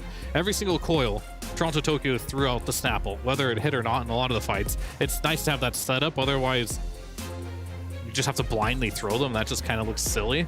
So they're kind of missing that type of initiator to really utilize Snapfire. And I think this is the one thing that I've been missing from most of Snapfires this tournament, outside of last game, is having this reliable setup. That way you can actually use your ult off cooldown. So is that a potentially mid-spear breaker or mid-snap? Mid-snap, carry wind. And I feel like Quest drafts just like, they don't make enough sense for me. Like they're getting really greedy on like 3 cores. And when they pick up these heroes, it's just like, sure, you have the Mars off lane one game, but then they don't pick any follow-up for a Mars. So he just throws his arena down and there's no damage that goes into it. And this particular game, they have plenty of follow-up damage now with either the Static Storm or just the ult from Snapfire. But their setup is, what, just a Spirit Breaker? I feel like he's not the type of hero that wants to set up fights. He just wants a good vision so you can initiate. I'm going to be the devil's advocate here. I actually like PSG's Quest's draft. I think it's really wonky and it's heavily single target, but I think BB Team's draft is also very heavily on the single target. So this is just going to boil down to Zeus in the past. I would have said is like the god tier perfect pick here because you would go like the Manta Shard and you're never in vision. And it was always like just impossible to catch this guy because of the fact that you never saw him. But with Spear Breaker, with Zeus having to show himself on waves to actually farm nowadays, I really think they're disrespecting this Disruptor pick. I know I'm probably like biased because I was so shocked and happy that they did pick it, but Disruptor conceptually is a broken hero when Glimpse is allowed to be used, and I think they're going to be able to do that on the side of PSG Quest, and as long as they don't just get demolished in the laning phase, I like what they got. Well, it is actually also going to end up being that Wind Ranger into a Centaur, so they picked it up with a carry for themselves on the side of PSG Don't like it. Quest, and that Devil's advocate. Yeah, not good. No good. Not okay. good. No. So Jenkins and Fear on the same page, and BSJ the odd one out. Yep, bit ballsy. I do also like Zeus against. I mean, I get the Manta build was much better against SB. I do get that, but still, you have the Heavenly Jump, which will slow him. You can interrupt him with the W. It's hard to gank a Zeus mid compared to before. I think Zeus does very well against a Windrunner because, of course, you're just all magic damage nukes, and she's windrunning, and you can catch her in the invis as well. It feels like a really good pick, and I also think Zeus just generally is underrated. When the Manta build got nerfed, so you can't Manta and get the Lightning Hands, people just started going Yasha and Kaya, and it feels just as good, honestly. It feels totally fine. On Dota 2 Pro Tracker, the win rate was about the same as it was in the previous patch with that build. It's just like less people were picking it. Is there only really one viable facet for Zeus, the non-ultimate one? We saw Thompson take the ultimate one. Really? I was gonna say, I actually think that That's one. the I reliable think one. that one is probably better. Wow, I would disagree with that, but because so that means there's two. They're yeah, it's playable. Like, they're both playable. Yeah. they're both definitely playable for sure. Great. And which one do you think he's going to be taking? I think he's going to take the ultimate one. I just personally think without the Manta Lightning Hands build, where you would get that facet on the Manta illusions, then the Thunder God's Wrath potential for like extra spell amp is just better. But if you're not killing a guy in a fight, it literally does nothing. They also have like a lot of burst where like Batrider Lasso into Centaur, Stampede Stomp, like you're maybe expecting the first guy to drop low enough to get the bonus. Yeah, you steal the kill, and then it also gives you an excuse to steal kills, which is awesome.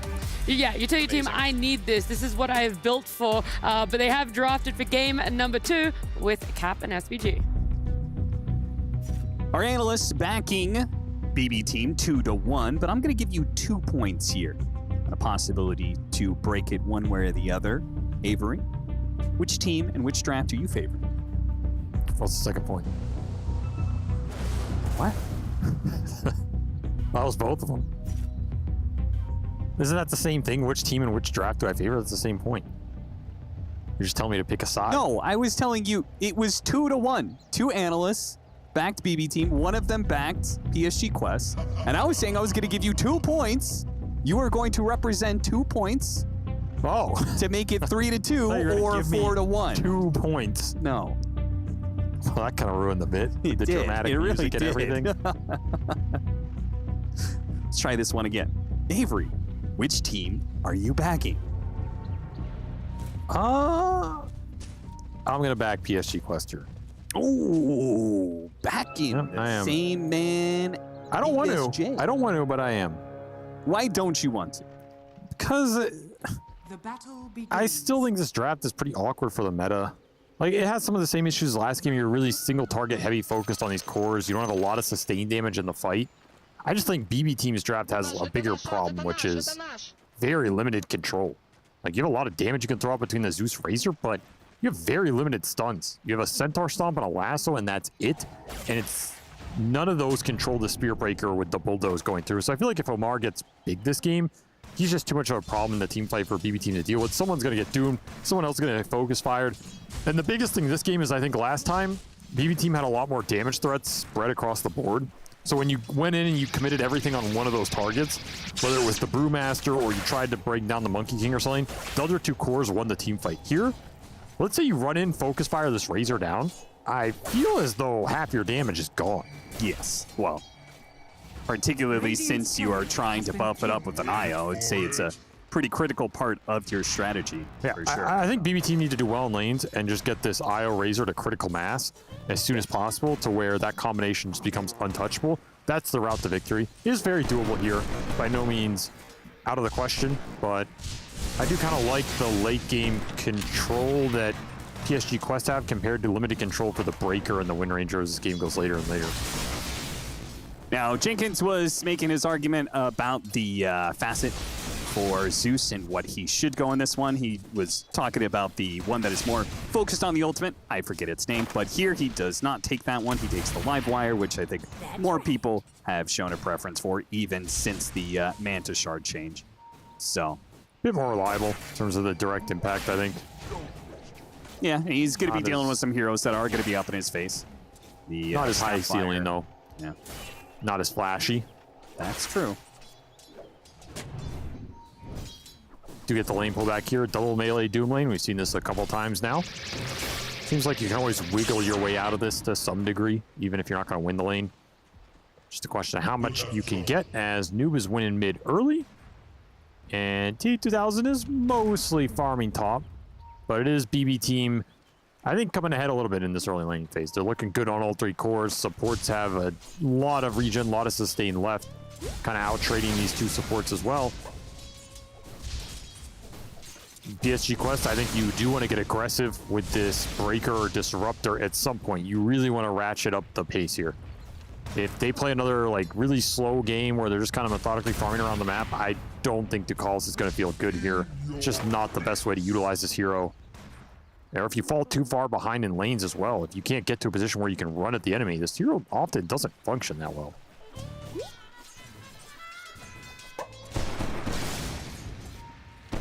Also, is this Snapfire mount acceptable? I'm just going to pose that question. What? What's wrong with it? Has science gone too far? Are you going to say something about glance value right now? I might, yeah, I might. I feel like that went out the window 10 years ago. Okay, well, I'm surprised you're still thinking about it. I'm surprised Reddit still posts about it. Frankly, obviously, Valve don't care about glance value anymore, guys. Just get with the program. Maybe I'm just too old, man. I feel like I look at half the heroes these days. I don't know what hero it is at all. I don't even know what game we're in. The future is now, old man. Oh, I you don't can make like heroes look like anything you wanted to. I like the old days where, you know, you had 100 options for a Pudge hat. They were all kind of the same. They all looked the same. All like 20 pixels. The controversy was the fact that the Ursa could wear a cowboy hat. That was $7,000. Oh, look at this gang coming into the Zeus. Noob has been doing very well in this lane, and if he gets the support rotations to get a kill on GPK, he could break away with it, but they can't quite get to him. I'm pretty sure that tree almost killed GPK. Yeah, I don't think it actually helped him block any vision at all. I don't know about that one, but I guess it works out. Not enough points in the glimpse yet. Only level 2. Unable to get the connection. A little just too late on the TP. I think that was a Zeus kill. If they just instantly go with the call, it would have been a big one here for PSG Quest. As Noob can continually chip GPK down, and that is That's a juicy one if you get it in the laning phase. Really slow down that Zeus, especially since the Snap is winning that lane. Malik gonna be drained. Nice two-man stun, though, with the charge coming from Omar, and a bash out on Nightfall as well. Actually brings him rather low. If Omar was just to magically get some more bashes, he could actually get the kill on the Razor, but instead he'll be run down and beaten down from behind. Nightfall will finally get his first blood. Took a risk going for those bashes, didn't get him, and that's a full duration link almost. Nightfall able to turn it around there. Live by the RNG, die by the RNG. A good start for him, and this is the dream for BB Team. Get this Razor IO as strong as possible, and everything will come together for you. They killed the Spirit Breaker. That just sets up the Spirit Breaker to go top, though a Flame Break is going to stop his charge. Hits him with the Blood Grenade, a glimpse back, and Sable die. TA2000 should have a better game this time around than that Brutal one, though. That's probably guaranteed here for PSG Quest. A lot more of an independent hero, one that he can just farm, scale, look for his own pickoffs. Might have a better time in the fights. But Nightfall is also just gearing up, and kisses are going to rain down onto nothing. Tips come through, though PSG Quest looking for the gank, looking for the backstab. We'll get the ward, but they're setting up mainly for the 6-minute power rune. Yep. See what they can get off of that one. The charge coming out, GPK stopping it. Glimpse back, though. That's all they needed. Just closing the distance and making sure they get the glimpse. Now they'll trade out the support for it, but Noob is still putting some damage on Save. Thinks he can get this kill, and with the magic wand, he'll stay alive to get the kill. He'll die to the tower, but a double kill for Noob. That is going to feel pretty good. If he'd gotten that regen bottom, it would have felt even better. That's true. But can't survive for it. Toronto Tokyo denies it. Still, Noob, top of the net worth chart. Should be happy about this laning phase. Malik a little sadder about it, but this was going to be the toughest lane no matter what. Double melee hero and an IO Razor, I mean. They start going on in. The charge is going to put a slowdown here on Nightfall. Just when Malik needs it. In the Snapfire. Hits him with the Blood Grenade again, believing in his bashes because he's got Noob here. If you hit him with the bash, then maybe Noob could have closed that distance. But as it is... They want to dive, bringing in TA2000. TA2000 from behind with the gate. Hits him with the power shot. And Nightfall, nowhere he can really run to. Looks like they're going to try and separate and kill both of these heroes. The charge to make sure Nightfall does actually die and the IO will fall. Oh, look at him. He's so nice. He's trying to give the kill to his core. Noob. Thanks, Omar, I'm sure, for setting up a kill. I would have taken that, but Omar's a nicer man than I am. Nobody ever doubted that. Thunder God's Wrath is online for BB Team. So try and find a big core kill with it. Still chase down that can work here with the Stampede. Yeah, they'll be able to hit him with the Stomp for sure. And with GPK joining in the mix, they've got the damage. So TA2000 getting greedy, coming back to lane. And is immediately punished by BB Team. I almost thought PSG Quest would have just stayed bottom and looked to kill the Razor again with the kisses coming up for the Snapfire. I thought so as well. Instead, they don't get that move. They lose the Wind Ranger top and a 1-on-3. It feels like to me, PSG Quest, it's kind of a frustrating situation, but hop away outside of the kinetic field and stopping the charge. GPK doing the absolute most he can, but there's nothing more he can do about that. Yeah, there's no stopping that type of play there. Power glimpse. I mean, charge glimpse is going to be strong this game. Guarantee the vision. Glimpse him back. Hit the charge. Chain stun him up. Secures a power rune for Noob. He is really rolling on what has become one of his signature heroes this year. Looks like they knew Save was up here. Flame break back. But again, the charge, the aggression just sets up the opportunities for glimpses. So the Spirit Breaker may not be connecting on these charges, but he is setting up Takalis for success. And Takalis is level 6 now. He's going to have maxed out glimpse pretty soon, and he already has Static Storm. Yeah, these supports are getting big for PSG Quest, and that's what you want to see here. I think these two supports can carry this game just straight up. Ducalis can carry the early game, and the Spirit Breaker can carry the late game. You get a lot of mid-tower damage as well. Just keep looking for the Zeus ganks. Maybe look for counterplays bottom if Nightfall tries to overextend. You have Doom available. He'll throw it. This is just going to be wasted, though. Yeah. That's an awkward exchange. Not great for them. It does show 3 heroes at the bottom part, so no support up here at top. Immediately try and kill Miro. Miro is, I was going to say not use his Stampede, but GPK joined in, so they wanted the extra damage and movement speed to collect kills off of it. And BB Team, they're going to get 2 supports GPK runs out of mana, sadly, to get that final kill. Noob, meanwhile, will take that mid tower due to GPK's absence. So mid lane going well for PSG Quest, but the two side lanes going well for BB Team here. Finding a lot of support kills, a lot for this Razor IO pair, and now a reload in to clean up 2 more after they just killed that Doom bottom. And he got a lot of damage back on them with this Blade Mail. An obnoxious hero for the Wind Ranger to commit on. Yeah. That is the strength of this Centaur pick. Not the target TA2000 wants to find in this early game. Now just chased away time and time again, but time and time again, GPK is ganked by a Spirit Breaker Disruptor. Man, he's just food. Yeah, when is somebody gonna help this man out? I mean, there isn't anything to really help him. I guess so. They don't have a save unless the IO wants to separate from the Razor, and he's never gonna do that. Now Save himself walks into the 3-man move from Quest. They got that kill mid, smoked up, went bottom, found this one, trying to give some relief to Malik. His Disruptors looked very strong here. 8 assists already on the board for Ducalis. He is rolling. Level 7 max, Glimpse online. He is higher level than Nightfall. Radiant's bottom tower is under attack. Damn. What on earth? And Nightfall has had a pretty good early game here.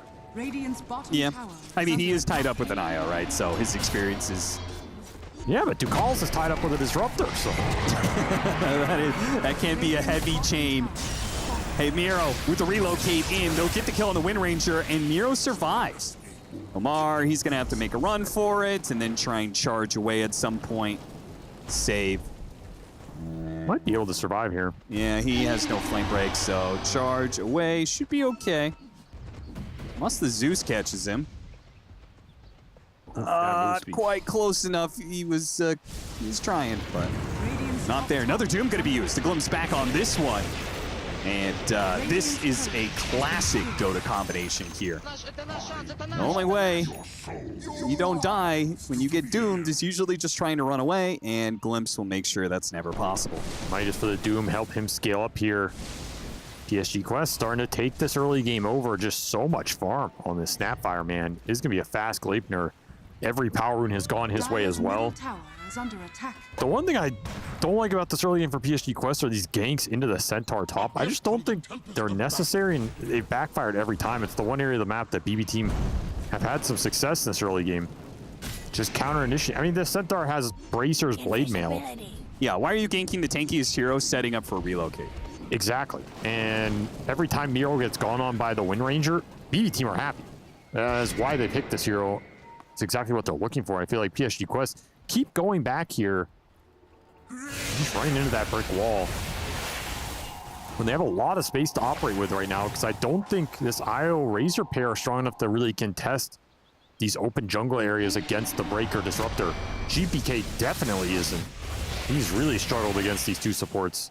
So you want to take advantage of this right now if you're PSG Quest. Not just fall back on some AFK farm right now.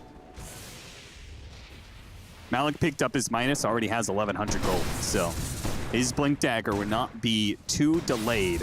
They get that Blink Dagger, they get the Gleipnir on PSG Quest. They're going to have this big window where BKBs are not available for BB Team, and PSG Quest will have what feels like is going to be an overwhelming amount of team fight and catch. That's a deadly combination. See, he can sell that Midas and buy another Midas.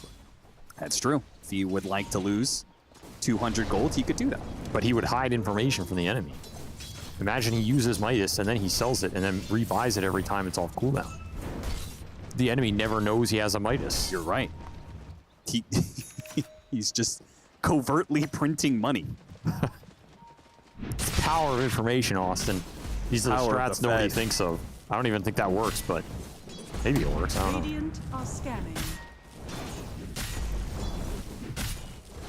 It's the face of a man who just heard my idea. did not approve. I mean, does Omar hate that idea? I feel like he's pretty happy in this Spirit Breaker game. He would be down to farm. You said it. Like, this is a game that he... Reload gone wrong. Huh? Well, he tried to reload for Wisdom Rune, right? Oh, I didn't see it. Yeah, Omar would like to find a lot of fun in this game for sure. Yeah, he's building in a Shadow Blade. He's actively farming some lanes. He knows he is in a position where he can actually transition into a core. Yeah, and it's a good breaker game because there's just no control. There's literally nothing that goes through the bulldoze this game. There's no purges. There's very little limited stuns. And with this new facet, this Spirit Breaker is all the scarier for it. Man, the barrage. Hey, man, this Zeus pick has not worked out. They don't have the supports to play around him and protect him at all. No. The control's too limited to stop these charge glimpses going through. It's a hero that, like, normally you could play on an island, but he can't show on waves because it's just instant, the charge.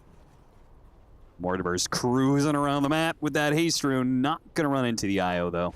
Did not look deep enough in the jungle. They get a blink up on save on this Bat Rider, so maybe BB team can look for a quick play with it. Try and take some of the pressure off the map right now.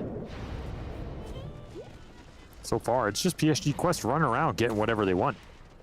And pushing all 3 cores to the top as the Zeus continues to fall behind. This just feels like, I mean, you're going to bank on IO Razor outscaling him here?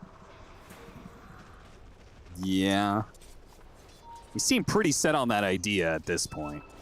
Which, like, Razor can be a very good hero to counter the Wind Ranger, but I think Noob Sapphire carries games, man. Good stop from Miro. Lands it on a TA-2000 and Omar, killing them both. Immediate Doom and the anti-synergy glimpse. Dire's middle tower is under attack.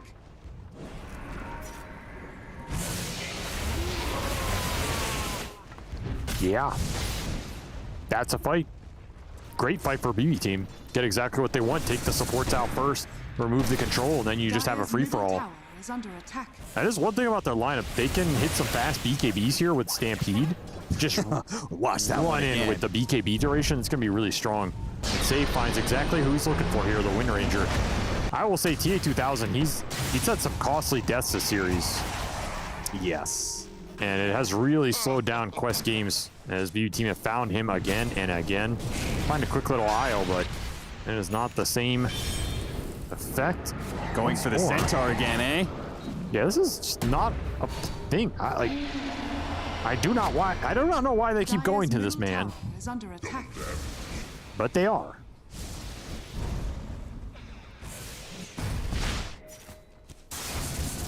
So He's got that animal magnetism to him, you know? Yeah, maybe. Double Gleipnir's up. It's a lot of extra catch. You would really want to fight right now with this item before the BKBs come out for BB team here.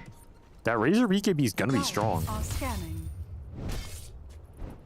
Going to have to commit the Focus Fire into Nightfall to bring him down. Maybe even Focus Fire plus Doom to really threaten him. Should always be able to cancel reload with something here. Still looking okay for PSG Quest, but they did lose a lot of momentum here in the last 5 minutes, and BB team made some good moves with this save Bat Rider. Yeah, I expected them to make much more of this time period where the Razor wants to build up BKB, and like I feel like very clearly cannot take straight 5-on-5s without it. I mean, your IO is already being crippled by Static Storm, charges, and it's never going to get better either. You're going to start getting the split focus of the little shredder shots that come into play every single time. Like, this IO is just going to die at the start of every fight. So the Razor actually needs to be strong enough to be independent of the IO's assistance. Or he just starts with a BKB. Kills the enemy fast enough it doesn't matter. I mean, you can always, like, glimpse the IO out of the fight, too, if he reloads in. Or even if they just run in. So, you kind of can't rely on this tether pair too much this game. No, you really can't. We haven't even said, like, Shackle is, like, usually pretty good against that hero. They might just Doom the Razor or the IO. Ooh, looks like a little bit of a bloody nose. Happens to the best of us. Got Spear Breaker charged in real life. Yeah. Got bashed in the face. Wait, no, that's Blacklist. Sorry. Can't make that joke. What are they gonna do? Sue me? I don't know. Listen, I'll see Abed after the series, right? I bet you will. 10 to 14, 3,000 bet you will. for PSG Quest. We're going to move along back into the game. For the record, I fully enjoy watching that team play and support them in their endeavors at this tournament. I would just like to state that for the record, and I do not share the opinions of my co-caster. He speaks for himself here. Public announcement. Very good. See, I'm a good corporate man. Yeah, you are. There's the BKB for the Razor. Hey. 12 as well. So it's go time for BB team here. What can you make happen with this? Which probably means they're going to farm for the next 10 minutes. Yeah, but they're going to be able to farm a little bit more aggressively because they have BKB. I don't think they want to look for the true 5-on-5. They probably want to start something on one of the sides of the map with like a lasso into a hoof stomp or a hoof stomp into lasso, something of this nature. Throw a Thunder God's Wrath on top and just reload the Razor in. And then even if PSG Quest commits to the fight, you can probably take it.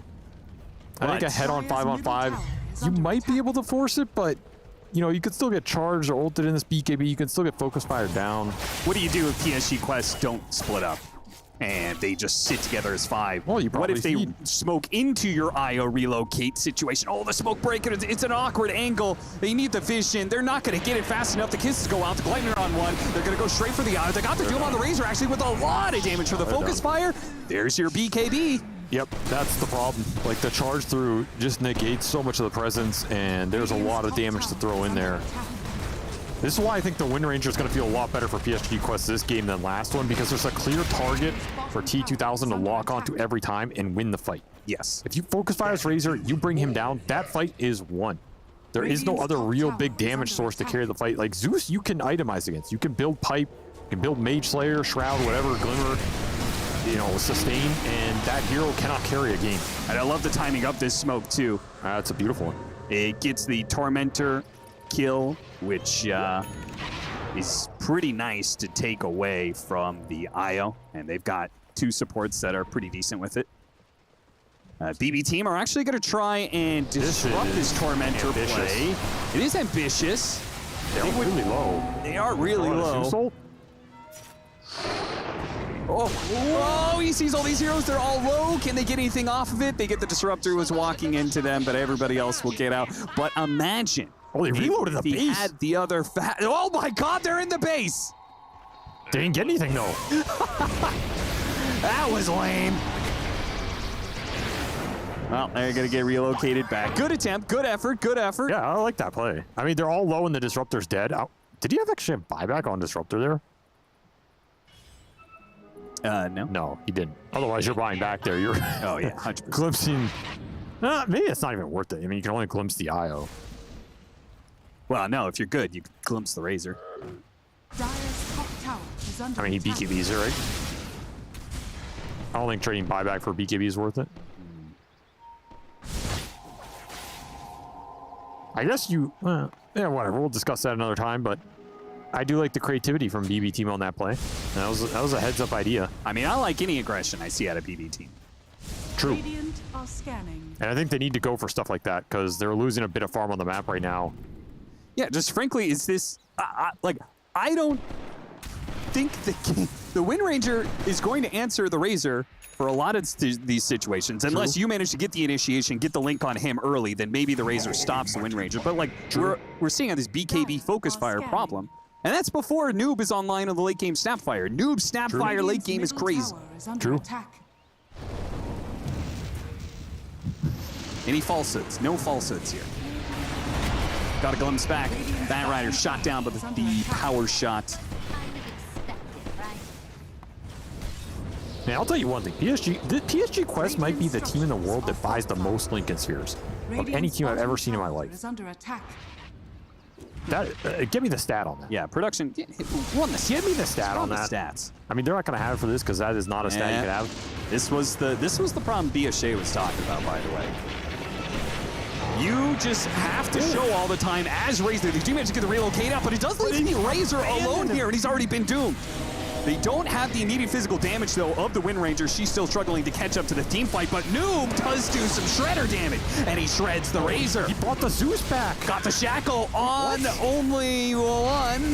Will Toronto Tokyo be able to bail out GPK from this situation? GPK going for the kill onto TA2000. Just needs one more nuke, and he's got him. A charge in from behind. A big bash from Omar, but these heroes are still decently tanky. GPK and Miro are healthy, and it looks like Quest, PSG Quest, are going to run out of some damage here. Omar making out the bash, will not get it. Save comes in with a lasso just to ensure that RNG will not be able to save him here. Triple kill for GPK. This has got to be his highlight of game 2. He has been struggling this entire game, and the one time he gets an IO save is the fight that he's able to pop off on. I guess Toronto Tokyo made the right call there, as they win a fight with the Razor doing nothing. That's crazy to me that they win this fight. Almost got the save on the Razor. I thought he reloaded GPK back in, but GPK was just playing up aggressive there. Oh yeah, he was. He put himself in that situation. I mean, he made the absolute correct call here. There was no damage left in the tank. They committed so much on the Razor. What did TA2000 focus fire in this fight, by the way? Because he wasn't a part of the Razor kill. And he didn't have focus fire for a fast IO or Zeus kill, so... I think it was on the Zeus, but he had to run. But then he was trying to hit the IO. That entire fight was incredibly confusing to me. Yeah. I still think it feels like Quest should have gotten more out of that. Nonetheless, BB team played well. Smoke and Stampede, but TA2000 ran to the right-hand side. They know it from the scan.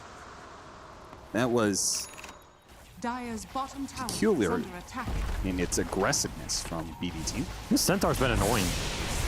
They don't have a lot to commit onto Miro to bring him down, and he's actually doing a decent amount of damage over the course of the long fights. Yeah, he definitely did a scaling Centaur build, right? Eternal Shroud, Blade Mail, I like this. Boots, going to Shivas. Make yourself a threat.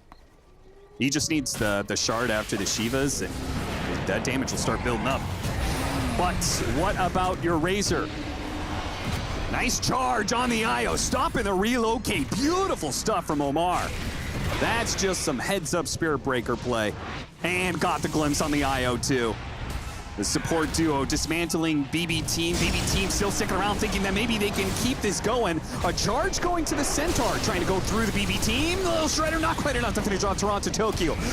But the kisses will be enough. Lands that one. Static Storm put on a GPK. Couldn't control him inside the kinetic field. Glimpsed him back in. They have the commitment. A stomp in, a cookie follow-up, a charge, and they blow him away.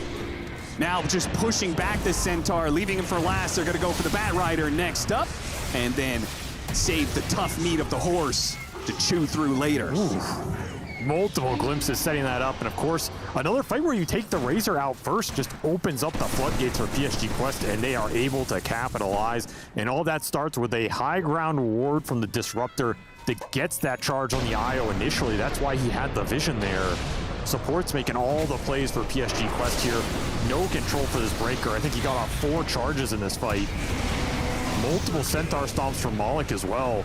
And of course, multiple glimpses from Ducalis. It's just so much control that adds up as you're trying to recuperate his BB team. Even end up buying back the IO, and he has no way to get to this fight. A wasted buyback from Toronto Tokyo as they saved the Centaur for last.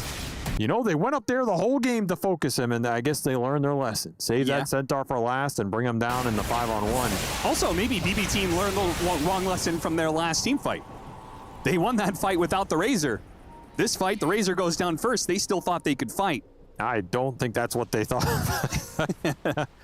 Maybe they were a little confident. The problem is once you start getting caught on one person, you just keep getting caught over and over and over. Yeah.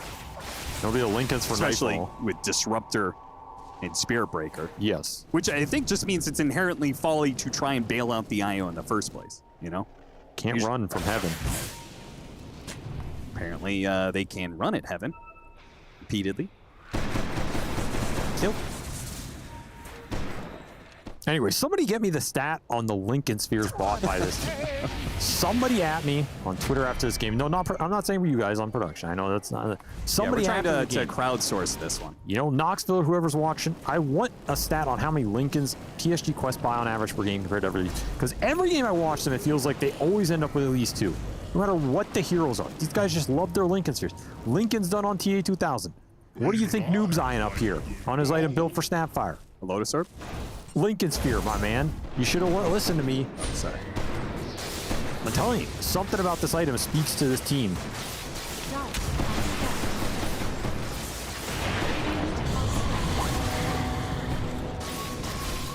Well, maybe in this game, it's the single target nature of both sides.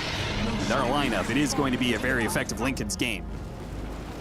I mean, BB team are going to have 2 of their own. Oh, charge is coming, my man. You can't stop it because you can't see it. Noob. This is such a good Spear Breaker game. It is. You come on now. You can't interrupt me like that.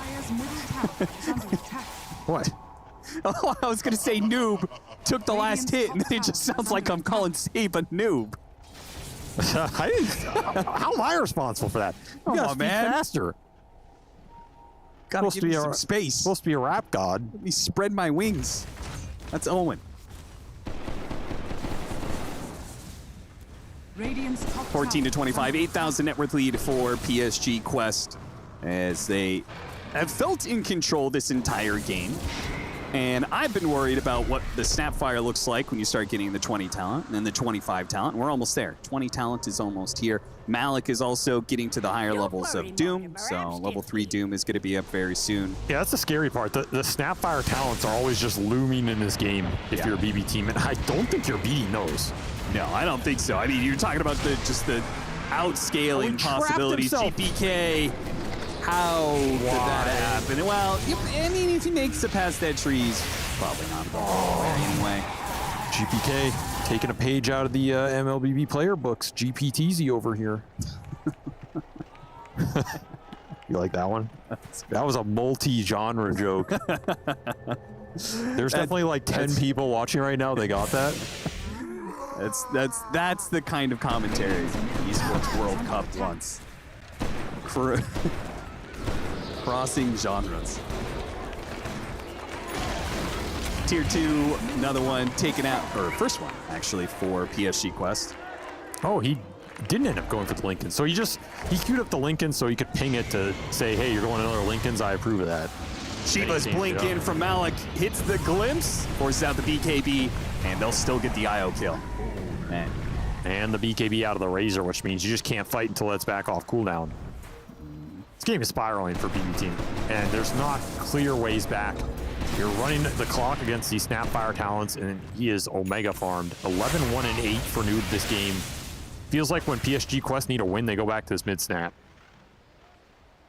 And you need like 2 or 3 more items here on the Razor before he's a big enough threat that he can go in and deal with the Doom and the Focus Fire they're going to be throwing at him and still win you the fight.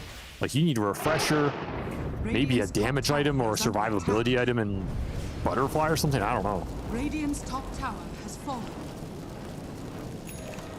Why don't more teams run this mid Snapfire? It like comes in and out of fashion, but Noob like consistently takes it, and it works really well for him. Is that? Do you think it's his own proficiency, or do you think a big part is like the team setup? That's a peculiar mid.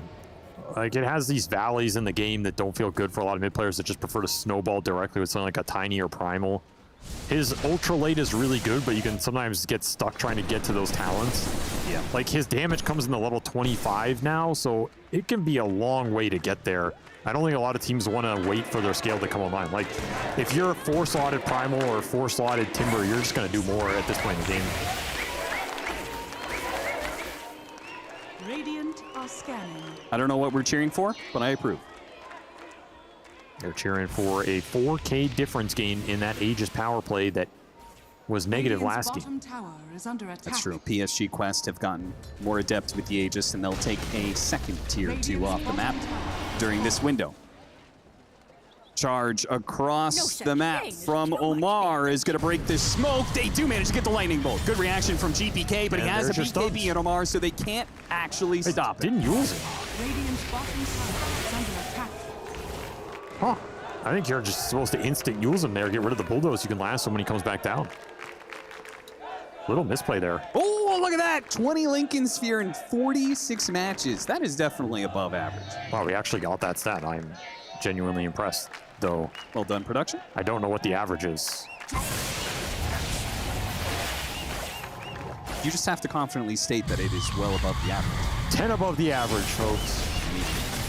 These other teams are getting like 1 Lincoln Sphere every 4 games. These guys get it. I mean, that does sound high, though, right? It 20 Lincolns over 46 games? It is high. You're basically buying half of Lincolns every game? That's, yeah.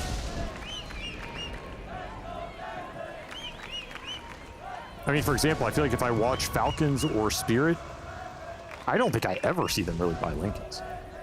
Well, BB team in this series are currently building 1 Lincoln's game because they had 2 Lincolns in this one. Yeah, they got infected.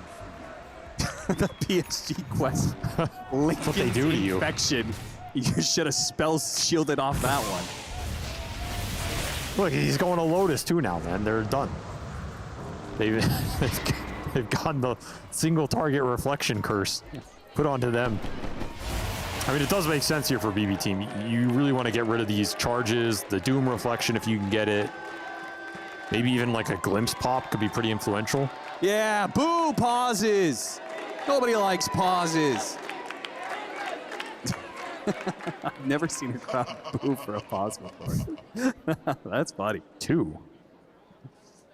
2? 2. TY. To what? To be or not to be. That is currently the question that PSG Quest is pondering. They seem in good spirits. Probably because they're up 11,000 net worth. Whether 'tis nobler to suffer the slings and arrows by not having a Lincolns to block them, or throw Lotus Orb, reflect them back, and end them. I don't know why you're making fun of this. Like, I'm telling you, this team has some weird obsession with Lincoln Sphere. I'm not even saying it's bad. I'm not even criticizing. I'm just saying I've never seen a team buy so many Lincoln Spheres, especially in a patch where that item isn't even that good. I mean, it's like... Well, Theory crafted out with me. It's okay. Why do you think they do it? Is it something about their drafting style? I just think their cores don't like dying. And they feel like if they get BKB Lincolns, like, they can't do anything to me, you know? That's my read. I don't know. Ask them, man. I'm not an interviewer. I was expecting some deep analysis. Why do you think? I just think they don't like dying. Yeah, I genuinely think Who does? It's some feeling like that. Like they think if they don't die that they're gonna win late game. You know. So like, if we ask production for a stat on, say, deaths per game on their cores, do you think they would be lower than? No, I don't think it works. That's my point. I don't think it actually like. Okay. I think it. Okay, so for me, Lincolns is an item that makes you feel safe, you know? Even if it's an illusion.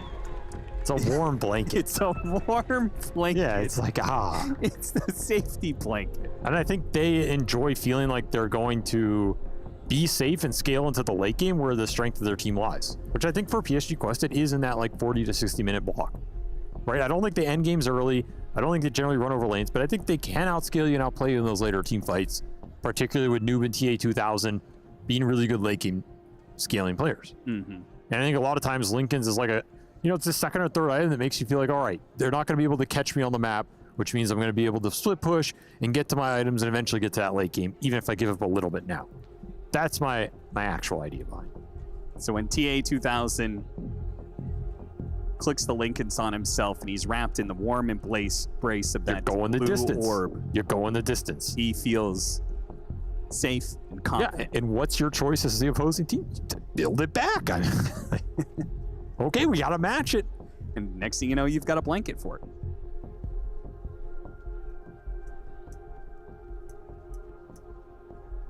Welcome, everybody, to Game 2. If you're just now tuning in, you're watching Game 2 of PSG Quest versus BB Team, where both of these teams are not in the top 4 in position. BB Team in particular, due to a 0-2 loss earlier today, are not feeling good about their position in groups. Now they've already lost the first game. I mean, that's a big question. How significant of a game is this for BB Team? Is this their tournament life, potentially? And they risk falling into tiebreakers depending on what happens on the last day, right? Yeah. Game for them. And they're not in an easy position to clutch this one out. Like, as good as a team they are, as much as they can sometimes win these late game fights off of the initiations, especially when they have these Bat Rider lineups, this one looks tough, man. Just not a lot of control to work with. This Lasso and Hoof Stomp really need to land big time. Yep.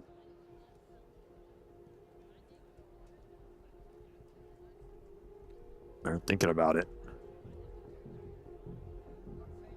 GPK. Wondering why he got ganked so many times in a row. Well, he's going to have a bit longer pause to be able to think about it. As, we're going to need a bit more time to be able to fix this technical issue. We could talk about some of the implications of the rest of the group that they are currently sitting on. I was pulling that up earlier. So Mouse, who is occupying one of those elimination slots, and that will not change. They are already eliminated at a score of 1-11. BB Team did manage to win that first game of the series, so it puts them up to a score of 4-7. Obviously not great, but Beast Coast has also been doing rather poorly, and if BB Team can manage to win this game, coming back, it would actually allow them to be able to leapfrog over PSG Quest, and that would put 2 teams between them and elimination. And with the possibility of maybe even, depending on what happens with Extreme, maybe even still contesting for upper bracket. I'm not sure if that's possible. A score of 5-7. Is it possible for Weibo Extreme to be able to get 7 losses right now? All right, but I am a fan of NA Dota, Austin. So how are my NA teams doing? Oh. Well, they're not playing in this group stage. Oh, there's another one going on. No, they're not in the other group either. Unlucky. Yeah, I don't know how to tell you this, but they didn't make it past the play-in stage. I mean, what that tells me then, Austin, is that European/MENA Dota back on the rise. Been dominating the groups, right? Tundra at the top, OG having a resurgence. Game of Gladiators, Entity OG, looking great. Falcons, Spirit. Falcons and PSG Tundra, Quest Liquid, both having solid performances. Like, who between, and this was all kind of lumped in for one region for that TI, which is why I'm kind of grouping them here, but yeah, from this kind of European MENA powerhouse mega region, who's challenging them in this tournament so far? I don't see it. It's certainly not North America. I think we've learned that. Spirit. It's Eastern Europe. It is not China. It's not China. It might be Extreme. Not China. You're counting out XGWBG just like that? No, I said it might be Extreme. But I'm saying the region as a whole, 1-0, not doing it because chat. LGD are not doing the worst, but they're looking at a potential elimination. I think LGD has kind of overperformed what people expected, though, in a way. People were thinking they were going to get eliminated in the first stage, especially after the early days. Yeah. No, I would agree. I did not expect them to be as competitive. I don't think China's looked that bad outside of G2IG, which just had terrible performance, no way around it. Azure Ray did worse, but you're just taking the opportunity to flame legendary manager KBQ. Because expectations for G2IG were higher than for Azure Ray. Sure. Azure Ray was already struggling going into this tournament. I think G2IG was supposed to be the second hope for China. Exactly. It just crumbled. No, it was. You could say SA is honestly not done too bad at this event either. Yes, I had very high hopes for Heroic to actually get top 4 in their group. They seem to be petering out a little bit as the group stage goes on. Whisper's doing good. Whisper is doing very good for OG for sure, as is. Oh, it's interesting. It's just interesting with these regions ebb and flow, but generally European Dota has been dominant over the last few years. And I mean, this is another event where suddenly Gaming Gladiators are climbing back with their Underlord strategies and their Pipo Orbine and, you know, making everybody play this way. Disgusting. Yeah, and as pessimistic as you are about Team Liquid, they have actually performed very well at this group stage. They're 9-3. How am I pessimistic about Team Liquid? What are you going to say? I'm just realistic. Well, not like that. They've been struggling this year, man. They have. Okay. And they have done well in this groups. They're 9-3. This is true. They have not lost a series. They actually have 3 wins and 3 ties. European Dota, baby, back on top.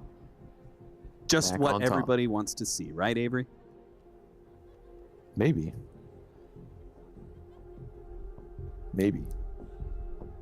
That's why some of these other regions need to be able to step it up. We didn't even talk about C. Don't want to have regional domination. Do you want to talk about C?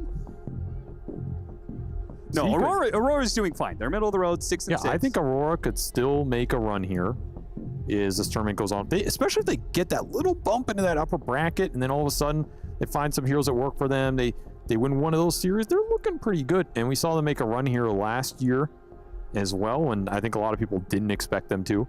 As a team that's definitely capable. And these teams that have come from the first play-in stage also have a lot more games under their belt, which is not something that you can write off, not something you should underestimate. I think it's looked like it's been really good for Entity, who is the other one that came out of that play-in that I think has looked really strong because of it. Don't count them out. All right. Well, and we do have this situation. By the way, earlier when I said it was a technical pause, it turns out it's actually a bit of a medical situation. So obviously, we want to be able to give as much room to the players as possible to be able to make sure they're in good shape for this situation. So it does mean this pause is going to take a bit longer than you would normally expect out of a pause. Hopefully, you guys in chat will be understanding, as I know the Dota community is always very understanding of matches being delayed in any way. So thank you for your patience. And I believe that we are going to take a bit of a break and check in with the panel as they're going to get an opportunity to mid-game analyze. Don't get that very often. Panel, how you guys doing? We're doing well. Thank you so much, Cap and SVG. It is a bit of something new coming in when the game is still technically going on, sharing our opinions and thoughts on what is happening. But just reiterating what Cap said, is a medical pause at the moment. So we're going to have a little bit of our own talk show session here. Maybe go through some highlights as well of some important and some pivotal parts within this game, because so far it seems like PSG Quest are dominating. It should be theirs for the taking. In fact, maybe they could have already won this game. BSJ. And you guys were Snapfire haters, but Noob on the Snapfire is absolutely... It's the Ricochet, not the full board, that's why. It's the Ricochet talent, or facet, if you will. Poor GPK. He is just suffering on the mid lane. He honestly played that pretty well mechanically, but it just doesn't matter. I talked about in the draft, I thought the Disruptor pick was just super powerful at all stages of the game, and every kill in the early to mid game, as well as like every relocate. There was the one that he accidentally glimpsed the doomed target, but it feels like whoever's going on who is getting the advantage. But the charge into glimpse that we saw there was just kind of like a little appetizer for what's going to happen in the rest of the game, or what already has happened. But yeah, I was going to say what is going to or what has. This is a weird, we can both talk in I'm like kind of thinking, and future or present tense as well, because I am sure there will be many more of those moments to come. Potentially some more moments that you want to talk about too, Fia. Perhaps. I mean, this game was, for the most part, been pretty dominant by the side of PSG Quest, and a lot of it has done from the Snapfire, as you mentioned. This hero has been doing incredibly well. I was a bit of a skeptic at first. I haven't seen this hero do a lot of good things so far, but Omar and Noob have been running around the map, making all the things happen, and there's just been a lot of like interesting fights that have been happening. A lot of them was the smoke ink too. This one was really good. They're able to get behind him, and Omar just leading the charge every single fight, getting vision with the kisses. Then all of a sudden you get the Gleipnir on top of it, the Doom comes out. This is the reason why they picked the Doom as well. The IO cannot be able to use any heals whatsoever, and Nightfall has been struggling very hard on like getting into these fights or trying to get out of them, because the Disruptor is also there to send him back if he tries to leave. It really does feel like in the current patch of Dota 2, you doom a target, they die. There was a while before where... I feel like you were saying the complete opposite. No. Like 20 seconds before the game he does that a lot, yeah. He definitely talked about how what was sometimes it? What was it I said then? you can get doomed. If you're so sure of it, what was it? That you can get doomed and walk away, that you can disengage. You That's said that, and then blatantly- BSJ came up with, well, blatant when you want lie. to disrupt it because of the kinetic field, you can That's a blatant. keep that doom target. You know what with Avery damage range. calls it actually? He said this at one point, and it blew my mind, like way long ago. He calls it anchoring. I think this is when he was still a player, back when he was good. Anchoring. Like certain heroes like for a fight to be anchored, and Disruptor was actually the hero that he brought up for this concept. Like, Disruptor obviously puts a fight in a certain area, you glimpse into kinetic field, everybody fights there. It's obviously Mars. It's a lot of these like circle type heroes. But then a hero like Brewmaster will kill anybody with this ult who's just standing in an area. Doom will kill anybody who's just standing in an area. And I like Wind Ranger for this as well. If you win plus Doom, Focus Fire Doom, both BKB Piercing, pretty much no matter what items you have and what items they have, you're going to kill them. Like, these combos are really nice because it always gives you a chance in the game, no matter what.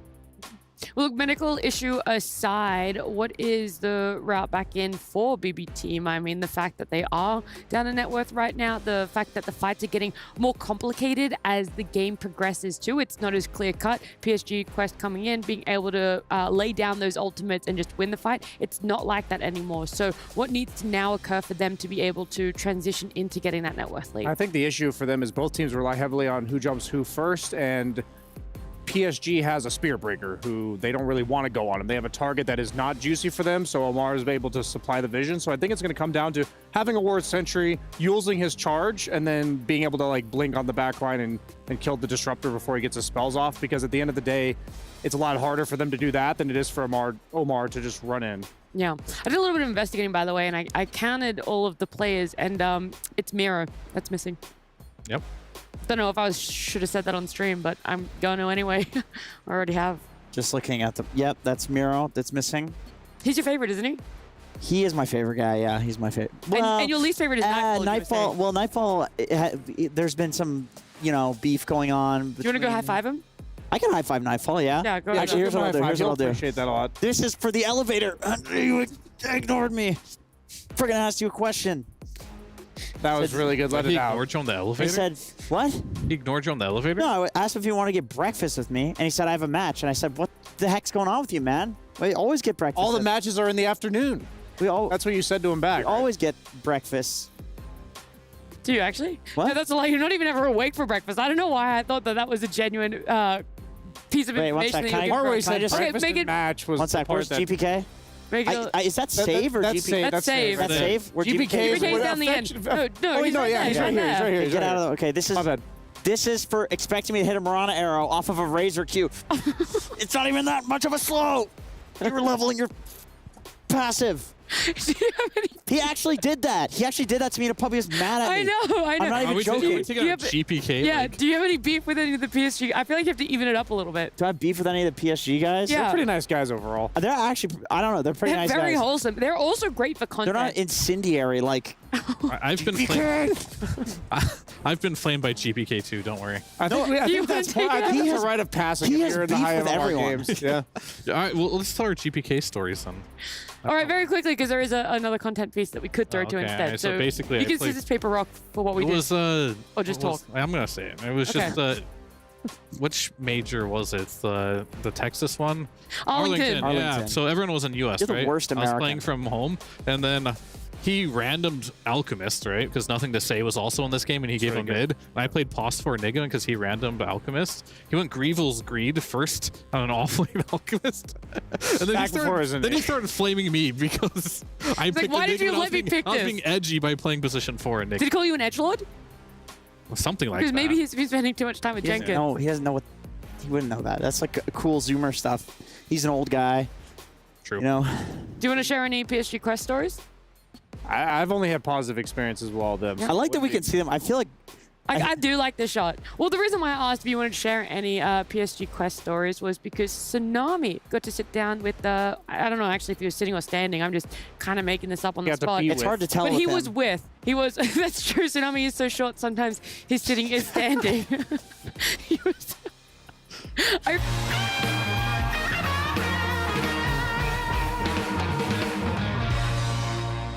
Hello, everyone. I am joined by TA2000 of PSG.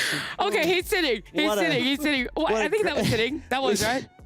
Oh, we're back. Yeah. Was, okay. I saw the chat, but I wasn't sure if he was we actually just had to confirm, was he sitting or standing? So the next time that Nat throws it to him. Yes, yes. We took so long sharing of all of our stories that the game is ready. The fill time there, Nat and the boys, but we are back in with BB Team versus PSG Quest Game 2. Reminder of where we were at in this series. PSG Quest have been winning this game for, I think, the entirety of it. They have built up an 11,000 net worth lead. BB Team have been left with little solutions to the team fight power of PSG Quest, combined with the good amount of catch that they also have. We haven't seen the BKB Razor go to work just yet. Is there any hope of changing that narrative, Avery? Gotta come from lassos. Find big lasso targets. If you're BB Team, just burst that hero down, use Stampede during the BKB duration as a follow-up, and then you can start to look good in these team fights. So for me, I'm looking at Save. I'm looking at Save too. Dead. He almost has BKB though. Should help him out a decent amount. There's no escaping from the doom. As we also saw Noob pick up an amp damage rune on the Snapfire. That is, some nasty DPS. Yeah, you may not have level 25, but it's still a decent amount of damage. Actually less than I would have thought there, but of course he's still missing 75% of his damage off that Shredder. Would love to get some more levels here. As Nightfall would love to get some more farm, but his camps will be denied from him. PSG Quest continue to control the map, but look towards that next Roshan. Are going to be happy to charge anybody they see on the map, try and corral them a bit. And more experience for Noob, exactly what he wanted. Closer and closer he gets. I think if you get to level 25 plus the Daedalus on the Snapfire, you are very confident to close this game out. Yeah, IO has no chance of really living in a fight. If the Bat Rider's close, he's dead. They do have, I guess, some kind of tanky cores. This kind of build-up on GPK actually has almost 3,000 HP. The Razor could definitely use a Satanic, though, and make his life a bit easier because he won't have an IO for most of it. It's a big smoke for the game, though. Yeah. Really need to connect here if you're BB Team, looking for Save to find something, ideally a big core target. Oh, the smoke, it doesn't quite break the Disruptor. They know he was there from that planted lightning. You really want to get something here into a Roshan and is spawning shortly. Do have that Zuzzags as well to throw out for vision. If you want to throw the Thunder God's Wrath, throw down the Nimbus, and then go in with the Bat Rider on top of that. Could be a mechanism to give you some vision and a little opening. If the Breaker's the front line, though, that's the trouble for BB Team. They don't have good ways to interact with Omar. Omar, man, he's just in there. Lost half his HP immediately going for the IO, but his team couldn't really follow it up. They throw out the kisses. Okay, he bunts down the Bat Rider. Maybe making that kill. Meanwhile, Mal goes in and gets the Doom onto the Razor. But the Razor is already turned around with all of his damage, almost killing Doom in the process, but now he needs a way out of here. Noob's going to deny that. He jumps in with a cookie, gets the double kill for himself. And BB Team, they don't get totally wiped or anything, but the frustration continues as they're going to lose 3 heroes off of this fight. I feel like they have struggled to be able to showcase how they can win a 5-on-5. And I'm not sure I understand this Satanic buildup from Nightfall, because it feels like you're just going to get doomed every fight. Like, who else do you want to doom, or who else do you have to doom?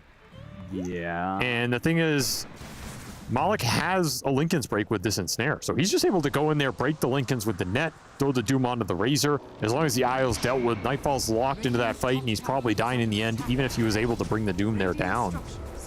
Satanic doesn't help you in that situation. More damage being built up here by the Wind Ranger, and you're inching towards that level 25 on the Snapfire every time you lose a fight. Yep. It's that much closer for him. Looking for another lasso here if you're saved. Really good poke from PSG Quest that they have. They just casually took a tier 3, and there was no real risk of getting caught in the process with 2 heroes down. So they take that. They can go back for the Roshan fight. I think BB Team, I don't think you have an option. I think you just have to try and contest that Roshan again. And Ags being built up by Omar on the Spear Breaker, that would be deadly here. Get the planar pocket, reflect the lasso, or even a link or something of that nature onto him instead of one of the cores. The scan, it's successful. They know BB team is coming, but they're trying to finish off Roshan fast enough.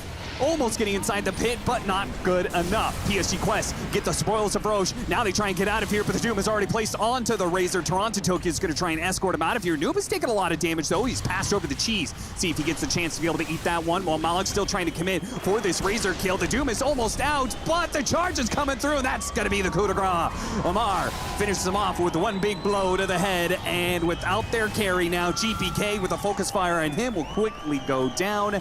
There's nothing left in the tank for BB team. Could not contest the Roshan fast enough and will not win the fight immediately afterward. That might be all she wrote here, as that Aegis Cheese did a lot of work in that fight for PSG Quest. Even though Nightfall's able to kind of survive the initial attempt with the Doom on him and he's able to get to the outside of the fight, the charge comes through and seals his fate. Just not able to re-engage at any point really in this game. BB team running out of gas here as a buyback from Ducalis claims even more. And now that Ags is done on the Spear Breaker, so those spells that are going to get lumped into the planar pocket are going to be even more difficult to land. This Spear Breaker has been a major thorn in BB team's side since the start of this game. You know what the real shame of this is going to be, Avery?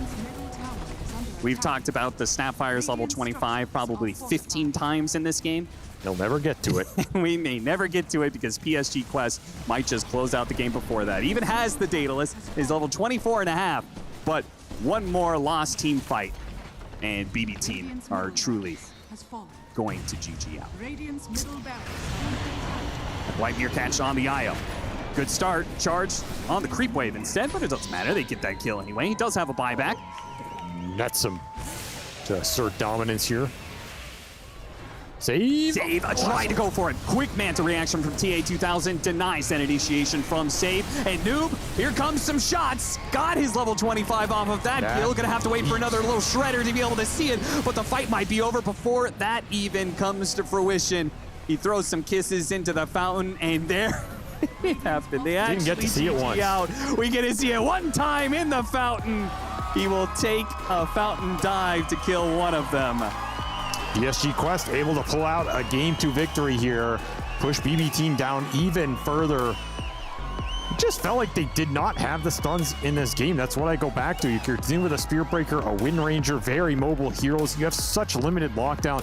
Felt like Save just needed to have the game of his life on this Bat Rider, like finding kills on Lasso cooldown pretty much throughout this entire game. And if that doesn't happen, the game slows down for you. You're just slowly getting outscaled with these Snapfire talents. The Focus Fire Doom are always going to go into Nightfall. No matter how many Lincoln Spheres you buy, you can only protect this Razor so much in that fight.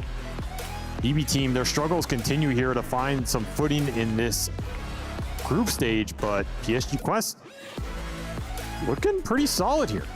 Yeah, not too bad. They may have lost the first game of the series, but they bounced back into game 2. And frankly, that's kind of all they need to do if they're just trying to make sure they make it over the line and get into playoffs, even if it's in a lower bracket position.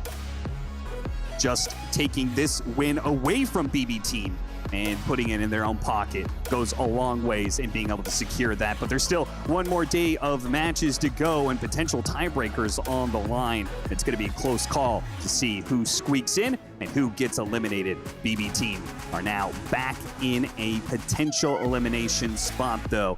It's depending on the performance of Beast Coast. But PSG Quest, great performance by everybody, with a man standing out with his signature hero. It's Noob on the main stage.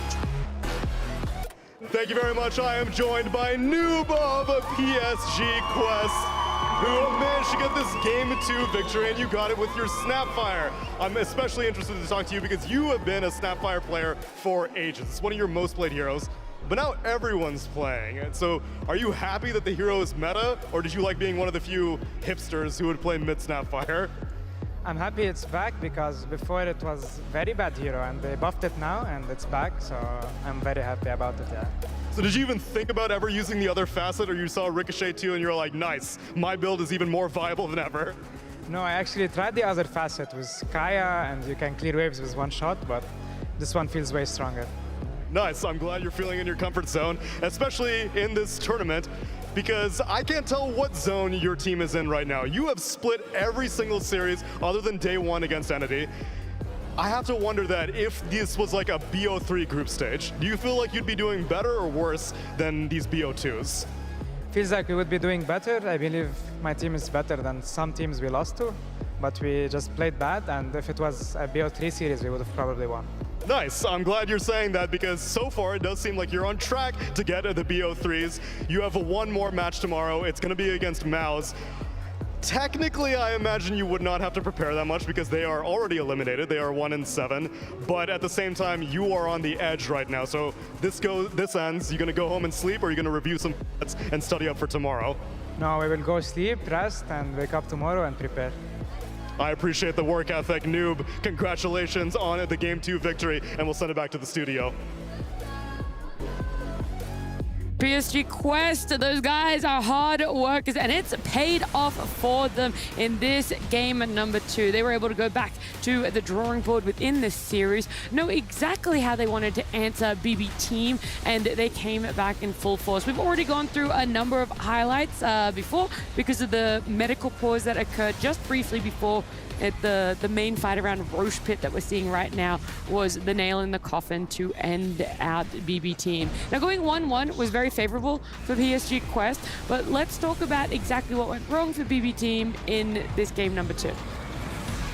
I'll say time and time again, I think this Disruptor pick was absolutely sick. I think we're not seeing very much Disruptor because we're seeing a lot of 5-man balls with pipes, and he's very useless in those type of scenarios. We're seeing a lot of summons heroes that are consistently running at you on a low cooldown, and that's just not the situation that Disruptor flourishes in.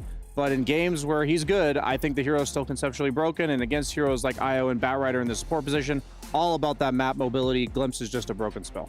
Do you want to add anything else on? No, I think you summarized it beautifully. I think we're in a pipe, Chen, Guardian Greaves, 5-man meta. Disruptor's just not that great in that until you get agged, but the hero has no way of farming. Like Fear said, the facets are kind of like worse Disruptor or previous Disruptor. Although I do think the innate is unironically very good. The pushback when you take like 300 damage, that can be pretty. What's going on with my English here? That can be very disruptive. It's because I said BB. And you're thinking BB Team. And I'm thinking BB Team. But that can be very disruptive, Fear. Or the Disruptor himself sometimes, too. That's super accurate. Insightful. Yeah, that's accurate. I mean, you can accidentally push people out of your own spells. Yeah, you can. So. Not too great. Let's look at the highlights that you didn't get to go over previously, Jenkins, from slightly earlier in the match, because maybe people are tuning in for the first time right now. Yeah, I thought this was pretty nice from Quest. We've seen a couple of teams do this, where they are far enough ahead that they take the enemy Tormentor and then immediately TP and go take their Tormentor. This is something people theory crafted the moment Tormentors came out, and then it kind of seemed like it was too big of a, I don't know, error in map movement, I guess, to like go back to your side and do that. But people have figured out how to push lanes in so that there's no like map objectives to do.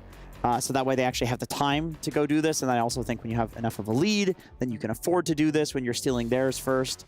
And so it's just nice to see that finally implemented in games. I feel like only in this tournament I've seen the double Tormentor at 20 minutes. Yeah. Legitimately. Seeing like the wave equilibrium happen. Yeah, push all the waves in, push a tower. And it's like even if they wanted to push out, they can't because they have everything in their way. And sometimes you'll see like they'll take the Tormentor, wait for the 21-minute Wisdom Rune, but Tormentor into Tormentor is pretty crazy. It's 2,800 gold just in your pocket. Yeah. Well, let's keep this ball moving and let's look at our very last highlight from this game number 2 within this series as well, which is one of the more complicated fights that started occurring. The story of this game, good luck, right? It was pretty much like you relocate one hero backwards, store the game, Razor will get doomed, he goes back, but luckily it was a pretty good relocate, so you did get back a little bit distant so GBK can reinitiate the fight, but every single fight the problem was that Nightfall was dying there.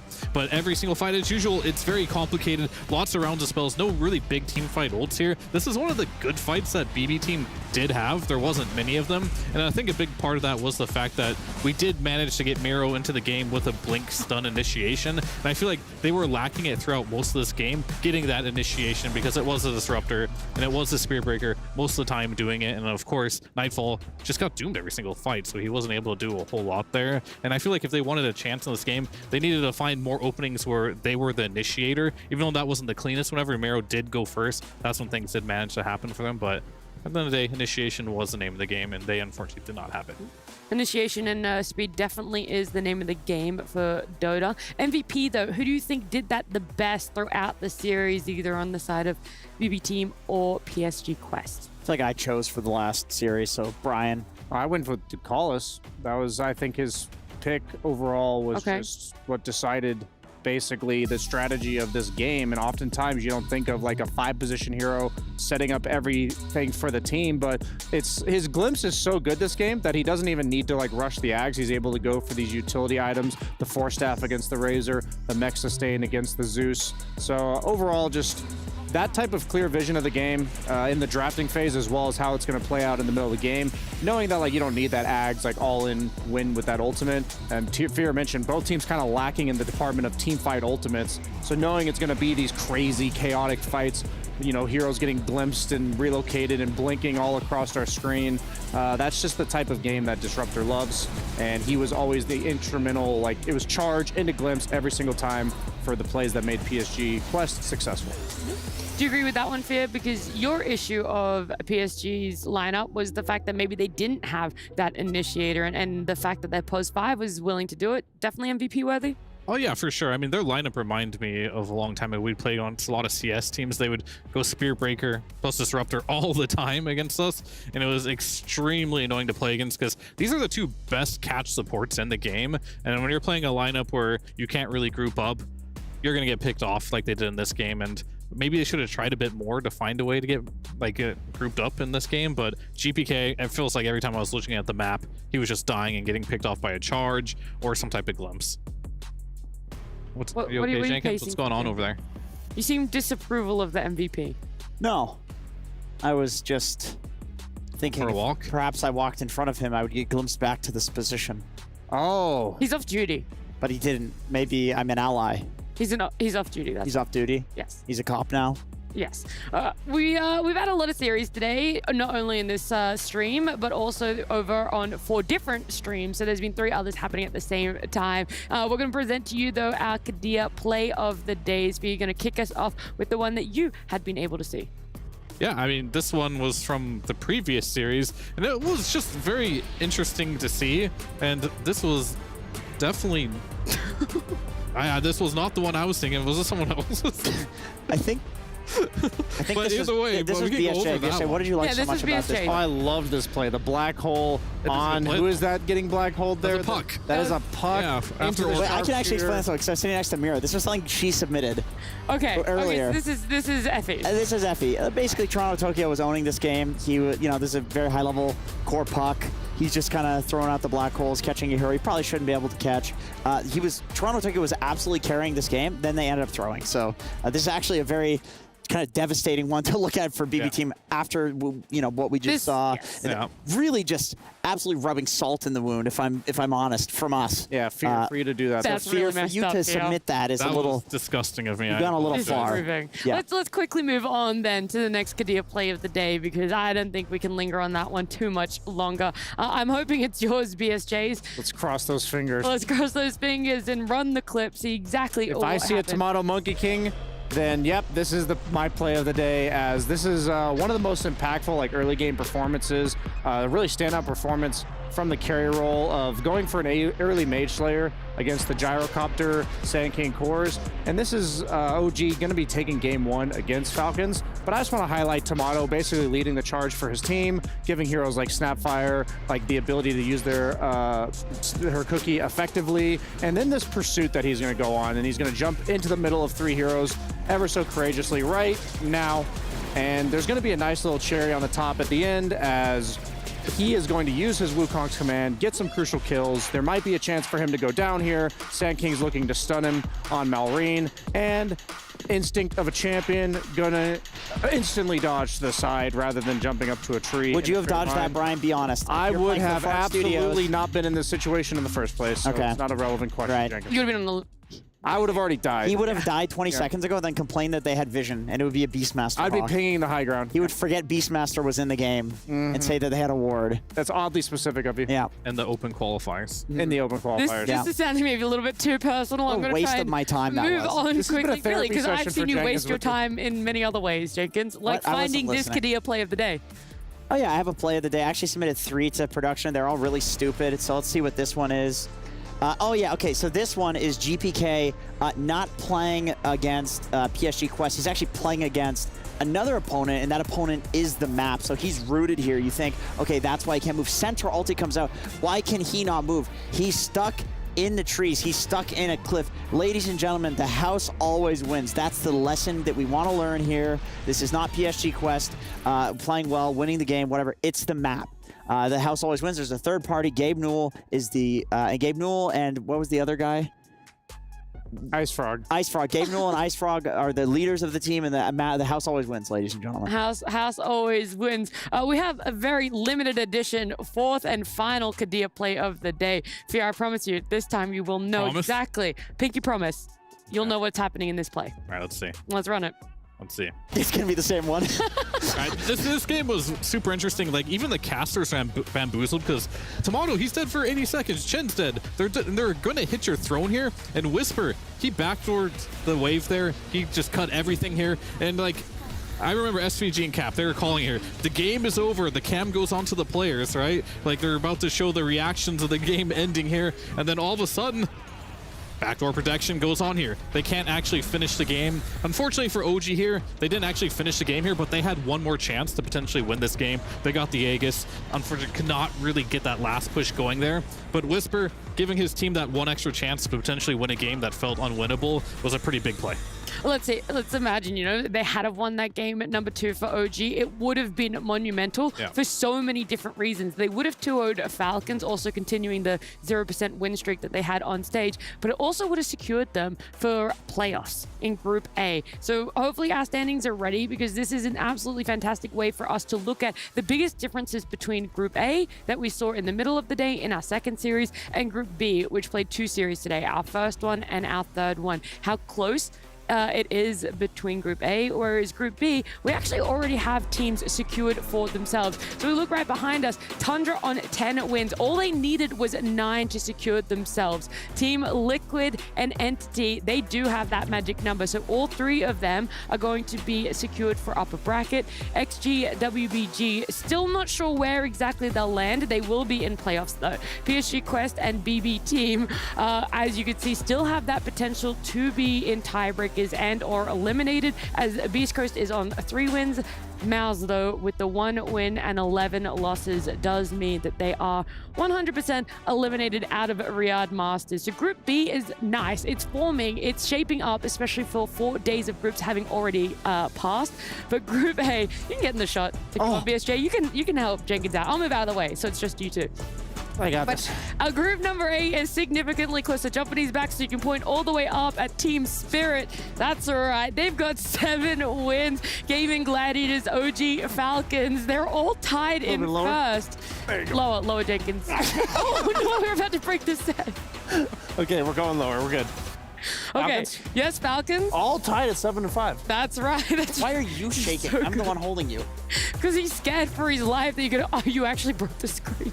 Did we actually? Yes. Oh no. Jenkins. Okay, well there's only. Okay, let's quickly. You're covering the numbers though, because I got to show the fact that Blacklist is on 4. So if they're able to get a 2-0 for themselves and Aurora get none, then there's going to be tiebreaker situations. We really don't know who's even locked in for playoffs right now. Who's going to be upper bracket, who's going to be lower bracket, or eliminated. Group A is very clearly a close horse race at the moment with the broken screen.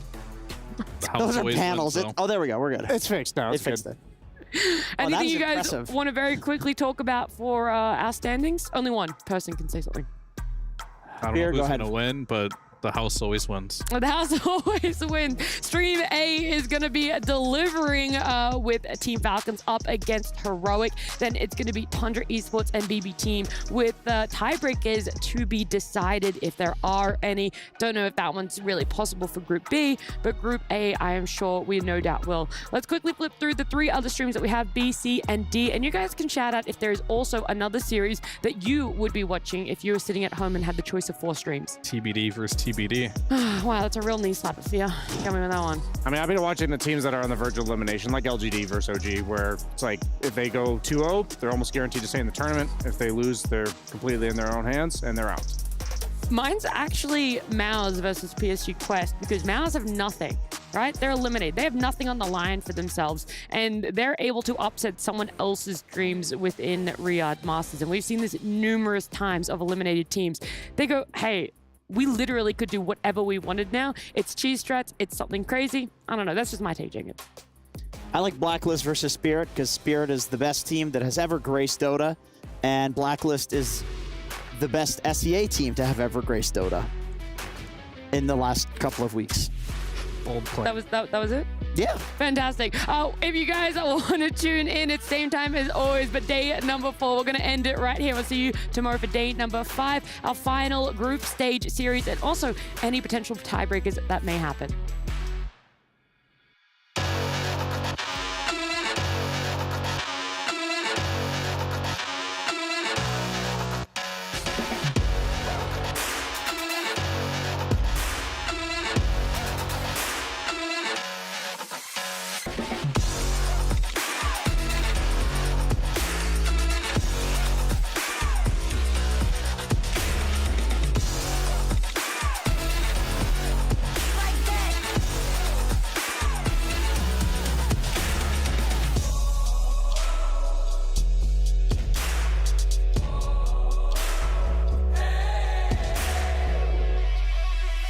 Throw it